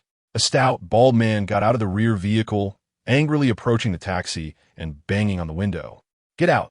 The driver hastily bowed and apologized. "Sorry, brother. I didn't see you because I was in a hurry." The bald man ignored him, pulling out an iron rod from behind. "Get out. I'll smash your car first." "Then smash you." The driver trembled in fear, momentarily losing his composure, too scared to move inside the car. The bald man, furious, raised the iron rod to smash it. At that moment, the back door of the car opened. Hearing the door, the bald man looked back and saw a middle-aged man in a leather jacket with stubble standing outside. "What do you want?" The bald man menaced, pointing the iron rod at Wu Gu. Wu Gu grabbed the iron rod from the bald man's hand and, with a motion similar to breaking a cucumber, snapped it in half, returning the pieces to the bald man. The bald man was stunned, unable to react for a while. It wasn't until Wu Gu walked over and placed the two broken pieces in his hand that he came to his senses. The bald man's lips trembled, unable to speak. Wu Gu then turned back to the car and softly said, "Driver, follow that taxi." Without further ado, the driver pressed the accelerator, and the car shot forward with a roar. Inside the car, the air conditioning was on, but the driver's forehead was already sweating cold. His hands trembled slightly on the steering wheel. Mr. Li's taxi happened to hit a red light, allowing Wu Gu to catch up, this time without Wu Ji's prompting. The driver showcased his decades of driving skills without a hint of slack. Once Mr. Li and his companions got out of the car, Wu Gu instructed the driver to stop as well. Before getting out, Wu Gu asked about the fare. The driver, trembling, replied that there was a charity event today, and it was free to pick up passengers. Wu Ge smiled and glanced at the meter, scanned the QR code to pay, and then got out of the car. Wu Ge looked around and saw a commercial area. Mr. Li and his 3 companions had already entered the shopping street, so he hurried to catch up. The 3 were walking and chatting. Check the name of that store, Mr. Li instructed. One of the younger men beside him flipped through his phone and opened a page from Mr. Li. Mr. Li, impatient, said, "You can find it yourself. No need to show me." The younger man awkwardly agreed. "Mr. Li, why don't we directly check the surveillance footage? Do you have any acquaintances here? Saw the... It's not easy to pull up this consumption record." "You're right, Mr. Li." The 3 continued walking down the shopping street, passing by a clock tower. After walking for a while, one younger man suddenly excitedly pointed to a juice shop by the roadside and shouted, "It's this one. It's this one." Not fully confident, he checked his phone again. "Yes, it's this one." Mr. Li took off his sunglasses, assessed the store name, and said, "Let us go," leading his 2 companions inside. The 3 sat down near the front desk. Wu Ge lingered at the entrance for a moment before entering the shop and finding a table close to Mr. Li and his companions. "Mr. Li, should we just ask now or—" "Let us go now, but be smart about it." "Got it." The younger man stood up, smiling as he approached the young waitress in uniform at the front desk. "Hello, what would you like to order?" The young girl asked with a smile. "Miss, are you the owner or—" "I'm just working here. I can't afford to own this shop." "Oh, I see you have a face full of blessings. It's just a matter of time." "Thank you." Flattered, the young girl smiled knowingly. Mr. Li's younger companion ordered 3 cups of juice and several plates of pastries. The young girl smiled as she printed the bill, and the younger man glanced at the prices, paying an extra 100 yuan. "You overpaid." "It's okay. You look so cute. This is a tip for you." "Really? Thank you so much." "No problemi." "By the way, I have something I'd like to ask you." "Sure. I have a younger cousin who had a falling out with his family and ran away here. His friend said he just appeared around here, so I wanted to ask if you've seen him." The younger man leaned closer to the waitress's ear and whispered, pulling out a photo of Chen Ziming from his phone to show her. The young girl stared at the phone screen, examining it. "I think I have some impression." "Really? Do you know where he went?" "I can't remember." The young girl shook her head. "Think again." "I really can't remember. There are many malls around here, and the foot traffic is quite large. I just can't recall." The younger man pouted. "All right, how about we add each other on WeChat?" The waitress appeared hesitant. Hearing their conversation, Mr. Li understood that they didn't know Chen Ziming's whereabouts and lost interest in staying there. He and another younger man stood up, pulling the one who was about to ask for the WeChat ID out. The young girl, seeing the customers leaving, hurriedly called out, "Your juice. You can keep it." The young girl frowned. These people are really strange. Wu Ge got up and also left the store, seeing another customer leave without drinking anything. The young girl couldn't help but wonder, what is going on today? Back on the shopping street, Mr. Li asked while walking, "Are there any other clues?" The younger man quickly replied, "Yes." "What is it?" After going to the juice shop, he also went to a noodle shop. "Why not go directly to the noodle shop?" Mr. Li frowned. "Didn't you say so? I just came to the first place." Mr. Li pursed his lips, internally looking down on this person's intelligence. "Then let us hurry." Saying this, the 3 walked further and found the noodle shop. This time, after some inquiries, they indeed found out about Chen Ziming's whereabouts. Mr. Li directly asked the server. The server confirmed that such a young man had eaten noodles there. After he left, he chatted for a while with 2 young men who looked like singers at the door before leaving with them. After thanking the server, it was already past 2 in the afternoon. The 3 casually had some food in the shop. At this moment, Wu Ge was sitting not far away, eating noodles while keeping an eye on their movements. He didn't dare to get too close because he had just sat beside them at the juice shop, and if he sat next to them again now, he might be recognized. However, Wu Ge was puzzled because it seemed they were looking for someone, rather than having found someone. Who were they looking for? Why did they suddenly give up on Chen Ziming and rush over here? Wu Ge was confused. The 3 of them chatted quietly while eating. "Are there any other clues?" Mr. Li asked. The younger man looked at his phone. The consumption record ended there. "Mr. Li Nudda.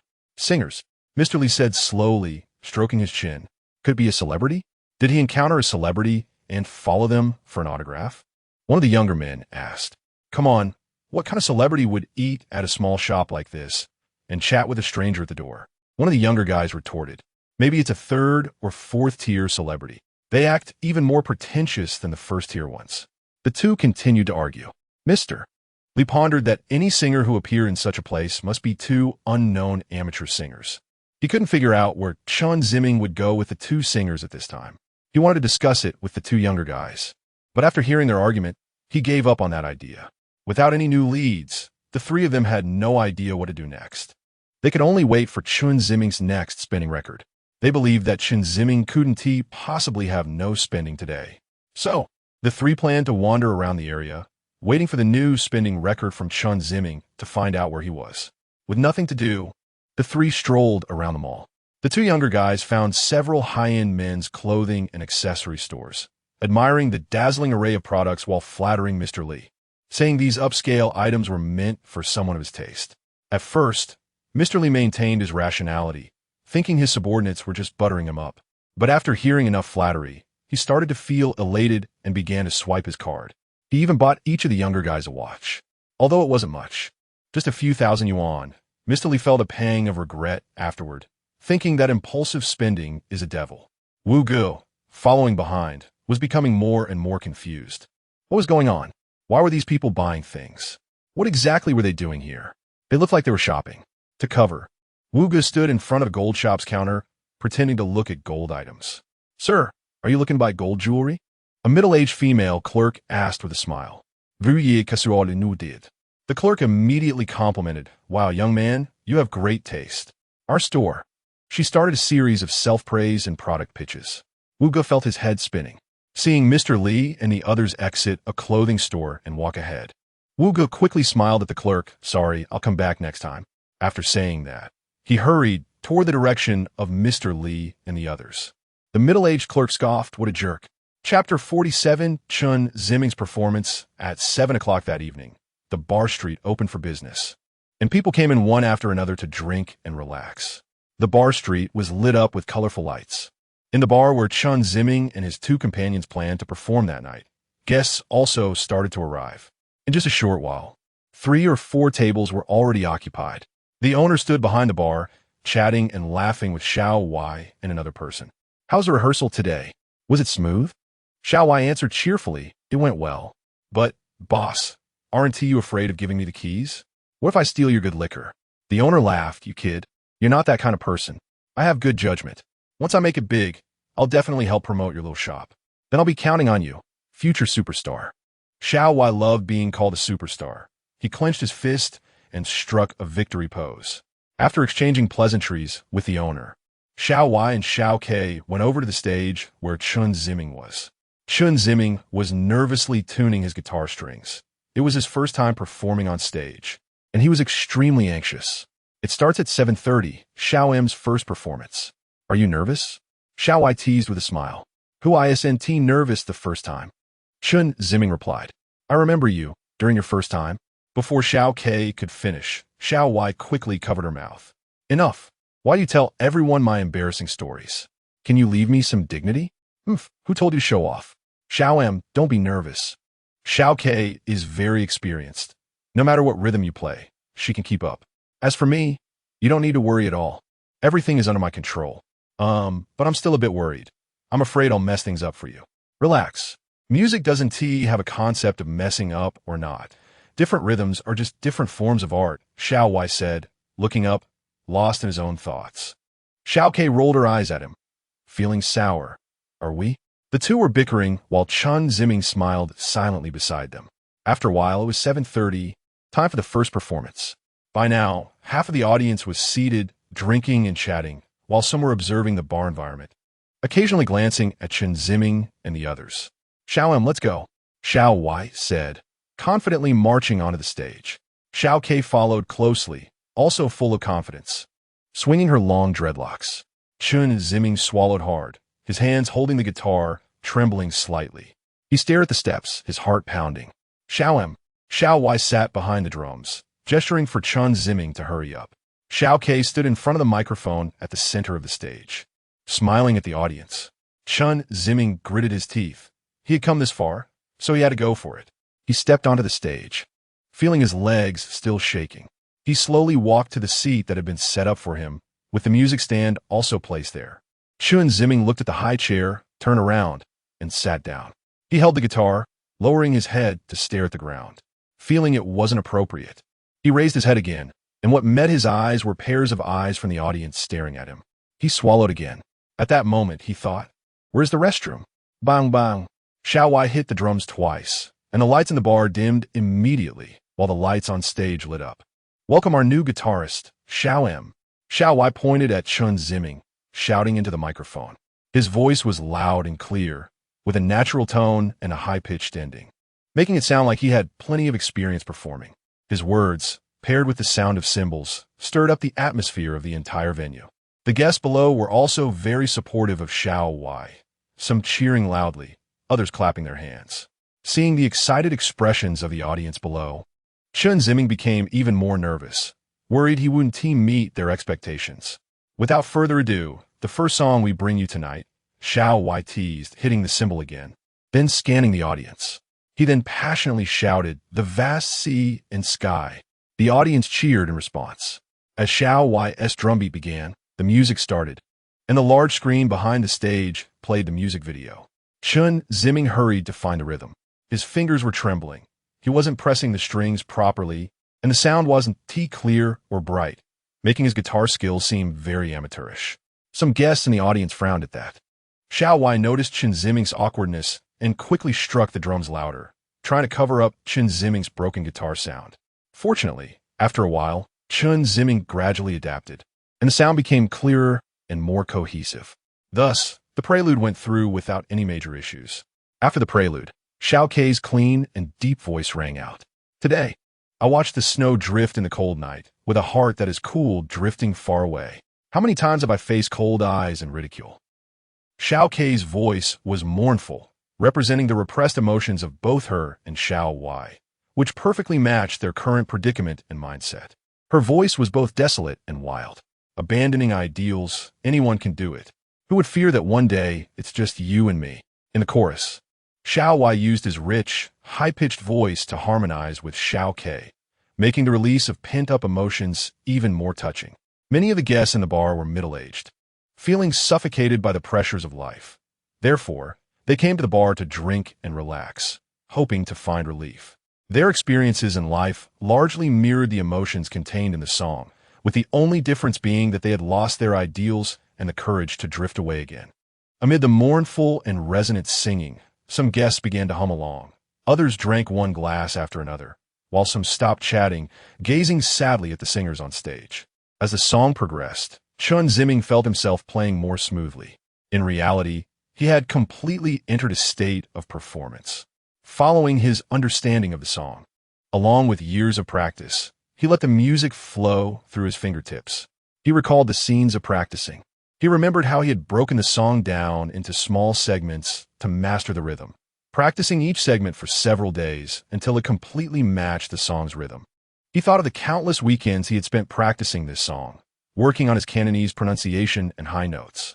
At that moment, it felt as if he were back in those times, as if he were in his little room, playing and singing by himself. He imagined sitting on a rock in the park, playing and singing alone. As the second half of the song began, Chen Ziming unconsciously began to sing softly into the microphone. Xiao Kei had just sung 2 notes when she gradually quieted down, listening to Chen Ziming sing.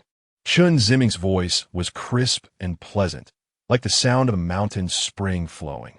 His voice brought a unique flavor to the mournful and high-pitched song. Within his singing was the sadness of family changes, the sorrow of being misunderstood yet powerless to explain, the longing for companionship, and the fear of loneliness.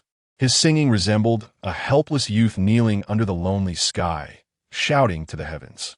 Xiao Kei nodded along, softly singing along with Chen Ziming. Xiao Wai's drumming became even more vigorous. The audience quietly immersed themselves in Chen Ziming's emotional outpouring. When Chen Ziming sang, "Forgive me for this life of untamed freedom. I'm also afraid that one day I will fall," tears began to flow from the corners of his eyes. As they reached the end, Xiao Wai and Xiao Kei harmonized with Chen Ziming, and the 3 of them completed the song together.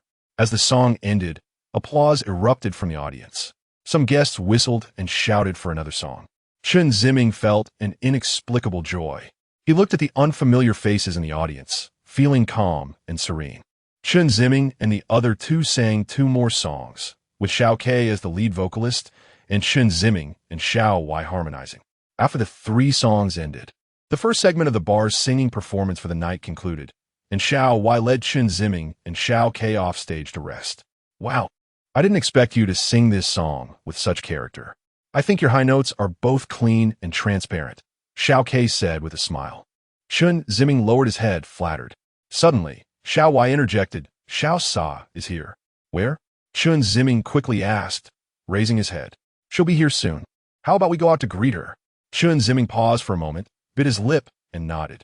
I'll go too, Xiao Ke exclaimed, jumping with excitement.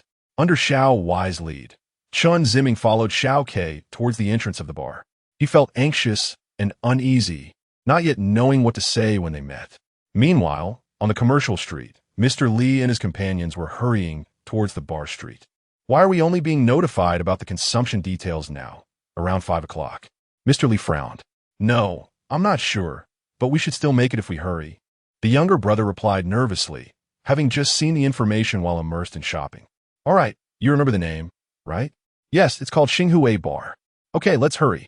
The commercial street was not far from the bar street, and the 3 soon arrived in front of the bar street. Is this the place?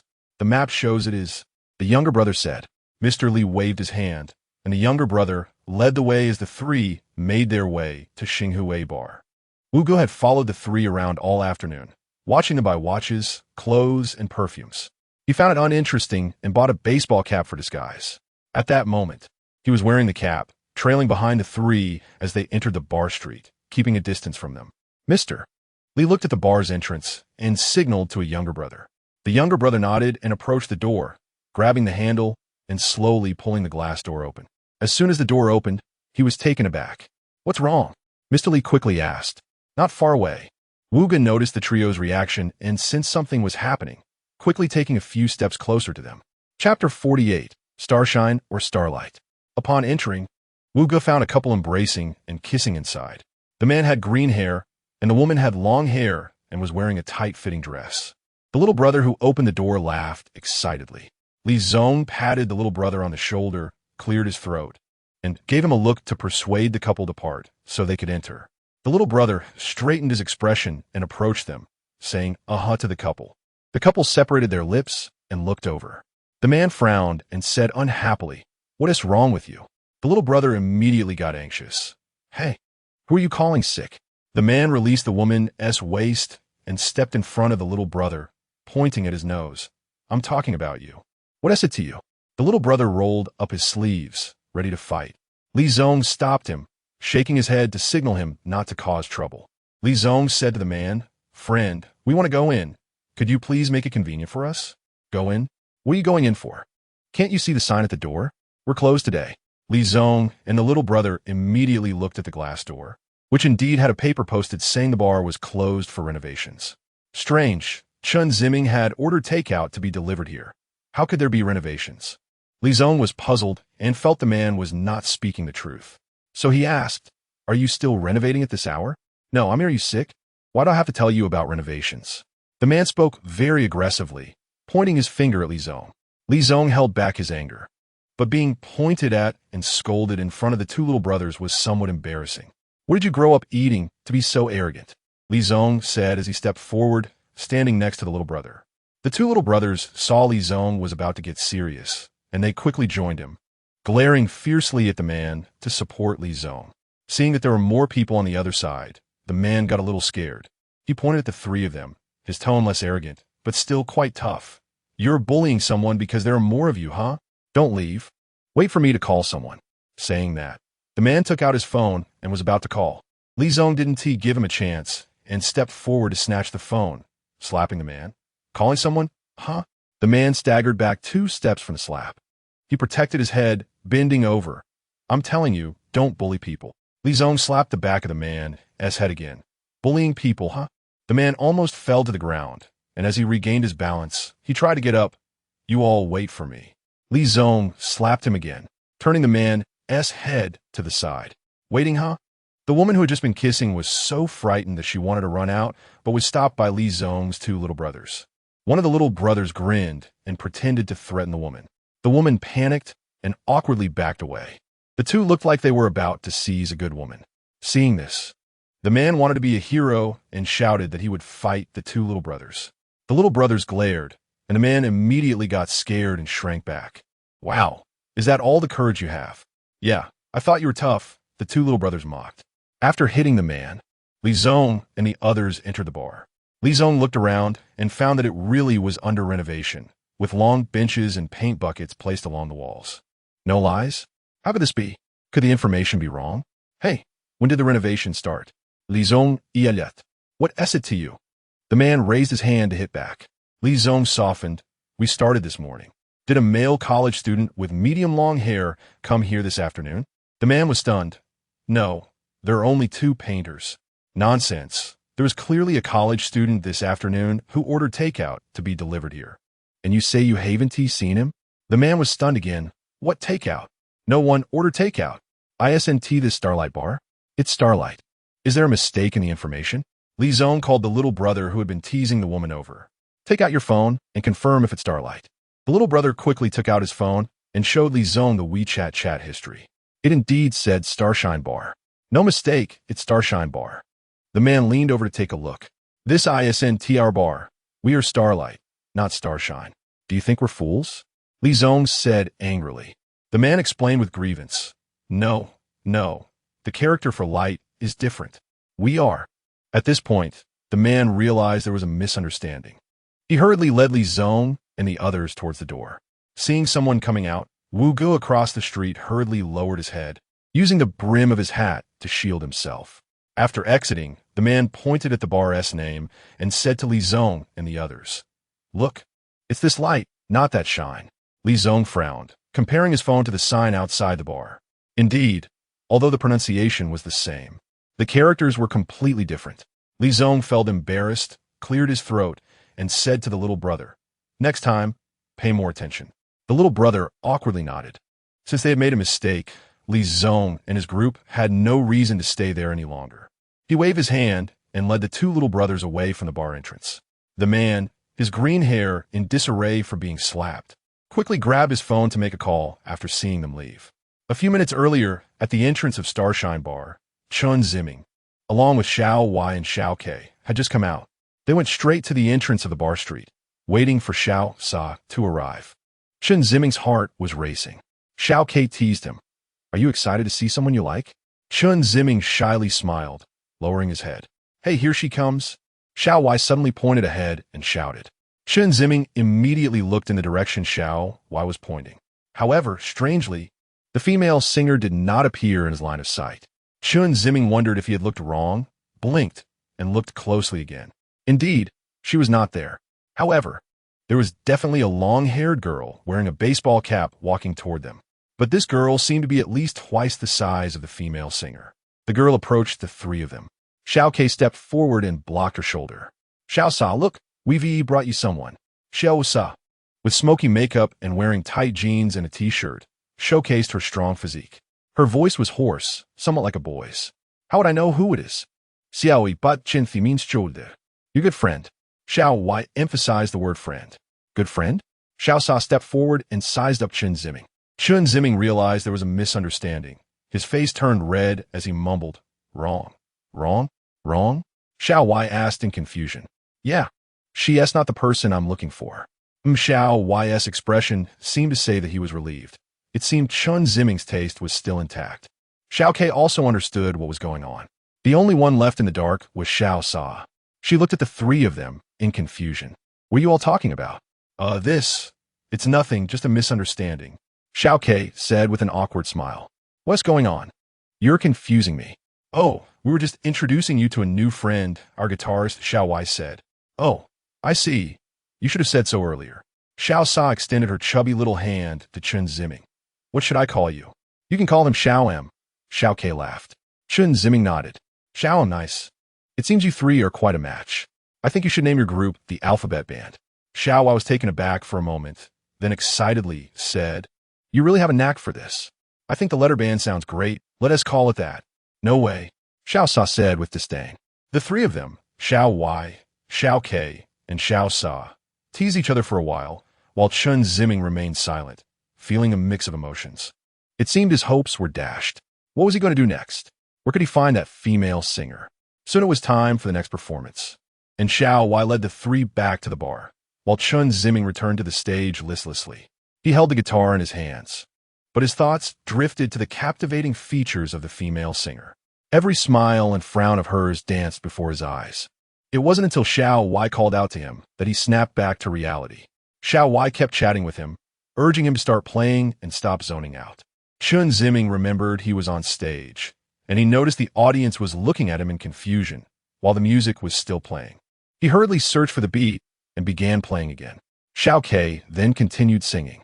In the audience, Xiao Sa, wearing a baseball cap, waved her chubby little white hands, cheering for the three. Outside the bar, Li Zong and his companion stood at the entrance of Xinghua Bar. This time, it's South definitely the right place, right? Li Zong asked. The little brother checked the information in his hand repeatedly, confirming it was correct before nodding vigorously. That's right, it's here. At the command, a little brother pushed open the glass door of the bar, leading Li Zong inside. The three entered the bar. In front of them was the bar counter. To the right was the main hall, and further right against the wall was the stage where Chen Ziming and the others were performing. The lighting was dim, and as Li Zong and his companions looked around, they saw a group of shadowy figures sitting at tables with their backs to them. On stage, there were three singers, and they could only clearly see the girl with the dreadlocks who was singing. Li Zong and his companions bypassed the front counter and began searching in the hall. As they walked towards the stage, they glanced at the customers at the tables. Not this one, not that one, Li Zong muttered to himself. Some customers exchanged glances with the trio before returning to watch the performance on stage, while others stared at Li Zong and his companions, feeling offended. As they continued walking, they had already looked at 7 or 8 tables. At this moment, a song ended. Xiao Ke got off her chair and looked at everyone, saying, "The next song is dedicated to my good friend, Xiao Sa. I wish her health and longevity, and that she enjoys her meals." Xiao Ke's voice was playful and cute, causing the customers to laugh. Xiao Sa made a disdainful expression toward Xiao Ke. Li Zong and his companions were also drawn in by Xiao Ke's voice and turned their attention to the stage. They saw that, besides the singer, there was a drummer and a guitarist who was looking down at his guitar. Li Zong frowned and stepped towards the stage. At that moment, Chen Ziming slowly raised his head. Li Zong fixed his gaze on Chen Ziming's head, trying to get a clear look at his face. Suddenly, a loud sound of the door being pushed open came from the entrance, and a group of people stormed in, led by someone with green hair. Chapter 49, Finding a Way to Locate the Female Singer that night. The Xinghua Bar held a singing performance that lasted 4 segments. By the time the performance ended, it was already past 11 o'clock at night. Ever since Lin Qing learned that Xiao Sa was not the person he was looking for, he had been downcast and unable to lift his spirits. Xiao Wai and the others spoke to him, but he merely smiled and walked past. Xiao Wai and the others seemed to notice his mood and stopped bothering him. Chen Ziming, Xiao Wai, Xiao Ke, and Xiao Sa were walking on the commercial street. Xiao Wai and the others were chatting and joking around. Chen Ziming quietly followed behind them. After a while of teasing, Xiao Ke suddenly whispered to Xiao Wai, "I see Xiao M isn't in a good mood. As the captain of this letter band, you need to think of a way to cheer him up." Xiao Wai frowned, looking troubled. He rolled his eyes and thought for a moment. Seeing this, Xiao Sa asked, "What are you two whispering about that you can't let anyone hear?" Upon seeing the instigator, Xiao Ke and the others pouted. "It's all because of you," Xiao Ke said, lowering her eyelids. "What? What do you mean because of me? Because of what?" "Oh my, Xiao Sa, when did you become 100,000 wise?" Xiao Ke laughed. "Come on, stop changing the subject. What are you really talking about? What do you mean because of me?" Xiao Ke turned back and looked at Chen Ziming. He was following behind, head down, gazing at the ground with a heavy expression. Xiao Ke turned back and whispered, "Xiao M sees you as his good buddy. After you came, he realized it wasn't the case, so he turned into this miserable state, looking like he could ascend at any moment." "Ascend? Oh, that's what you mean by ascend," Xiao Wai said, making a slicing motion across his neck. "Oh my, that can't be, he can't be thinking that way. Am I that hopeless?" Xiao Ke couldn't help but laugh. "Now it's your turn to think of a way to cheer a Xiao M up, or else you'll be the culprit." Xiao Sa sighed deeply, gazing at the night sky and shaking her head. She pursed her lips and turned to Chen Ziming. Hey, Xiao M. Chen Ziming showed no reaction. Xiao Sa raised her voice and shouted, Xiao M. Chen Ziming was startled and slightly lifted his head. Xiao M. I heard you came to find your good buddy? Chen Ziming nodded. She looks a lot like me. Xiao Y and Xiao K burst into laughter, thinking to themselves that it was clearly because she didn't look like her that he was feeling hopeless. Chen Ziming was at a loss for words, completely unsure how to respond. Hey, do you like your good buddy? Xiao Sa's question turned Chen Ziming's face red with embarrassment. He was even more unsure how to answer. Oh, Xiao Sa, how can you be so aggressive? If we asked you that, would you dare to answer? Xiao K said. Forget it. I see your emotional intelligence is a permanent flaw. Xiao K laughed. Xiao Sa immediately retorted, and the two began a back-and-forth banter, exchanging insults. Seeing this lively scene and relaxed atmosphere, Chen Ziming's gloomy mood improved. He felt happy being with these three people. He thought that Xiao Y and Xiao K were always cheerful, and now, with Xiao Sa around, it was as if three people were always happy. He liked being with them. Making friends seemed simple. It only took a day to know who would be your friend and who you were suited to be friends with. Before high school, Chen Ziming mostly spent time with his family. The rest of the time was either playing basketball, playing the piano, or studying. He dedicated his time to himself and his family. After high school, he fell into a painful abyss, dedicating all his time to himself and his depression. He had never made any friends. Before high school, he felt quite good about himself and was happy living with his family. After high school, he felt very inadequate, even worse living with his family, and even worse when with others. Being with Xiao Y and the others was the first time he felt that having friends was a good thing. He was happy with them. Chen Ziming smiled slightly and said, Thank you all. Xiao Y and the others turned to look at him in unison. Chen Ziming glanced at each of them. Thank you for keeping me company for this half day. Thank you. I really appreciate it. Chen Ziming's lips trembled. It turned out that expressing gratitude also required courage. Xiao Y and the others were stunned. It was Xiao K who reacted first, laughing out loud. Xiao M, you're too ungrateful. Xiao K's words not only left Chen Ziming dumbfounded, but Xiao Y and Xiao Sa were also puzzled. What does that even mean? Xiao K glanced at the three of them with a mischievous look and said with a smile, If you want to express your gratitude, you can't just say it. You have to treat us to a meal. What the? Xiao Y and Xiao Sa exclaimed in unison. Chen Ziming was taken aback, his mouth agape. The only places to eat at night, aside from barbecue shops, were nowhere to be found. The four sat outside an open-air barbecue place. Xiao Y was sitting shirtless, exposing his ribs, and was drinking beer until his face turned red. Hey, be mindful of the influence. Don't spill anything, Xiao K complained, pointing at Xiao Y. Jealous. Huh? If you can, you show some skin too? Darn my temper. Saying that, Xiao K lifted the hem of her t-shirt. Xiao Y hurriedly pressed down her arm. Don't do that. I'm afraid you'll catch a cold. Stop showing off. Xiao Sa scornfully glanced at the two.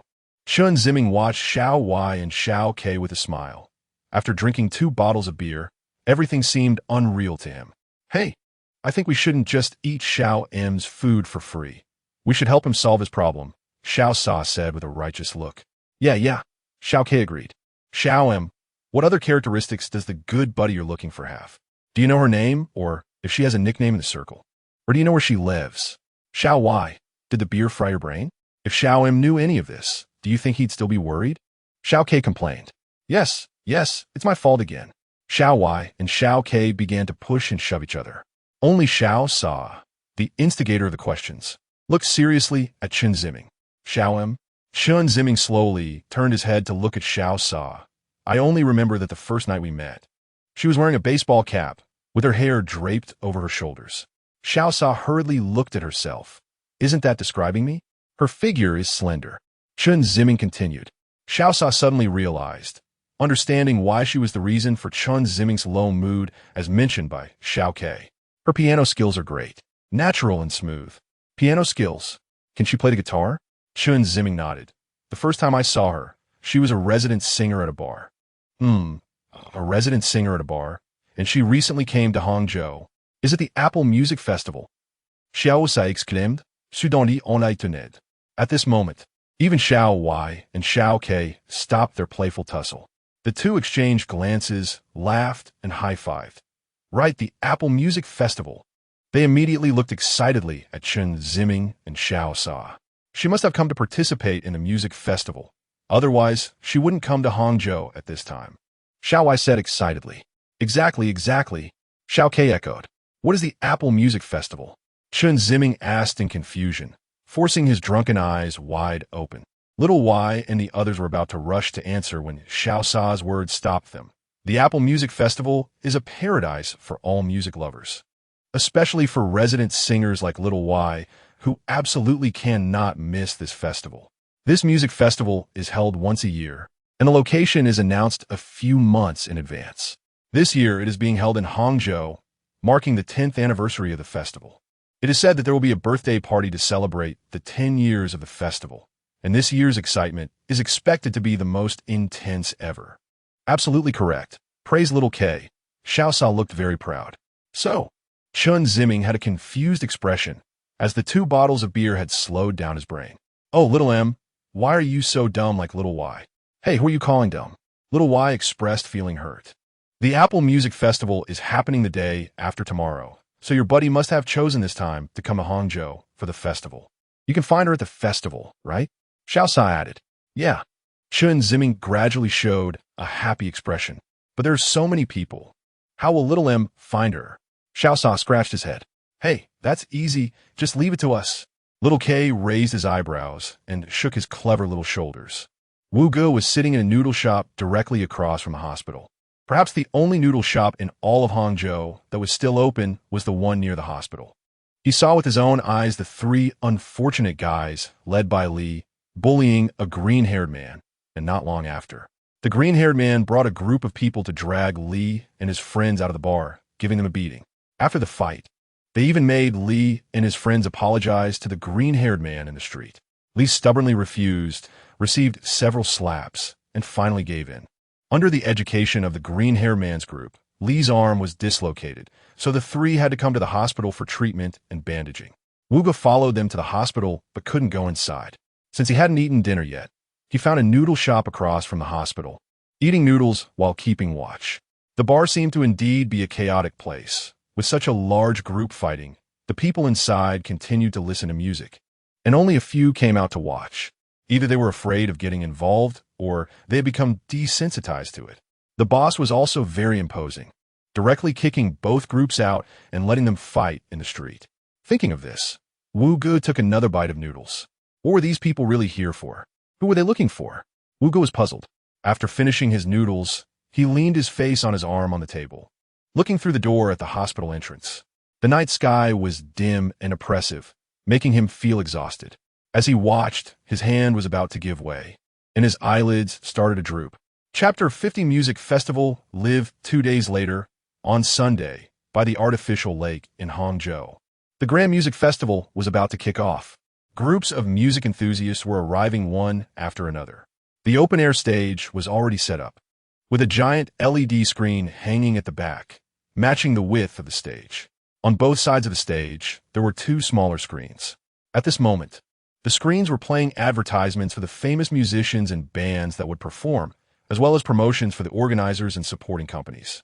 Surrounding the stage was a sea of people. Although the festival wouldn't start until 2 p.m., this did not deter the enthusiastic fans from coming early to experience the joyful atmosphere of the music festival. Not far from the stage, there was a temporary shelter set up with 2 rows of stalls and a walkway in the middle. Inside the stalls, various food, drinks, and merchandise related to music were being sold. Participants of the festival were selecting their favorite musicians' merchandise or enjoying food and drinks while strolling around. Chen Ziming and Xiao Wei were walking along the food street with Xiao Ke, who was holding 2 skewers of meat almost as tall as himself, munching as he walked. Hey, save some for me. Don't eat it all, Xiao Wei said. Got it. Stop nagging, Chen Ziming replied, not in the mood to savor the food or enjoy the music-related merchandise. His mind was focused on how to find a female singer. In such a massive music festival with a huge crowd of fans, finding the female singer among the throngs of people was like finding a needle in a haystack. However, what Xiao Wei said made sense. If the female singer came to Hangzhou at this crucial time and she was a resident singer, then there was a high probability she would be here. So, There was still some hope in coming here to search for her. Thinking of this, Chen Ziming felt a slight sense of relief. What if the female singer didn't come, or if she had to return to City S for some reason? He had exchanged WeChat with the bar owner where he met the female singer, asking him to inform him if he saw her. The owner was taken aback at first, but still added him on WeChat. Meanwhile, in another corner of the music festival, Wu Gu, wearing a baseball cap, was following Li Zong and his two companions. Li Zong had his arm in a cast, looking rather unfortunate. Wu Gu was deeply moved by Li Zong's professionalism. He felt that to accomplish something, one must have a tenacious spirit like Li Zong's. However, he wondered what Li Zong was doing there. The night before, he had seen Li Zong and his companions leaving the hospital in a semi-conscious state and had followed them back to the hotel. After a night's sleep, Li Zong and his companions seemed to be recuperating and hadn't gone out, only hearing the sound of a food delivery at their door. On the third day, they finally went out, so he followed them to this unprecedentedly crowded place. Listening to the conversations around him, it seemed they were going to a music festival. Wu Gu wasn't interested in music. He would have preferred a wood-carving festival. In contrast, Li Zong's two companions were happily weaving through the crowd, appearing innocent and carefree, seemingly forgetting about the previous day's humiliating experience. Li Zong, however, had a long face, walking numbly through the crowd. Where the hell can I find him? Li Zong complained, indicating that only he had been affected by the lesson they learned. As long as we are determined, we will definitely find him, one of the younger companions said, laughing. Li Zong had absolute confidence in the intelligence of these two companions, confidently judging that they were still at the beginner stage of life. Especially that statement about being able to find someone as long as they were determined was akin to the fallacious saying that hard work guarantees rewards. In the adult world, things were never that simple. Are you sure that brat has spent money here? Absolutely, Li Zong. The transaction record is at the convenience store across that street. Li Zong looked around, seeing countless heads of different colors, feeling like he was walking through a palette. How far is that convenience store from here? Let me check the map. About 500 meters or so. 500 meters? That's still quite far. Li Zong thought to himself that if it weren't for his broken arm, he would have slapped him across the face right away. 500 meters? What makes you think they would come here right after buying water? Are you trying to fool me or yourself? Li Zong was very displeased. Li Zong, think about it. If it were you, and you had two singers with you and had bought something nearby, where would their destination be? This statement reminded Li Zong. Right, coming here with two singers? What else could it be but to attend the music festival? However, he would never admit that his companions were smarter than him. Your logic is pretty good. It seems you've learned quite a bit from following me. You managed to tackle this small issue. The younger companion scratched his head, grinning. But he felt something was off, since even a fool could understand that they would likely attend the festival. Li Zong also didn't want to prove to others that he was worse than a fool. Let's keep searching. Plus, it's almost noon. If they need to eat, they will definitely go to nearby restaurants, and there will be transaction records. At that time, we can storm into the restaurant and grab that brat directly. But this time, let us be a bit calmer and not stir up trouble. Li Zong suddenly recalled the old saying, something like those who achieve great things do not sweat the small stuff. He needed to be patient. As they walked, Li Zong thought, what if they didn't go to a restaurant and chose to eat at the food street instead? Right, we should stake out the food street. That would be the safest bet. The three of them crossed through the crowd and arrived beside the food street, keeping an eye on the passers-by. Wu Gu secretly followed them, hiding in the crowd and observing. Just then, Chen Ziming and his group had just exited the food street. They were flowing forward with the crowd. Tonight, they're that Qin Xiao band. I really like them, Xiao Ke said excitedly. What's so great about them? They're just famous.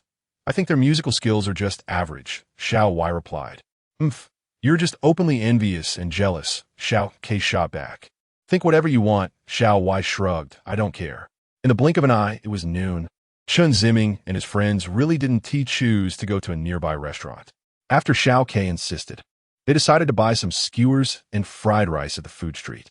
They finished eating and waited for the performance at 2 p.m. Many others shared the same idea, and people were gradually heading towards the food street. Chen Ziming and his friends squeezed in along with the crowd. At the food street, a group of 5 punk-styled young men, all looking under 30, swaggered in.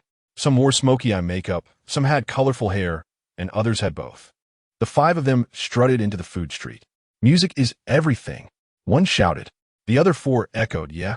They raised their arms, for with their feet turned out and one with his feet turned in.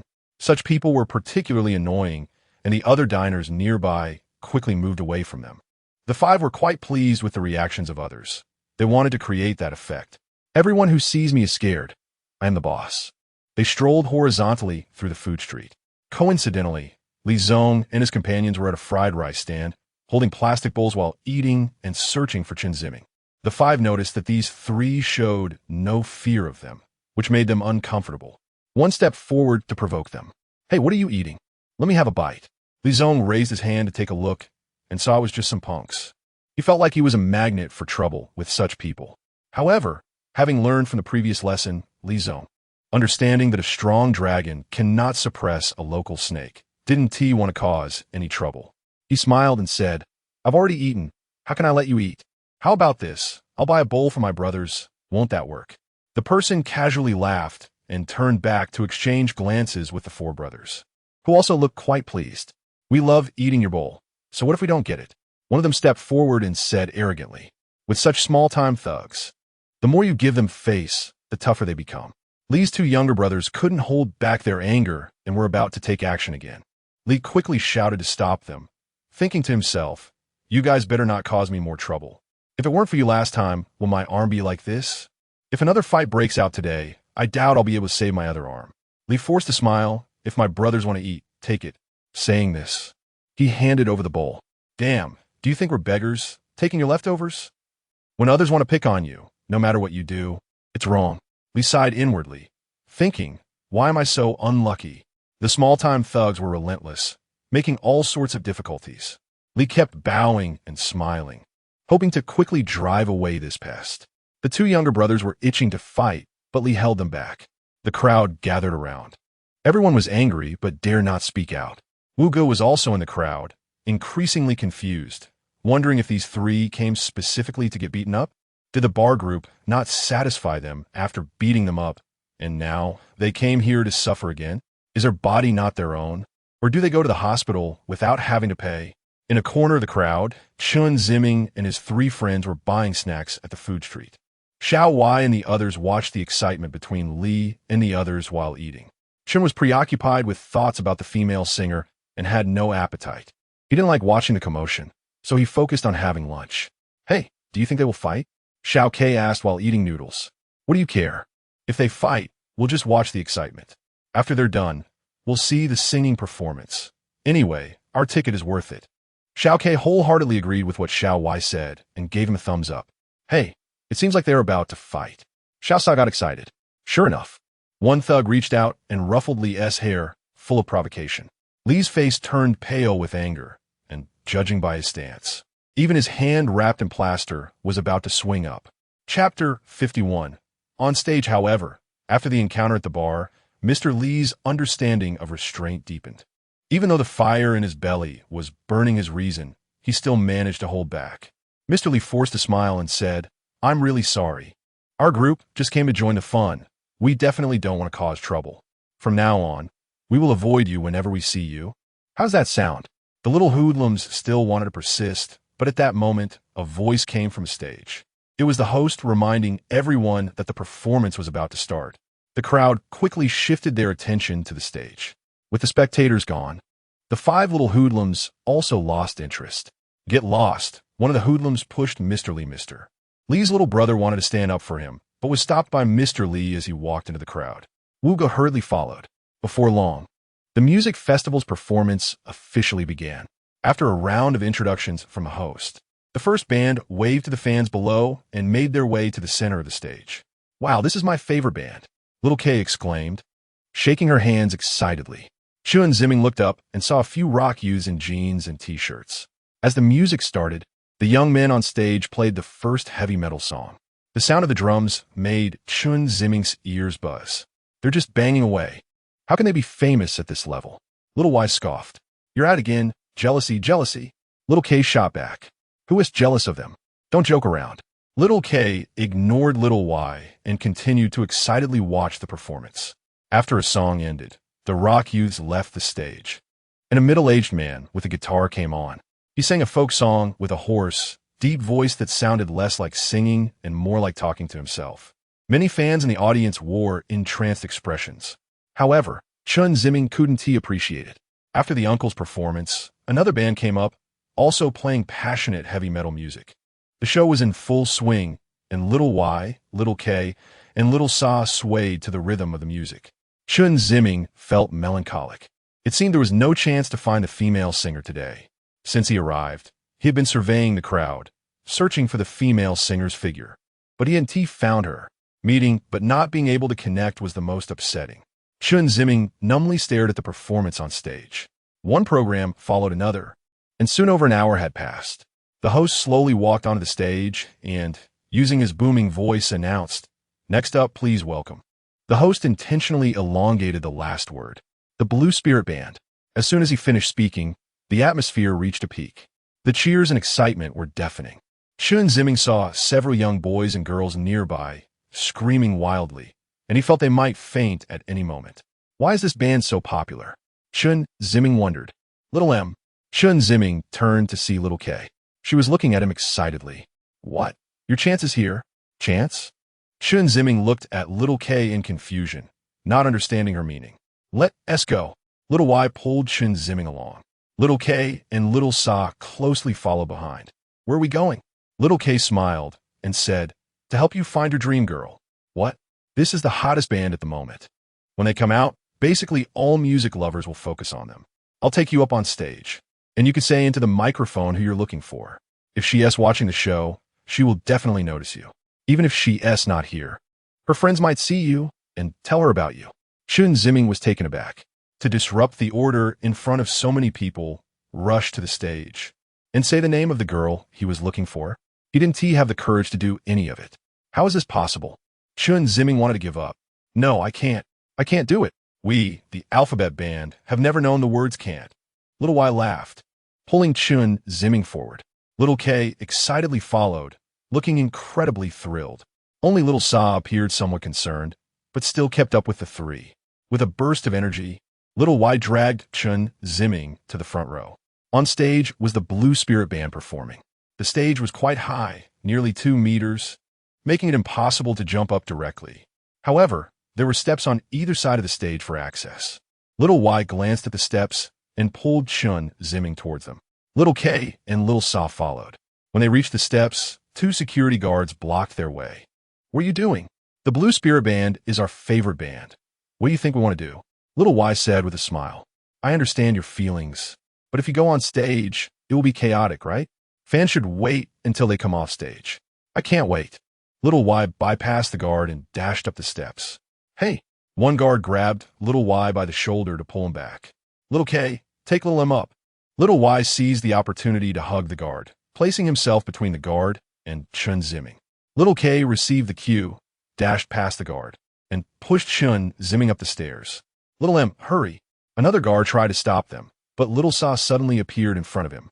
Little Sa was tall and curvy, standing at about 1.7 meters. She blocked the guard's path on the steps, and the guard didn't dare push a girl, resulting in a standoff. Taking advantage of the distraction created by little Y and little Sa, little K pushed Chen Ziming to the center of the stage, facing the members of the Blue Spirit Band. The band, who had been performing, stopped playing, and even the singer paused, with only the music still playing. The lead singer, seemingly experienced, didn't appear overly surprised or flustered by the sudden appearance of fans. He paused for a moment and then regained his composure, smiling as he asked, "Is there something we can help you with?" Although little K appeared bold and brave, she felt a bit nervous standing face to face with an authoritative band in the industry. Of course, little K replied resolutely, standing next to little K. Chen Ziming's face turned red as he looked at the lead singer, swallowing nervously and breathing heavily. At that moment, the 2 guards on the steps broke free from little Y and little Sa's blockade and rushed onto the stage, intending to pull little K and Chen Ziming down. They reached out to grab little K and Chen Ziming's arms. Little K shook her arms to break free. Chen Ziming was at a loss, being pulled down by the guards. The audience below erupted into chaos, with many spectators left stunned. What is happening? Some in the crowd began shouting for the disruptors to get off the stage, while others whistled, trying to fuel the chaotic scene. The most shocked was Wu Ge. Chen Ziming? How could it be? He was momentarily stunned. However, he quickly understood why Mr. Li and the others were there. Their purpose was actually Chen Ziming. Wu Ge pushed aside the thought of why Chen Ziming was there. His first priority was to prevent Chen Ziming from being caught by Mr. Li and the others. He quickly looked towards Mr. Li and the others and saw they were already moving towards the stage in a hurry. Wu Ge hurriedly followed. On stage, the guards had pulled Chen Ziming to the edge of the steps, trying to drag him down. Looking down, Little Y and Little Sa had already been subdued by another guard. Only Little K was still shaking off the guard's hand, shouting for him not to touch her. Because she was a girl, the guard was hesitant to forcibly take Little K down in front of everyone. But he also couldn't let her cause a disturbance on stage. He could only use his elbow to pin down Xiao K's arm, avoiding more physical contact, and pulled her down. Xiao K shouted, "Is this how your band treats fans?" The security guard ignored her and continued to pull Xiao K towards the steps. Meanwhile, Chen Ziming had already been pulled to the middle of the steps. "Stop!" The lead singer came over and stopped the security guard. The security guard was taken aback. "Let go of this girl. Let her say what she wants to do. It's okay. All right." The security guard released Xiao K. Xiao K rubbed her arm and looked at the lead singer. "Go ahead, girl." The microphone. The lead singer was momentarily stunned, then handed it over. Xiao K grabbed the microphone and turned to the security guard holding Chen Ziming, shouting, "Let go of my friend." The security guard looked over, and the lead singer nodded, signaling him to comply. Reluctantly, the security guard released Chen Ziming. Xiao K walked to the front of the steps and pulled Chen Ziming to the center of the stage. The two faced the thousands of live audience. Even Xiao K felt her heart racing upon seeing so many people. Chen Ziming was even more stiff, his palms sweating. Xiao K paused for a moment, biting her lip. "Sorry everyone for interrupting your enjoyment of the performance. And I'm sorry to the band. I apologize." Xiao K turned to bow to the lead singer and the guitarist and drummer behind him. The lead singer smiled slightly. Xiao K turned back to face the audience, took a deep breath, and then said loudly, "I want to help my friend find someone here." As soon as she finished, the audience erupted in an uproar. Xiao K glanced at the lead singer, who smiled and gestured for her to continue. Xiao K hesitated. A few days ago, there was a singer from City S who came here. She likes to wear a baseball cap and has long hair, and she's slim. If you're here, and you know my friend Xiao K, pointing at Chen Ziming, then you're in luck. My friend has fallen for you and came here to find you." Chen Ziming closed his eyes and took a deep breath. The audience gasped, and the drummer and guitarist showed interest. If you're not here, but watching the live stream, or if your friend is this female singer, please help pass the message. We'll be waiting for you right by the stage. You don't need to worry about the distance because we will wait until very late. The audience fell silent, all listening to Xiao K's story. In the end, the audience stretched their necks. The drummer and guitarist on stage also leaned in to hear better. "I want to say that the lead singer of the band is so handsome." Xiao K's eyes sparkled. Suddenly, there was a chorus of boos from both on and off stage. The security guard, who had been piqued with interest, rolled his eyes. Only the lead singer awkwardly smiled. Thanks to Chen Ziming for the courage he didn't know where it came from, wanting to thank everyone in public. He was pulled away by Xiao K, who waved at the audience while running off the stage with Chen Ziming. Meanwhile, among the crowd, Li and the others were pushing their way angrily towards the stage. Chapter 52, Waiting After Stepping Down the Stairs. Xiao K made a face at the security guard and returned to the front of the crowd with Chen Ziming and the others. They stood in the front row, and the people next to them willingly gave up their spots. Some audience members laughed and asked Chen Ziming how far along he was with the female singer, while others praised Xiao K for being so bold. There were also those who told Chen Ziming that they had a friend who looked just like the female singer he was looking for. Those who teased were met with a glare from Xiao K. Those eager to help Chen Ziming received his thanks. The audience members trying to help him find the female singer filled Chen Ziming's heart with warmth. He was worried that they would blame him for disturbing their concert experience, and he felt guilty, preparing himself for complaints. However, he did not expect that everyone would be so enthusiastic about wanting to help him. On stage, the lead singer used a light-hearted joke to ease the tension caused by Xiao K and the others going on stage. And he even made a special mention of Chen Ziming, saying to the camera, "Not only does that young man want to meet you, but I bet all the audience here wants to see your beauty." Laughter erupted from the crowd, and Chen Ziming and the others joined in. After the lead singer spoke, the music started again, and the performance resumed its normal pace. The audience was once again immersed in the passionate songs brought by the Blue Spirit Band. At this moment, not far behind Chen Ziming and the others, Li Zong and two others had squeezed their way over. They were less than 2 meters away from Chen Ziming, separated by 3 or 4 rows of people. 2 of Li Zong's underlings protected him, preventing his injured arm, which was in a cast, from being jostled. Their actions drew a lot of disdain and criticism. "Hey, what are you doing? Your arm is injured, yet you're pushing so hard. Yeah, is it really worth it? It's just a singer. Looks like he's an old fan." Laughter spread through the crowd. Li Zong and his companions felt particularly awkward, unable to explain themselves, and just pushed forward with all their might. Li Zong thought to himself, "It's all because of this little brat that I've suffered so much. My arm is almost broken.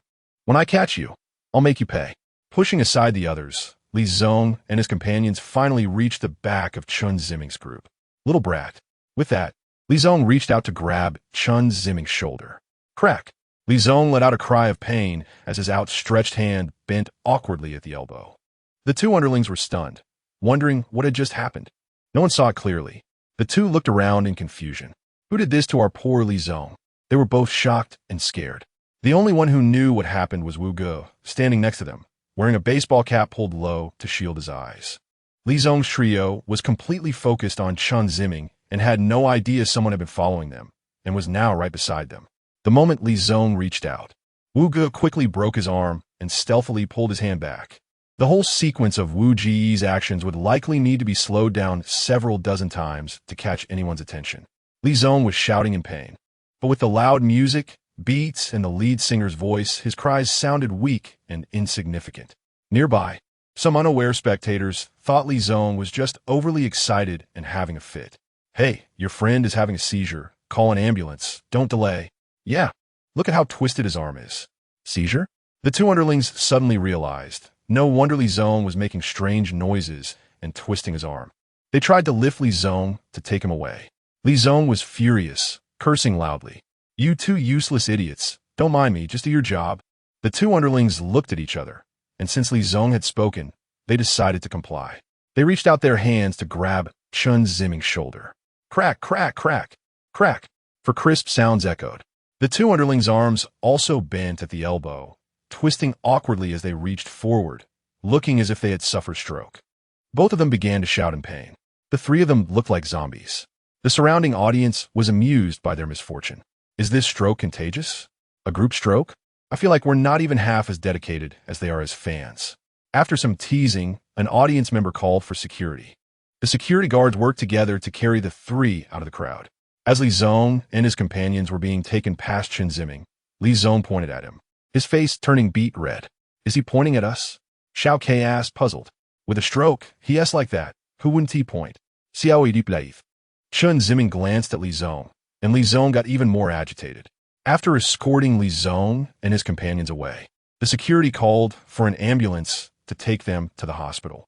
Situations of audience members fainting from heat during outdoor concerts were not uncommon and did not cause much of a stir. The atmosphere at the venue returned to normal. Wu Ge looked at Chen Ziming's back and smiled slightly. He loosened his cap, adjusted it back on, and left the crowd. The concert continued until late into the night. Chen Ziming and the others stayed until the end. The band, staff, and audience gradually left, with only a few scattered spectators remaining. Either couples strolling and chatting or groups of friends playfully teasing each other. A few ruffians strutted around, whistling at girls. Chen Ziming and his friends sat in the small square in front of the stage. One held a bottle of mineral water, enjoying the evening breeze and scenery. Xiao Ke and Xiao Wei were bantering back and forth while Chen Ziming quietly watched the dim yellow light of the street lamp, occasionally looking down at the dark ground. "Xiao M, don't lose heart. Maybe that female singer is already on her way, probably stuck in traffic. Just be patient and wait a bit longer." Chen Ziming nodded at Xiao Sa. Yes. Maybe she's already here, but too shy to meet you." Hearing Xiao Sa and Chen Ziming's conversation, Xiao Ke quickly stopped her banter and turned to comfort Chen Ziming. Xiao Wai, Xiao M spring is coming. I'm so jealous, so envious. I'll make you go through a cold winter right now. Do you believe it? Oh, my spring. Xiao Wai put on a sad expression. Let you see the heavens. Xiao Ke pretended to be angrily grabbing Xiao Wai by the neck. Xiao Wai coughed a couple of times and squeezed out a sentence. My dear heavens. These two are such characters. Xiao Sa slapped her forehead. Chen Ziming's tense mood relaxed a bit, and he smiled. The night breeze blew, and 2 hours passed. It was 10 o'clock. The female singer still had not appeared. During this time, Xiao Sa and Xiao Ke went to buy dinner for the four of them, and they sat in the small square eating while waiting for the female singer. They didn't dare to leave for even a moment, as they feared if the female singer came, she wouldn't be able to find Chen Ziming. Xiao Ke leaned on Xiao Wai's shoulder, feeling drowsy. Xiao Sa rested her head on her hand, her eyelids drooping. Chen Ziming tightly gripped the water bottle, rubbing his fingers over it until the label had worn off. The square became even emptier. Only a couple of pairs of couples could be seen walking, friends were returning home, and the ruffians had moved to more crowded places. Another hour and a half passed. It was 11:30. The square was nearly empty. Xiao Ke had fallen asleep in Xiao Wai's arms. Xiao Wai was also dozing off. Xiao Sa's drooping eyelids had closed at some point, her head resting on her knees, looking like she had fallen asleep. Chen Ziming held a bottle in his hand. The advertisement paper had somehow come off the bottle, and he didn't know where the wind had blown it. His fingers rested on the bottle, and his pupils reddened. If she saw this, if she were here, she would definitely find it. Maybe she just hasn't seen it yet, or perhaps she's not in the city, so she can't arrive in time? Or does she hate herself and doesn't want to see herself at all? Yes, maybe it's just a one-sided wish. She might not like herself at all, so she has no reason to come see herself. Yes, it must be that way. How could someone like him, who is so inadequate, be liked by anyone? Chen Ziming swallowed hard. He threw the bottle on the ground and covered his face with his hands. He rubbed his cheeks and then his hair. His hair became messy. His expression was dazed, looking very disheveled. No, maybe she hasn't arrived yet. I don't believe she feels nothing for me. Otherwise, why would she act like that night? I can't be like this. I need to present my best self to her. Chen Ziming rubbed his face and gathered his spirits. He ran his hands through his hair, sitting up straight from his slumped position. A few minutes later, Chen Ziming's back unknowingly bent down again. His eyes were even redder. It seems I was wrong. She doesn't like me at all. It's all just my one-sided wish. Chen Ziming stared blankly into the distance. In his eyes, there was darkness. The sky was dark, the distance was dark, and the ground was even darker. He blinked, and his dry eyes produced tears that gathered at the corners of his eyes. Thud! Little Wai fell asleep drowsily. Her head bumped against Little K's head. Ah! Little K cried out in pain. Little Wai immediately perked up. She hurriedly rubbed Little K's head, coaxing her to continue sleeping. Only then did Chen Ziming notice that Little Wai and the other two had been by his side the whole time. He saw Little San napping with her head resting on her knees, saw Little K snuggling against Little Wai's embrace, and he saw Little Wai looking at Little K with concern. Chen Ziming suddenly felt that he was too selfish. He glanced at his phone. It was almost midnight. Let's go back. Chen Ziming stood up. Little Wai blinked her tired eyes and weakly said, No, let's not wait. Should we wait a bit longer? Little Wai's voice was filled with fatigue. Chen Ziming felt like he was about to cry in an instant. He pressed his lips together, afraid to speak. He feared that if he said anything, he wouldn't be able to control himself. He turned his back to Little Wai and shook his head. All right, Fine. Little Wai supported Little K and picked her up. Let's go home and sleep. I'm so sleepy. We'll be home soon. Chen Ziming calmed his emotions and called Little Sa to wake up as well. He hailed a taxi and took the three of them to their place before asking the driver to head to his hotel. In the car, Chen Ziming felt drowsy, but his mind was clear. A figure appeared in his mind, wearing a baseball cap, with long hair, holding his hand, happily dancing and laughing under the streetlights. At that moment, Chen Ziming's phone suddenly lit up. He glanced at it. It was a WeChat message. It was from the bar owner. After opening it, there was only one line of text. The person you were looking for has come back. Chapter 53, He and Xijing City, 9 a.m. In front of closed bar, Chen Ziming stood at the entrance of the bar, having come for an appointment. The bar owner told him that if he wanted to meet the female singer, he could come to the bar at 9 a.m. the next day. This was what the bar owner had informed him via WeChat last night. He didn't get a chance to say goodbye to Xiao Wei and the others. But that was for the best. Farewells are always sad, and he didn't want to face that. So, he simply sent a farewell message to Xiao Wei and took a night flight back to S City. By the time he arrived, it was already 3 a.m. He stayed at a hotel for the night, and the next day, he woke up and came to the bar. Following the owner's instructions from last night, he pulled up the roll-up door and pushed open the glass door inside. Neither door was locked. Upon entering, he found himself in the bar's main hall. "You're here," the bar owner's deep voice sounded. The windows of the bar were all covered with roll-up doors, and the lights inside were off. Only the light from outside the glass door illuminated the space, making it very dim. Chen Ziming vaguely saw the owner sitting behind the bar. "Make yourself comfortable." Chen Ziming found a nearby table to sit down. The owner slowly walked out from behind the bar. He came to Chen Ziming's side, glanced at him, and turned to face the stage at the end of the hall. For some reason, Chen Ziming felt that the owner looked a bit dejected. His eyes seemed swollen. A sense of unease rose in Chen Ziming's heart. "Let me show you something." The owner's voice was low. "What is it?" The owner didn't answer. He pressed a button on the remote control in his hand, and the large screen hanging on the wall behind the stage lit up. The blue light was somewhat blinding in the dim room. Chen Ziming instinctively raised his hand to shield his eyes, and when he gradually adjusted to the light, he slowly lowered his arm. After the blue light, a photo appeared on the screen. It was a middle-aged man, looking to be in his 30s or 40s, holding a baby wrapped in a blanket, smiling at the camera in a room. Chen Ziming thought the man looked a bit like the bar owner. The difference was that his hair was thicker and his build was sturdier than the owner's. The photo began to change. The second image showed the middle-aged man walking on the beach with a 3- or 4-year-old child. The third image showed the man controlling a toy car with a little girl with pigtails happily holding the steering wheel. The fourth, fifth, the images continued to flip. Each one depicted the middle-aged man with a little girl. The man's hair became increasingly sparse, while the little girl grew up to be more beautiful and charming.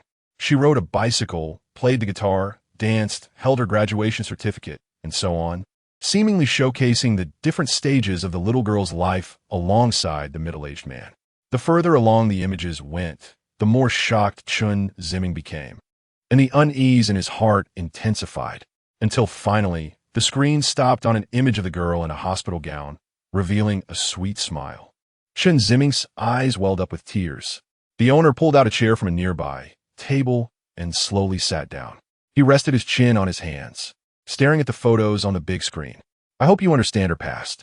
I think it should be this way. It should be fair to you. Although I really don't want to, I very much don't want to share her life with you." The owner's voice was indifferent, devoid of emotion.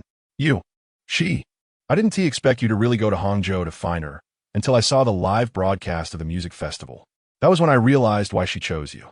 Chen Ziming felt a pang in his heart. "I deceived you, just like my daughter did." Chen Ziming stared blankly ahead, not knowing what to say or do. He was just listening, ready to hear anything. After leaving the bar, Chen Ziming walked aimlessly down the street. It was a day off, and the commercial street was particularly crowded. Office workers enjoying the weekend, students on holiday, young couples, they passed by Chen Ziming, chatting and laughing. Occasionally, someone would cast a curious glance at him.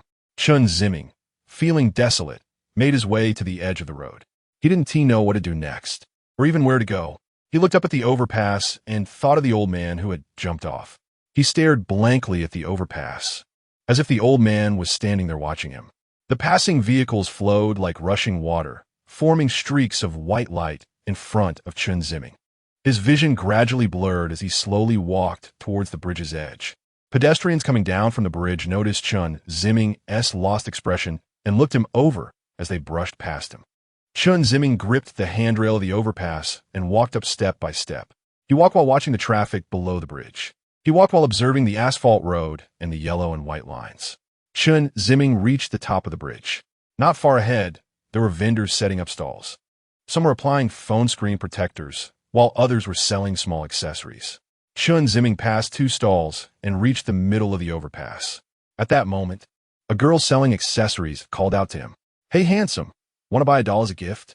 Chen Ziming was taken aback for a moment and looked in the direction of the voice. It was a girl who looked like a high school student. She wore a white lace hairpin, had a doll-like face, and was sweet and cute. Chen Ziming waved his hand. Just take a look if it's not for someone else. You might like it yourself. The girl was enthusiastic, her smile charming. Chen Ziming smiled back and shook his head. Girls love dolls, you know. There was a girl in a duckbill cap who passed by here every day and bought one. Do we up? Could it be her? Chen Ziming swallowed. He looked at the girl and whispered, does she carry a guitar? Yeah, do you know her? But it's not all the time. Sometimes she carries it. Sometimes she doesn't. Then, Chen Ziming seemed a bit agitated. Has she been here recently? The girl pouted and shook her head.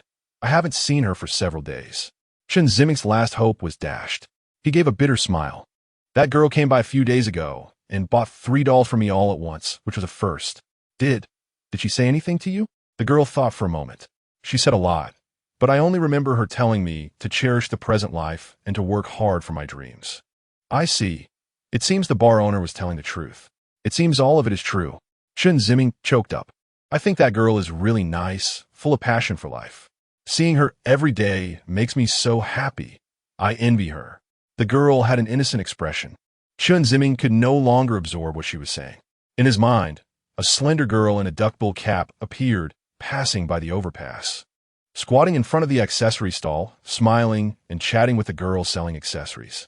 Her smile was intoxicating, and her voice was magnetic and enchanting.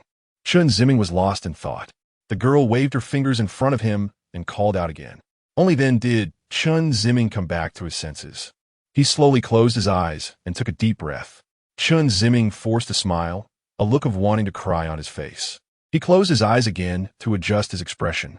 When he opened his eyes, the girl's frowning face appeared before him. Are you going to cry? The girl asked. Chen Ziming looked down at the ground, then raised his head again. He pressed his lips together and shook his head slightly. You're such a strange person. The little girl sulkily returned to her stall and sat on a small stool, ignoring Chen Ziming. Chen Ziming forced a smile. He walked up to the stall. Though it was called a stall, it was just a few black plastic sheets laid on the ground, with some hairpins, bracelets, water cups, and cloth dolls displayed on top, things that little girls liked. When she saw Chen Ziming approaching, the girl said nothing and continued playing with her phone. Chen Ziming glanced over and suddenly noticed a metallic, copper-colored guitar ornament. I'll take this, he said, and scanned the price with his phone. He grabbed the ornament and stood up to leave the overpass. In his apartment, Chen Ziming lay on his bed. On the desk, beside him, was the ornament he had just bought. The image of the bar owner speaking to him flashed in his mind. He remembered the owner's expression, as cold as water, and his deep voice. The owner had his hands resting on the dining table. Staring at the last photo of his daughter on the screen, I was very strict with her. She never dated. After graduating high school, she was diagnosed with leukemia. It's a rare inherited condition. It was discovered too late, and even with a bone marrow transplant, the risks are substantial. She told me she wanted to experience the taste of love before undergoing surgery. I had no reason to refuse her, even though I was so selfish. Finding a lover intentionally is hard to feel for, she told me. Maybe I won't meet someone I like in this lifetime. At that moment, my heart ached, feeling like I had ruined my child's life. Until that day, when she saw you drinking alone in the corner, she secretly told me she had met someone she liked. The owner was silent for a moment before continuing. I could tell she was really in love. It's a pity. The owner slowly covered his face and choked up. In Chen Ziming's mind, he recalled the scene of the female singer playing guitar and singing at the bar. The image of her looking at him with drunken eyes and kissing him, and the moment they tightly embraced under the dim streetlight. That night, they stood in front of the hotel. She asked him what it meant to like someone and what it meant to love someone. He said he felt that liking was now, and loving was too. She said that liking someone was very happy, but loving someone was too painful, so this was what love felt like. She didn't want to love anymore. He didn't understand what she was suffering from. He tried to comfort her. She didn't give him a chance. Suddenly, she hugged him tightly and tearfully said she was sorry. He wanted to ask why, but she didn't give him an answer and hurriedly turned to leave. He didn't understand why she was so sad. He just felt something in his heart had suddenly been lost. Chapter 54. Hot Pot Restaurant. The 3 men, including Mr. Lee, had their arms injured. Aside from the arm that was interrupted at the bar, The other arm of Mr. Li and the 5 arms of his 2 subordinates were all dislocated by Wu Ge. After being treated at the hospital, each of them had 2 plaster casts to stabilize their arms, which reportedly would take 2 to 3 weeks to heal. They couldn't use their phones either, so they directed the doctor to operate their phones to pay for medical and hospitalization fees, after which the 3 found a hospital room to recuperate. Wu Ge, who had been observing their actions, lost interest in the 3 once he understood the purpose of their visit to Hangqin. He was more concerned about what Chen Ziming would do once they recovered. Or rather, they might not be the masterminds of this incident, but merely 3 thugs. They had failed, and new ones would likely come looking for Chen Ziming to retrieve the phone. What could be on that phone that drove them to travel such a long distance? After they left, Wu Ge contacted Lu Lu to ask him to help restore Chen Ziming's room to its original state, ensuring Chen Ziming wouldn't find out that someone had rummaged through his place. Lu Lu was extremely impatient, despite Wu Ji's polite requests. Lu Lu didn't agree or disagree and just hung up the phone. Based on Wu Ji's understanding of Lu Lu, that was equivalent to an agreement. Though Lu Lu usually appeared to be a playboy, he was quite reliable when it came to executing tasks. Wu Ge planned to find Chen Ziming first, obtain the phone, and after understanding its contents, he might take the initiative to find Mr. Li and the others. If new thugs were to capture Chen Ziming, he needed to locate Chen Ziming before they did. Moreover, his leave from the vice principal was about to expire, and he couldn't keep delaying his return without an explanation. After contemplating all this, Wu Ge hurried back to S City overnight. He returned to his low-rise building, wanting to rest for a bit. As soon as he entered, he saw Lu Lu's displeased expression, immediately realizing that the task he had assigned to Lu Lu was already completed. Wu Ge smiled and told Lu Lu he wanted to cook a nice meal to thank him. Unexpectedly, Lu Lu's expression changed abruptly, and he turned to retreat back into his room, leaving Wu Ge puzzled. Once back in his room, Wu Ge lay on the bed, pulled out his phone, and stared at the black screen. After a moment of thought, he sent a WeChat message to Chen Ziming. Classmate Chen, you brought honor to the class at the sports meet. The teachers are very pleased. I've been wanting to treat you to a meal. I wonder if you're free tonight. It was around 10 in the morning. After sending the message, Wu Ge tossed his phone onto the bed, planning to take a shower. Upon stepping out, he saw Cheng Feng sitting in the living room. Cheng Feng, Wu Ge waved to greet him. Captain Wu, how's everything at Super Ability Company? Pretty good, thanks for asking. Captain Wu, I recently breached their network defenses and accessed their security system. I originally wanted to find out the gas shut-off switch, but I didn't expect that room's system to be independent of the company. I have no idea who is responsible for that system security. I couldn't find out. That's okay. Let's work hard together to complete the task and return early. Yeah. Wu Ge turned and walked toward the bathroom. By the time Chen Ziming woke up, it was around 3 in the afternoon. He opened his eyes, finding tear stains on his face, sticky and uncomfortable. He went to the bathroom to wash it off. In front of the sink, he turned on the water to wash his face, but instinctively reached for the facial cleanser and found nothing. Chen Ziming was puzzled and turned off the faucet, wiping his face dry, only to discover that the spot where he usually kept the facial cleanser was empty. The sink's faucet was backed by a marble countertop where he usually placed toiletries.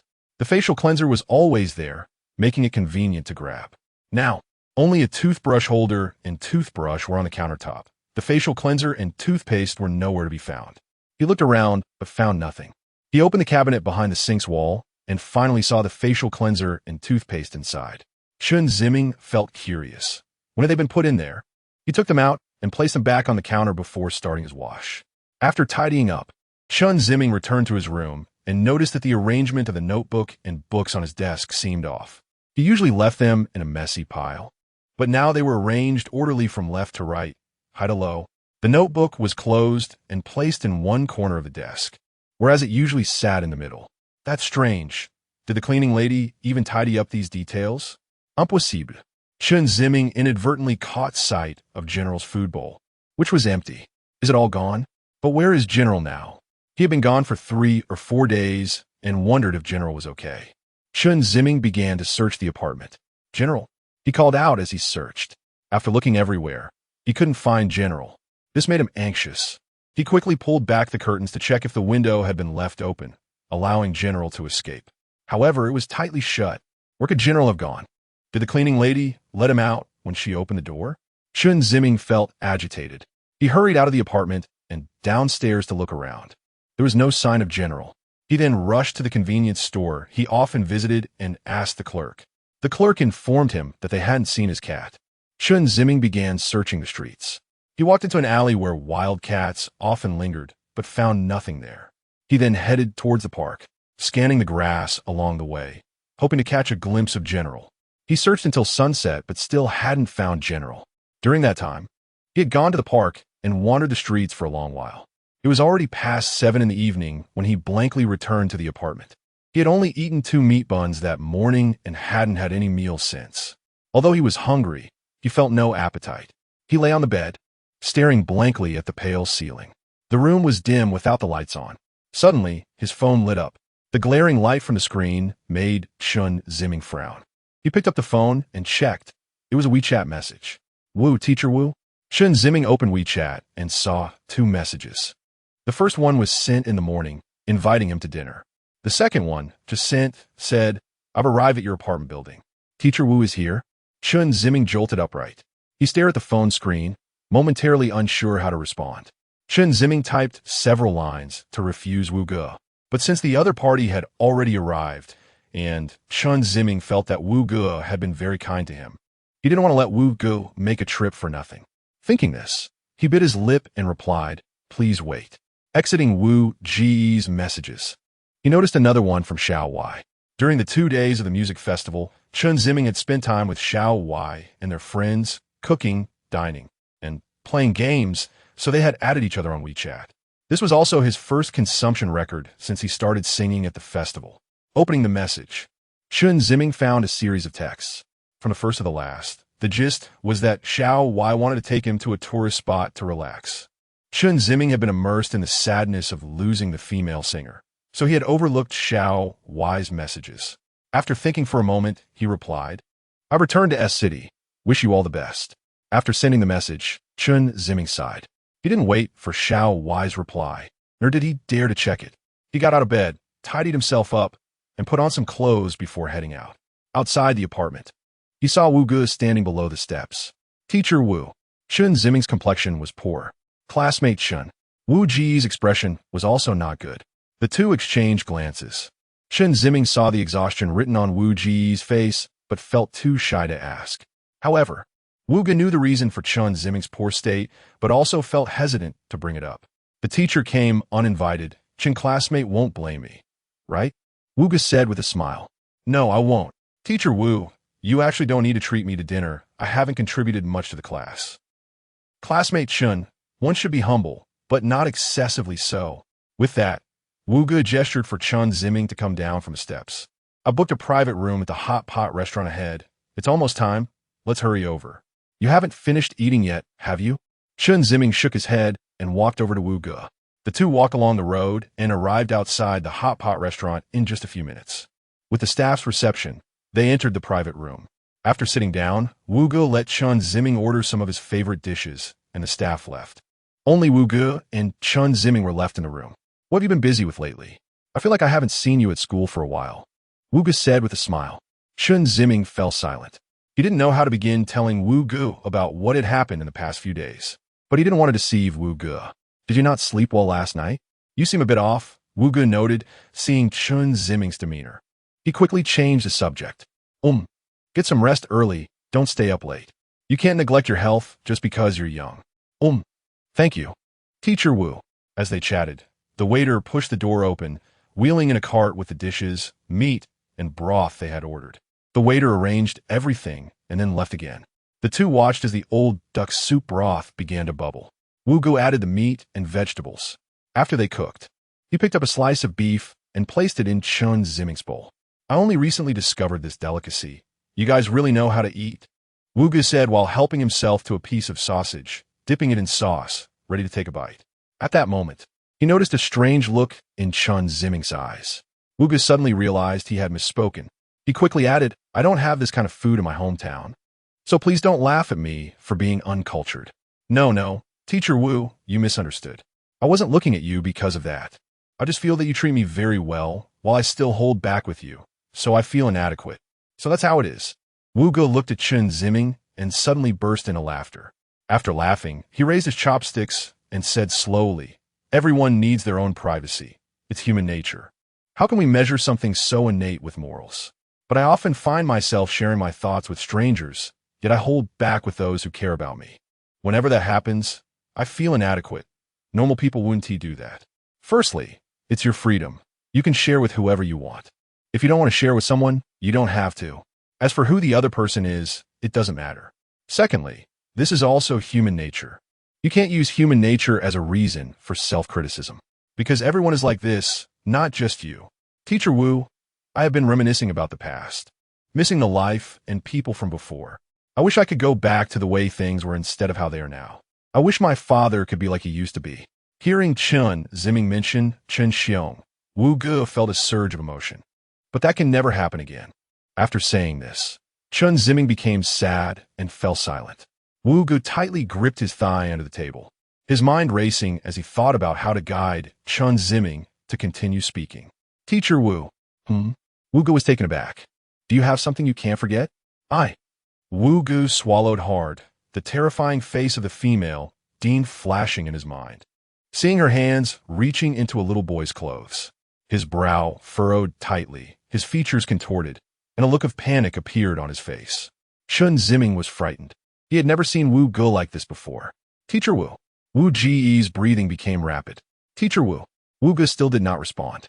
Chen Ziming hurriedly stood up and pushed Wu Ji's shoulder. "Teacher Wu?" Wu Yi exclaimed. He stood up, gasping for breath.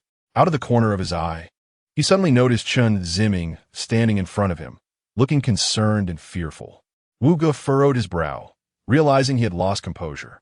He quickly calmed himself, forced a smile at Chen Ziming, and slowly sat back down. "I'm sorry, I lost my composure," Wu Ge said in a low voice. It's okay." Chen Ziming slowly returned to his seat. "Teacher Wu, are you okay?" Wu Ge looked at the tableware, his breathing steadied considerably. He slowly raised his head and smiled. "I'm fine." Due to Wu Ji's earlier outburst, the atmosphere became awkward. Wu Ge changed the topic to some light-hearted matters, and the atmosphere improved. After dinner, the two went outside the hot pot restaurant for a walk to digest their food. They chatted casually as they walked. "By the way, classmate Chen, I may have accidentally left a phone in your bag during the sports meeting. I just remembered today, and I don't know if you found it in your bag." "Oh, so it's Teacher Wu's." "Yes, I have it. Could you please hand it to me?" "No problem." They arrived outside the apartment building, and Chen Ziming told Wu Ge to wait downstairs while he went upstairs to get the phone. Wu Ge sat down slowly on the steps, allowed a sigh, and rubbed his chin. Looking at the quiet night scene, Wu Ge thought to himself, "It's me who is inadequate." Chapter 55 video on the phone in the low-rise building. Wu Ge handed the phone he took from Chen Ziming to Cheng Feng, asking him to help crack the password. For Cheng Feng, this was very easy. After unlocking it, Wu Ge sat on the sofa and began browsing the phone's content. "Captain Wu, is there any useful information in this phone?" "It's possible." "All right, Captain Wu. If you need my help again, just call me anytime." Wu Ge stared at the phone and gave Cheng Feng a thumbs up. The applications on the phone were few, only some basic software. They had previously tried using a super-powered communication app for testing abilities, but after Cheng Feng's analysis, it was determined that electromagnetic waves alone couldn't confirm whether it was a solvent. They had also dismantled the communication equipment at the communication station for analysis, but still found nothing. Wu Ge searched through the phone, flipping through the notes, but found nothing special. He then looked through the album, which contained many photos, mostly of landscapes, and some everyday life pictures of people. At the end of the album were video files. There were 4 in total. Wu Ge clicked on the first video. It was a short, funny clip with humorous text, featuring a young man dancing comically. The video was short, just a few seconds long, and Wu Ge quickly finished watching it. It seemed just to be a simple entertainment video. He then clicked on the next 2 videos. The second appeared to be a self-recording by the young man. The scene was inside a house, where the young man was talking to the camera, presumably about recording the nighttime life of a homeless person. The third video showed a park bench where a homeless person was lying. The video was quite dark, as it was night, but the scene on the bench was still visible due to the park streetlights. However, this video was also short, only about 10 seconds long. Wu Ge figured it was probably just a casual shot of a corner of the park. He then clicked on the 4th video. Suddenly, rapid breathing sounds came from the video. Following that, Wu Gu saw that the location was still in the park, but not far from the bench. There were two young thugs. They were walking quickly while carrying a black bag. Looking back at the bench, the homeless person was no longer there. Only a pile of tattered bedding and a large plastic bag that appeared to belong to the homeless person. The breathing sounds in the video became more hurried, and a terrified whisper was heard. They put the homeless person in the black bag. What are they going to do? The video ended there. Wu Gu quickly scrolled down the video list. There was one last video. Upon opening it, the scene was outside what looked like an old warehouse, and it was just beginning to get light outside. A white small cargo van was parked at the warehouse entrance. The back of the van was open, and the two thugs were putting the black bag containing the homeless person into the van's trunk. After closing the door, the two thugs suddenly looked toward the camera. At that moment, the camera shook, accompanied by hurried footsteps. The video ended there. Are there any other videos? Wu Gu quickly searched through the phone again, but after a long search, he confirmed that there were indeed no other videos. At this point, Wu Gu understood why that group was so eager to find this phone. It turned out they had been caught on camera in the act of kidnapping a homeless person. They were probably part of a criminal organization. But what did they want to kidnap the homeless person for? After thinking about it, Wu Gu felt it was not his concern and unnecessary to ponder further. What he needed to deal with now was how to shake off that group's entanglement with Chen Ziming. He needed to divert their attention from Chen Ziming to himself. Wu Gu took out his phone and pulled up the number from Mr. Li that Lu had given him before dialing it. It wasn't long before the phone rang. From the sound, it was Mr. Li. "Hello, who are you? The thing you want is with me." There was a moment of silence on the other end, followed by the sound of footsteps, as if someone was walking. After a moment, Mr. Li's voice came through again. "Do you know what I want?" "The phone," Wu Gu said. There was silence on the other end again. "Who are you?" "I am the person you're looking for." "Are you that college student?" Wu Gu remained silent. "Could it be that you were that weirdo?" "Weirdo? Are you the one who gouged out my man's eyes?" It turned out he was asking about Lu. "What do you think?" "Friend, if you want something, just say it. What I want, you can't provide. Impossible. Our background is beyond your imagination." "Oh, can you tell me more?" "It's inconvenient to disclose, but this doesn't affect our transaction. We have no transaction. If you want the phone, you have to listen to me." "What is your relationship with that college student?"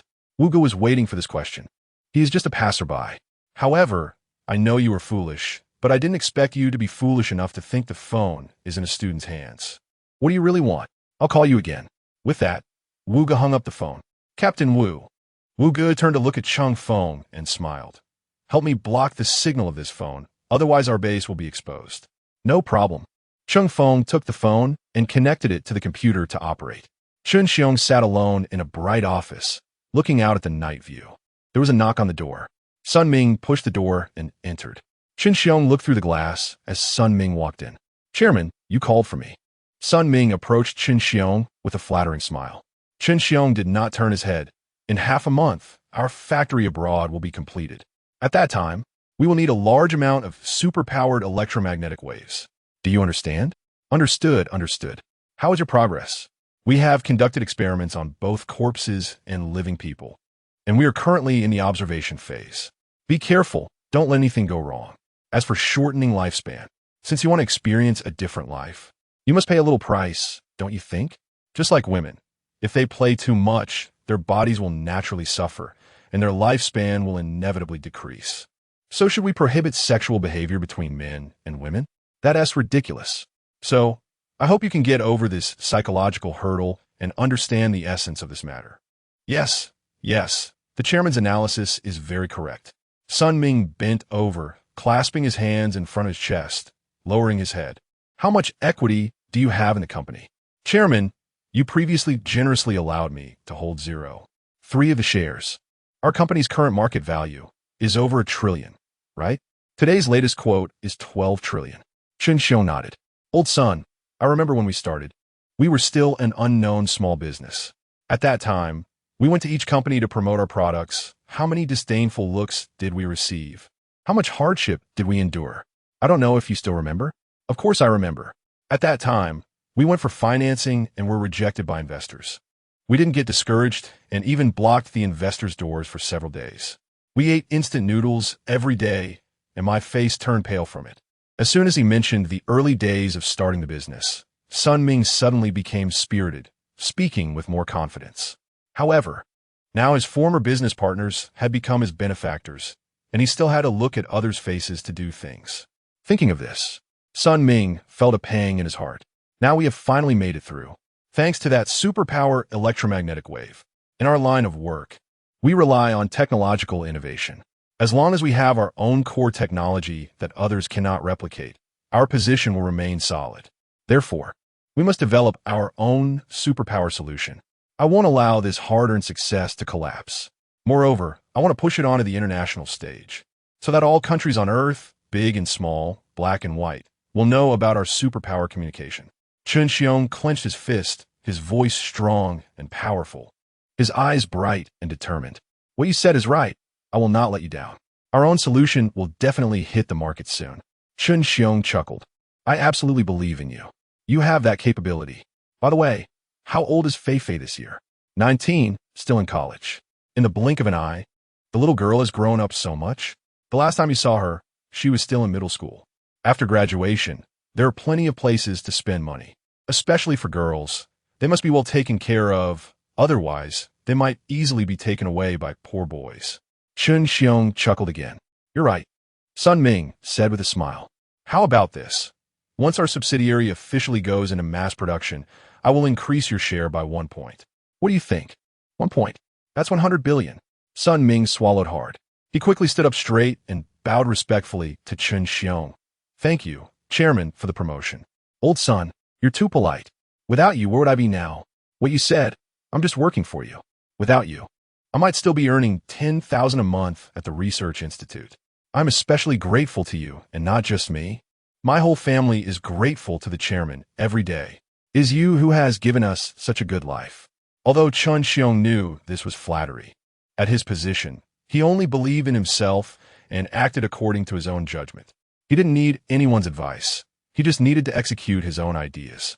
So, if you give me any life advice or business suggestions, sorry, just leave immediately. I'm hiring you to work for me, not to command me. People like Sun Ming, who are both capable and know how to flatter, are greatly appreciated by him.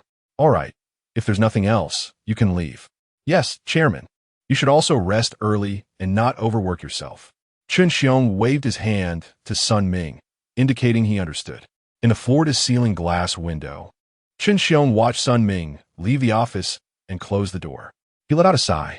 His globalization plan was about to begin, and there could be no mistakes in the next half-month.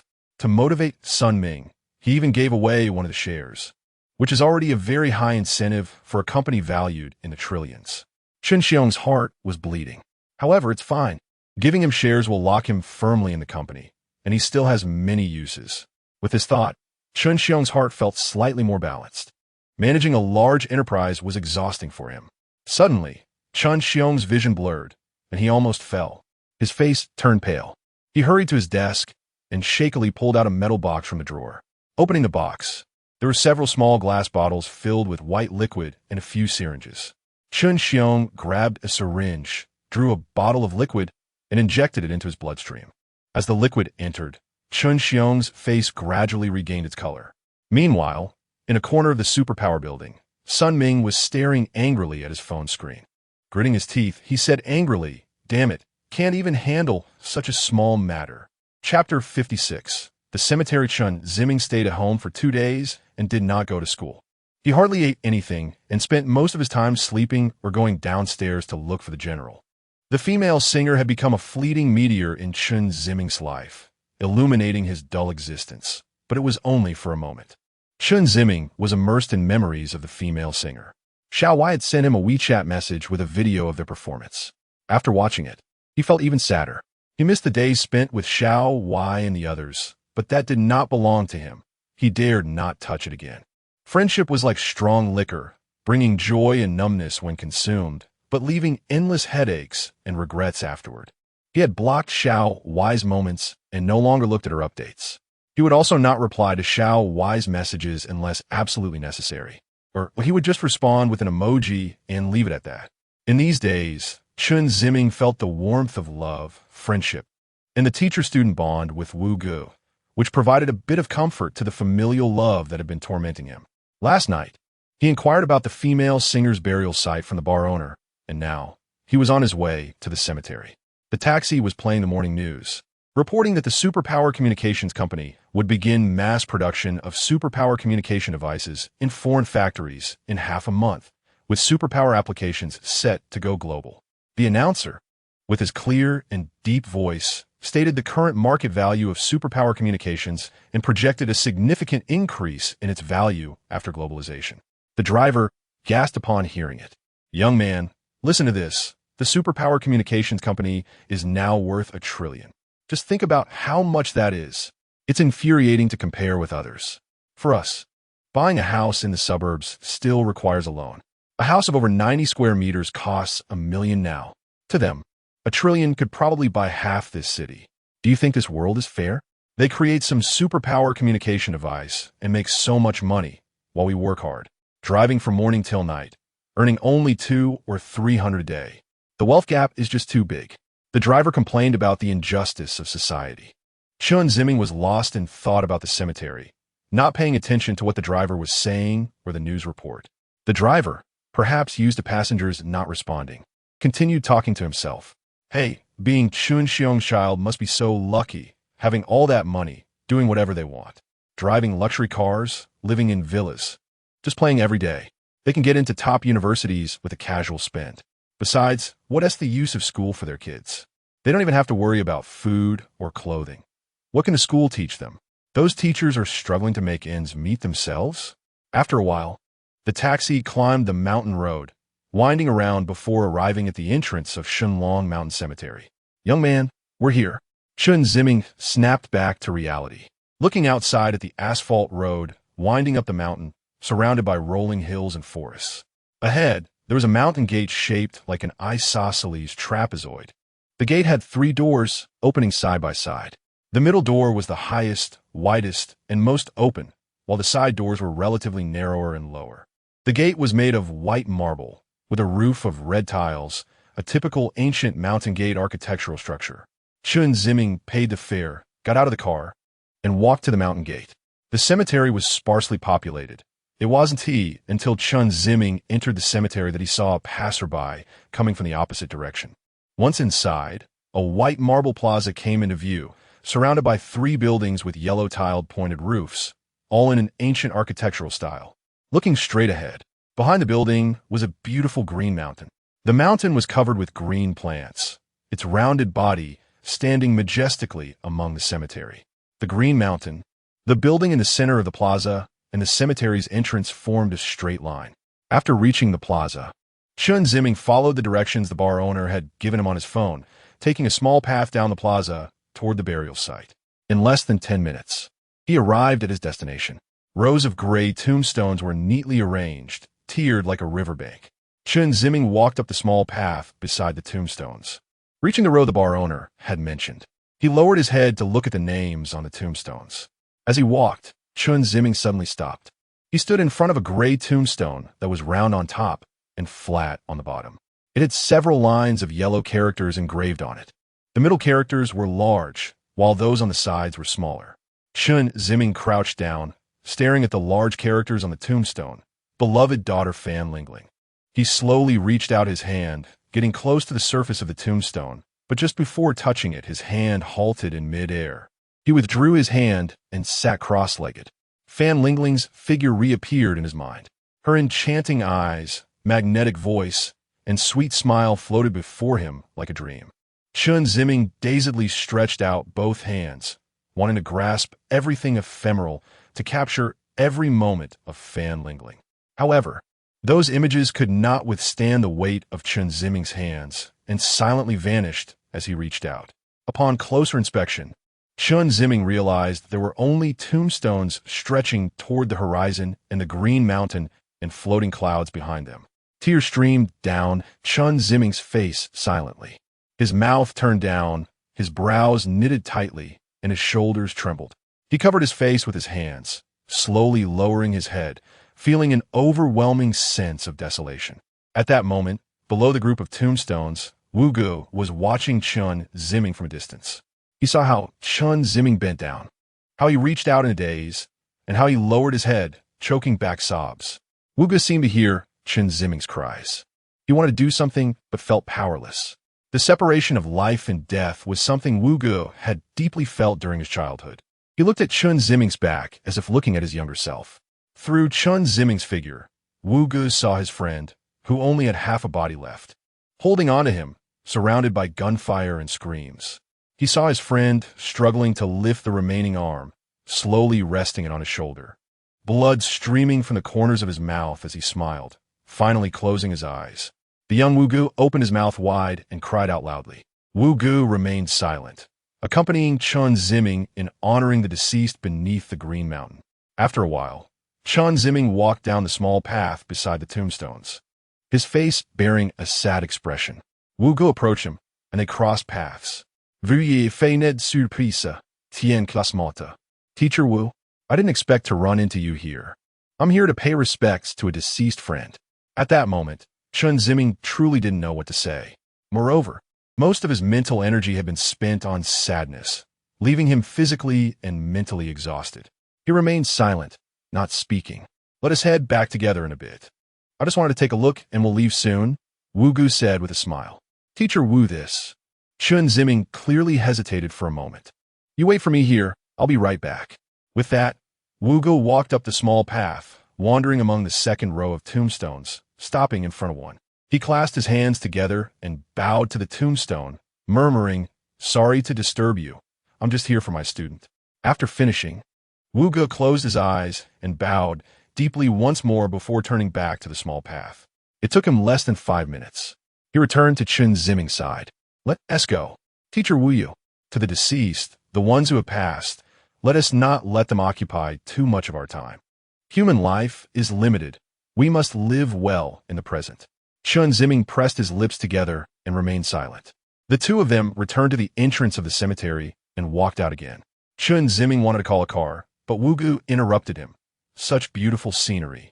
If we don't take the time to explore, it would be a shame. Teacher Wu, are you saying that this might be disrespectful to the deceased? Chen Ziming hesitated but still nodded. Wuge smiled. I think they would be very happy for us to enjoy ourselves here. After all, having two living people around is such a joyful thing. Teacher Wu, what you said is a bit frightening. Ah, behind you. Veuillez faute. Chen Ziming hurriedly hid behind Wuge. Seeing this, Wuge burst out laughing. Chen Ziming realized he had been tricked and frowned. Teacher Wu, Chen's student. Wuge turned around. The past is the past. Whether it was beautiful or hateful, it has already become history. If a person wants to live happily, they must live well in the present. Teacher Wu, I don't understand why you're suddenly telling me this. When you are immersed in the pain of the past, being tormented repeatedly by it, it is because your heart is stuck in the past. If you want to face the present life calmly, you need to let your heart come back from the past to the present. You should take a good look at your current life with your heart. Look at the green mountains now. Look at the clear waters now. Look at the people around you now. Forgive others' mistakes. Forgive your own mistakes. Accept others. And also accept yourself. Chen Ziming opened his mouth slightly, but couldn't say a word. Seeing Chen Ziming's expression, Wuge suddenly laughed. Since you feel this place is not suitable for sightseeing, then the teacher knows of a place with even better scenery, but it's a bit far. Do you mind? Chen Ziming paused for a moment and shook his head. In your area, there is a belief called Buddhism. I wonder if you have heard of it? Are you talking about Buddhism? If it's for individuals, it's Buddha. If it's for the masses, it's teaching. Teacher Wu, I'm not quite sure what you're talking about. Wuge smiled and patted Chen Ziming's shoulder. Get ready for a long journey. Chapter 57. Xijing City in Xijing City. Wuge and Chen Ziming were sitting in a taxi. The car crossed the Xijing Bridge, heading towards the square of Puming Palace.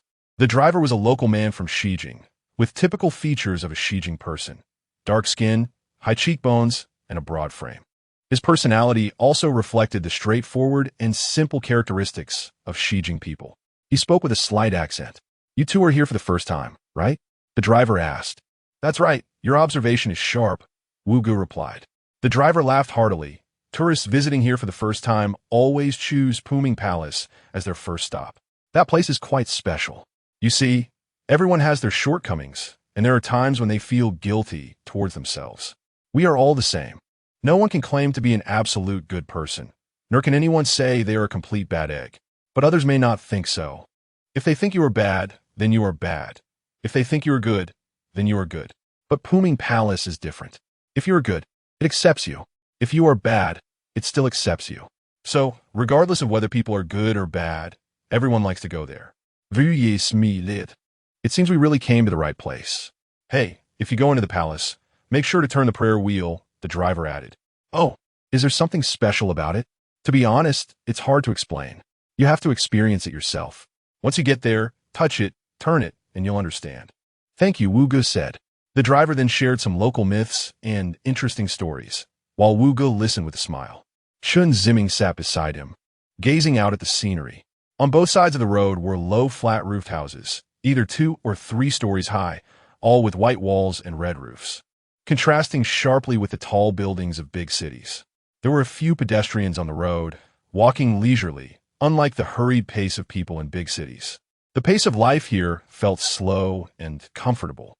Occasionally, Chen Ziming noticed 2 adult males, each hanging something dirty and mat-like in front of them, with wooden blocks tied to their palms, mumbling something. After walking a few steps, they would prostrate on the ground, then stand up, clap the wooden boards, and prostrate again after a few more steps. Chen Ziming watched, entranced. The driver was talking when he caught sight of Chen Ziming's expression in the rearview mirror and glanced at the situation on the road. Young man, those 2 are doing prostrations. What is prostration? Chen Ziming asked, unusually taking the initiative to inquire. The driver chuckled. Prostration is quite particular. First, you have to chant scriptures. Then, after walking a few steps, you have to lay down on the ground, stretching your arms forward. After that, you get up and walk to the position where your fingertips were, then prostrate again, repeating this process. Each time you advance, the distance is exactly the length of your body. To prevent injury, there are protections for the palms and in front of the body. They wear handguards and have fur hanging on them. I see, Chen Ziming said softly. Where do they come from? And where are they going? He asked.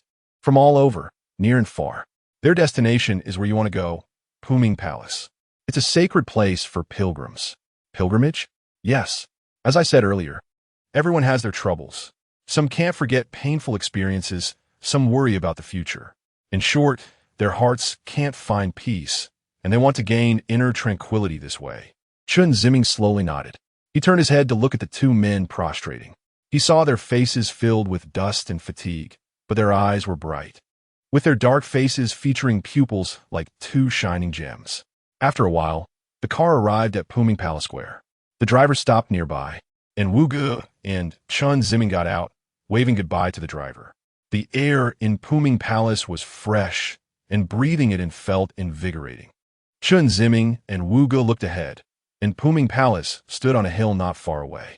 The palace complex had a flat, trapezoidal shape. The central palace had red walls, while the surrounding palaces had white walls.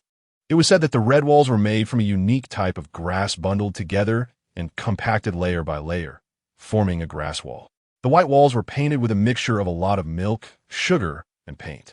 Under the sunlight, the walls appeared clean and beautiful, exuding a sense of sacred purity. On both sides of Bohemian Palace, there were steps extending down the hillside, leading to the entrances of the palaces. The square in front of Bohemian Palace was paved with gray tiles, very neat. In the square and on the steps, there were groups of 3 to 5 people. Chen Ziming felt that among them were surely pilgrims who had arrived at the place they longed for in their hearts, finding a spiritual home. The 2 took a plane to Xijing's train station and then took a taxi from the train station to Bohemian Palace. By the time they arrived, the morning had already passed. It was now noon. Chen Ziming still felt that this was unreal. Yesterday, he had groggily accepted Wu Ge's invitation, but after returning home at night, he regretted it. He couldn't understand why he agreed to go on a trip with the school's PE teacher. He also couldn't comprehend why he agreed to go so far with Wu Ge. Chen Ziming wanted to refuse Wu Ge. He edited a long message on WeChat, filled with apologies saying that he couldn't go.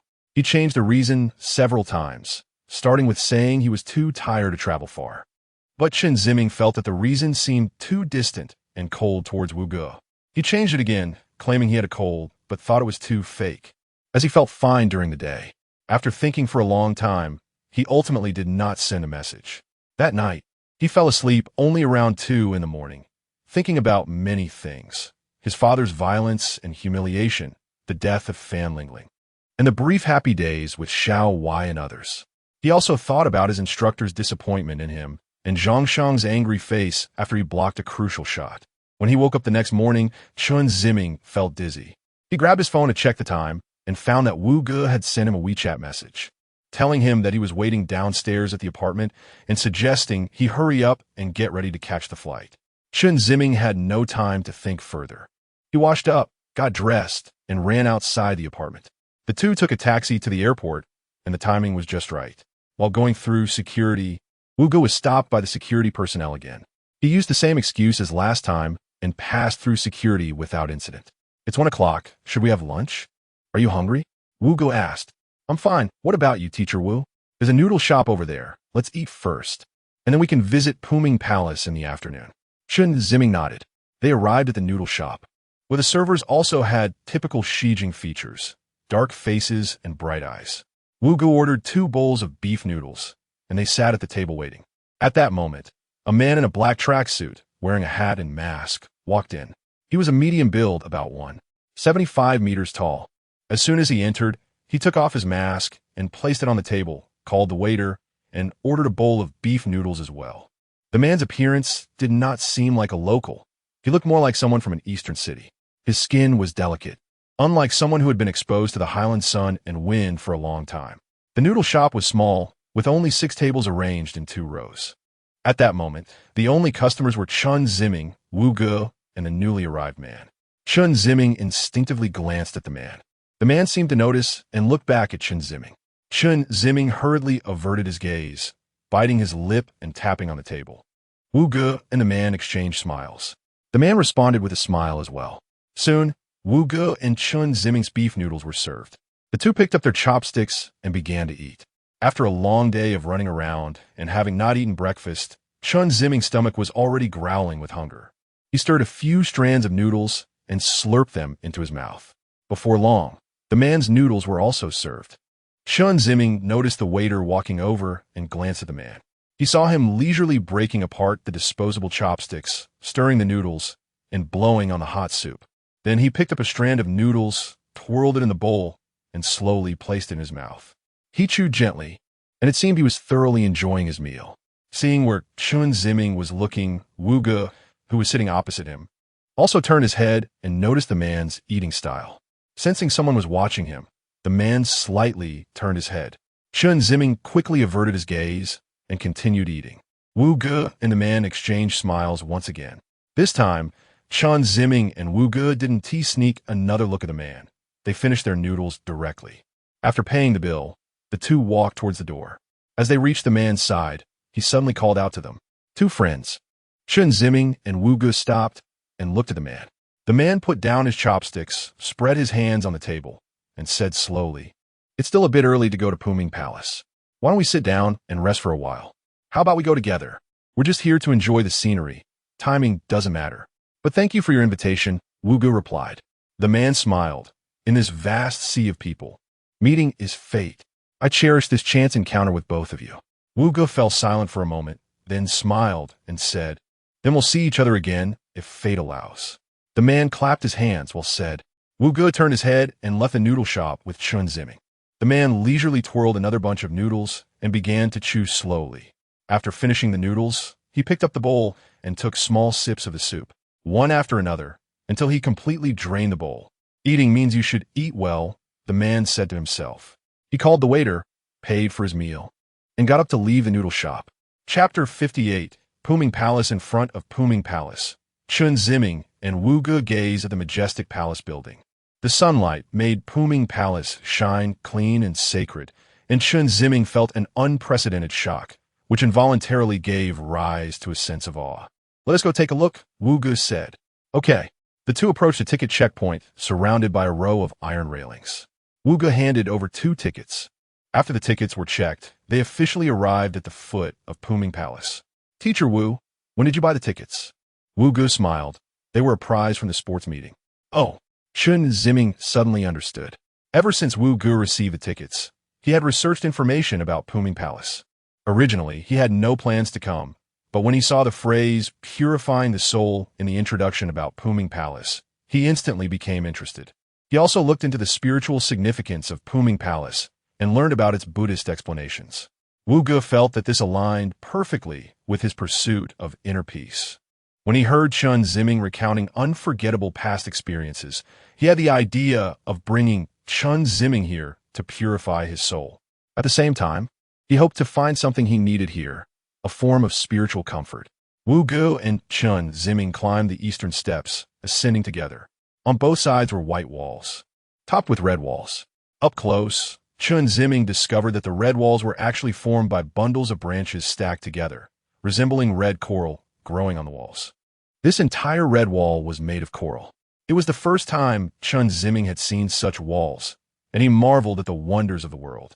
"Teacher Wu, look here," Chen Ziming pointed at the red wall. Wu Ge also noticed the uniqueness of the red wall and reached out to touch it. It was very hard. At that moment, a familiar voice came from behind them. "This red wall is made of a local plant tied together." The two turned around to find the man they had seen earlier at the noodle shop. "A plant?" "Yes." The man took off his mask. His appearance was very ordinary, the kind that would not draw attention in a crowd. "It's white ma grass." "Why ma grass?" "It's a willow-like plant. After drying and peeling, it becomes very tough and is a commonly used building material here." "But won't such a wall collapse?" The man smiled.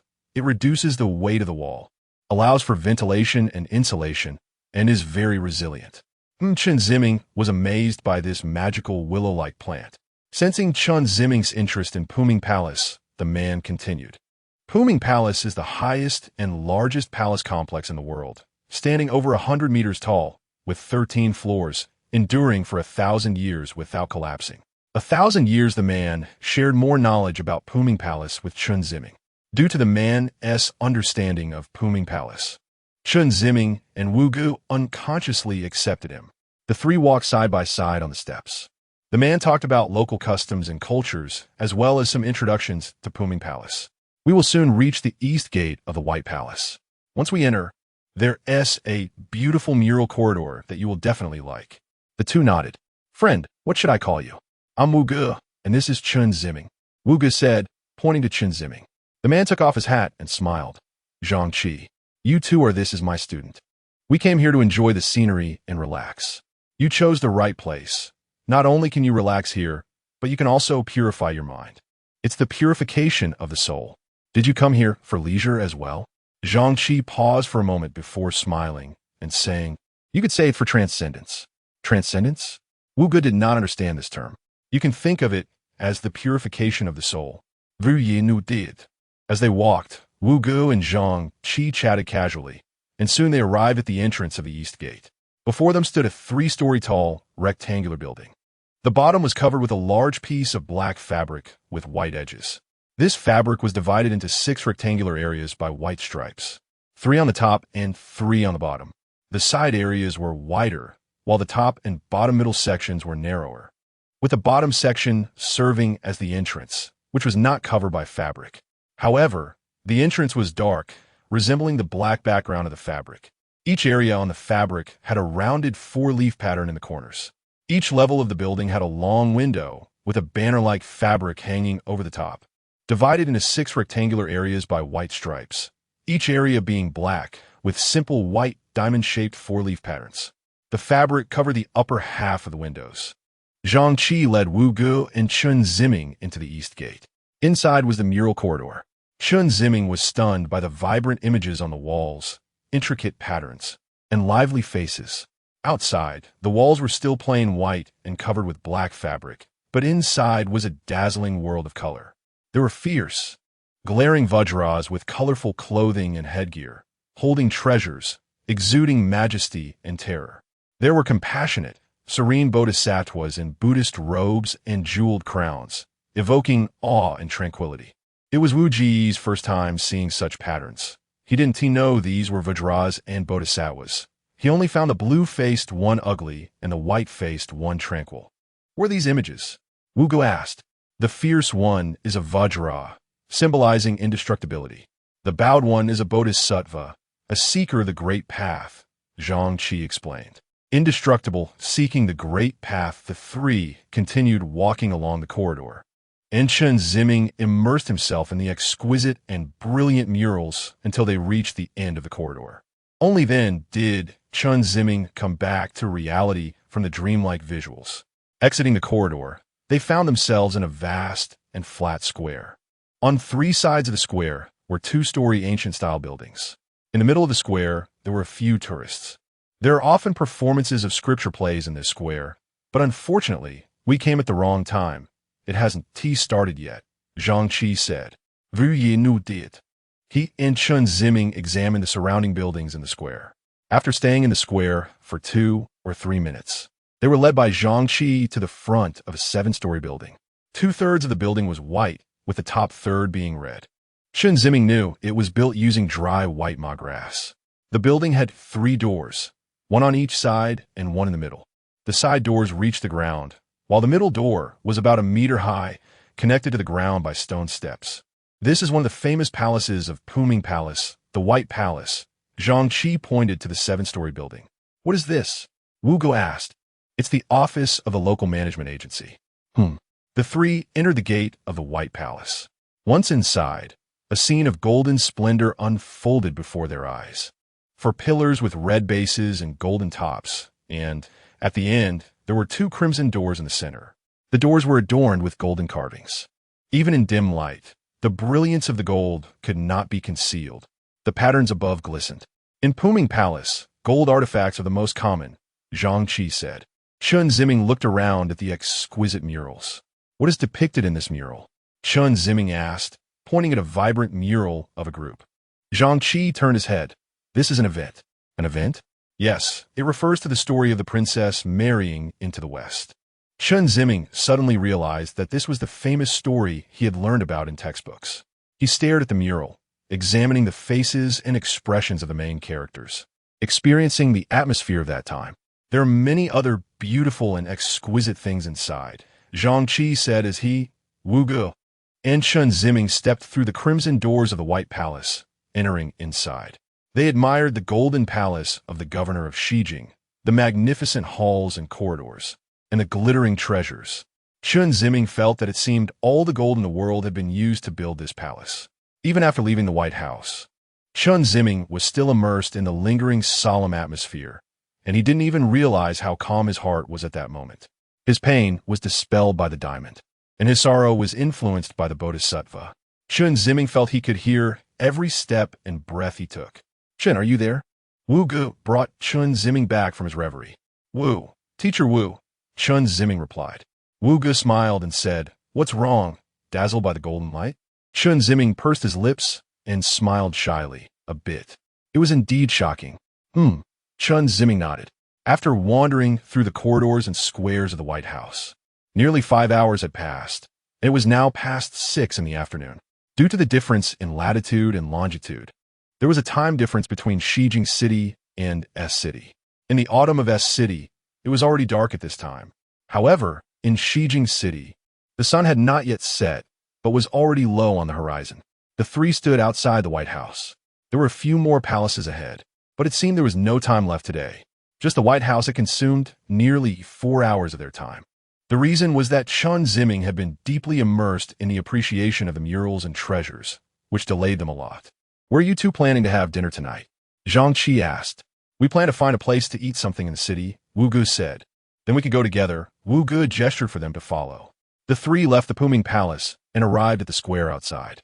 Wu Ge raised his hand to hail a taxi, while Chen Ziming turned around, facing the ancient structure bathed in the sunset. He couldn't help but feel an inexplicable sense of melancholy.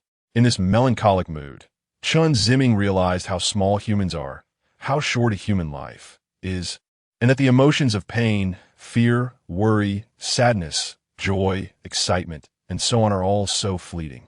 Everything can merge into the wind, the sunlight, the depths of the mountains and forests, and the murals of the palace. Chapter 59. The spicy liangfen in Xijing City, on the banks of the Xijing River. Separated from the train station by the river, there's a row of small inns. Across the street from the small inns is a shop selling local snacks, famous as the Corner Snack Street. Zhang Qi brought Wu Gu and Chen Ziming to a shop selling liangfen on the snack street, where they sat at a small table, each on a small wooden stool. On the table were 3 servings of liangfen and 3 bowls of brown drinks. The clear soup of the liangfen was topped with a few pieces of potato and 2 segments of red chili pepper. After serving the liangfen, the waitress returned to the shop. Zhang Qi pointed to the liangfen in front of him and smiled, saying, "You too should give it a try. This liangfen is a very famous local snack. It's smooth and tender, like drinking a sip of cool spring water. But it's also very spicy, which makes a hot stream surge up your chest after the refreshing taste. It feels like taking a hot shower, soaked inside and out." Wu Yi, who usually didn't pay much attention to food, could eat even his bland diet, so he didn't take Zhang Qi's words to heart. He politely smiled in response. "Since it's so delicious, I'd better give it a good try." Chen Ziming wasn't picky about food either. He didn't have any special preferences. As long as it wasn't Wu Gu's bitter melon stir-fried with bitter melon, he felt he could accept it.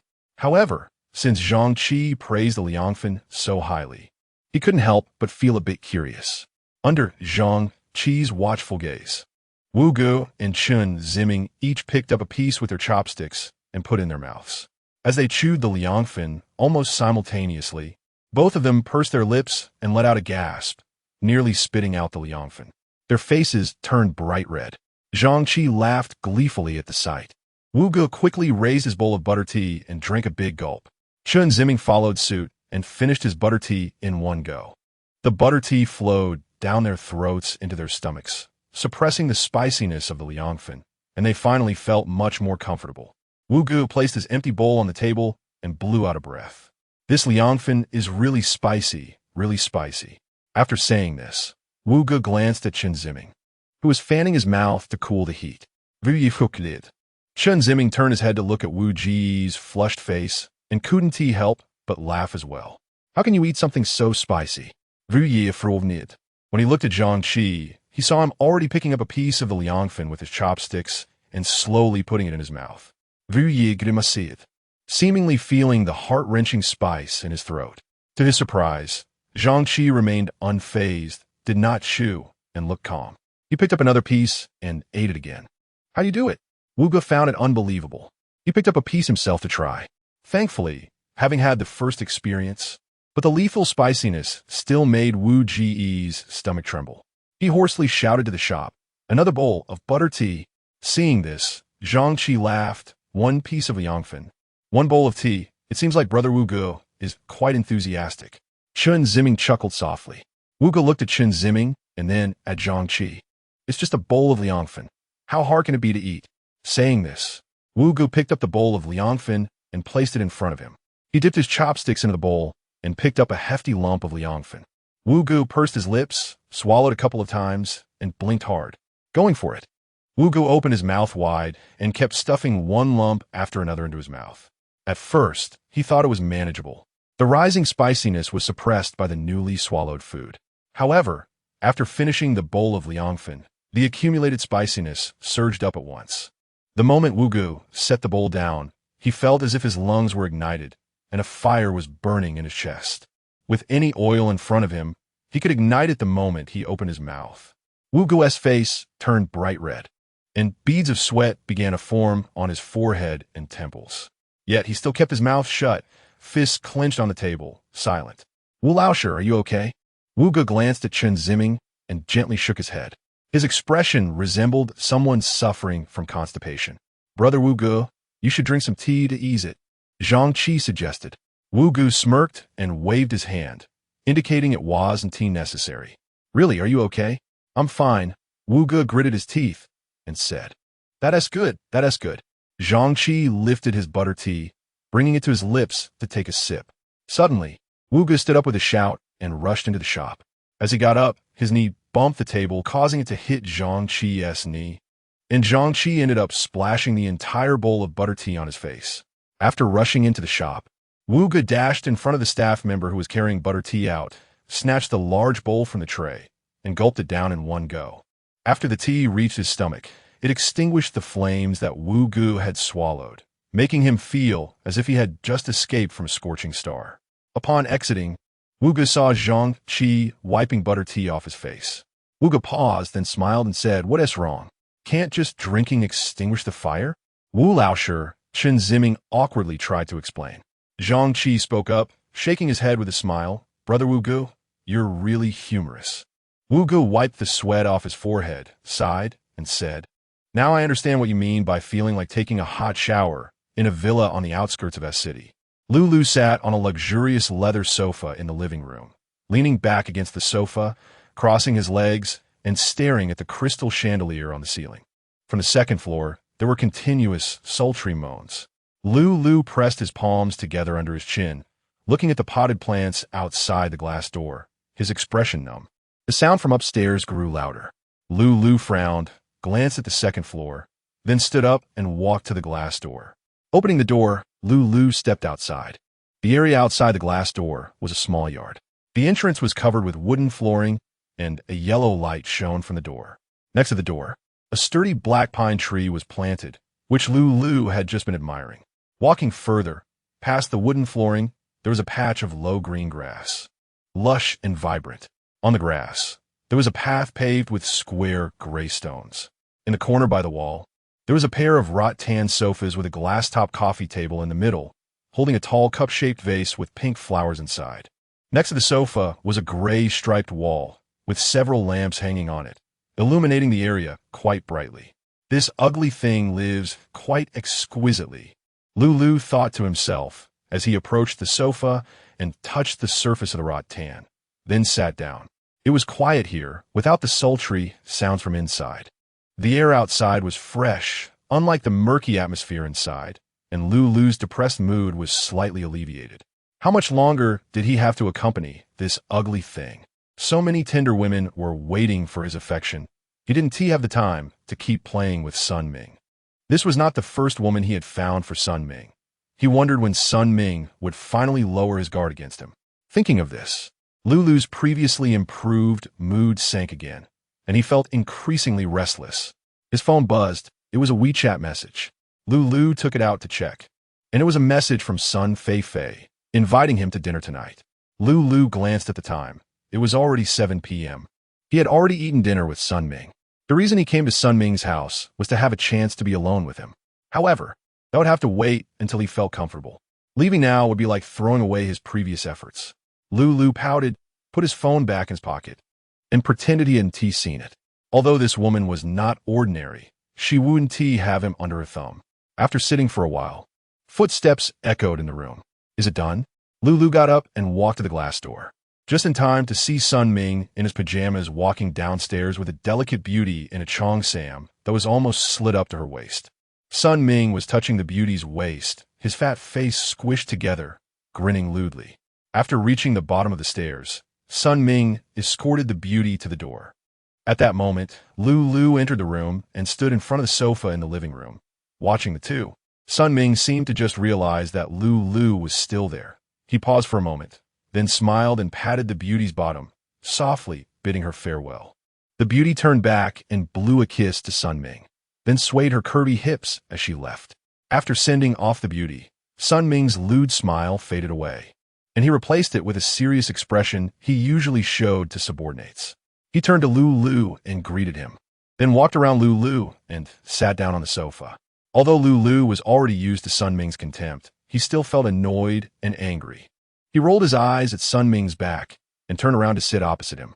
The two sat facing each other on the sofa. Sun Ming pulled out a cigar from the coffee table, bit it, and slowly lit it, with smoke rising gently. Taking a puff, Sun Ming leaned back on the sofa and smiled. "Little Lu, where did you get this mixed-blood girl? She's really nice. I know a pair of twin sisters. If you're interested, I can introduce them to you another day so you can give them a try." Lulu smiled and replied. Upon hearing twins, Sun Ming's eyes lit up immediately, looking like he was about to lose control. However, being the second in command of a large enterprise managing hundreds of thousands of employees, he still had some composure. He quickly adjusted his emotions and excitement, bringing the cigar to his lips for a puff. Lulu observed Sun Ming's performance closely. Lulu was well aware of Sun Ming's intentions. Exhaling the smoke, Sun Ming slowed his tone and pretended to be serious. "Little Lu, women are wonderful. They can make a man feel youthful again. You're right. Especially beautiful women. They're like a fountain of youth, Lulu thought to himself, more like a death drug. But he couldn't say it out loud, only smiling and nodding. I've been under a lot of pressure lately. I really need a woman to relieve it. Are you talking about the company's plans to set up factories overseas? Lulu tried to steer the conversation towards the company, knowing this matter was common knowledge. Oh, you know about this? Such a sensational event. It's known by everyone, Sun Ming said proudly. This time, we're going global. Lulu's words were pleasing, and Sun Ming smiled with satisfaction. Hey, the people of the world need our equipment. There's no way around it. You're right. The super ability electromagnetic waves of super energy communications are the latest technological achievement, and people all over the world want to experience it. Sun Ming was very pleased with this, throwing his head back and laughing. But I wonder how our company's super ability electromagnetic waves were invented and how they are stored. After saying this, Lulu smiled and looked at Sun Ming. Sun Ming's smile instantly disappeared, and his face became stern. Little Lu, do you think you should be asking this question? Lulu's hand immediately clenched into a fist, his nails digging deep into his flesh. He bit his lower lip, still wearing a smile on his face. Sun Ming stared at Lulu while the cigar burned in his hand. After a few seconds, Lulu slowly relaxed his clenched fist. He chuckled lightly. Mr. Sun, you suddenly became so serious. You scared me. Sun Ming was silent for 3 or 4 seconds before suddenly bursting into laughter. After laughing, Sun Ming placed the cigar on the ashtray without even looking at Lulu. Just a joke, just a joke. Lulu pulled at the corner of his mouth, but said nothing. I think it's getting late, little Lu. Why don't we chat another day? What do you think? Sure. Lulu replied with a smile. All right then, I won't see you off. After all, you're familiar with this place. Lulu made an okay gesture, stood up, slightly bent over to Sun Ming, and turned to leave. Sun Ming watched Lulu's back, his expression as cold as water. Once outside, Lulu clenched his hands tightly, his chest rising and falling violently. He stood still for a few seconds before slowly walking out of the yard gate. Standing in front of Sun Ming's villa, Lulu squinted his eyes, staring at the street. His face was twisted in rage, as if he had reached his limit. He raised his hands in front of him, slowly and forcefully clenching them together, the knuckles cracking loudly. He suddenly turned his head and walked towards the yard's gate. After taking a few steps, Lulu stopped, patted his forehead, and took a deep breath. Looking at the gate he had just closed, Lulu pressed his lips together, turned around, and left. Chapter 60 Pilgrims. The next morning, Chen Ziming, Wu Ge, and Zhang Qi had a light breakfast outside the hotel before embarking on their journey to Gangxi, Sacred Mountain. They took a long-distance bus from the long-distance passenger transport station in Xijing City. Xijing is about 800 kilometers away from Gaki County, where Gangxi Sacred Mountain is located, and it would take nearly 10 hours to arrive. Along the way, they would pass through Rise City. According to Zhang Qi, they would stop for lunch and rest in Rise City around noon, where the bus would pause for about half an hour, enough time for them to eat. Originally, Wu Ge planned to explore Xijing City a bit more with Chen Ziming the next morning, visiting the Red Palace of Puming Palace and other attractions before heading back in the afternoon. However, that night, Zhang Qi shared with them the fascinating legends and beautiful scenery of Gangxi Sacred Mountain, as well as the sacred attributes of all the pilgrims who visit. Chen Ziming, already impressed by Puming Palace, became interested in Gangxi Sacred Mountain. Wu Ge noticed Chen Ziming's expression and asked Zhang Qi if he would be willing to take them to see it. After hesitating for a moment, Zhang Qi agreed. At that moment, the three were sitting on the bus. Perhaps because Xijing City is close to the west and is considered an economically underdeveloped area in Country Z. The bus's shock absorption was poor, and some of the roads were unpaved, making for a bumpy ride. Chen Ziming felt like he might throw up everything he had eaten for breakfast. Zhang Qi handed him a piece of mint candy to suck on, which made Chen Ziming feel much better. There were not many people on the bus, and the three of them were seated in the middle. Wu Ge and Zhang Qi sat in front, while Chen Ziming sat behind them. Aside from the two of them, there were only about 4 or 5 other passengers scattered around. Chen Ziming opened the window to enjoy the scenery outside. Under the clear blue sky, a golden grassland stretched into the distance.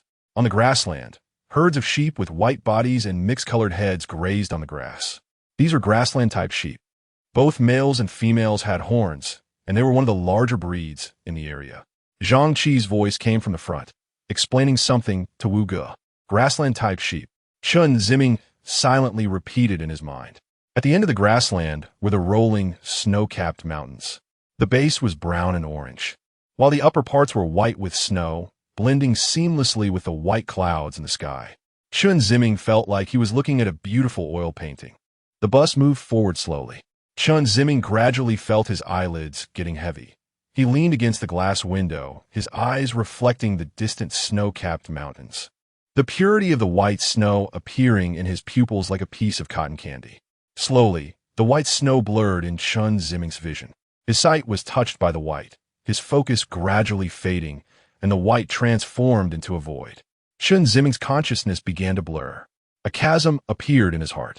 At the edge of the chasm, white water flowed slowly into it, with only the sound of water flowing, but no sound of it hitting the ground. Chen Ziming's head tilted against the window, and he fell asleep. He didn't know how long it had been when the bus suddenly came to a sharp stop. Chen Ziming's body jolted against the back of the seat in front of him.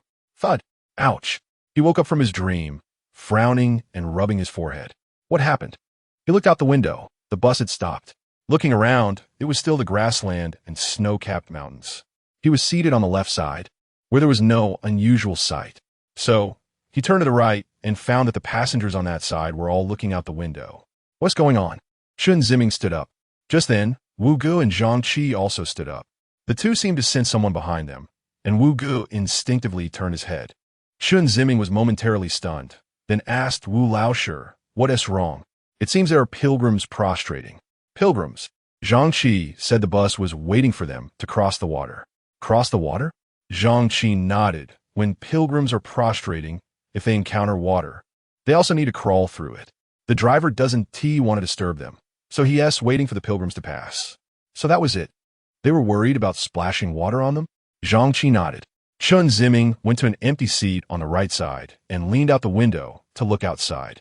3 pilgrims dressed in black clothes, with pelts hanging in front and wooden blocks tied to their hands, crawled through the water ahead. They would stand up to walk a few steps and then continue crawling. Chen Ziming understood that the distance they walked while standing was equal to the distance they crawled, meaning their walking distance was the length of their bodies. The clear water splashed up by the pilgrims created a series of ripples, clean and pure. Chen Ziming watched the pilgrims intently until they crossed the water, and only then did the bus engine roar back to life, making him pull his gaze away. He returned to his seat, where Zhang Qi and Wu Ge had already sat down. Suddenly, a wave of sadness surged within Chen Ziming. He couldn't quite articulate why. Was it sympathy? Was it moving? Was it shocking? What exactly was it? He couldn't understand. People are often inexplicably sad, yet unable to share it with others. Sometimes, feeling sad alone can be quite nice. That rich emotional state is a state that people should have. A cold indifference to everything can lead to despair and heartlessness. Chen Ziming was a sentimental and melancholic person. Many of his emotions couldn't be shared with others, nor could he vent them. He could only rely on himself, burying those negative emotions and sadness deep within his heart. Over time, those negative emotions corroded his heart, forming a bottomless black abyss. At that moment, the white water and the pilgrim's perseverance were repairing Chen Ziming's rusted heart. The bus started moving again. Although the road was bumpy, Chen Ziming had gradually gotten used to the feeling. He leaned back against the seat and gazed at the moving scenery outside. A few hours passed like this. The sun had reached its brightest point. The bus stopped at a service area along the national highway. Although it was called a service area, it was actually just a few shabby small buildings that provided food and services such as vehicle repairs and refueling. On one side of the small building was a public restroom. There was no distinction between men and women. If someone entered, they could just lock the door inside. Passengers on the bus hurriedly got off, one after another, to use the restroom. After Chen Ziming and the others were done, they washed their hands in a basin. They went to the dining area, which had simple vegetarian dishes and lamb and beef. Zhang Qi sat on a small stool, grabbing a piece of lamb. He raised the lamb and said, "When my wife was alive, she loved to eat the lamb from this area the most, dipped in a secret sauce made by the people of Xijing. It was so delicious that you could never get tired of it. As he spoke, Zhangqi slowly closed his eyes, looking intoxicated. Brother Zhangqi, this sauce isn't spicy, right? Wu Ge asked cautiously. Zhangqi slowly opened his eyes and smiled lightly. You can give it a try. I can handle it. Wu Ge hesitated a moment, holding a piece of lamb in front of him and reaching out to dip it in the sauce. However, seemingly still haunted by the cold noodles from last night, he hesitated and didn't dip it. Seeing Wu Ge's difficult expression, Chen Ziming couldn't help but smile. Wu Laosher, let me try it first. Saying that, he took a piece of lamb, dipped it in a bit of the secret sauce, and started chewing. How is it? Wu Ge asked, looking at Chen Ziming. Not bad. Chen Ziming mumbled. Encouraged by Chen Ziming's response, Wu Ge dipped a bit of the bright red sauce, scrutinized the lamb he had dipped, and swallowed hard. It's really delicious, Zhangqi said. Wu Ge glanced at Zhangqi and nodded slightly. He opened his mouth, first placing the lamb on the tip of his tongue to take a lick, pursed his lips, and then put the lamb into his mouth, chewing it slowly at first and then more eagerly. After finishing a piece, Wu Ge exclaimed, "It's really good." He grabbed another piece and dipped it in the secret sauce. The flavor was slightly sweet but not greasy, a bit spicy but not burning. These two flavors balanced the mutton's gamey taste perfectly. Everything was just right. Eating it didn't feel particularly special, yet it was addictive, making one want to eat more and more. Yes, Brother Zhangqi is right, Wu Ge said, grabbing a fifth piece, dipping in the secret sauce, and chewing it. He then handed a piece to Chen Ziming. Have a few more pieces. Thank you, Teacher Wu, Chen Ziming replied as he took it. A subtle, hard-to-detect dim light appeared in Zhangqi's eyes, only to be quickly concealed. My wife often says that one must enjoy life and live joyfully while on this earth. We should make the most of each day. When she eats, she is fully focused on eating. When she paints, she is fully focused on painting. When she sings, she is fully focused on singing. Mr. Zhangqi, your wife is very talented, Chen Ziming remarked. Zhangqi smiled slightly. Thank you. If my wife hears you praise her like this, she will surely feel genuinely happy. She is a very simple person, very kind. Even when she doesn't hide her emotions, she never makes those around her feel uncomfortable or unhappy. Chen Ziming noticed that when Zhangqi talked about his wife, his eyes were filled with tenderness and happiness. However, there was always a strange feeling that Chen Ziming couldn't quite describe. After the three finished lunch, they stepped outside, where the bus driver was soaking up the sun and drinking water. The three got on the bus and returned to their seats. At this time, the other passengers had also returned to the bus. After the driver finished the last sip of water from his bottle, he got back on the bus. He glanced at the number of passengers and asked if anyone was still missing. A passenger shouted that everyone was on board, and the driver nodded, returned to the driver's seat, and started the bus. The next stop would be about 4 to 5 hours later at their destination, the sacred Mount Xijing. Chen Ziming seemed to envision, under the golden light of the snow-capped mountain, many pilgrims prostrating at the foot of the sacred mountain, reluctant to get up. Chapter 61. Anchored the bus was moving forward as Chen Ziming, having finished lunch, leaned back in his seat and dozed off. His body shook with the bumps of the bus. After an unknown amount of time, bang, a loud noise startled Chen Ziming awake. What happened? He opened his sleepy eyes and looked out the window with bloodshot eyes. He saw that the bus driver had come out of the driver's seat and was now at the back of the bus. Chen Ziming leaned out of the window and turned his head back. The driver was in front of the rear wheel, kicking the tire and then walking toward the back of the bus. A flat tire, perhaps, he thought. Oh, so that's it. Chen Ziming stared at the back of the bus, waiting for the driver to change the tire. After a long while, the driver still hadn't come back. Chen Ziming wondered, does it really take this long to get a spare tire? Just as he was puzzled, the driver came out from the back of the bus with a frown. Seeing the driver empty-handed, Chen Ziming felt something was off. The driver got back on the bus and said to the passengers, "Everyone, we can't leave tonight.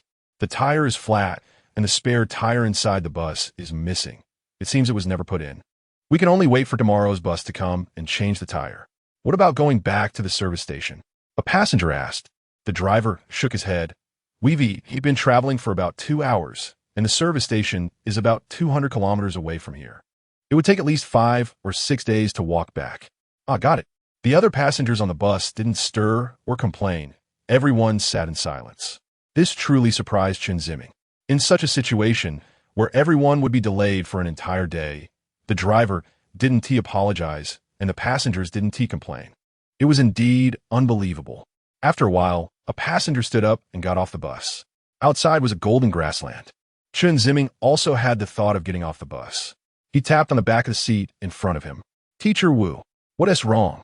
It was Wu Ji's voice. "Should we get off and take a look?" There was a moment of silence from the front, and then Wu Ji's voice came again. "Okay." Wu Ge stood up. Zhang Qi also got up. The three of them got off the bus. Stepping onto the grassland, a refreshing breeze blew, and Chen Ziming felt his breath ease. Looking at the vast grassland, the continuous snow-capped mountains, and the blue sky, it was truly refreshing. Nearby on the grass, there were just discharged passengers walking around. "Shall we also walk on the grass?" Zhang Qi said. Chen Ziming naturally had no objections, and Wu Ge agreed as well. The three of them walked onto the grass, strolling through the meadow. In the distance, a large expanse of thick white clouds covered the horizon, pressing down on the peaks of the snow mountains. It looked like the snow-capped mountains were not far away, but actually getting there would take a long time. The grass on the prairie was lush, a mix of green and yellow, with occasional puddles, the water surface clean and smooth like a mirror. The three of them walked silently forward, no one speaking. It seemed in such an environment, silence was the best sound. Eventually, the three reached a spot with a puddle, and Zhang Qi was the first to stop. He bent down, scooped up some water, and splashed it on his face. Then he covered his cheeks with his hands and gently rubbed them. Wu Ge was curious. "What is this?" Zhang Qi turned his head and smiled. It is said that the water on the sacred mountain can wash away the dirt on the surface of the skin and in the heart. "Oh." Wu Ge pursed his lips, gazing at the water-esque surface, and suddenly squatted down to scoop up some water. He looked at Zhang Qi, seemingly asking if it was okay to do this. Zhang Qi made a motion of splashing water on his face first. Wu Ye nu did, putting his hands in the puddle and splashing some on his face. Cover your face with your hands and gently rub it, letting the clean water seep into your skin. Following Zhang Qi's guidance, Wu Ge covered his face with his hands and gently rubbed. After releasing his hands, Wu Ge asked, "Did I do it right?" "Perfect." Wu Ge sat on the ground, chuckling, and turned to Chen Ziming, saying, "Chen, you should try it too." Chen Ziming had actually wanted to try what the two had just done. He nodded and approached the puddle. He bent down, kneeling on one knee in front of the water, mimicking Wu Ge and Zhang Qi's actions, splashing water, applying it to his face, gently. The clean water was incredibly refreshing, although it didn't really wash away the dirt in his heart, as Zhang Qi said. Chen Ziming still felt as if his chaotic mind had received a touch of clarity. The three sat in front of the puddle as Zhang Qi continued to share stories about the sacred mountain. The Gangxi Peak is recognized worldwide as a sacred mountain. Its four walls are extremely symmetrical, resembling a round crown pyramid. This regular mountain shape is unmatched by any other peak. Additionally, the sunny side of the peak has snow that never melts throughout the year.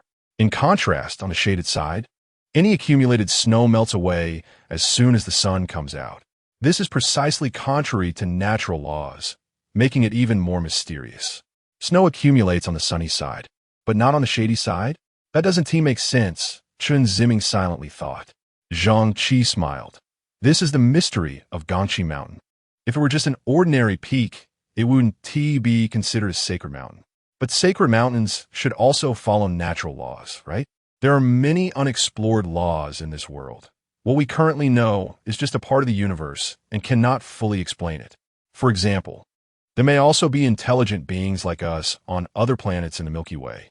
Upon hearing this, Wu Ge turned to glance at Zhang Qi. Chen Ziming asked, "Are you saying aliens really exist?" "I believe they do. What about you, Wu Ge?" Zhang Qi turned to ask. Wu Ge was taken aback, turned back, slightly lowered his head, looked at the yellowed grass, and softly said, "I believe so too." Zhang Qi then shared another legend about Gangxi Mountain. It is said that during World War II, the leader of Country D, Schiller, sent 5 of his confidants along with soldiers from Country D to the sacred mountains Shalabam. Shalabam is the most mysterious place at the peak of Gangxi Mountain. Schiller believed that the axis of the earth was hidden in Shalabam. As long as they turned the axis in the opposite direction, time would flow backward, and Country D would return to its most glorious era. At that time, Schiller could correct all the mistakes made by Country D and win the war. Chen Ziming asked, but if time flows backward, wouldn't Schiller and his confidants also disappear? Yes, but when people are superstitious about something, they often overlook the logic of the situation. Just like this situation itself is absurd. Schiller and his confidants believed it without a doubt. Perhaps they were facing the failure of war, so they wanted to try anything to save themselves? That as a possibility, Zhang Qi nodded. What happened then? Schiller's confidants did reach Shalabam, but wasn't he them who reached it. Instead, thousands of soldiers were airdropped onto Shalabam. However, none of those thousands came back down. All what happened to them? The confidants sent soldiers to climb to the peak, but the first soldier to reach the top fell from it. Following that, the soldiers who followed up also fell one after another when they reached the peak. Why did this happen?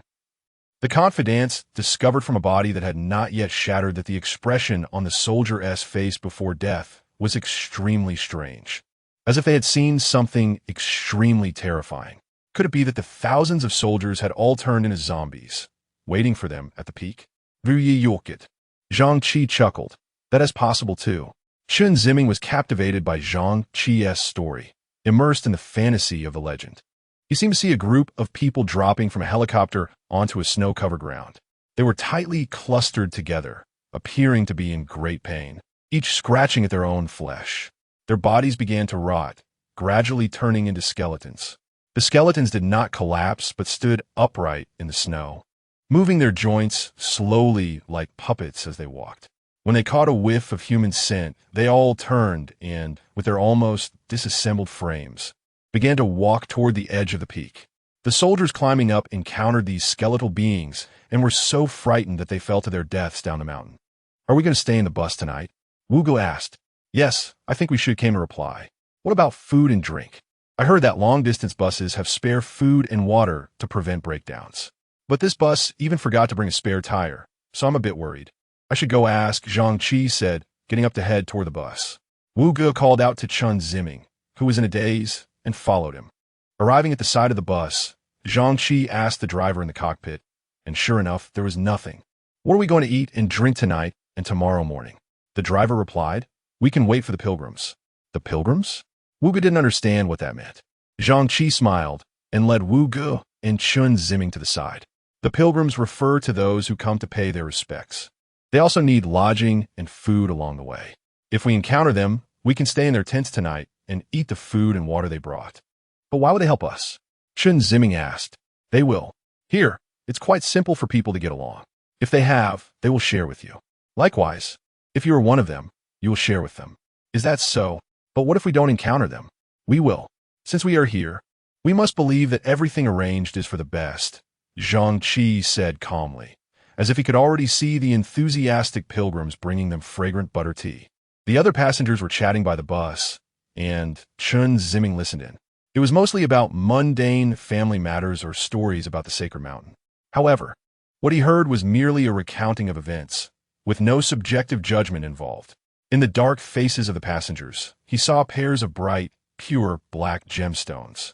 Chapter 62 Slot Machine in a game arcade in the commercial district of City S. Chung Feng sat in front of a slot machine, obsessively staring at the screen where the reels were spinning.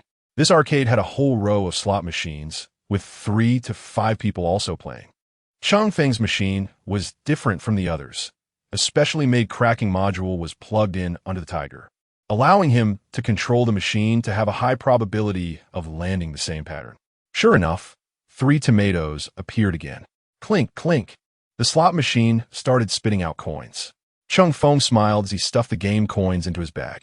He started shaking the machine again.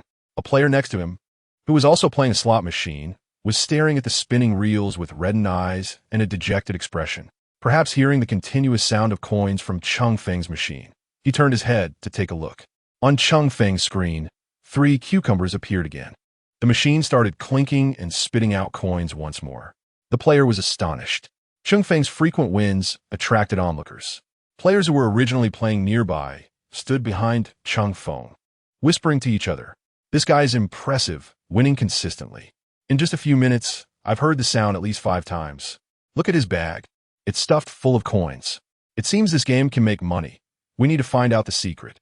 Hey, after hearing you, I'm even more confident. What is the point of watching others?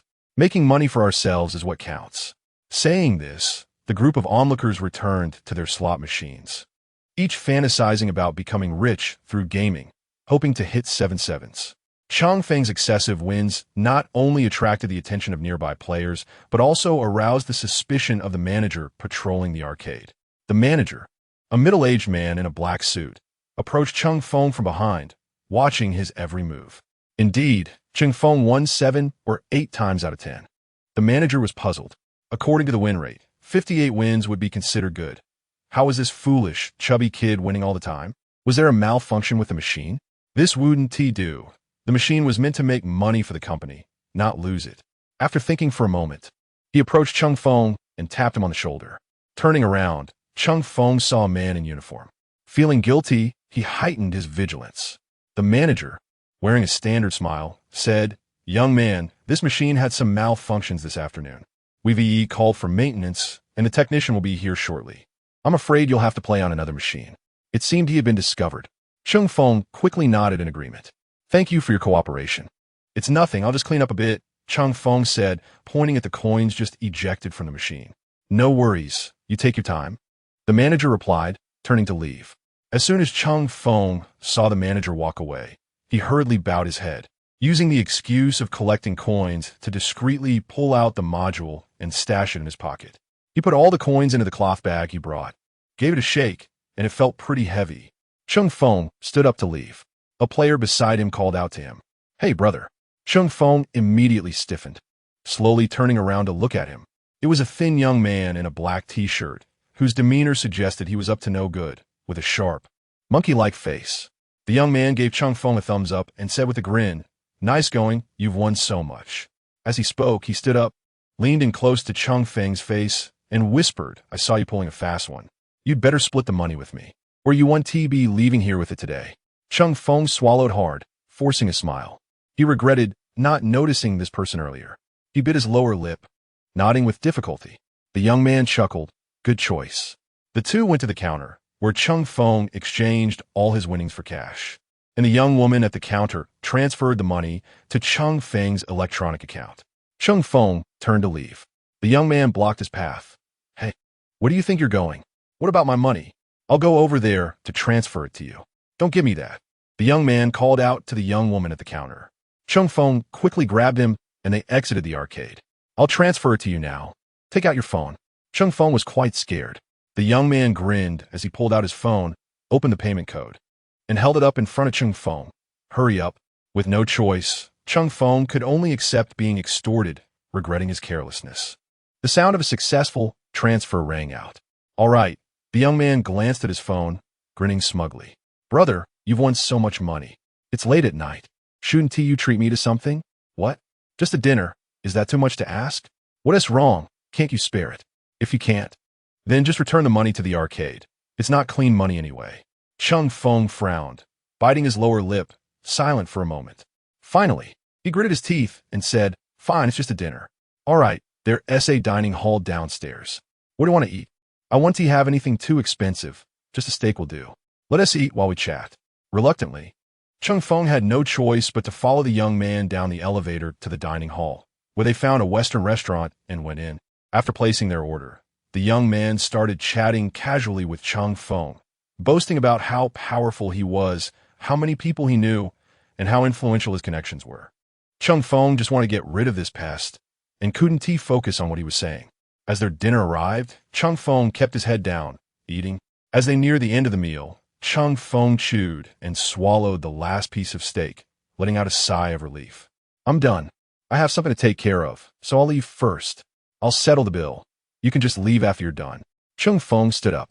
The young man immediately pulled a long face, slamming his hand on the table, drawing disapproving looks from the diners at the neighboring table. "What's wrong?" "Nothing. You're in such a hurry to leave. Aren't you afraid I'll report you?" The young man glared at Cheng Feng sideways. "What do you want? I've given you money and treated you to a meal. Isn't that enough?" Cheng Feng leaned closer, angry. "You think this little favor is enough to get rid of me? Dream on. What do you want then? From now on, you follow me every night. Whatever you go. You go. We'll be brothers, conquering every arcade together. Absolutely not. Not possible? Heh.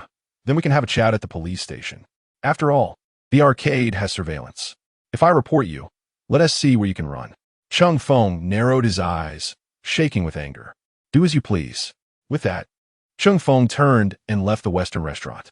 The young man leaned back in his chair, picking at his teeth, sneering at Chung Feng's retreating figure. A car is coming. A passenger pointed towards the distant highway. Chen Ziming and the others looked in the direction, and indeed, they could faintly see two headlights. At this moment, the driver also came from a driver's seat to join the crowd, standing with Chen Ziming and the others. It was getting late, and everyone was hungry. Seeing someone arrive made them very happy. Chen Ziming asked, "Is there still a late-night bus here?" "It's a private car. Aren't the pilgrims walking here?" Zhang Qi chuckled. "There will be someone specifically driving to bring supplies." After waiting for a while, the headlights grew brighter. Gradually, several people prostrating in prayer appeared in front of everyone. Pilgrims. Chen Ziming felt a bit excited, as if he had encountered an oasis in the desert. Everyone cheered. The driver stepped out of the crowd to greet the group of pilgrims. Chen Ziming counted. There were 7 or 8 people prostrating, and one person stood in the middle of the group with something resembling a rattle in hand, shaking it. The driver exchanged a few words with the other party, then waved to Chen Ziming and the others, signaling them to come over. Everyone joyfully approached. The pilgrims stood up, removed their hats, and slightly bowed to everyone. The driver and passengers also offered the same gesture. Chen Ziming imitated Zhang Qi and bent down a bow. Wu Ge didn't quite understand what was happening, but seeing everyone do the same, he also bent down. After the greetings, everyone began to help the pilgrims unload items from their tractor: poles, ropes, steps, pots, and dishes, etc. The 3 of them also helped to carry things down. Together, they worked hard to set up the tent and stove. The stove was cooking something, and the rest gathered around it, chatting. Chen Ziming carefully observed the group of pilgrims, which consisted of 9 people.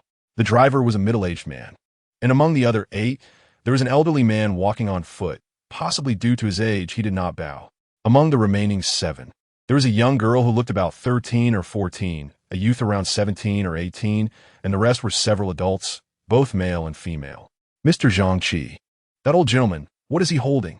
Zhang Qi looked and said with a smile, "It's a hand-crank prayer wheel." "What is it used for?"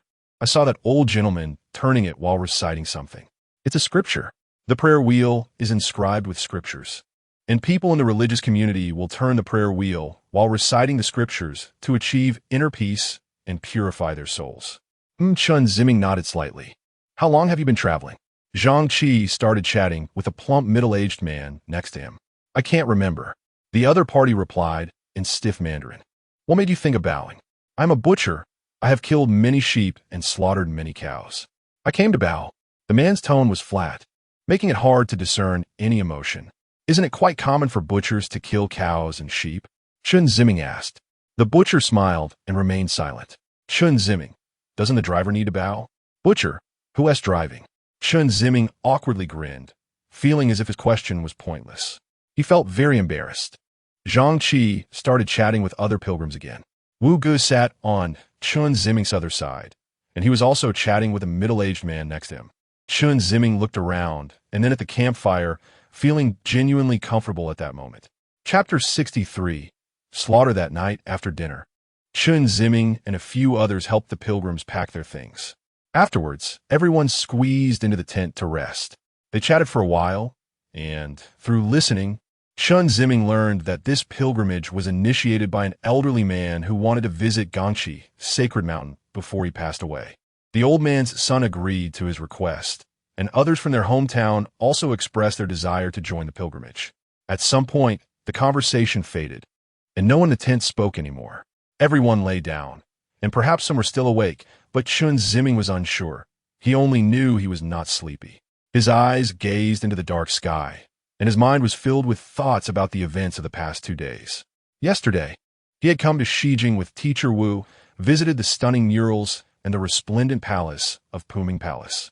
The next day, he went to Gangxi's sacred mountain with a new acquaintance, Zhang Qi. Unexpectedly, their car broke down, and they encountered the pilgrims, sharing the same roof with them. Without this trip, he would never have seen Puming Palace, nor would he have felt the insignificance and transience of life and emotions. He also wouldn't he have met Zhang Qi or had the idea of going to Gangxi, Sacred Mountain. And he wouldn't he have felt the simple and direct relationships between people. These thoughts looped and extended in Chen Ziming's mind, drifting from one to another and eventually circling back. He couldn't he believe that just 2 nights ago, he had been sleeping in the soft bed of his apartment. And now he was sleeping outdoors in the wilderness with so many people in the same room. This would have been absolutely impossible before.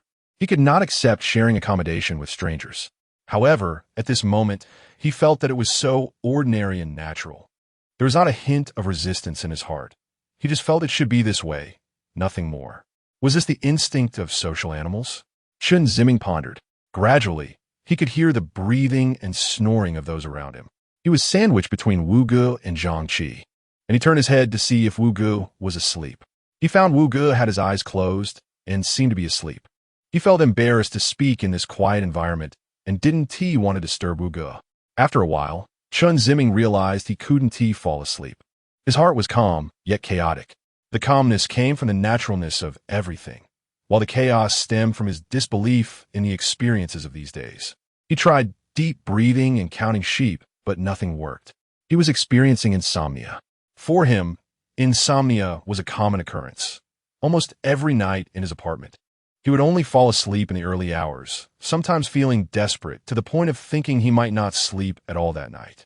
But ultimately, he would fall asleep unknowingly, waking up the next day with a heavy head.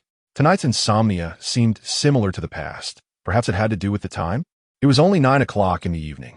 But according to Zhang Qi, going to bed at 9 was quite normal for the locals. Chen Ziming tried not to think about anything, but it was ineffective. He had no desire to sleep. When insomnia strikes, a person's mind often becomes more active than when they're normally awake. Chen Ziming was no exception. He slowly sat up from his bed, turned his head, and looked around. Everyone seemed to be asleep. Concerned about disturbing them, he cautiously bent down and stood up. He tiptoed to the entrance of the tent, opened it, and crawled out. Outside, a refreshing breeze greeted him. It was a bit chilly, but it felt very comfortable. Chen Ziming stretched his arms wide, closed his eyes, and felt the gentle night wind brush against him, as if his skin were being softly caressed. He slowly opened his eyes, and what came into view was a sky full of stars. The dark curtain was dotted with stars. Among the stars, there was a long river of stars.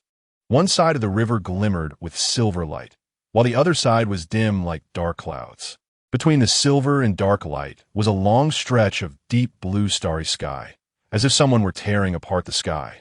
Chen Ziming felt an urge that aliens might emerge from that seemingly crack-like starry sky at any moment. Unconsciously, he began to walk on the grassland, gazing at the starry sky. In his line of sight, a round moon appeared, its silver disk adorned with patches of gray spots. Lowering his gaze, he saw a range of snow-capped mountains. The snow mountains and the silver moonlight mirrored each other, with gray patches mixed among the white snow. The entire scene resembled a beautiful oil painting made up of 3 colors: white, gray, and blue. The dull silver of the snow mountains and the glossy silver of the moonlight seemed to be coated with oil. As Chen Ziming enjoyed the beauty of the night alone, he suddenly realized he had been walking for quite a while. Turning back, he saw the tent had become a small black dot. It would be better to return early. If Teacher Wu and the others woke up and couldn't he find him, they would worry. Thinking this, Chen Ziming turned around to head back. At that moment, he caught a glimpse of a green light flashing not far away. He squinted and looked closer, and suddenly he stepped back in fright. Although Chen Ziming had never seen a wolf, he had seen them many times on television and in movies. The shape in green light confirmed it was undoubtedly a wolf. His legs trembled, and his breathing quickened. What should I do? Fight the wolf or run? Chen Ziming stared at the wolf, bending his body and pressing his trembling hands on his knees. A distant sound echoed, like an air raid siren, resembling someone crying. What? Chen Ziming turned his gaze toward the sound, and indeed saw several green lights approaching. In the moonlight, their furry bodies, pointed mouths, and erect ears were all visible. Including the one in front of him, there were at least 5 or 6 wolves. Chen Ziming wanted to run, but he found his legs seemed to have lost control. When he tried to exert strength, he almost fell to the ground. He staggered back 2 steps, and the wolf in front took 2 steps forward. Chen Ziming lost his balance and fell back onto the grass. He managed to prop himself up with his elbow, not falling completely. Looking to his right, he saw 4 or 5 wolves also closing in on him. Chen Ziming's chest heaved rapidly as he gasped for breath. In the moonlight, the wolves' faces were calm and serious, devoid of any emotion, like cold-blooded killers preparing for a massacre. Chen Ziming used his arms and legs to push himself backward on grass. He wanted to stand up but lacked the strength. He could only hope to crawl faster, as if he were running. The wolves gradually approached. The distant pack of wolves also gathered around, standing about 2 meters away from Chen Ziming.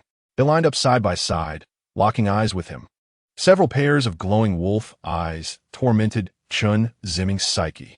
As he crawled, Chen Ziming felt something hard beneath his hand. A rock.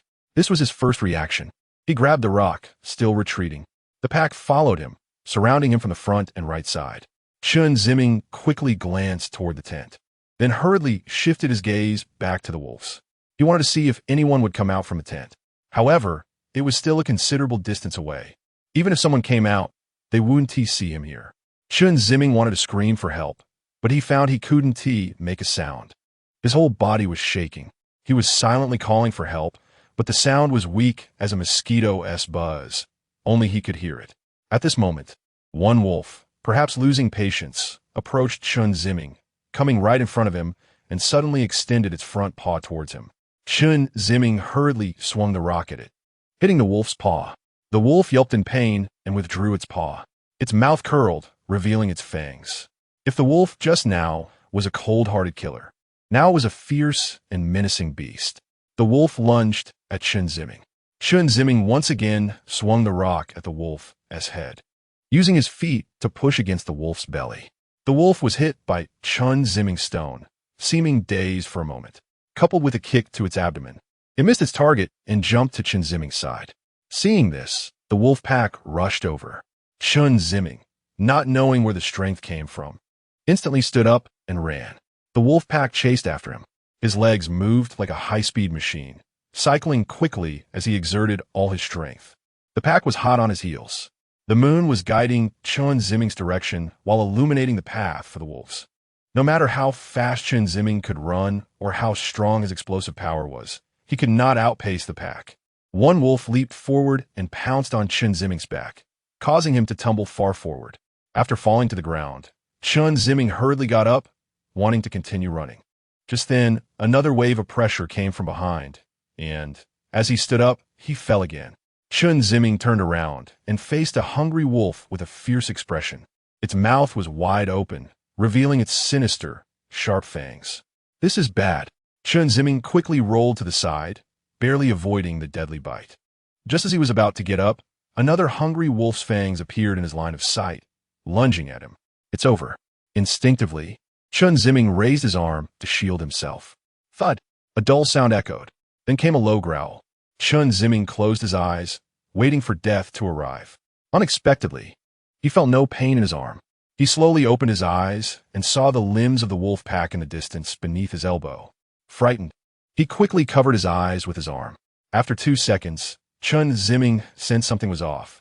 He moved his arm up again and saw the shadows of the wolf pack, snarling and baring their terrifying fangs towards him. Suddenly, Chen Ziming felt a figure beside him and turned his head. Teacher Wu. He saw Wu Gu squatting in front of Chen Ziming, single-handedly pinning down the hungry wolf that had just attacked Chen Ziming. The wolf's neck was gripped by Wu Gu, struggling violently with its limbs. Chapter 64 Blue Lightning Teacher Wu. Chen Ziming said, still shaken, as he ran towards the tent. "What about you?" "It's fine, they're not my opponents." Chen Ziming didn't believe Wu Ji's words at all. He thought Wu Gu was saying that to protect him on purpose. "No, I can't leave." At that moment, the wolf pack launched an attack. 3 wolves pounced on Wu Gu, while 2 others lunged at Chen Ziming. Wu Gu threw the wolf he had pinned to the ground away, smashing it into the 3 wolves that were attacking him. He leaped in front of Chen Ziming and punched the 2 wolves that were coming at him, forcing them back. Wu Gu stood in front of Chen Ziming and shouted, "Hurry up and go. Teacher Wu, I can't leave you alone." "Ah, I can't do anything with you like this." As he spoke, the wolf pack attacked again. Wu Ge grabbed the forepaws of the first wolf that lunged at him, swinging its body to hit the other wolves. One wolf, seeing Wu Ji's bravery, took the opportunity to sneak around behind him and pounced on Chen Ziming. Chen Ziming was focused on Wu Ge and didn't react in time. By the time he saw it, the wolf was already in front of him. Chen Ziming screamed, raising his arms to protect himself, feeling a sharp, burning pain in his arms. Bang! Chen Ziming was knocked to the ground. The wolf's saliva dripped onto his face, and he could smell the stench coming from its mouth.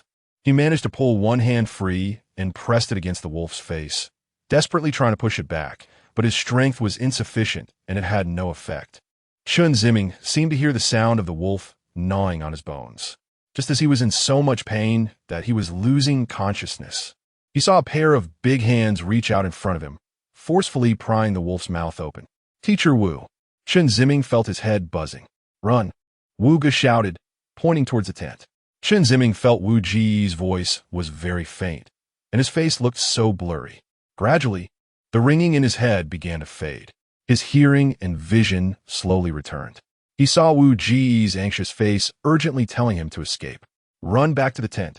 Chen Ziming struggled to get up from the grass, dazedly glanced at Wu Ge, then turned and ran. Behind him came Wu Ji's angry roar and the howling of the wolf pack. Chen Ziming seemed to see Wu Ge lying among the wolves, covered in blood, his limbs torn apart by the pack. Chen Ziming ran while shedding tears, crying out loud. The grass rustled, as if echoing Chen Ziming's cries. The tent was not far away, and Chen Ziming ran desperately towards it, needing to wake everyone up to rescue Wu Ge. At that moment, a figure stumbled out of the tent, looking half asleep. Chen Ziming shouted at the person from a distance. "Wolves! Wolves! Help!" The person seemed to hear and looked over. Chen Ziming continued shouting. The person started walking towards him. When they got closer, Chen Ziming was out of breath, his legs weak, and he sat down on the ground, gasping out, "Wolves! Wolves! Help!" The person was a pilgrim and immediately understood Chen Ziming's meaning. He rushed into the tent, waking everyone up. Some were still groggy, but hearing about the wolf attack, they quickly became alert. Adult men grabbed sticks and rushed out of the tent. Zhang Qi, holding a wooden stick, anxiously asked Chen Ziming, "Where are they?" Chen Ziming pointed in the direction of the wolves, sobbing, "Please save Teacher Wu, I beg you."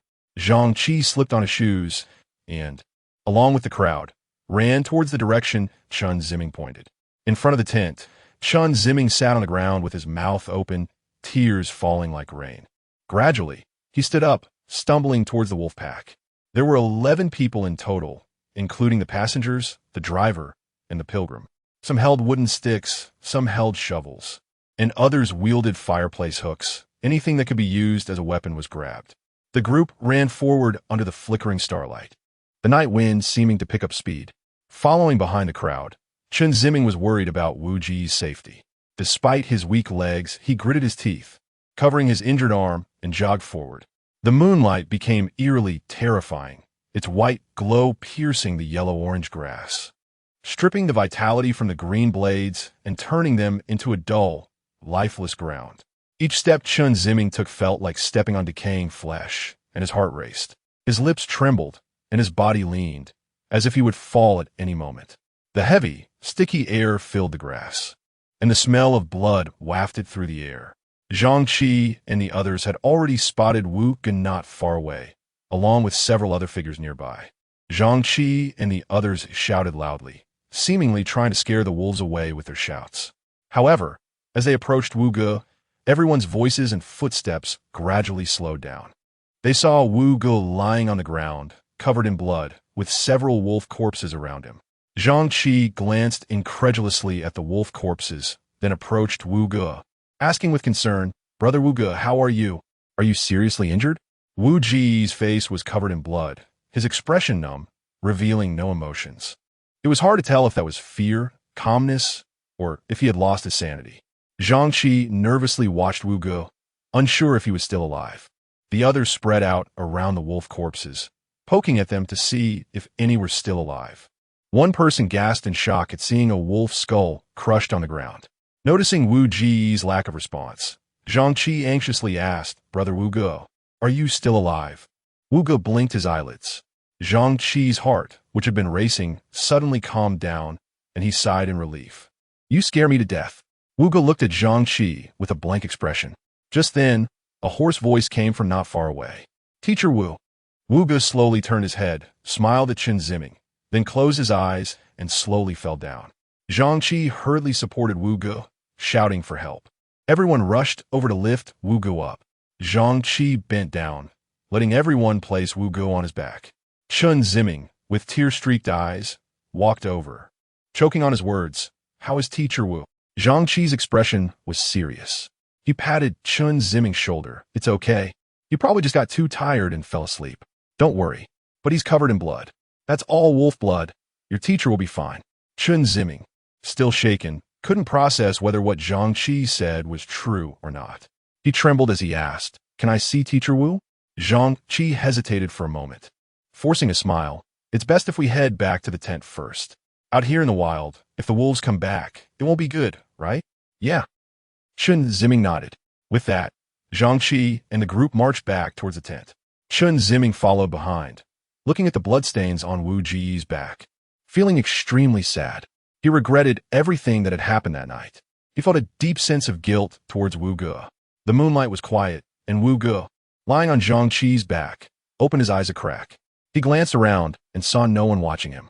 So he relaxed and opened his eyes fully, looking at the endless grassland ahead, suddenly noticing someone turning their head beside him. Wu Ge hurriedly closed his eyes and pretended to be asleep. Chen Ziming, following behind, seemed to see Wu Ji's head move slightly. Wang Yuqi was pouring water while wearing loose linen clothes when she suddenly heard a creak at the door. So late. Who has come back? Her first reaction was Lu, as only Lu often stayed out late. The door opened, and Cheng Feng walked in, quickly changing his shoes and heading to the living room. Wang Yuqi felt that Cheng Feng's demeanor was off, as if he had just encountered some danger. Cheng Feng was walking with his head down when he suddenly stopped, turned to look at Wang Yuqi. His brow was tightly furrowed, looking anxious. Back so late. Sorry, had some things to deal with tonight. Oh. Wang Yuqi walked to the sofa with a cup of water and slowly sat down.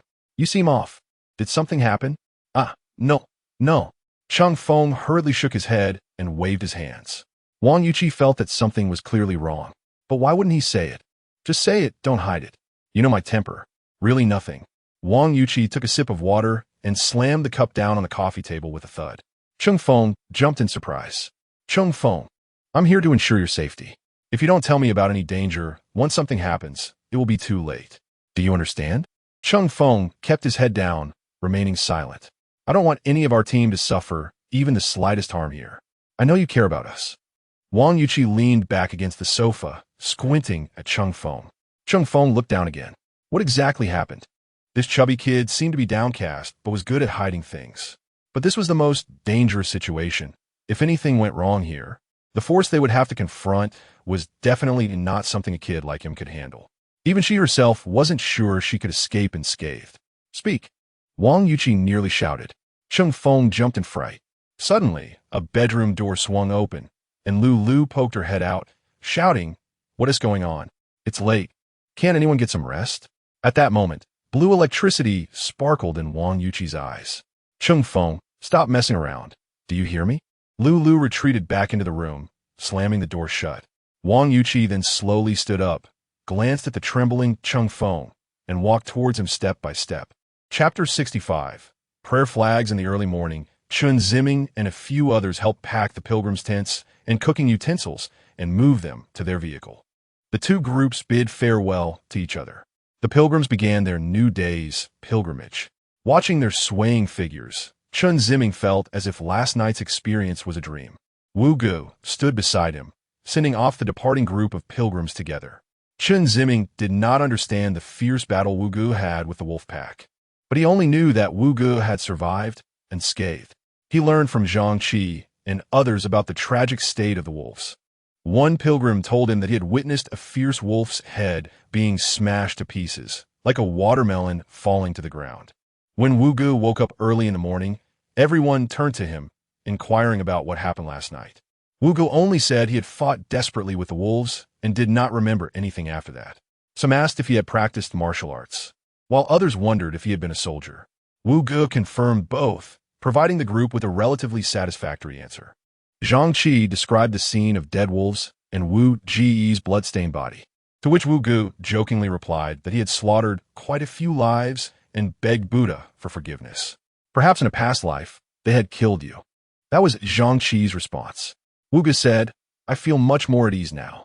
Chen Ziming and the others spent the morning in the vehicle. Due to last night's experience, no one dared to wander off. They all stayed in the car, chatting, resting, or watching the scenery outside. They waited until the afternoon when a bus slowly drove over. Upon reaching the broken-down vehicle where Chen Ziming and the others were, the bus stopped. The two drivers exchanged a few words, and the other driver took out a spare tire. Together, they installed it, then waved goodbye to each other. The bus slowly departed. Once inside the driver's seat, the driver informed everyone that it was time to set off. A brief cheer erupted in the vehicle, celebrating the new beginning. Chen Ziming leaned against the window, feeling the slight tremor as the bus started. The scenery receded behind them, and time moved forward. After half a day's journey, the bus finally arrived at the foot of Gangxi Mountain, their destination. The bus drove through the entrance of the scenic area and came to a stop in the parking lot. The doors opened, and the passengers streamed out. Chen Ziming followed Wu Ge and Zhang Qi down to the ground. A gust of mountain wind blew in, chilly enough to make Chen Ziming shiver. He felt he was somewhat underdressed. There weren't many people in the scenic area, likely because it wasn't peak season. Ahead was the ticket office, and in the distance loomed the mountain peaks. Zhang Qi told Chen Ziming and Wu Ge that this was the entrance to the circumambulation, and they needed to buy tickets to enter. They planned to stay at a hotel next to the scenic area for the night to rest, and start their circumambulation journey the next day. A full circle on foot would take 3 days, Zhang Qi said. 3 days? Wu Ge and Chen Ziming exchanged glances.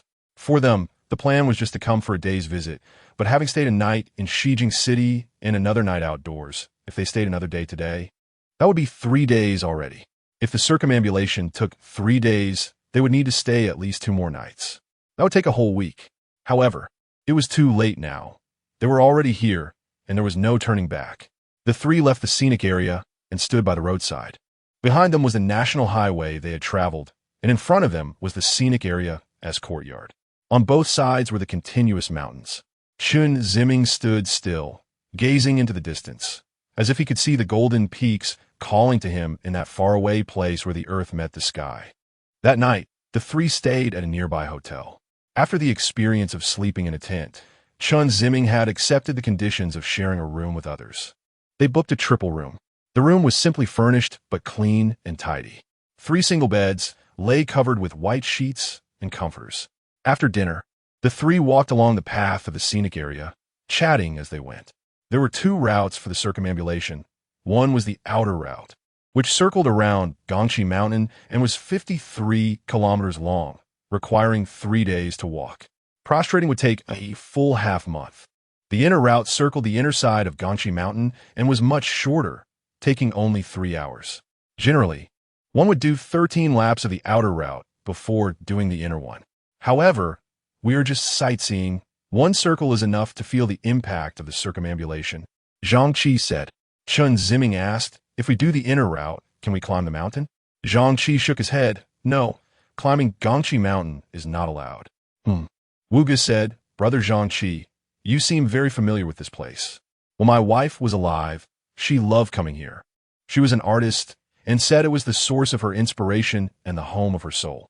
Whenever she felt despair in real life, she would come here, saying it allowed her to be reborn. Every time I followed her, I felt she was right.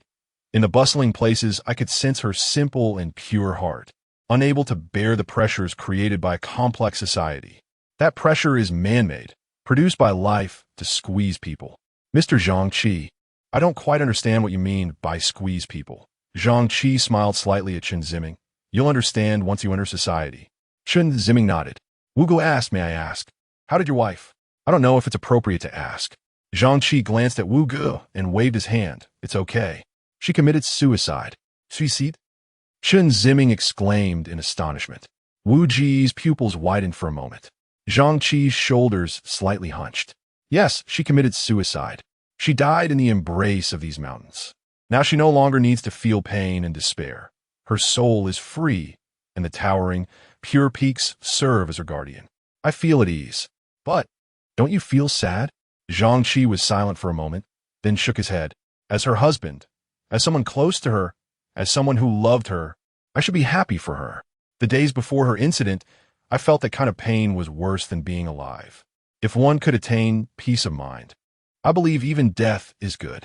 How can that be? A person must live for there to be hope.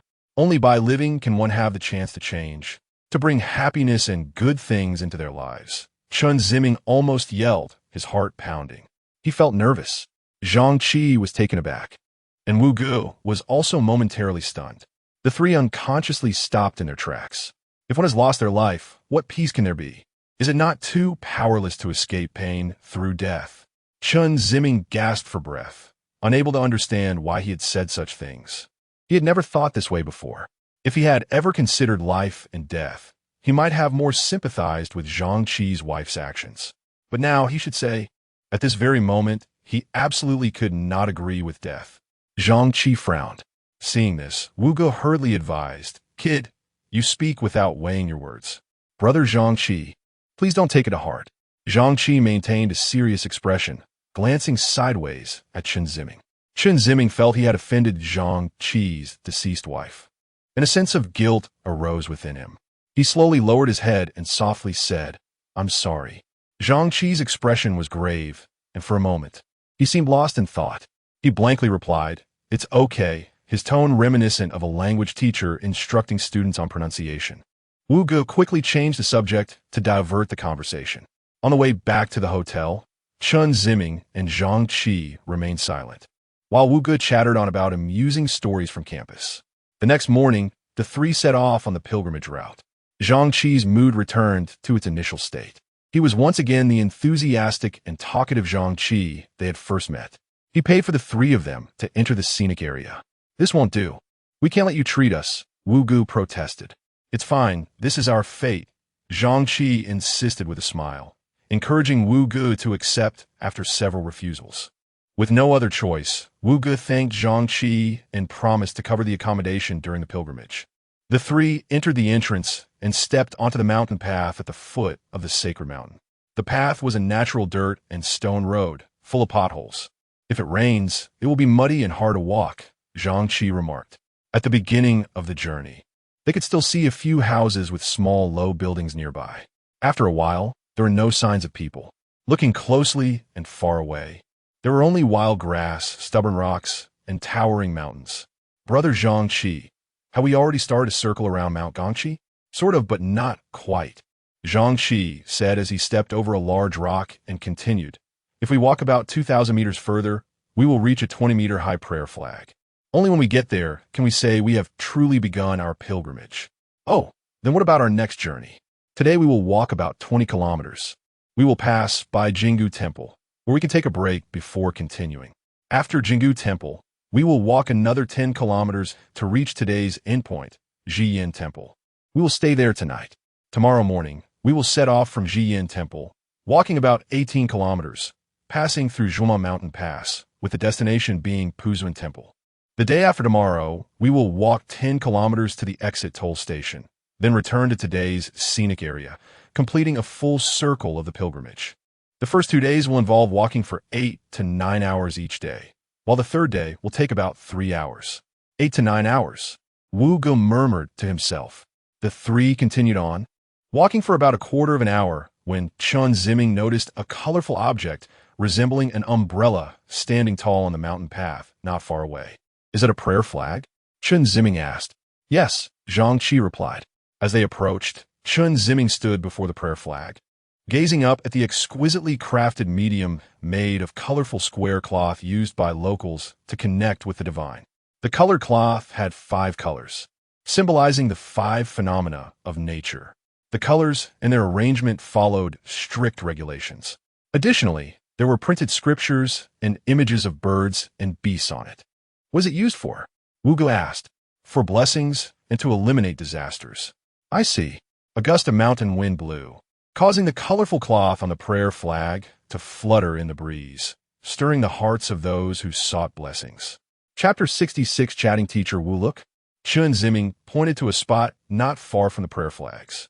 Wu Ge followed his gesture and saw a pilgrim, dressed in fur, prostrating before the prayer flags, with his hands clasped together against his forehead. Let's set off. The next stop is Jinggu Temple. Zhang Qi also glanced at the pilgrim. The three of them bypassed the prayer flags and the pilgrim, stepping onto the bumpy dirt road. As they passed by the pilgrim, Chen Ziming wanted to turn around and take a look at him, but he felt it would be disrespectful. He pressed his lips together, suppressing his curiosity, and forced himself to look straight ahead. Before them, the dirt road twisted and extended to the horizon. On one side of the road were bare hills, sparsely dotted with low, yellow-green shrubs. On the other side was a downward slope covered with broken stones, some as tall as a person, others as small as grains of rice. The sky was a deep blue, no matter where one looked. After about half an hour of walking, they encountered a group of pilgrims. Chen Ziming estimated there were about 7 or 8 of them. They were prostrating themselves, hands clasped in prayer, walking a distance equal to their height, then lying flat on the ground, repeating the process. The three of them walked past the pilgrims. Teacher Wu, I have a lot to say. What are your thoughts? If one repeatedly does something, will it bring peace to the heart? Wu Ge thought about the time he carved wood when he was troubled and nodded. Can a person truly repeat something without distraction? Wu Ge thought again about himself while carving wood, but he couldn't remember if he had any chaotic thoughts at that time. I'm not sure. Teacher Wu, I once tried reading every morning without trying to understand the content, just reading. If I stumbled over a part, I would go back to the beginning of that sentence and read it again. During that time, I felt quite good. I didn't feel happy or sad, just nothing. However, once I finished reading, many thoughts would return. I would start to miss the beautiful things from the past and worry about the future. I would regret the foolish things I did or what I thought were foolish things, and I would overthink because of simple words, glances, or expressions from others.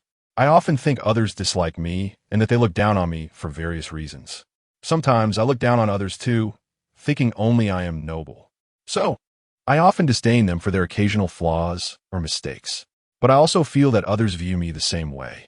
Therefore, I try to keep myself perfect, avoid embarrassment, and maintain my nobility. But I find I can't do it all. Whenever this happens, I feel particularly sad and inferior. I feel like I'm really inadequate. This state repeats itself and torments me every day. I thought that if I distanced myself from people, I wouldn't suffer this torment, but I realized I was wrong. First, I cannot absolutely live apart from others, and second, even when alone, I can still feel that pain for various reasons. For example, I can become frantic over a little noise, feel angry thinking about the harm I believe others have done to me, and be afraid of an unpredictable future. Chen Ziming said all this in one breath. Wu Ge and Zhang Qi walked beside him, quietly listening. Once it was clear that Chen Ziming had finished speaking and had no more to add, Wu Ge slowly spoke. Classmate Chen, I can understand the feelings you expressed. Teacher Wu, Chen Ziming suddenly felt worried about his outburst. The detailed psychological activities you described are instinctive to every wise being. It's not your fault. You just let your instincts flow freely without suppressing them. This instinct exists not only on your planet, but also among other life forms in the universe. Teacher Wu, are you saying that if there are aliens, they would also have worries like mine? Wu Yinu did. Yes, it is determined by our genes. You must bravely acknowledge these worries and face them.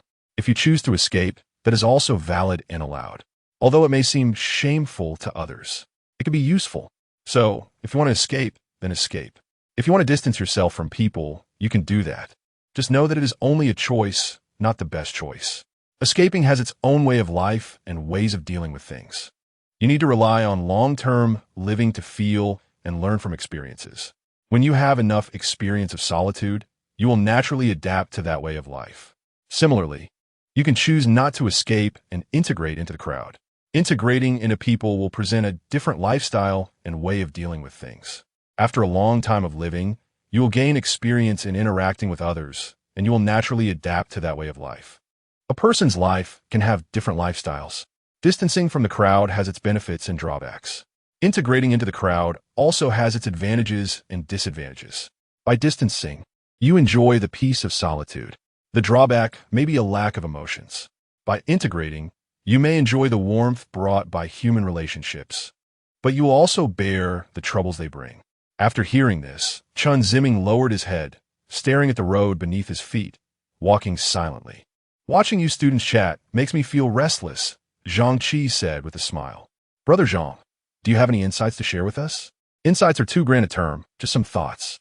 If there is a chance now, I would write them out. But clearly, now is more suitable for speaking.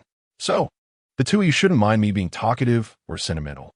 After saying that, Zhang Qi shook his shoulders, pressed his lips together, and slowly began.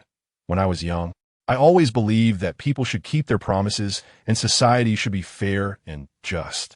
If a person makes a promise, they should fulfill it. Society should treat everyone and everything fairly. Later, I realized that keeping promises is a very difficult thing, possibly requiring a lifetime to uphold the word integrity. There is also no absolute fairness or reason in society. That is impossible. If there were absolute integrity and absolute fairness, then there would be no integrity and no fairness. No integrity and fairness? Chen Ziming found it hard to understand. Mr. Zhang, I don't understand what you're saying. Zhang Qi smiled. If there were absolute promises, then no one would dare to make a promise. If there were absolute fairness, then no one would truly receive fairness. But if that's the case, it seems everything loses its meaning. That's actually how it is. Everything is void. For example, Zhang Qi pointed to a stone by the roadside. Do you see that stone? Yes. What do you think it is? What? Isn't it a stone? If we didn't name it a stone, what should it be? Or, if you were to name it, what do you think it should be called? Chen Ziming thought for a moment. Call it. I don't know. If you place it by the roadside, it can be called a stone. If used to kill, it becomes a weapon. If worn, it becomes jewelry. If crushed, dissolved, and reshaped, it becomes metal. In different people's eyes, it is different things. What it truly is depends on how people view it. The same goes for how we view a person or an event. The good or bad of a person. The truth or falsehood of an event. All depend on your inner self, not on that person or that event. If a person harms me and my dearest loved ones, should I still consider this person a good person rather than a bad one? That person is neither a bad person nor a good person. Your subjective judgment is based on your heart's desire for such a judgment, rather than the attributes of that person. Chen Ziming felt a hint of anger. Wu Ge noticed Chen Ziming's unusual behavior and smiled, saying, Brother Zhang Qi's viewpoint, I think Chen and I may find it hard to understand. We may not have reached your level yet. Perhaps this is the realm of Buddha. We still live in the real world, where many things require us to make judgments and find ways to solve various problems based on our judgments. Zhang Qi nodded. Worries are everywhere, and the heart cannot remain calm and unburdened forever. Therefore, if one wants to lose worries, there's only one way. My wife tried it, but she ended up hurting those who cared for her. I believe that a person should not live only for themselves, but also think of those who care about them and are concerned for them. If one is free of attachments, then they can act freely. The three continued to walk and communicate, with Chen Ziming unable to understand Zhang Qi, though he might understand Wu Ge. Wu Ge might understand Chen Ziming and possibly Zhang Qi as well. Zhang Qi might understand Chen Ziming and perhaps also Wu Ge. It was unclear how long they walked, but the three arrived at the first resting point on the pilgrimage route, Jinggu Temple. The red-topped, white-walled doors of Jinggu Temple were wide open. Chen Ziming and Wu Ge followed Zhang Qi to circle the outside of the temple before entering to visit for a moment. The chanting of scriptures inside the temple captivated Chen Ziming. Since the three still had good stamina, they did not stay long at Jinggu Temple to hurry on their way, embarking on the next leg of their journey. Their destination was Xijing Temple, 10 kilometers away, where they would stay for the night. The scenery along the way was desolate yet beautiful, and Chen Ziming felt that Zhang Qi's words seemed to make some sense. After all, the bare hills were not inferior to the beautiful and dense mountains of the north. Chapter 67. The sin has not been let go that night. When Chen Ziming and the other two arrived at Xijing Temple, it was already past 7 o'clock. After having dinner, the three of them rested at an inn outside the temple. The inn offered two types of accommodations. One was a wooden dormitory that could hold more than 10 people in a large shared room, and the other was a newly built cement house with double and triple rooms. By the time Chen Ziming and the others arrived, the cement rooms were fully occupied, so they were arranged in the wooden dormitory. In the past, Chen Ziming would have found this unacceptable. However, many things have changed subtly, and he himself could hardly imagine his transformation. When he saw the multiple beds and guests in the dormitory, he hesitated for a moment, but then accepted it all. The dormitory was simple, with wooden-framed glass windows, reminiscent of rural areas that transitioned from paper windows to glass windows decades ago. Upon entering, there were beds on 3 sides, and in the middle were 2 sofas and 2 coffee tables. The coffee tables were essentially 2 rectangular wooden boxes put together. The bed linens were of various colors, and the blankets were equally diverse in color and pattern. The entire room was both shabby and messy, but it was clean, with no clutter on the cement floor and the furniture arranged neatly. "Looks like we're camping again tonight," Zhang Qi joked. The 3 of them found 3 adjacent beds. After a while, other guests gradually entered the room. Zhang Qi and Wu Ge greeted them with smiles. Chen Ziming felt shy about initiating conversation, but when enthusiastic guests waved at him, he would respond with a smile. As night fell, everyone began to chat. Some shared their past experiences. Others talked about their plans for the future, and some described their feelings since starting their pilgrimage. Most people were sharing about themselves, while there were a few, like Chen Ziming, who were quietly listening, no more than 3 in total, including Chen Ziming.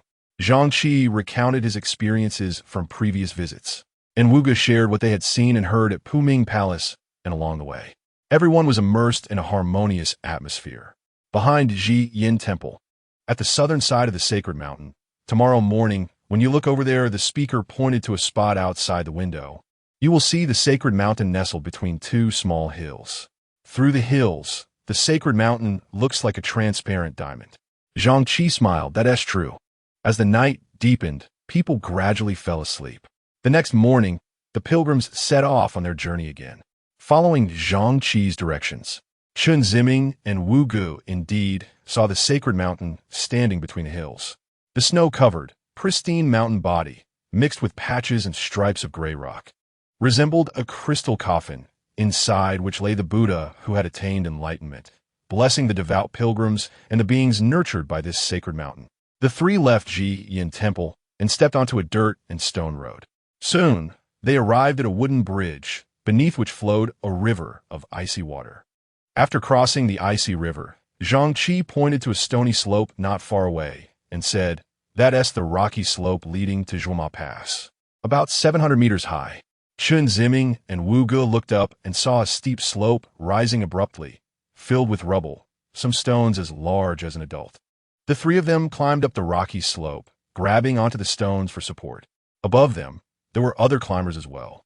After climbing for a while, Chen Ziming suddenly noticed a piece of cloth-like material covering a stone not far away, and upon closer inspection, he found that multiple stones had such coverings. As he approached, he realized they were clothes. Why are there clothes on the stones? Chen Ziming wondered. This rocky slope was also known as the Land of Death, symbolizing death and rebirth. It was said that when passing through here, leaving behind an item meant you were willing to let go of your sins and start anew. If you left behind hair or a drop of blood, it would be even more sincere, Zhang Qi explained. "I see." Chen Ziming stopped. He stood on a large rock, scanning the surroundings and the stones covered with clothes. Some were white vests, some were light-colored jackets, and others were scarves of various materials. Some clothes were draped over the stones, some wrapped around them, and others scattered among the stones. From a distance, those draped clothes made it seem as if a person was standing there. Chen Ziming averted his gaze and took out a piece of clothing from his backpack. Holding it tightly in his hand, he searched for a suitably sized stone and found one. He pulled the hem of the clothing and draped it over the stone.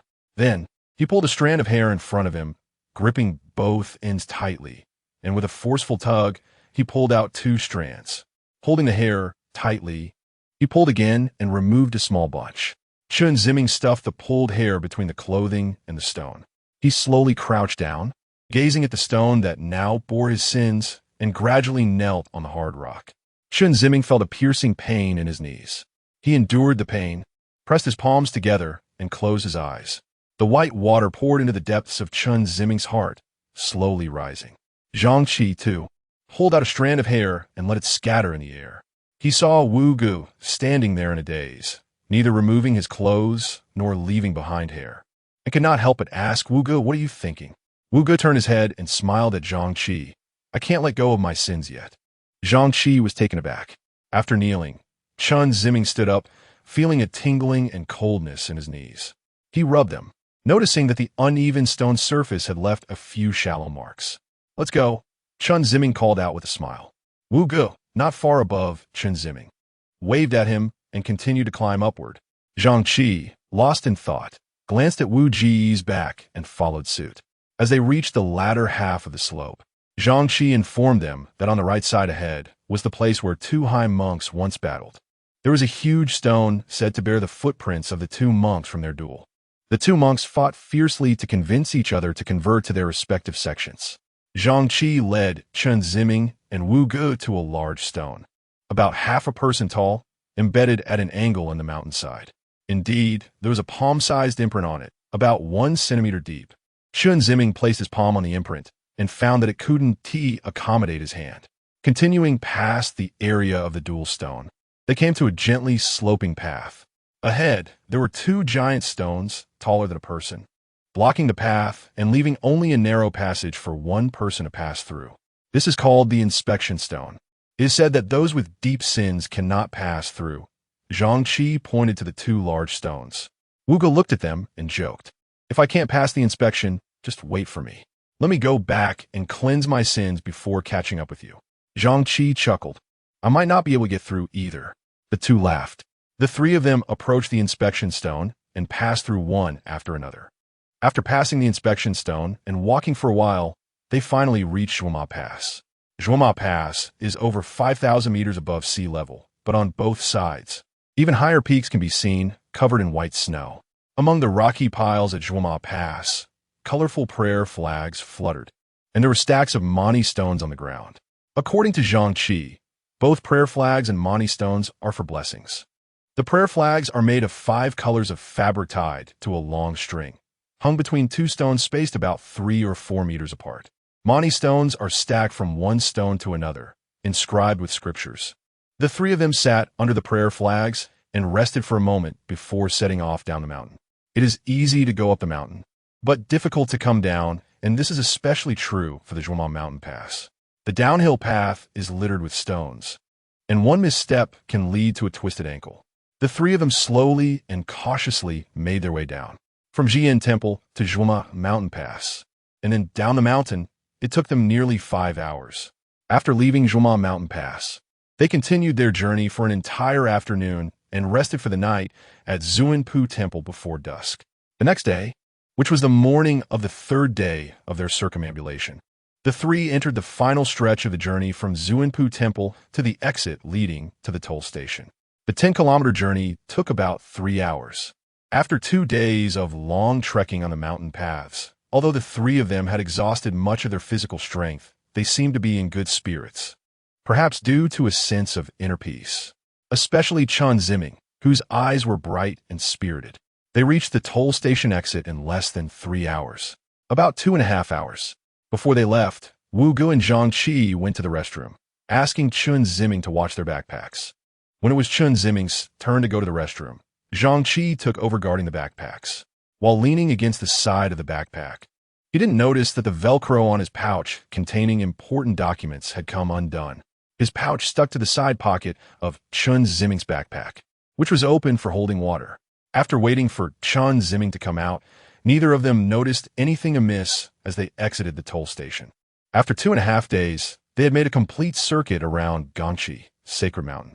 Chen Ziming felt that his face had tanned quite a bit. He looked at Wu Ge and Zhang Qi, who also had similarly darkened faces. He couldn't help but laugh. "What are you laughing at, Chen?" Chen Ziming pointed to his own face and then to Wu Ji's. He took out a small mirror for Wu Ge to see. Wu Ge looked at his reflection, his face a mix of dark and red. Zhang Qi laughed and said, "A few days of rest at home, and we'll be fine. In the afternoon, we will circle to a mountain again, and tomorrow you can take the early bus back to Xijing City." "We? Mr. Zhang Qi, aren't you coming back with us?" Zhang Qi smiled and shook his head, saying nothing. Wu Ge noticed a fleeting glimmer of dull light in his eyes. Chapter 68. snowy cliff. Chen Ziming felt a sharp pain, as if his head was splitting open, and the illusions before his eyes gradually faded away. His pupils dilated as he panicked and shouted, "Help! Help! Save someone!" In his hazy consciousness, he vaguely saw a dark shadow darting toward the cliff like a flash of lightning. 2 hours earlier, Chen Ziming and his companions had exited the toll booth. They had eaten lunch at the scenic area, rested for a moment, and were about to embark on the final leg of their journey to Tuyin Mountain. They planned to complete a round of Tuyin Mountain in 3 hours, then climb to the mountainside to gaze at the sacred view of Gangchi Mountain's front before returning to Xijing City. As they left the cafeteria at the scenic area, Chen Ziming noticed that snowflakes were beginning to fall. "It's snowing," he exclaimed joyfully. He extended his hand to catch a snowflake in his palm. The crystalline snowflake quickly melted into water upon feeling his body heat pooling in his hand. Chen Ziming raised his hand above his head and swept it across. "It's snowing," Zhang Qi said, stunned. Wu Ge cast a curious glance at Zhang Qi. Mimicking Chen Ziming, he reached out his hand to catch a snowflake. He saw a translucent, petal-like substance about the size of a fingernail slowly sinking into his palm's lines. "So beautiful," Wu Ge thought to himself. "Is this what snowflakes are?" The snowfall grew heavier. Zhang Qi said, "The view of the sacred mountain after it snows is the most beautiful. It seems the heavens are favoring us." "Yes, let's hurry," Chen Ziming said, displaying a rare, strong desire to do something, which surprised Wu Ge. Under Zhang Qi's lead, the three of them passed through the entrance of the scenic area, following a river. At this point, the snowflakes had formed a curtain of white snow before them, transforming the scenery into shy beauties, partially revealing their pure and beautiful faces behind a veil. After walking for about 15 minutes, they came to a fork in the road. The left and right paths both led to a temple. After circling around the temple and moving forward, they would see Tuyin Mountain, and behind it would be one side of Gangchi Mountain. "Mr. Zhangqi, should we go left or right? Men to the left, women to the right?" Chen Ziming smiled slightly. "Got it." The three entered the left path. Along the way, there were few signs of life. They could see the figures of pilgrims on the outer loop of Gangchi Mountain, but here they saw no living creatures. The ground was covered with fallen snowflakes, crunching underfoot. An hour later, a stone-built temple appeared before them. "That's Xianglong Temple," Zhang Qi pointed out. Chen Ziming and Wu Ge turned to look. It was a simple temple. Outside the temple stood a monk in a crimson robe. Zhang Qi waved to the monk, and Chen Ziming and Wu Ge followed suit. The monk outside the temple joined his hands in prayer and nodded slightly to them. After passing Xianglong Temple, they encountered a series of slopes. Looking ahead, they could see Gangchi Mountain seemingly right in front of them. The three stepped carefully up the snowy path. Along the way, Chen Ziming noticed stacks of mani stones by the roadside. After climbing the last slope, Tuyin Mountain was right in front of them. Beyond the slope was a winding path leading into the mountain. Standing on the slope, the three looked at Tuyin Mountain, surrounded by white snow and the side of the sacred mountain behind it. Next to the slope was a cliff, which Zhang Qi said was about 100 meters high. Chen Ziming wanted to go to the edge of the cliff to see the scenery below, but was stopped by Zhang Qi. "Be careful, the snowy path is slippery. It's better to stay back a bit." Chen Ziming nodded in agreement, stopping about half a meter from the cliff edge. He spread his legs and braced himself against the protruding rocks of the mountain. Below was also a snowy scene. The valley was buried under heavy snow, as if draped in a layer of white gauze. "How far have we walked?" Wu Ge asked.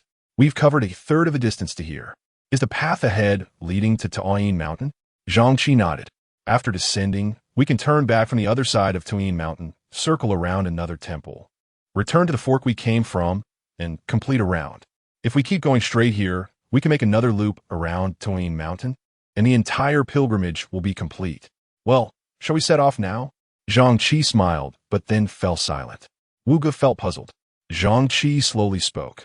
"It is said that if one does not complete 10 loops on the outer path before entering the inner path, misfortune will befall them." "Misfortune? So, our journey ends here." "Ends here?" Chen Ziming found this hard to believe. He walked over from the cliff edge to stand beside Wu Ge. "For me, it ends here. If you feel it's necessary, you can continue. On our own?" As he spoke, Chen Ziming exchanged glances with Wu Ge. "Mr. Zhang Qi, I'm a bit confused.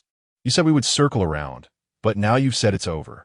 Zhang slowly exhaled, like the chilling wind in the canyon. Yes, it ends here. You can observe the southern face of the sacred mountain from here, admire its holy, snow-capped peak, and then you can return. Zhang attitude turned cold, making Chen Ziming and Wu Gu feel uncomfortable. However, the two were hesitant to press for explanations, nor could they ask Zhang any further questions. The teacher and student exchanged looks. They both nodded at Zhang. Standing at the top of the slope, Chen Ziming gazed at the snow-covered sacred mountain, but an unsettling feeling filled his heart. After a brief observation, they decided not to continue down, but to turn back. Brother Zhang, will you come back with us? Wu Gu asked. Zhang coldly shook his head and turned his back, no longer looking at Chen Ziming and Wu Gu. The two felt very strange. They wanted to ask several times, but found it inappropriate, ultimately suppressing their doubts. All right, then we'll part ways here, Wu Gu said loudly. Mr. Zhang, thank you, and hope to see you again. With that, Chen Ziming and Wu Gu turned around and cautiously made their way down the slope, stepping carefully on the rocks. Zhang looked at the sacred mountain, tears streaming down his face. His body trembled as he slowly sat down, placing his backpack beside him. Snowflakes fell onto his hair and eyelashes. Before Zhang eyes was a bleak whiteness. He slowly stood up, staggering toward the edge of the cliff. Looking down into the abyss, he swallowed hard and softly said, I couldn't save my father's life, just like I couldn't for you back then. But now I have no more attachments. I have no more attachments. As Chen Ziming descended the slope, he felt his backpack becoming heavy. He tugged at the straps, trying to adjust and relieve his shoulders. Accidentally, his arm brushed against a purse stuck to the water bottle pocket of his backpack. Feeling something was off, Chen Ziming turned back and saw it was a handbag. He took it off and examined it. Teacher Wu, is this your handbag? Wu Gu glanced at it and shook his head. Strange, it got stuck to my backpack. Saying this, Chen Ziming opened his backpack to check the contents. It's Mr. Zhang. I'll take it back to him. With that, the two turned around and walked back up the slope. Just as they were about to reach the top, Chen Ziming felt that sensation wash over him again. It was as if a thin needle had pierced his head, and this needle was now swirling violently in his brain. Chen Ziming cried out in pain and knelt down in the snow. They appeared before him, and he saw Zhang jump off the cliff. Chen Ziming exclaimed, jumping off the cliff. He's going to jump. Wu Gu suddenly turned to look at the slope. Chen Ziming's head ached as if it were splitting, and the illusion before his eyes gradually faded. His pupils dilated, and in a panic he shouted, help, help. In his blurry consciousness, he vaguely saw a shadow darting towards the cliff like lightning. Chen Ziming struggled to stand up and staggered towards the slope. When he reached the top of the slope, there was no one in sight. Zhang was gone, and Wu Gu was also missing. Chen Ziming hurriedly rushed to the edge of the cliff, and in a moment of distraction, he stepped into empty space and fell onto the slope. Fortunately, he was still a bit away from the cliff, which prevented him from rolling down. Chen Ziming quickly turned over and crawled to the edge of the cliff. He lay at the cliff's edge, extending his head to look down. The mountain was high, and the snowflakes obscured his view, so Chen Ziming could not see the situation below clearly.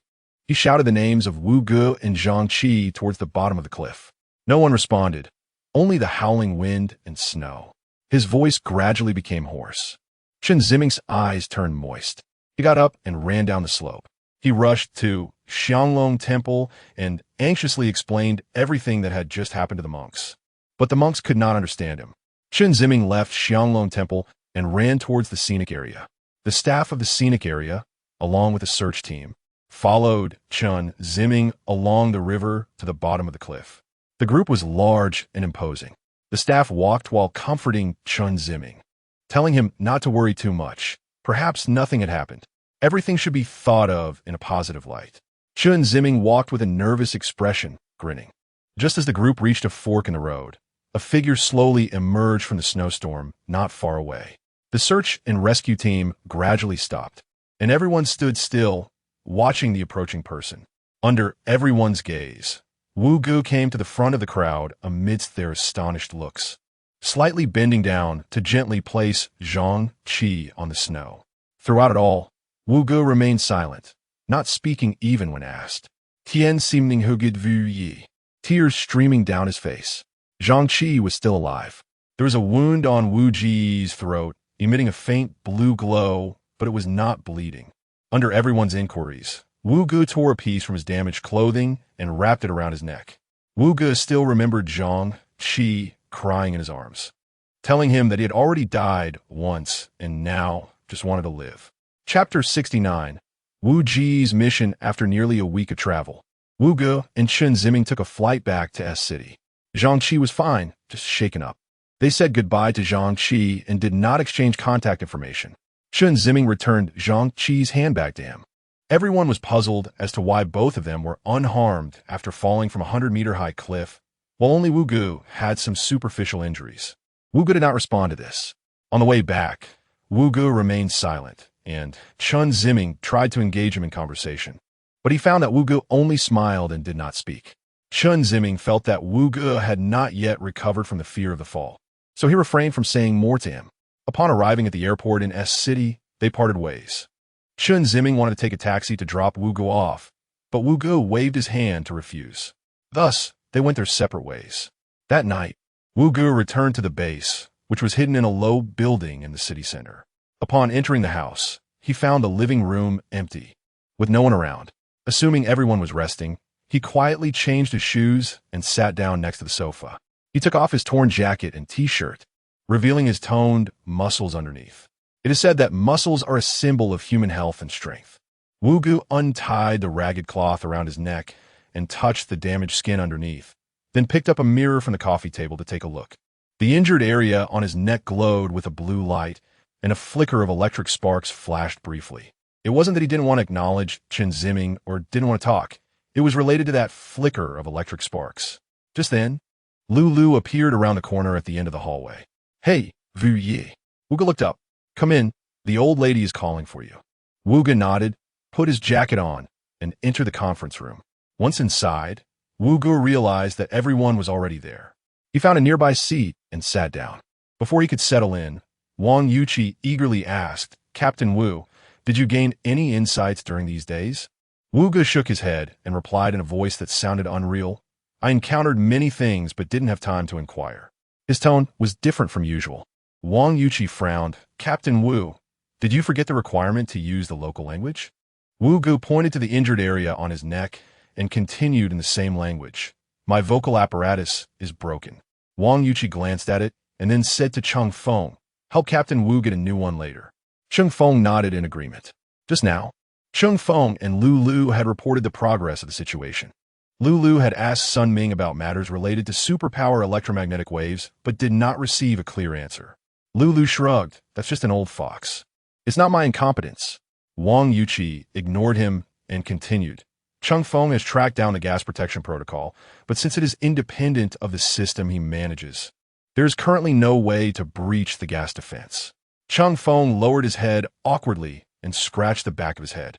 Now it seems that Captain Wu has no progress either. Wu Ge remained silent and did not speak. The three of them had no good progress in their missions. They said our progress is too slow and demanded we speed up and complete the mission as soon as possible. What's so great about those people? They just know how to give orders. Let them come and see if they can finish early, Lulu scoffed. Completing the mission is our duty. Complaining won't speed up the process. I know. Anyway, we're just cannon fodder. If we can't complete it, we'll just die here and let another batch continue the mission. Lulu, watch your words, Wang Yuqi reprimanded. Oh, then I won't say anything. Lulu crossed his legs and made a gesture of covering his mouth with a sideways glance. Wang, don't worry. We will complete the mission as soon as possible. Wu Ge said. Lulu scoffed. Captain Wu, I hope you can speed up your side. Understood. Wang Yuqi then mentioned some precautions for executing the mission before dismissing the meeting. Lulu was the first to leave the conference room, and the three of them filed out one after another.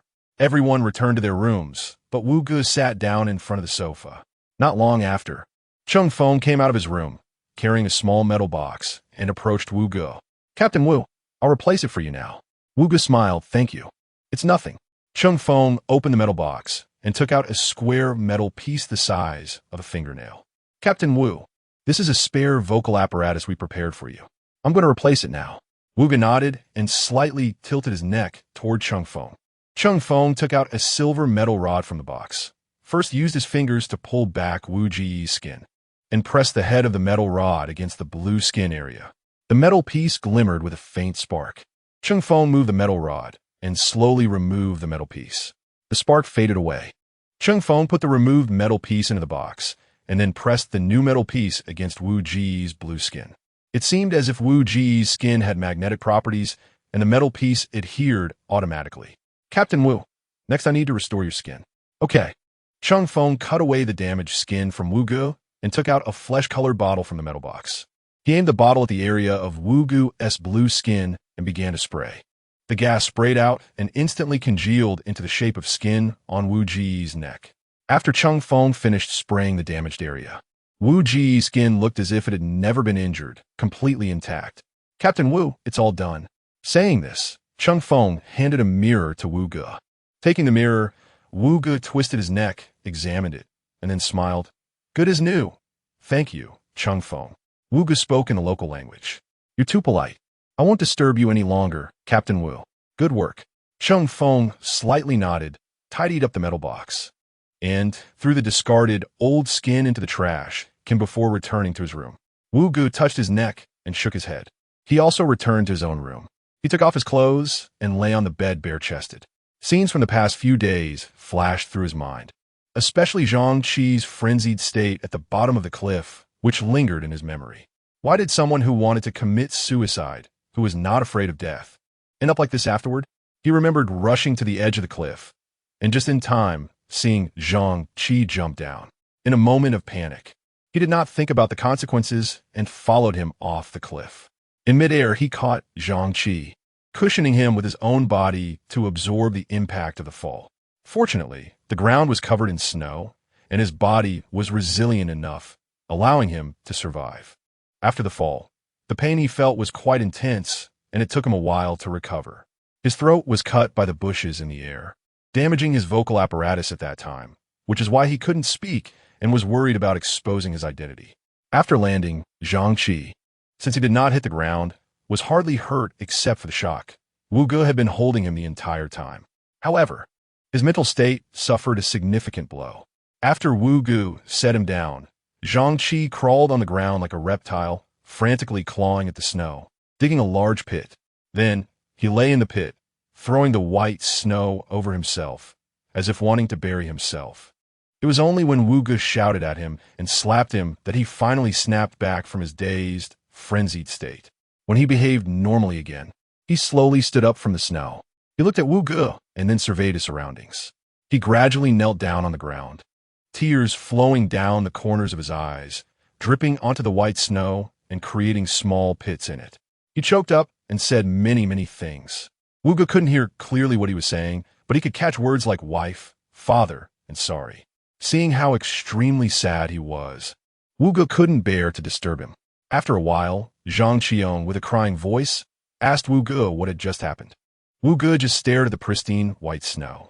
Zhang Qi stood up and hugged Wu Gu, weeping in his arms. He told Wu Gu that he had already died once and now just wanted to live well. Wu Gu wanted to ask him why he wanted to commit suicide. However, he didn't speak. He couldn't speak. Thinking of this, Wu Gu gently sighed. He stared blankly at the ceiling of the room. Perhaps it was the pain of his deceased wife? Or were there other despairing events in life? Right? Why did Chen Ziming know he was going to commit suicide? From Chen Ziming's perspective, he clearly couldn't see Zhang Qi. Could it be that he guessed Zhang Qi's thoughts? That seemed impossible. This matter was very strange. Wu Gu wanted to send a message to Chen Ziming to ask, but if he sent it now and asked directly, it would seem too deliberate, making Chen Ziming feel resistant and defensive. It seemed he would need to find another opportunity to understand.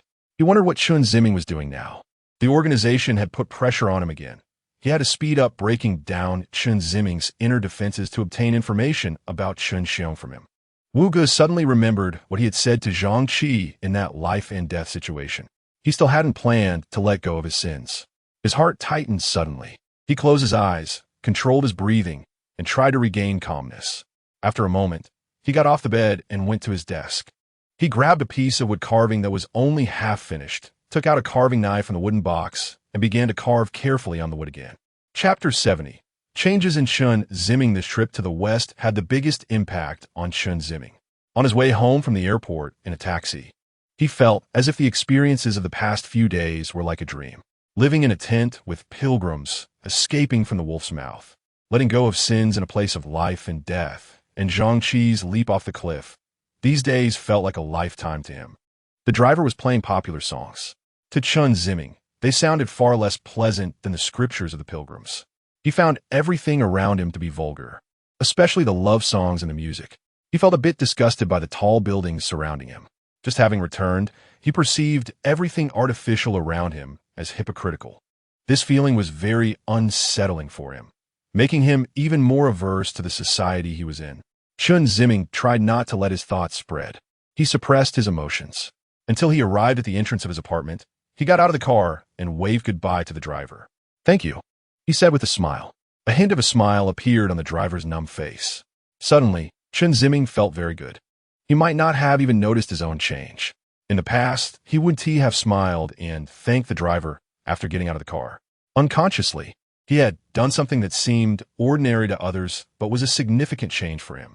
Chen Ziming conveyed his smile to the driver, who responded with a smile, making Chen Ziming subconsciously feel the other's recognition, which brought him inexplicable joy. Chen Ziming awakened from his aversion to society. He stretched, looked at the sign above the apartment door, and glanced at the glass door of a nearby 24-hour convenience store. He planned to buy something for dinner. As soon as he entered the store, the clerk was taken aback upon seeing him, but quickly approached him enthusiastically. "Classmate, did your cat go missing?" "God, all right. Could it be? Have you seen General?" "General? That's my cat." The clerk suddenly understood and laughed, pointing behind him. Chen Ziming looked in the direction he was pointing and saw a colorful figure near the counter. "General!" Chen Ziming exclaimed excitedly. The figure meowed and jumped down from the counter, running towards Chen Ziming. He bent down and picked up General, who rubbed his face against him. "Where have you been?" "You naughty boy." Chen Ziming pretended to be angry and gently patted General's little head. General squinted his eyes and shook his head. After happily thanking the convenience store clerk, Chen Ziming left. Watching Chen Ziming's back, the clerk murmured, "This boy seems to be more cheerful than before, but he has also gotten quite a bit darker." Back in the apartment, Chen Ziming took a shower with General. He poured cat food into General's bowl and cleaned the water bowl, filling it with fresh water. General stood in front of his food bowl and started eating heartily. Chen Ziming went to his desk and looked at the clutter on it, suddenly feeling so unfamiliar.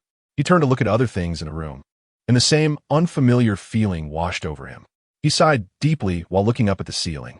The teachers had grown accustomed to Chen Ziming skipping class, but only his advisor, Yang Jing, was angry about his absence. She felt immense sorrow over Chen Ziming's decline. That morning, Class 1 of International Trade was having an international trade practice class, the first class of the day. Yang Jing was explaining trade terms to the students. Before class, she glanced around and noticed Chen Ziming still hadn't arrived. She was clearly unhappy but didn't say anything. After all, the person in question was absent. So what could she do? "Knock, knock, knock." There was a knock at the door. Yang Jing casually said, "Come in." Creak. The door opened. Chen Ziming walked in with his head slightly lowered. Not only was Yang Jing surprised, but the students were also astonished. "Teacher Yang, sorry, I overslept today," Chen Ziming said apologetically. Yang Jing thought to herself, what is going on today? He has missed several days of class, and now he suddenly shows up, even if he is late? She scrutinized Chen Ziming and noticed that he seemed a bit off. Upon closer inspection, Yang Jing realized that Chen Ziming had gotten much darker. He had gone from a pale scholar to a dark-faced blacksmith. She couldn't ask too many questions and simply said, "Come in." Chen Ziming smiled and nodded at Yang Jing, glanced at the classroom, found an empty seat, and walked over to sit down. "Let us continue," she said, resuming her explanation of the trade term she had just covered. The students below started to murmur. "Hey, what do you think happened to Chen Ziming? He usually doesn't come to class, and today he is late but still came? I think it's because the final exam is coming up, and he wants to leave a good impression on the teacher, so he came. This is the advisor's class, after all." "I don't think so. Chen Ziming used to come to the advisor's class, but he hasn't been here for some reason recently." "Ah, that is true. But have you noticed? Chen Ziming has obviously gotten a lot darker. Did he go work in a coal mine?" Several girls whispered. Wang Ming, sitting behind them, listened to their conversation with many questions in his mind. What happened to Chen Ziming that made him so dark? Did something happen? No, I have to ask him after class.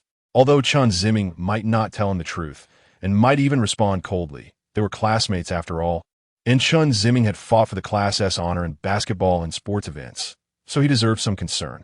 With this thought in mind, Wang Ming found it hard to concentrate in class, his mind preoccupied with Chen Ziming. Zhang Sheng also secretly glanced at Chen Ziming. Although he had a poor relationship with Chen Ziming and held some prejudice against him, after the relay race at the sports meet, he had changed his attitude slightly and even felt a bit of admiration for Chen Ziming's athletic talent. The classmates in Class 1, especially those with a penchant for gossip, occasionally stole glances at Chen Ziming. As the focus of attention in this class, Chen Ziming was unusually not sleeping. He crossed his arms and rested his chin on his hands, staring at the podium, appearing to listen attentively. Yang Jing noticed Chen Ziming's behavior from the podium and felt slightly surprised. She thought, what is going on? Is this still Chen Ziming? Did he sleep too much this morning, so now he can't sleep?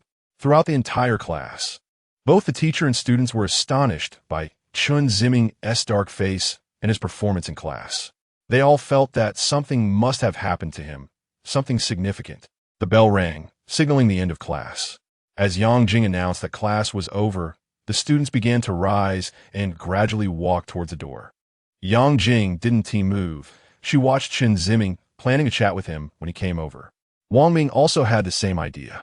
As everyone walked out, Wang Ming walked in, coming to Chen Ziming, who was sitting in the back row.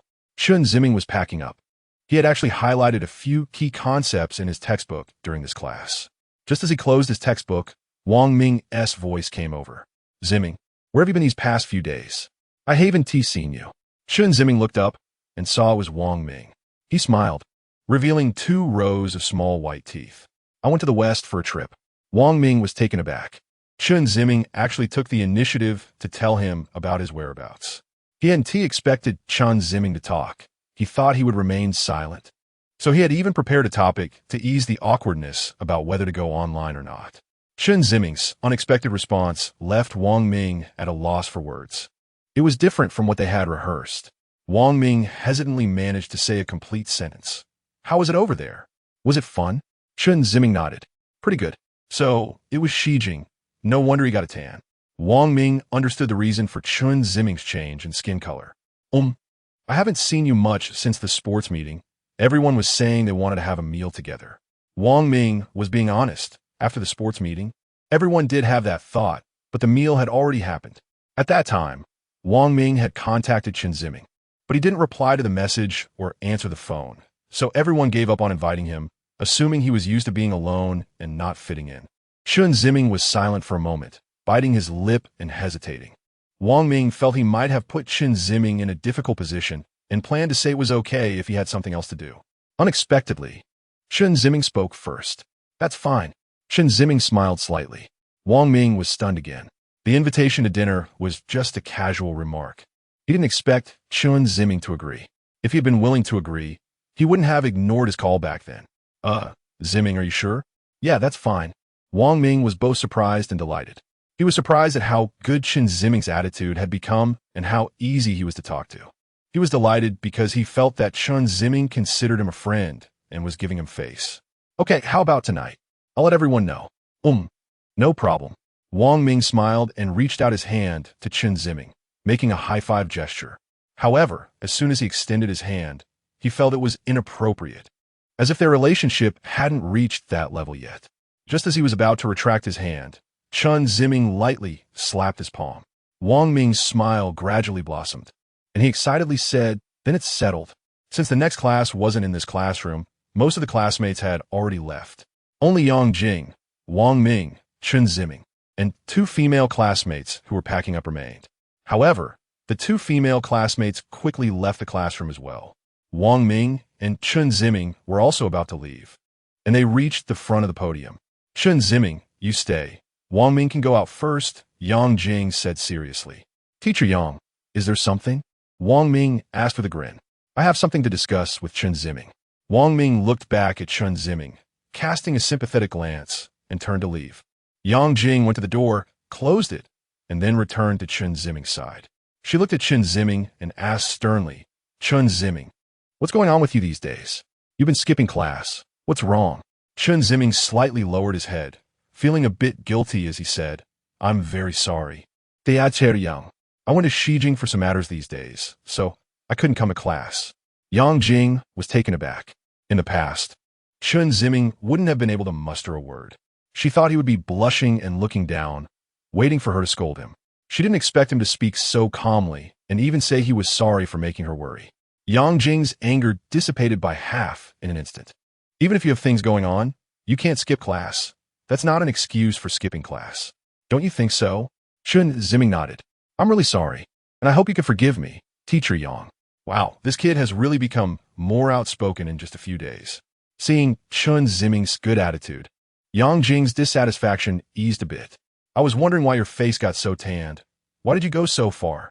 Chen Ziming couldn't say he went out to play with Wu Ge, as that would make Yang Jing feel disrespected. But he also didn't want to deceive Yang Jing. So Chen Ziming fell silent again. Seeing this, Yang Jing thought, well, this kid seems to be the same as before. However, she wasn't as angry anymore.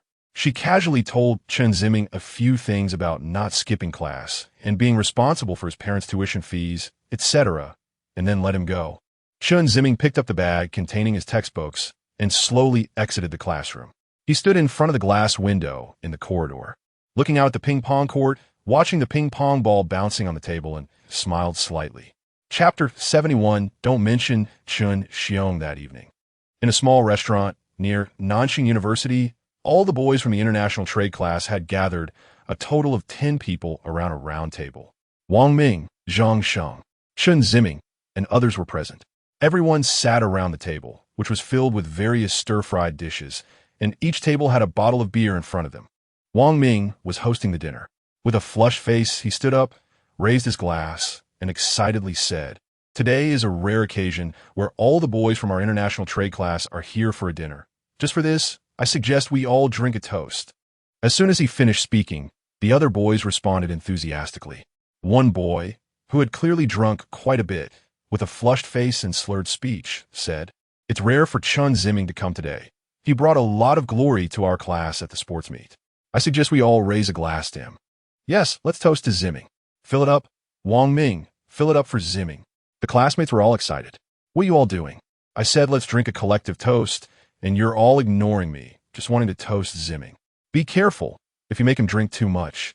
He might not come to the next gathering," Wang Ming exclaimed.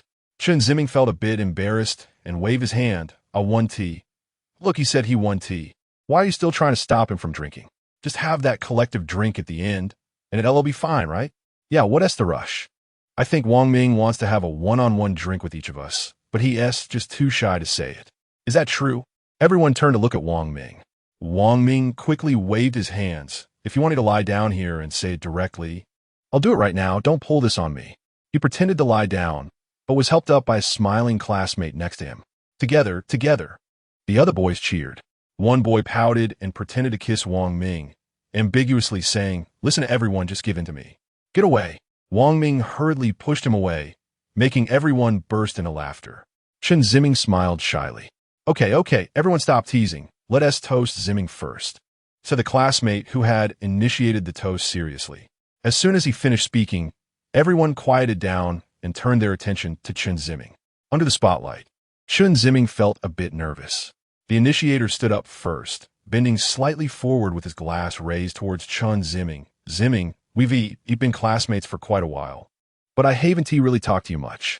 I thought you seemed a bit aloof, and I was afraid you wouldn't pay attention to me, which made me feel awkward. Don't blame me." Chen Ziming also stood up and handed over his glass. "It's my fault. I was actually worried you all wouldn't pay attention to me either. Hey, look, this is a misunderstanding, isn't it? I'd love for you to talk to me." Chen Ziming smiled shyly and nodded slightly. "All right, Ziming, I'll drink this one. You just sip a bit. There are so many people behind you. Don't drink too much at once. You can't handle it." Saying this, he tilted his head back and downed the entire glass of alcohol. Chen Ziming quickly raised his glass and drank it all down as well. Hey, you don't have to drink it all, Ziming." After finishing, Chen Ziming felt he might have drunk too quickly. The alcohol rushed to his head, and he swallowed hard. Refreshing. A classmate next to the initiator also stood up. While speaking, he filled his glass and said to Chen Ziming, "Ziming, we're friends now. Just speak up if you need anything." Chen Ziming hurriedly filled his glass and clinked it with the classmates. Both of them drank it down in one go. Next, the other male classmates took turns to toast Chen Ziming. At first, Chen Ziming drank it all down, but later he couldn't hold on anymore, his speech becoming slurred. Everyone encouraged him to just drink a little. Chen Ziming didn't want to neglect any of his classmates, so he drank to each one.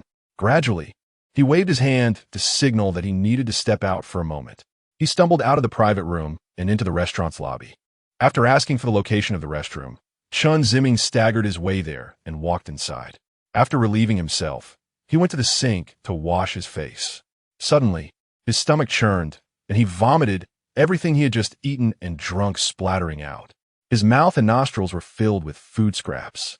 After 3 or 4 heaves, he finally stopped.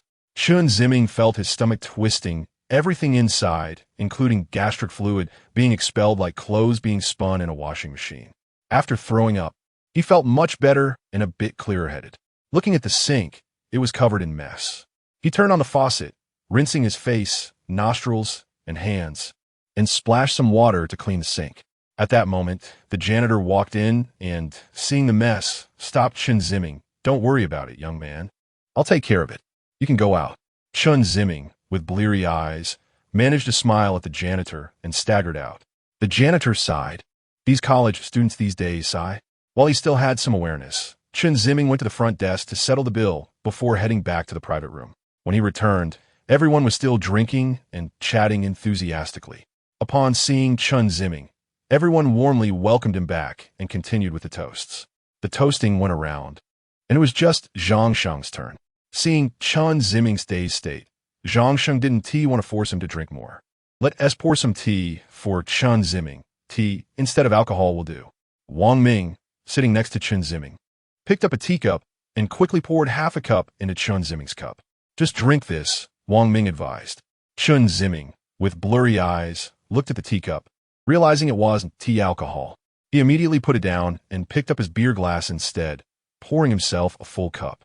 Wang Ming reached out to grab the beer glass, trying to stop him. Chen Ziming shook his head, cradling the beer glass to his chest, mumbling, "I can't use tea to fool people." "Oh, come on, it's all the same, we're classmates, it's fine," Wang Ming persuaded. Zhang Sheng added, "Right?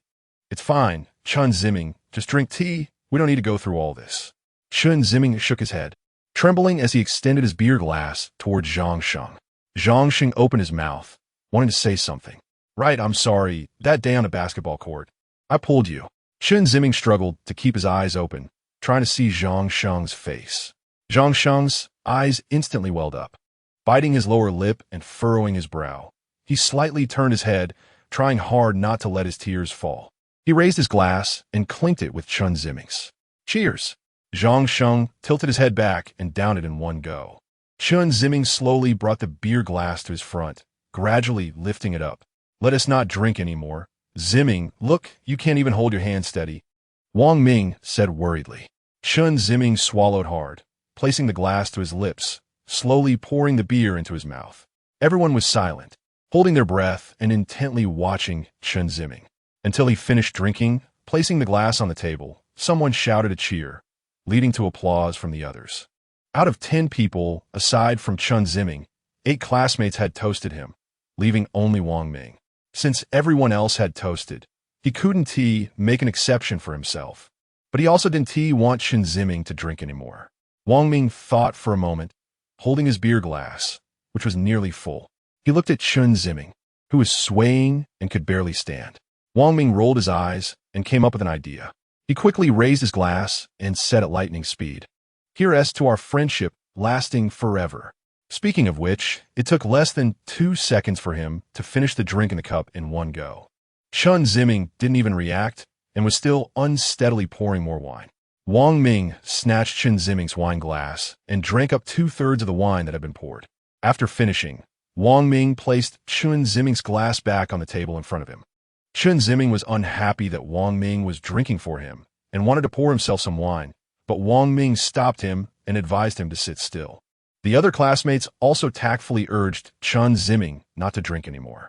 Chen Ziming wanted to stand up, but felt his legs were weak. He squinted, resting his hands on the edge of the table. He looked at the dishes on the table and the classmates across from him, feeling that it was all so unreal. Although he could see everyone, he couldn't make out their faces or expressions. He could hear the voices of people around him, but he couldn't understand what they were saying. Chen Ziming slowly rested his head on his hand. After an unknown amount of time, he felt someone pushing him. He slowly raised his head and glanced impatiently. It was Wang Ming. "Ziming, let's go." Chen Ziming blinked hard, propping himself up on the table. But unexpectedly, there was spilled wine on the table, and he missed it, almost falling over. Wang Ming hurriedly helped him up. "Are you okay?" Chen Ziming squinted and shook his head. He broke free from Wang Ming, intending to walk on his own. "Can you walk?" Wang Ming was very worried about Chen Ziming's condition. "I'm fine," Chen Ziming said, staggering out of the private room and leaving the restaurant. Everyone was waiting at the door for Chen Ziming and Wang Ming. When they saw the two come out, they approached them. Chen Ziming lowered his head, looking dazed. "Are you all right?" Everyone asked with concern. Wang Ming said, "What do you mean all right? It's not like you guys didn't make him drink. What's the use of your concern now?" "Well, the mood was right. Who could control it?" "All right, you all go back first. I'll take Ziming back to the apartment and come back later." "Can you handle it yourself?" Zhang Sheng asked. "Let's go together," he added, nodding. Zhang Sheng agreed. "No problem." Wang Ming and Zhang Sheng each took Chen Ziming by one arm and helped him toward the roadside to hail a taxi. The others waved goodbye to the three of them. When they reached the roadside, Wang Ming was reaching out to stop a taxi when he suddenly heard someone calling him from the side. Wang Ming, turning around, it was their PE teacher, Wu Ge. "Teacher Wu?" the two said in unison. Wu Ge smiled. "Looks like you had a good meal tonight." Wang Ming scratched his head. "Yeah. Just made Chen Ziming drink too much." "Are you taking him back to the apartment?" "Yeah. He drank too much, and we're worried he can't go back by himself." "Well then, how about this? I'll take Chen Ziming back since it's on my way. You two shouldn't go. It's late and not safe to run back." "It's fine. Teacher Wu, we're both big guys, not afraid." "Right, it's fine," Zhang Xing echoed.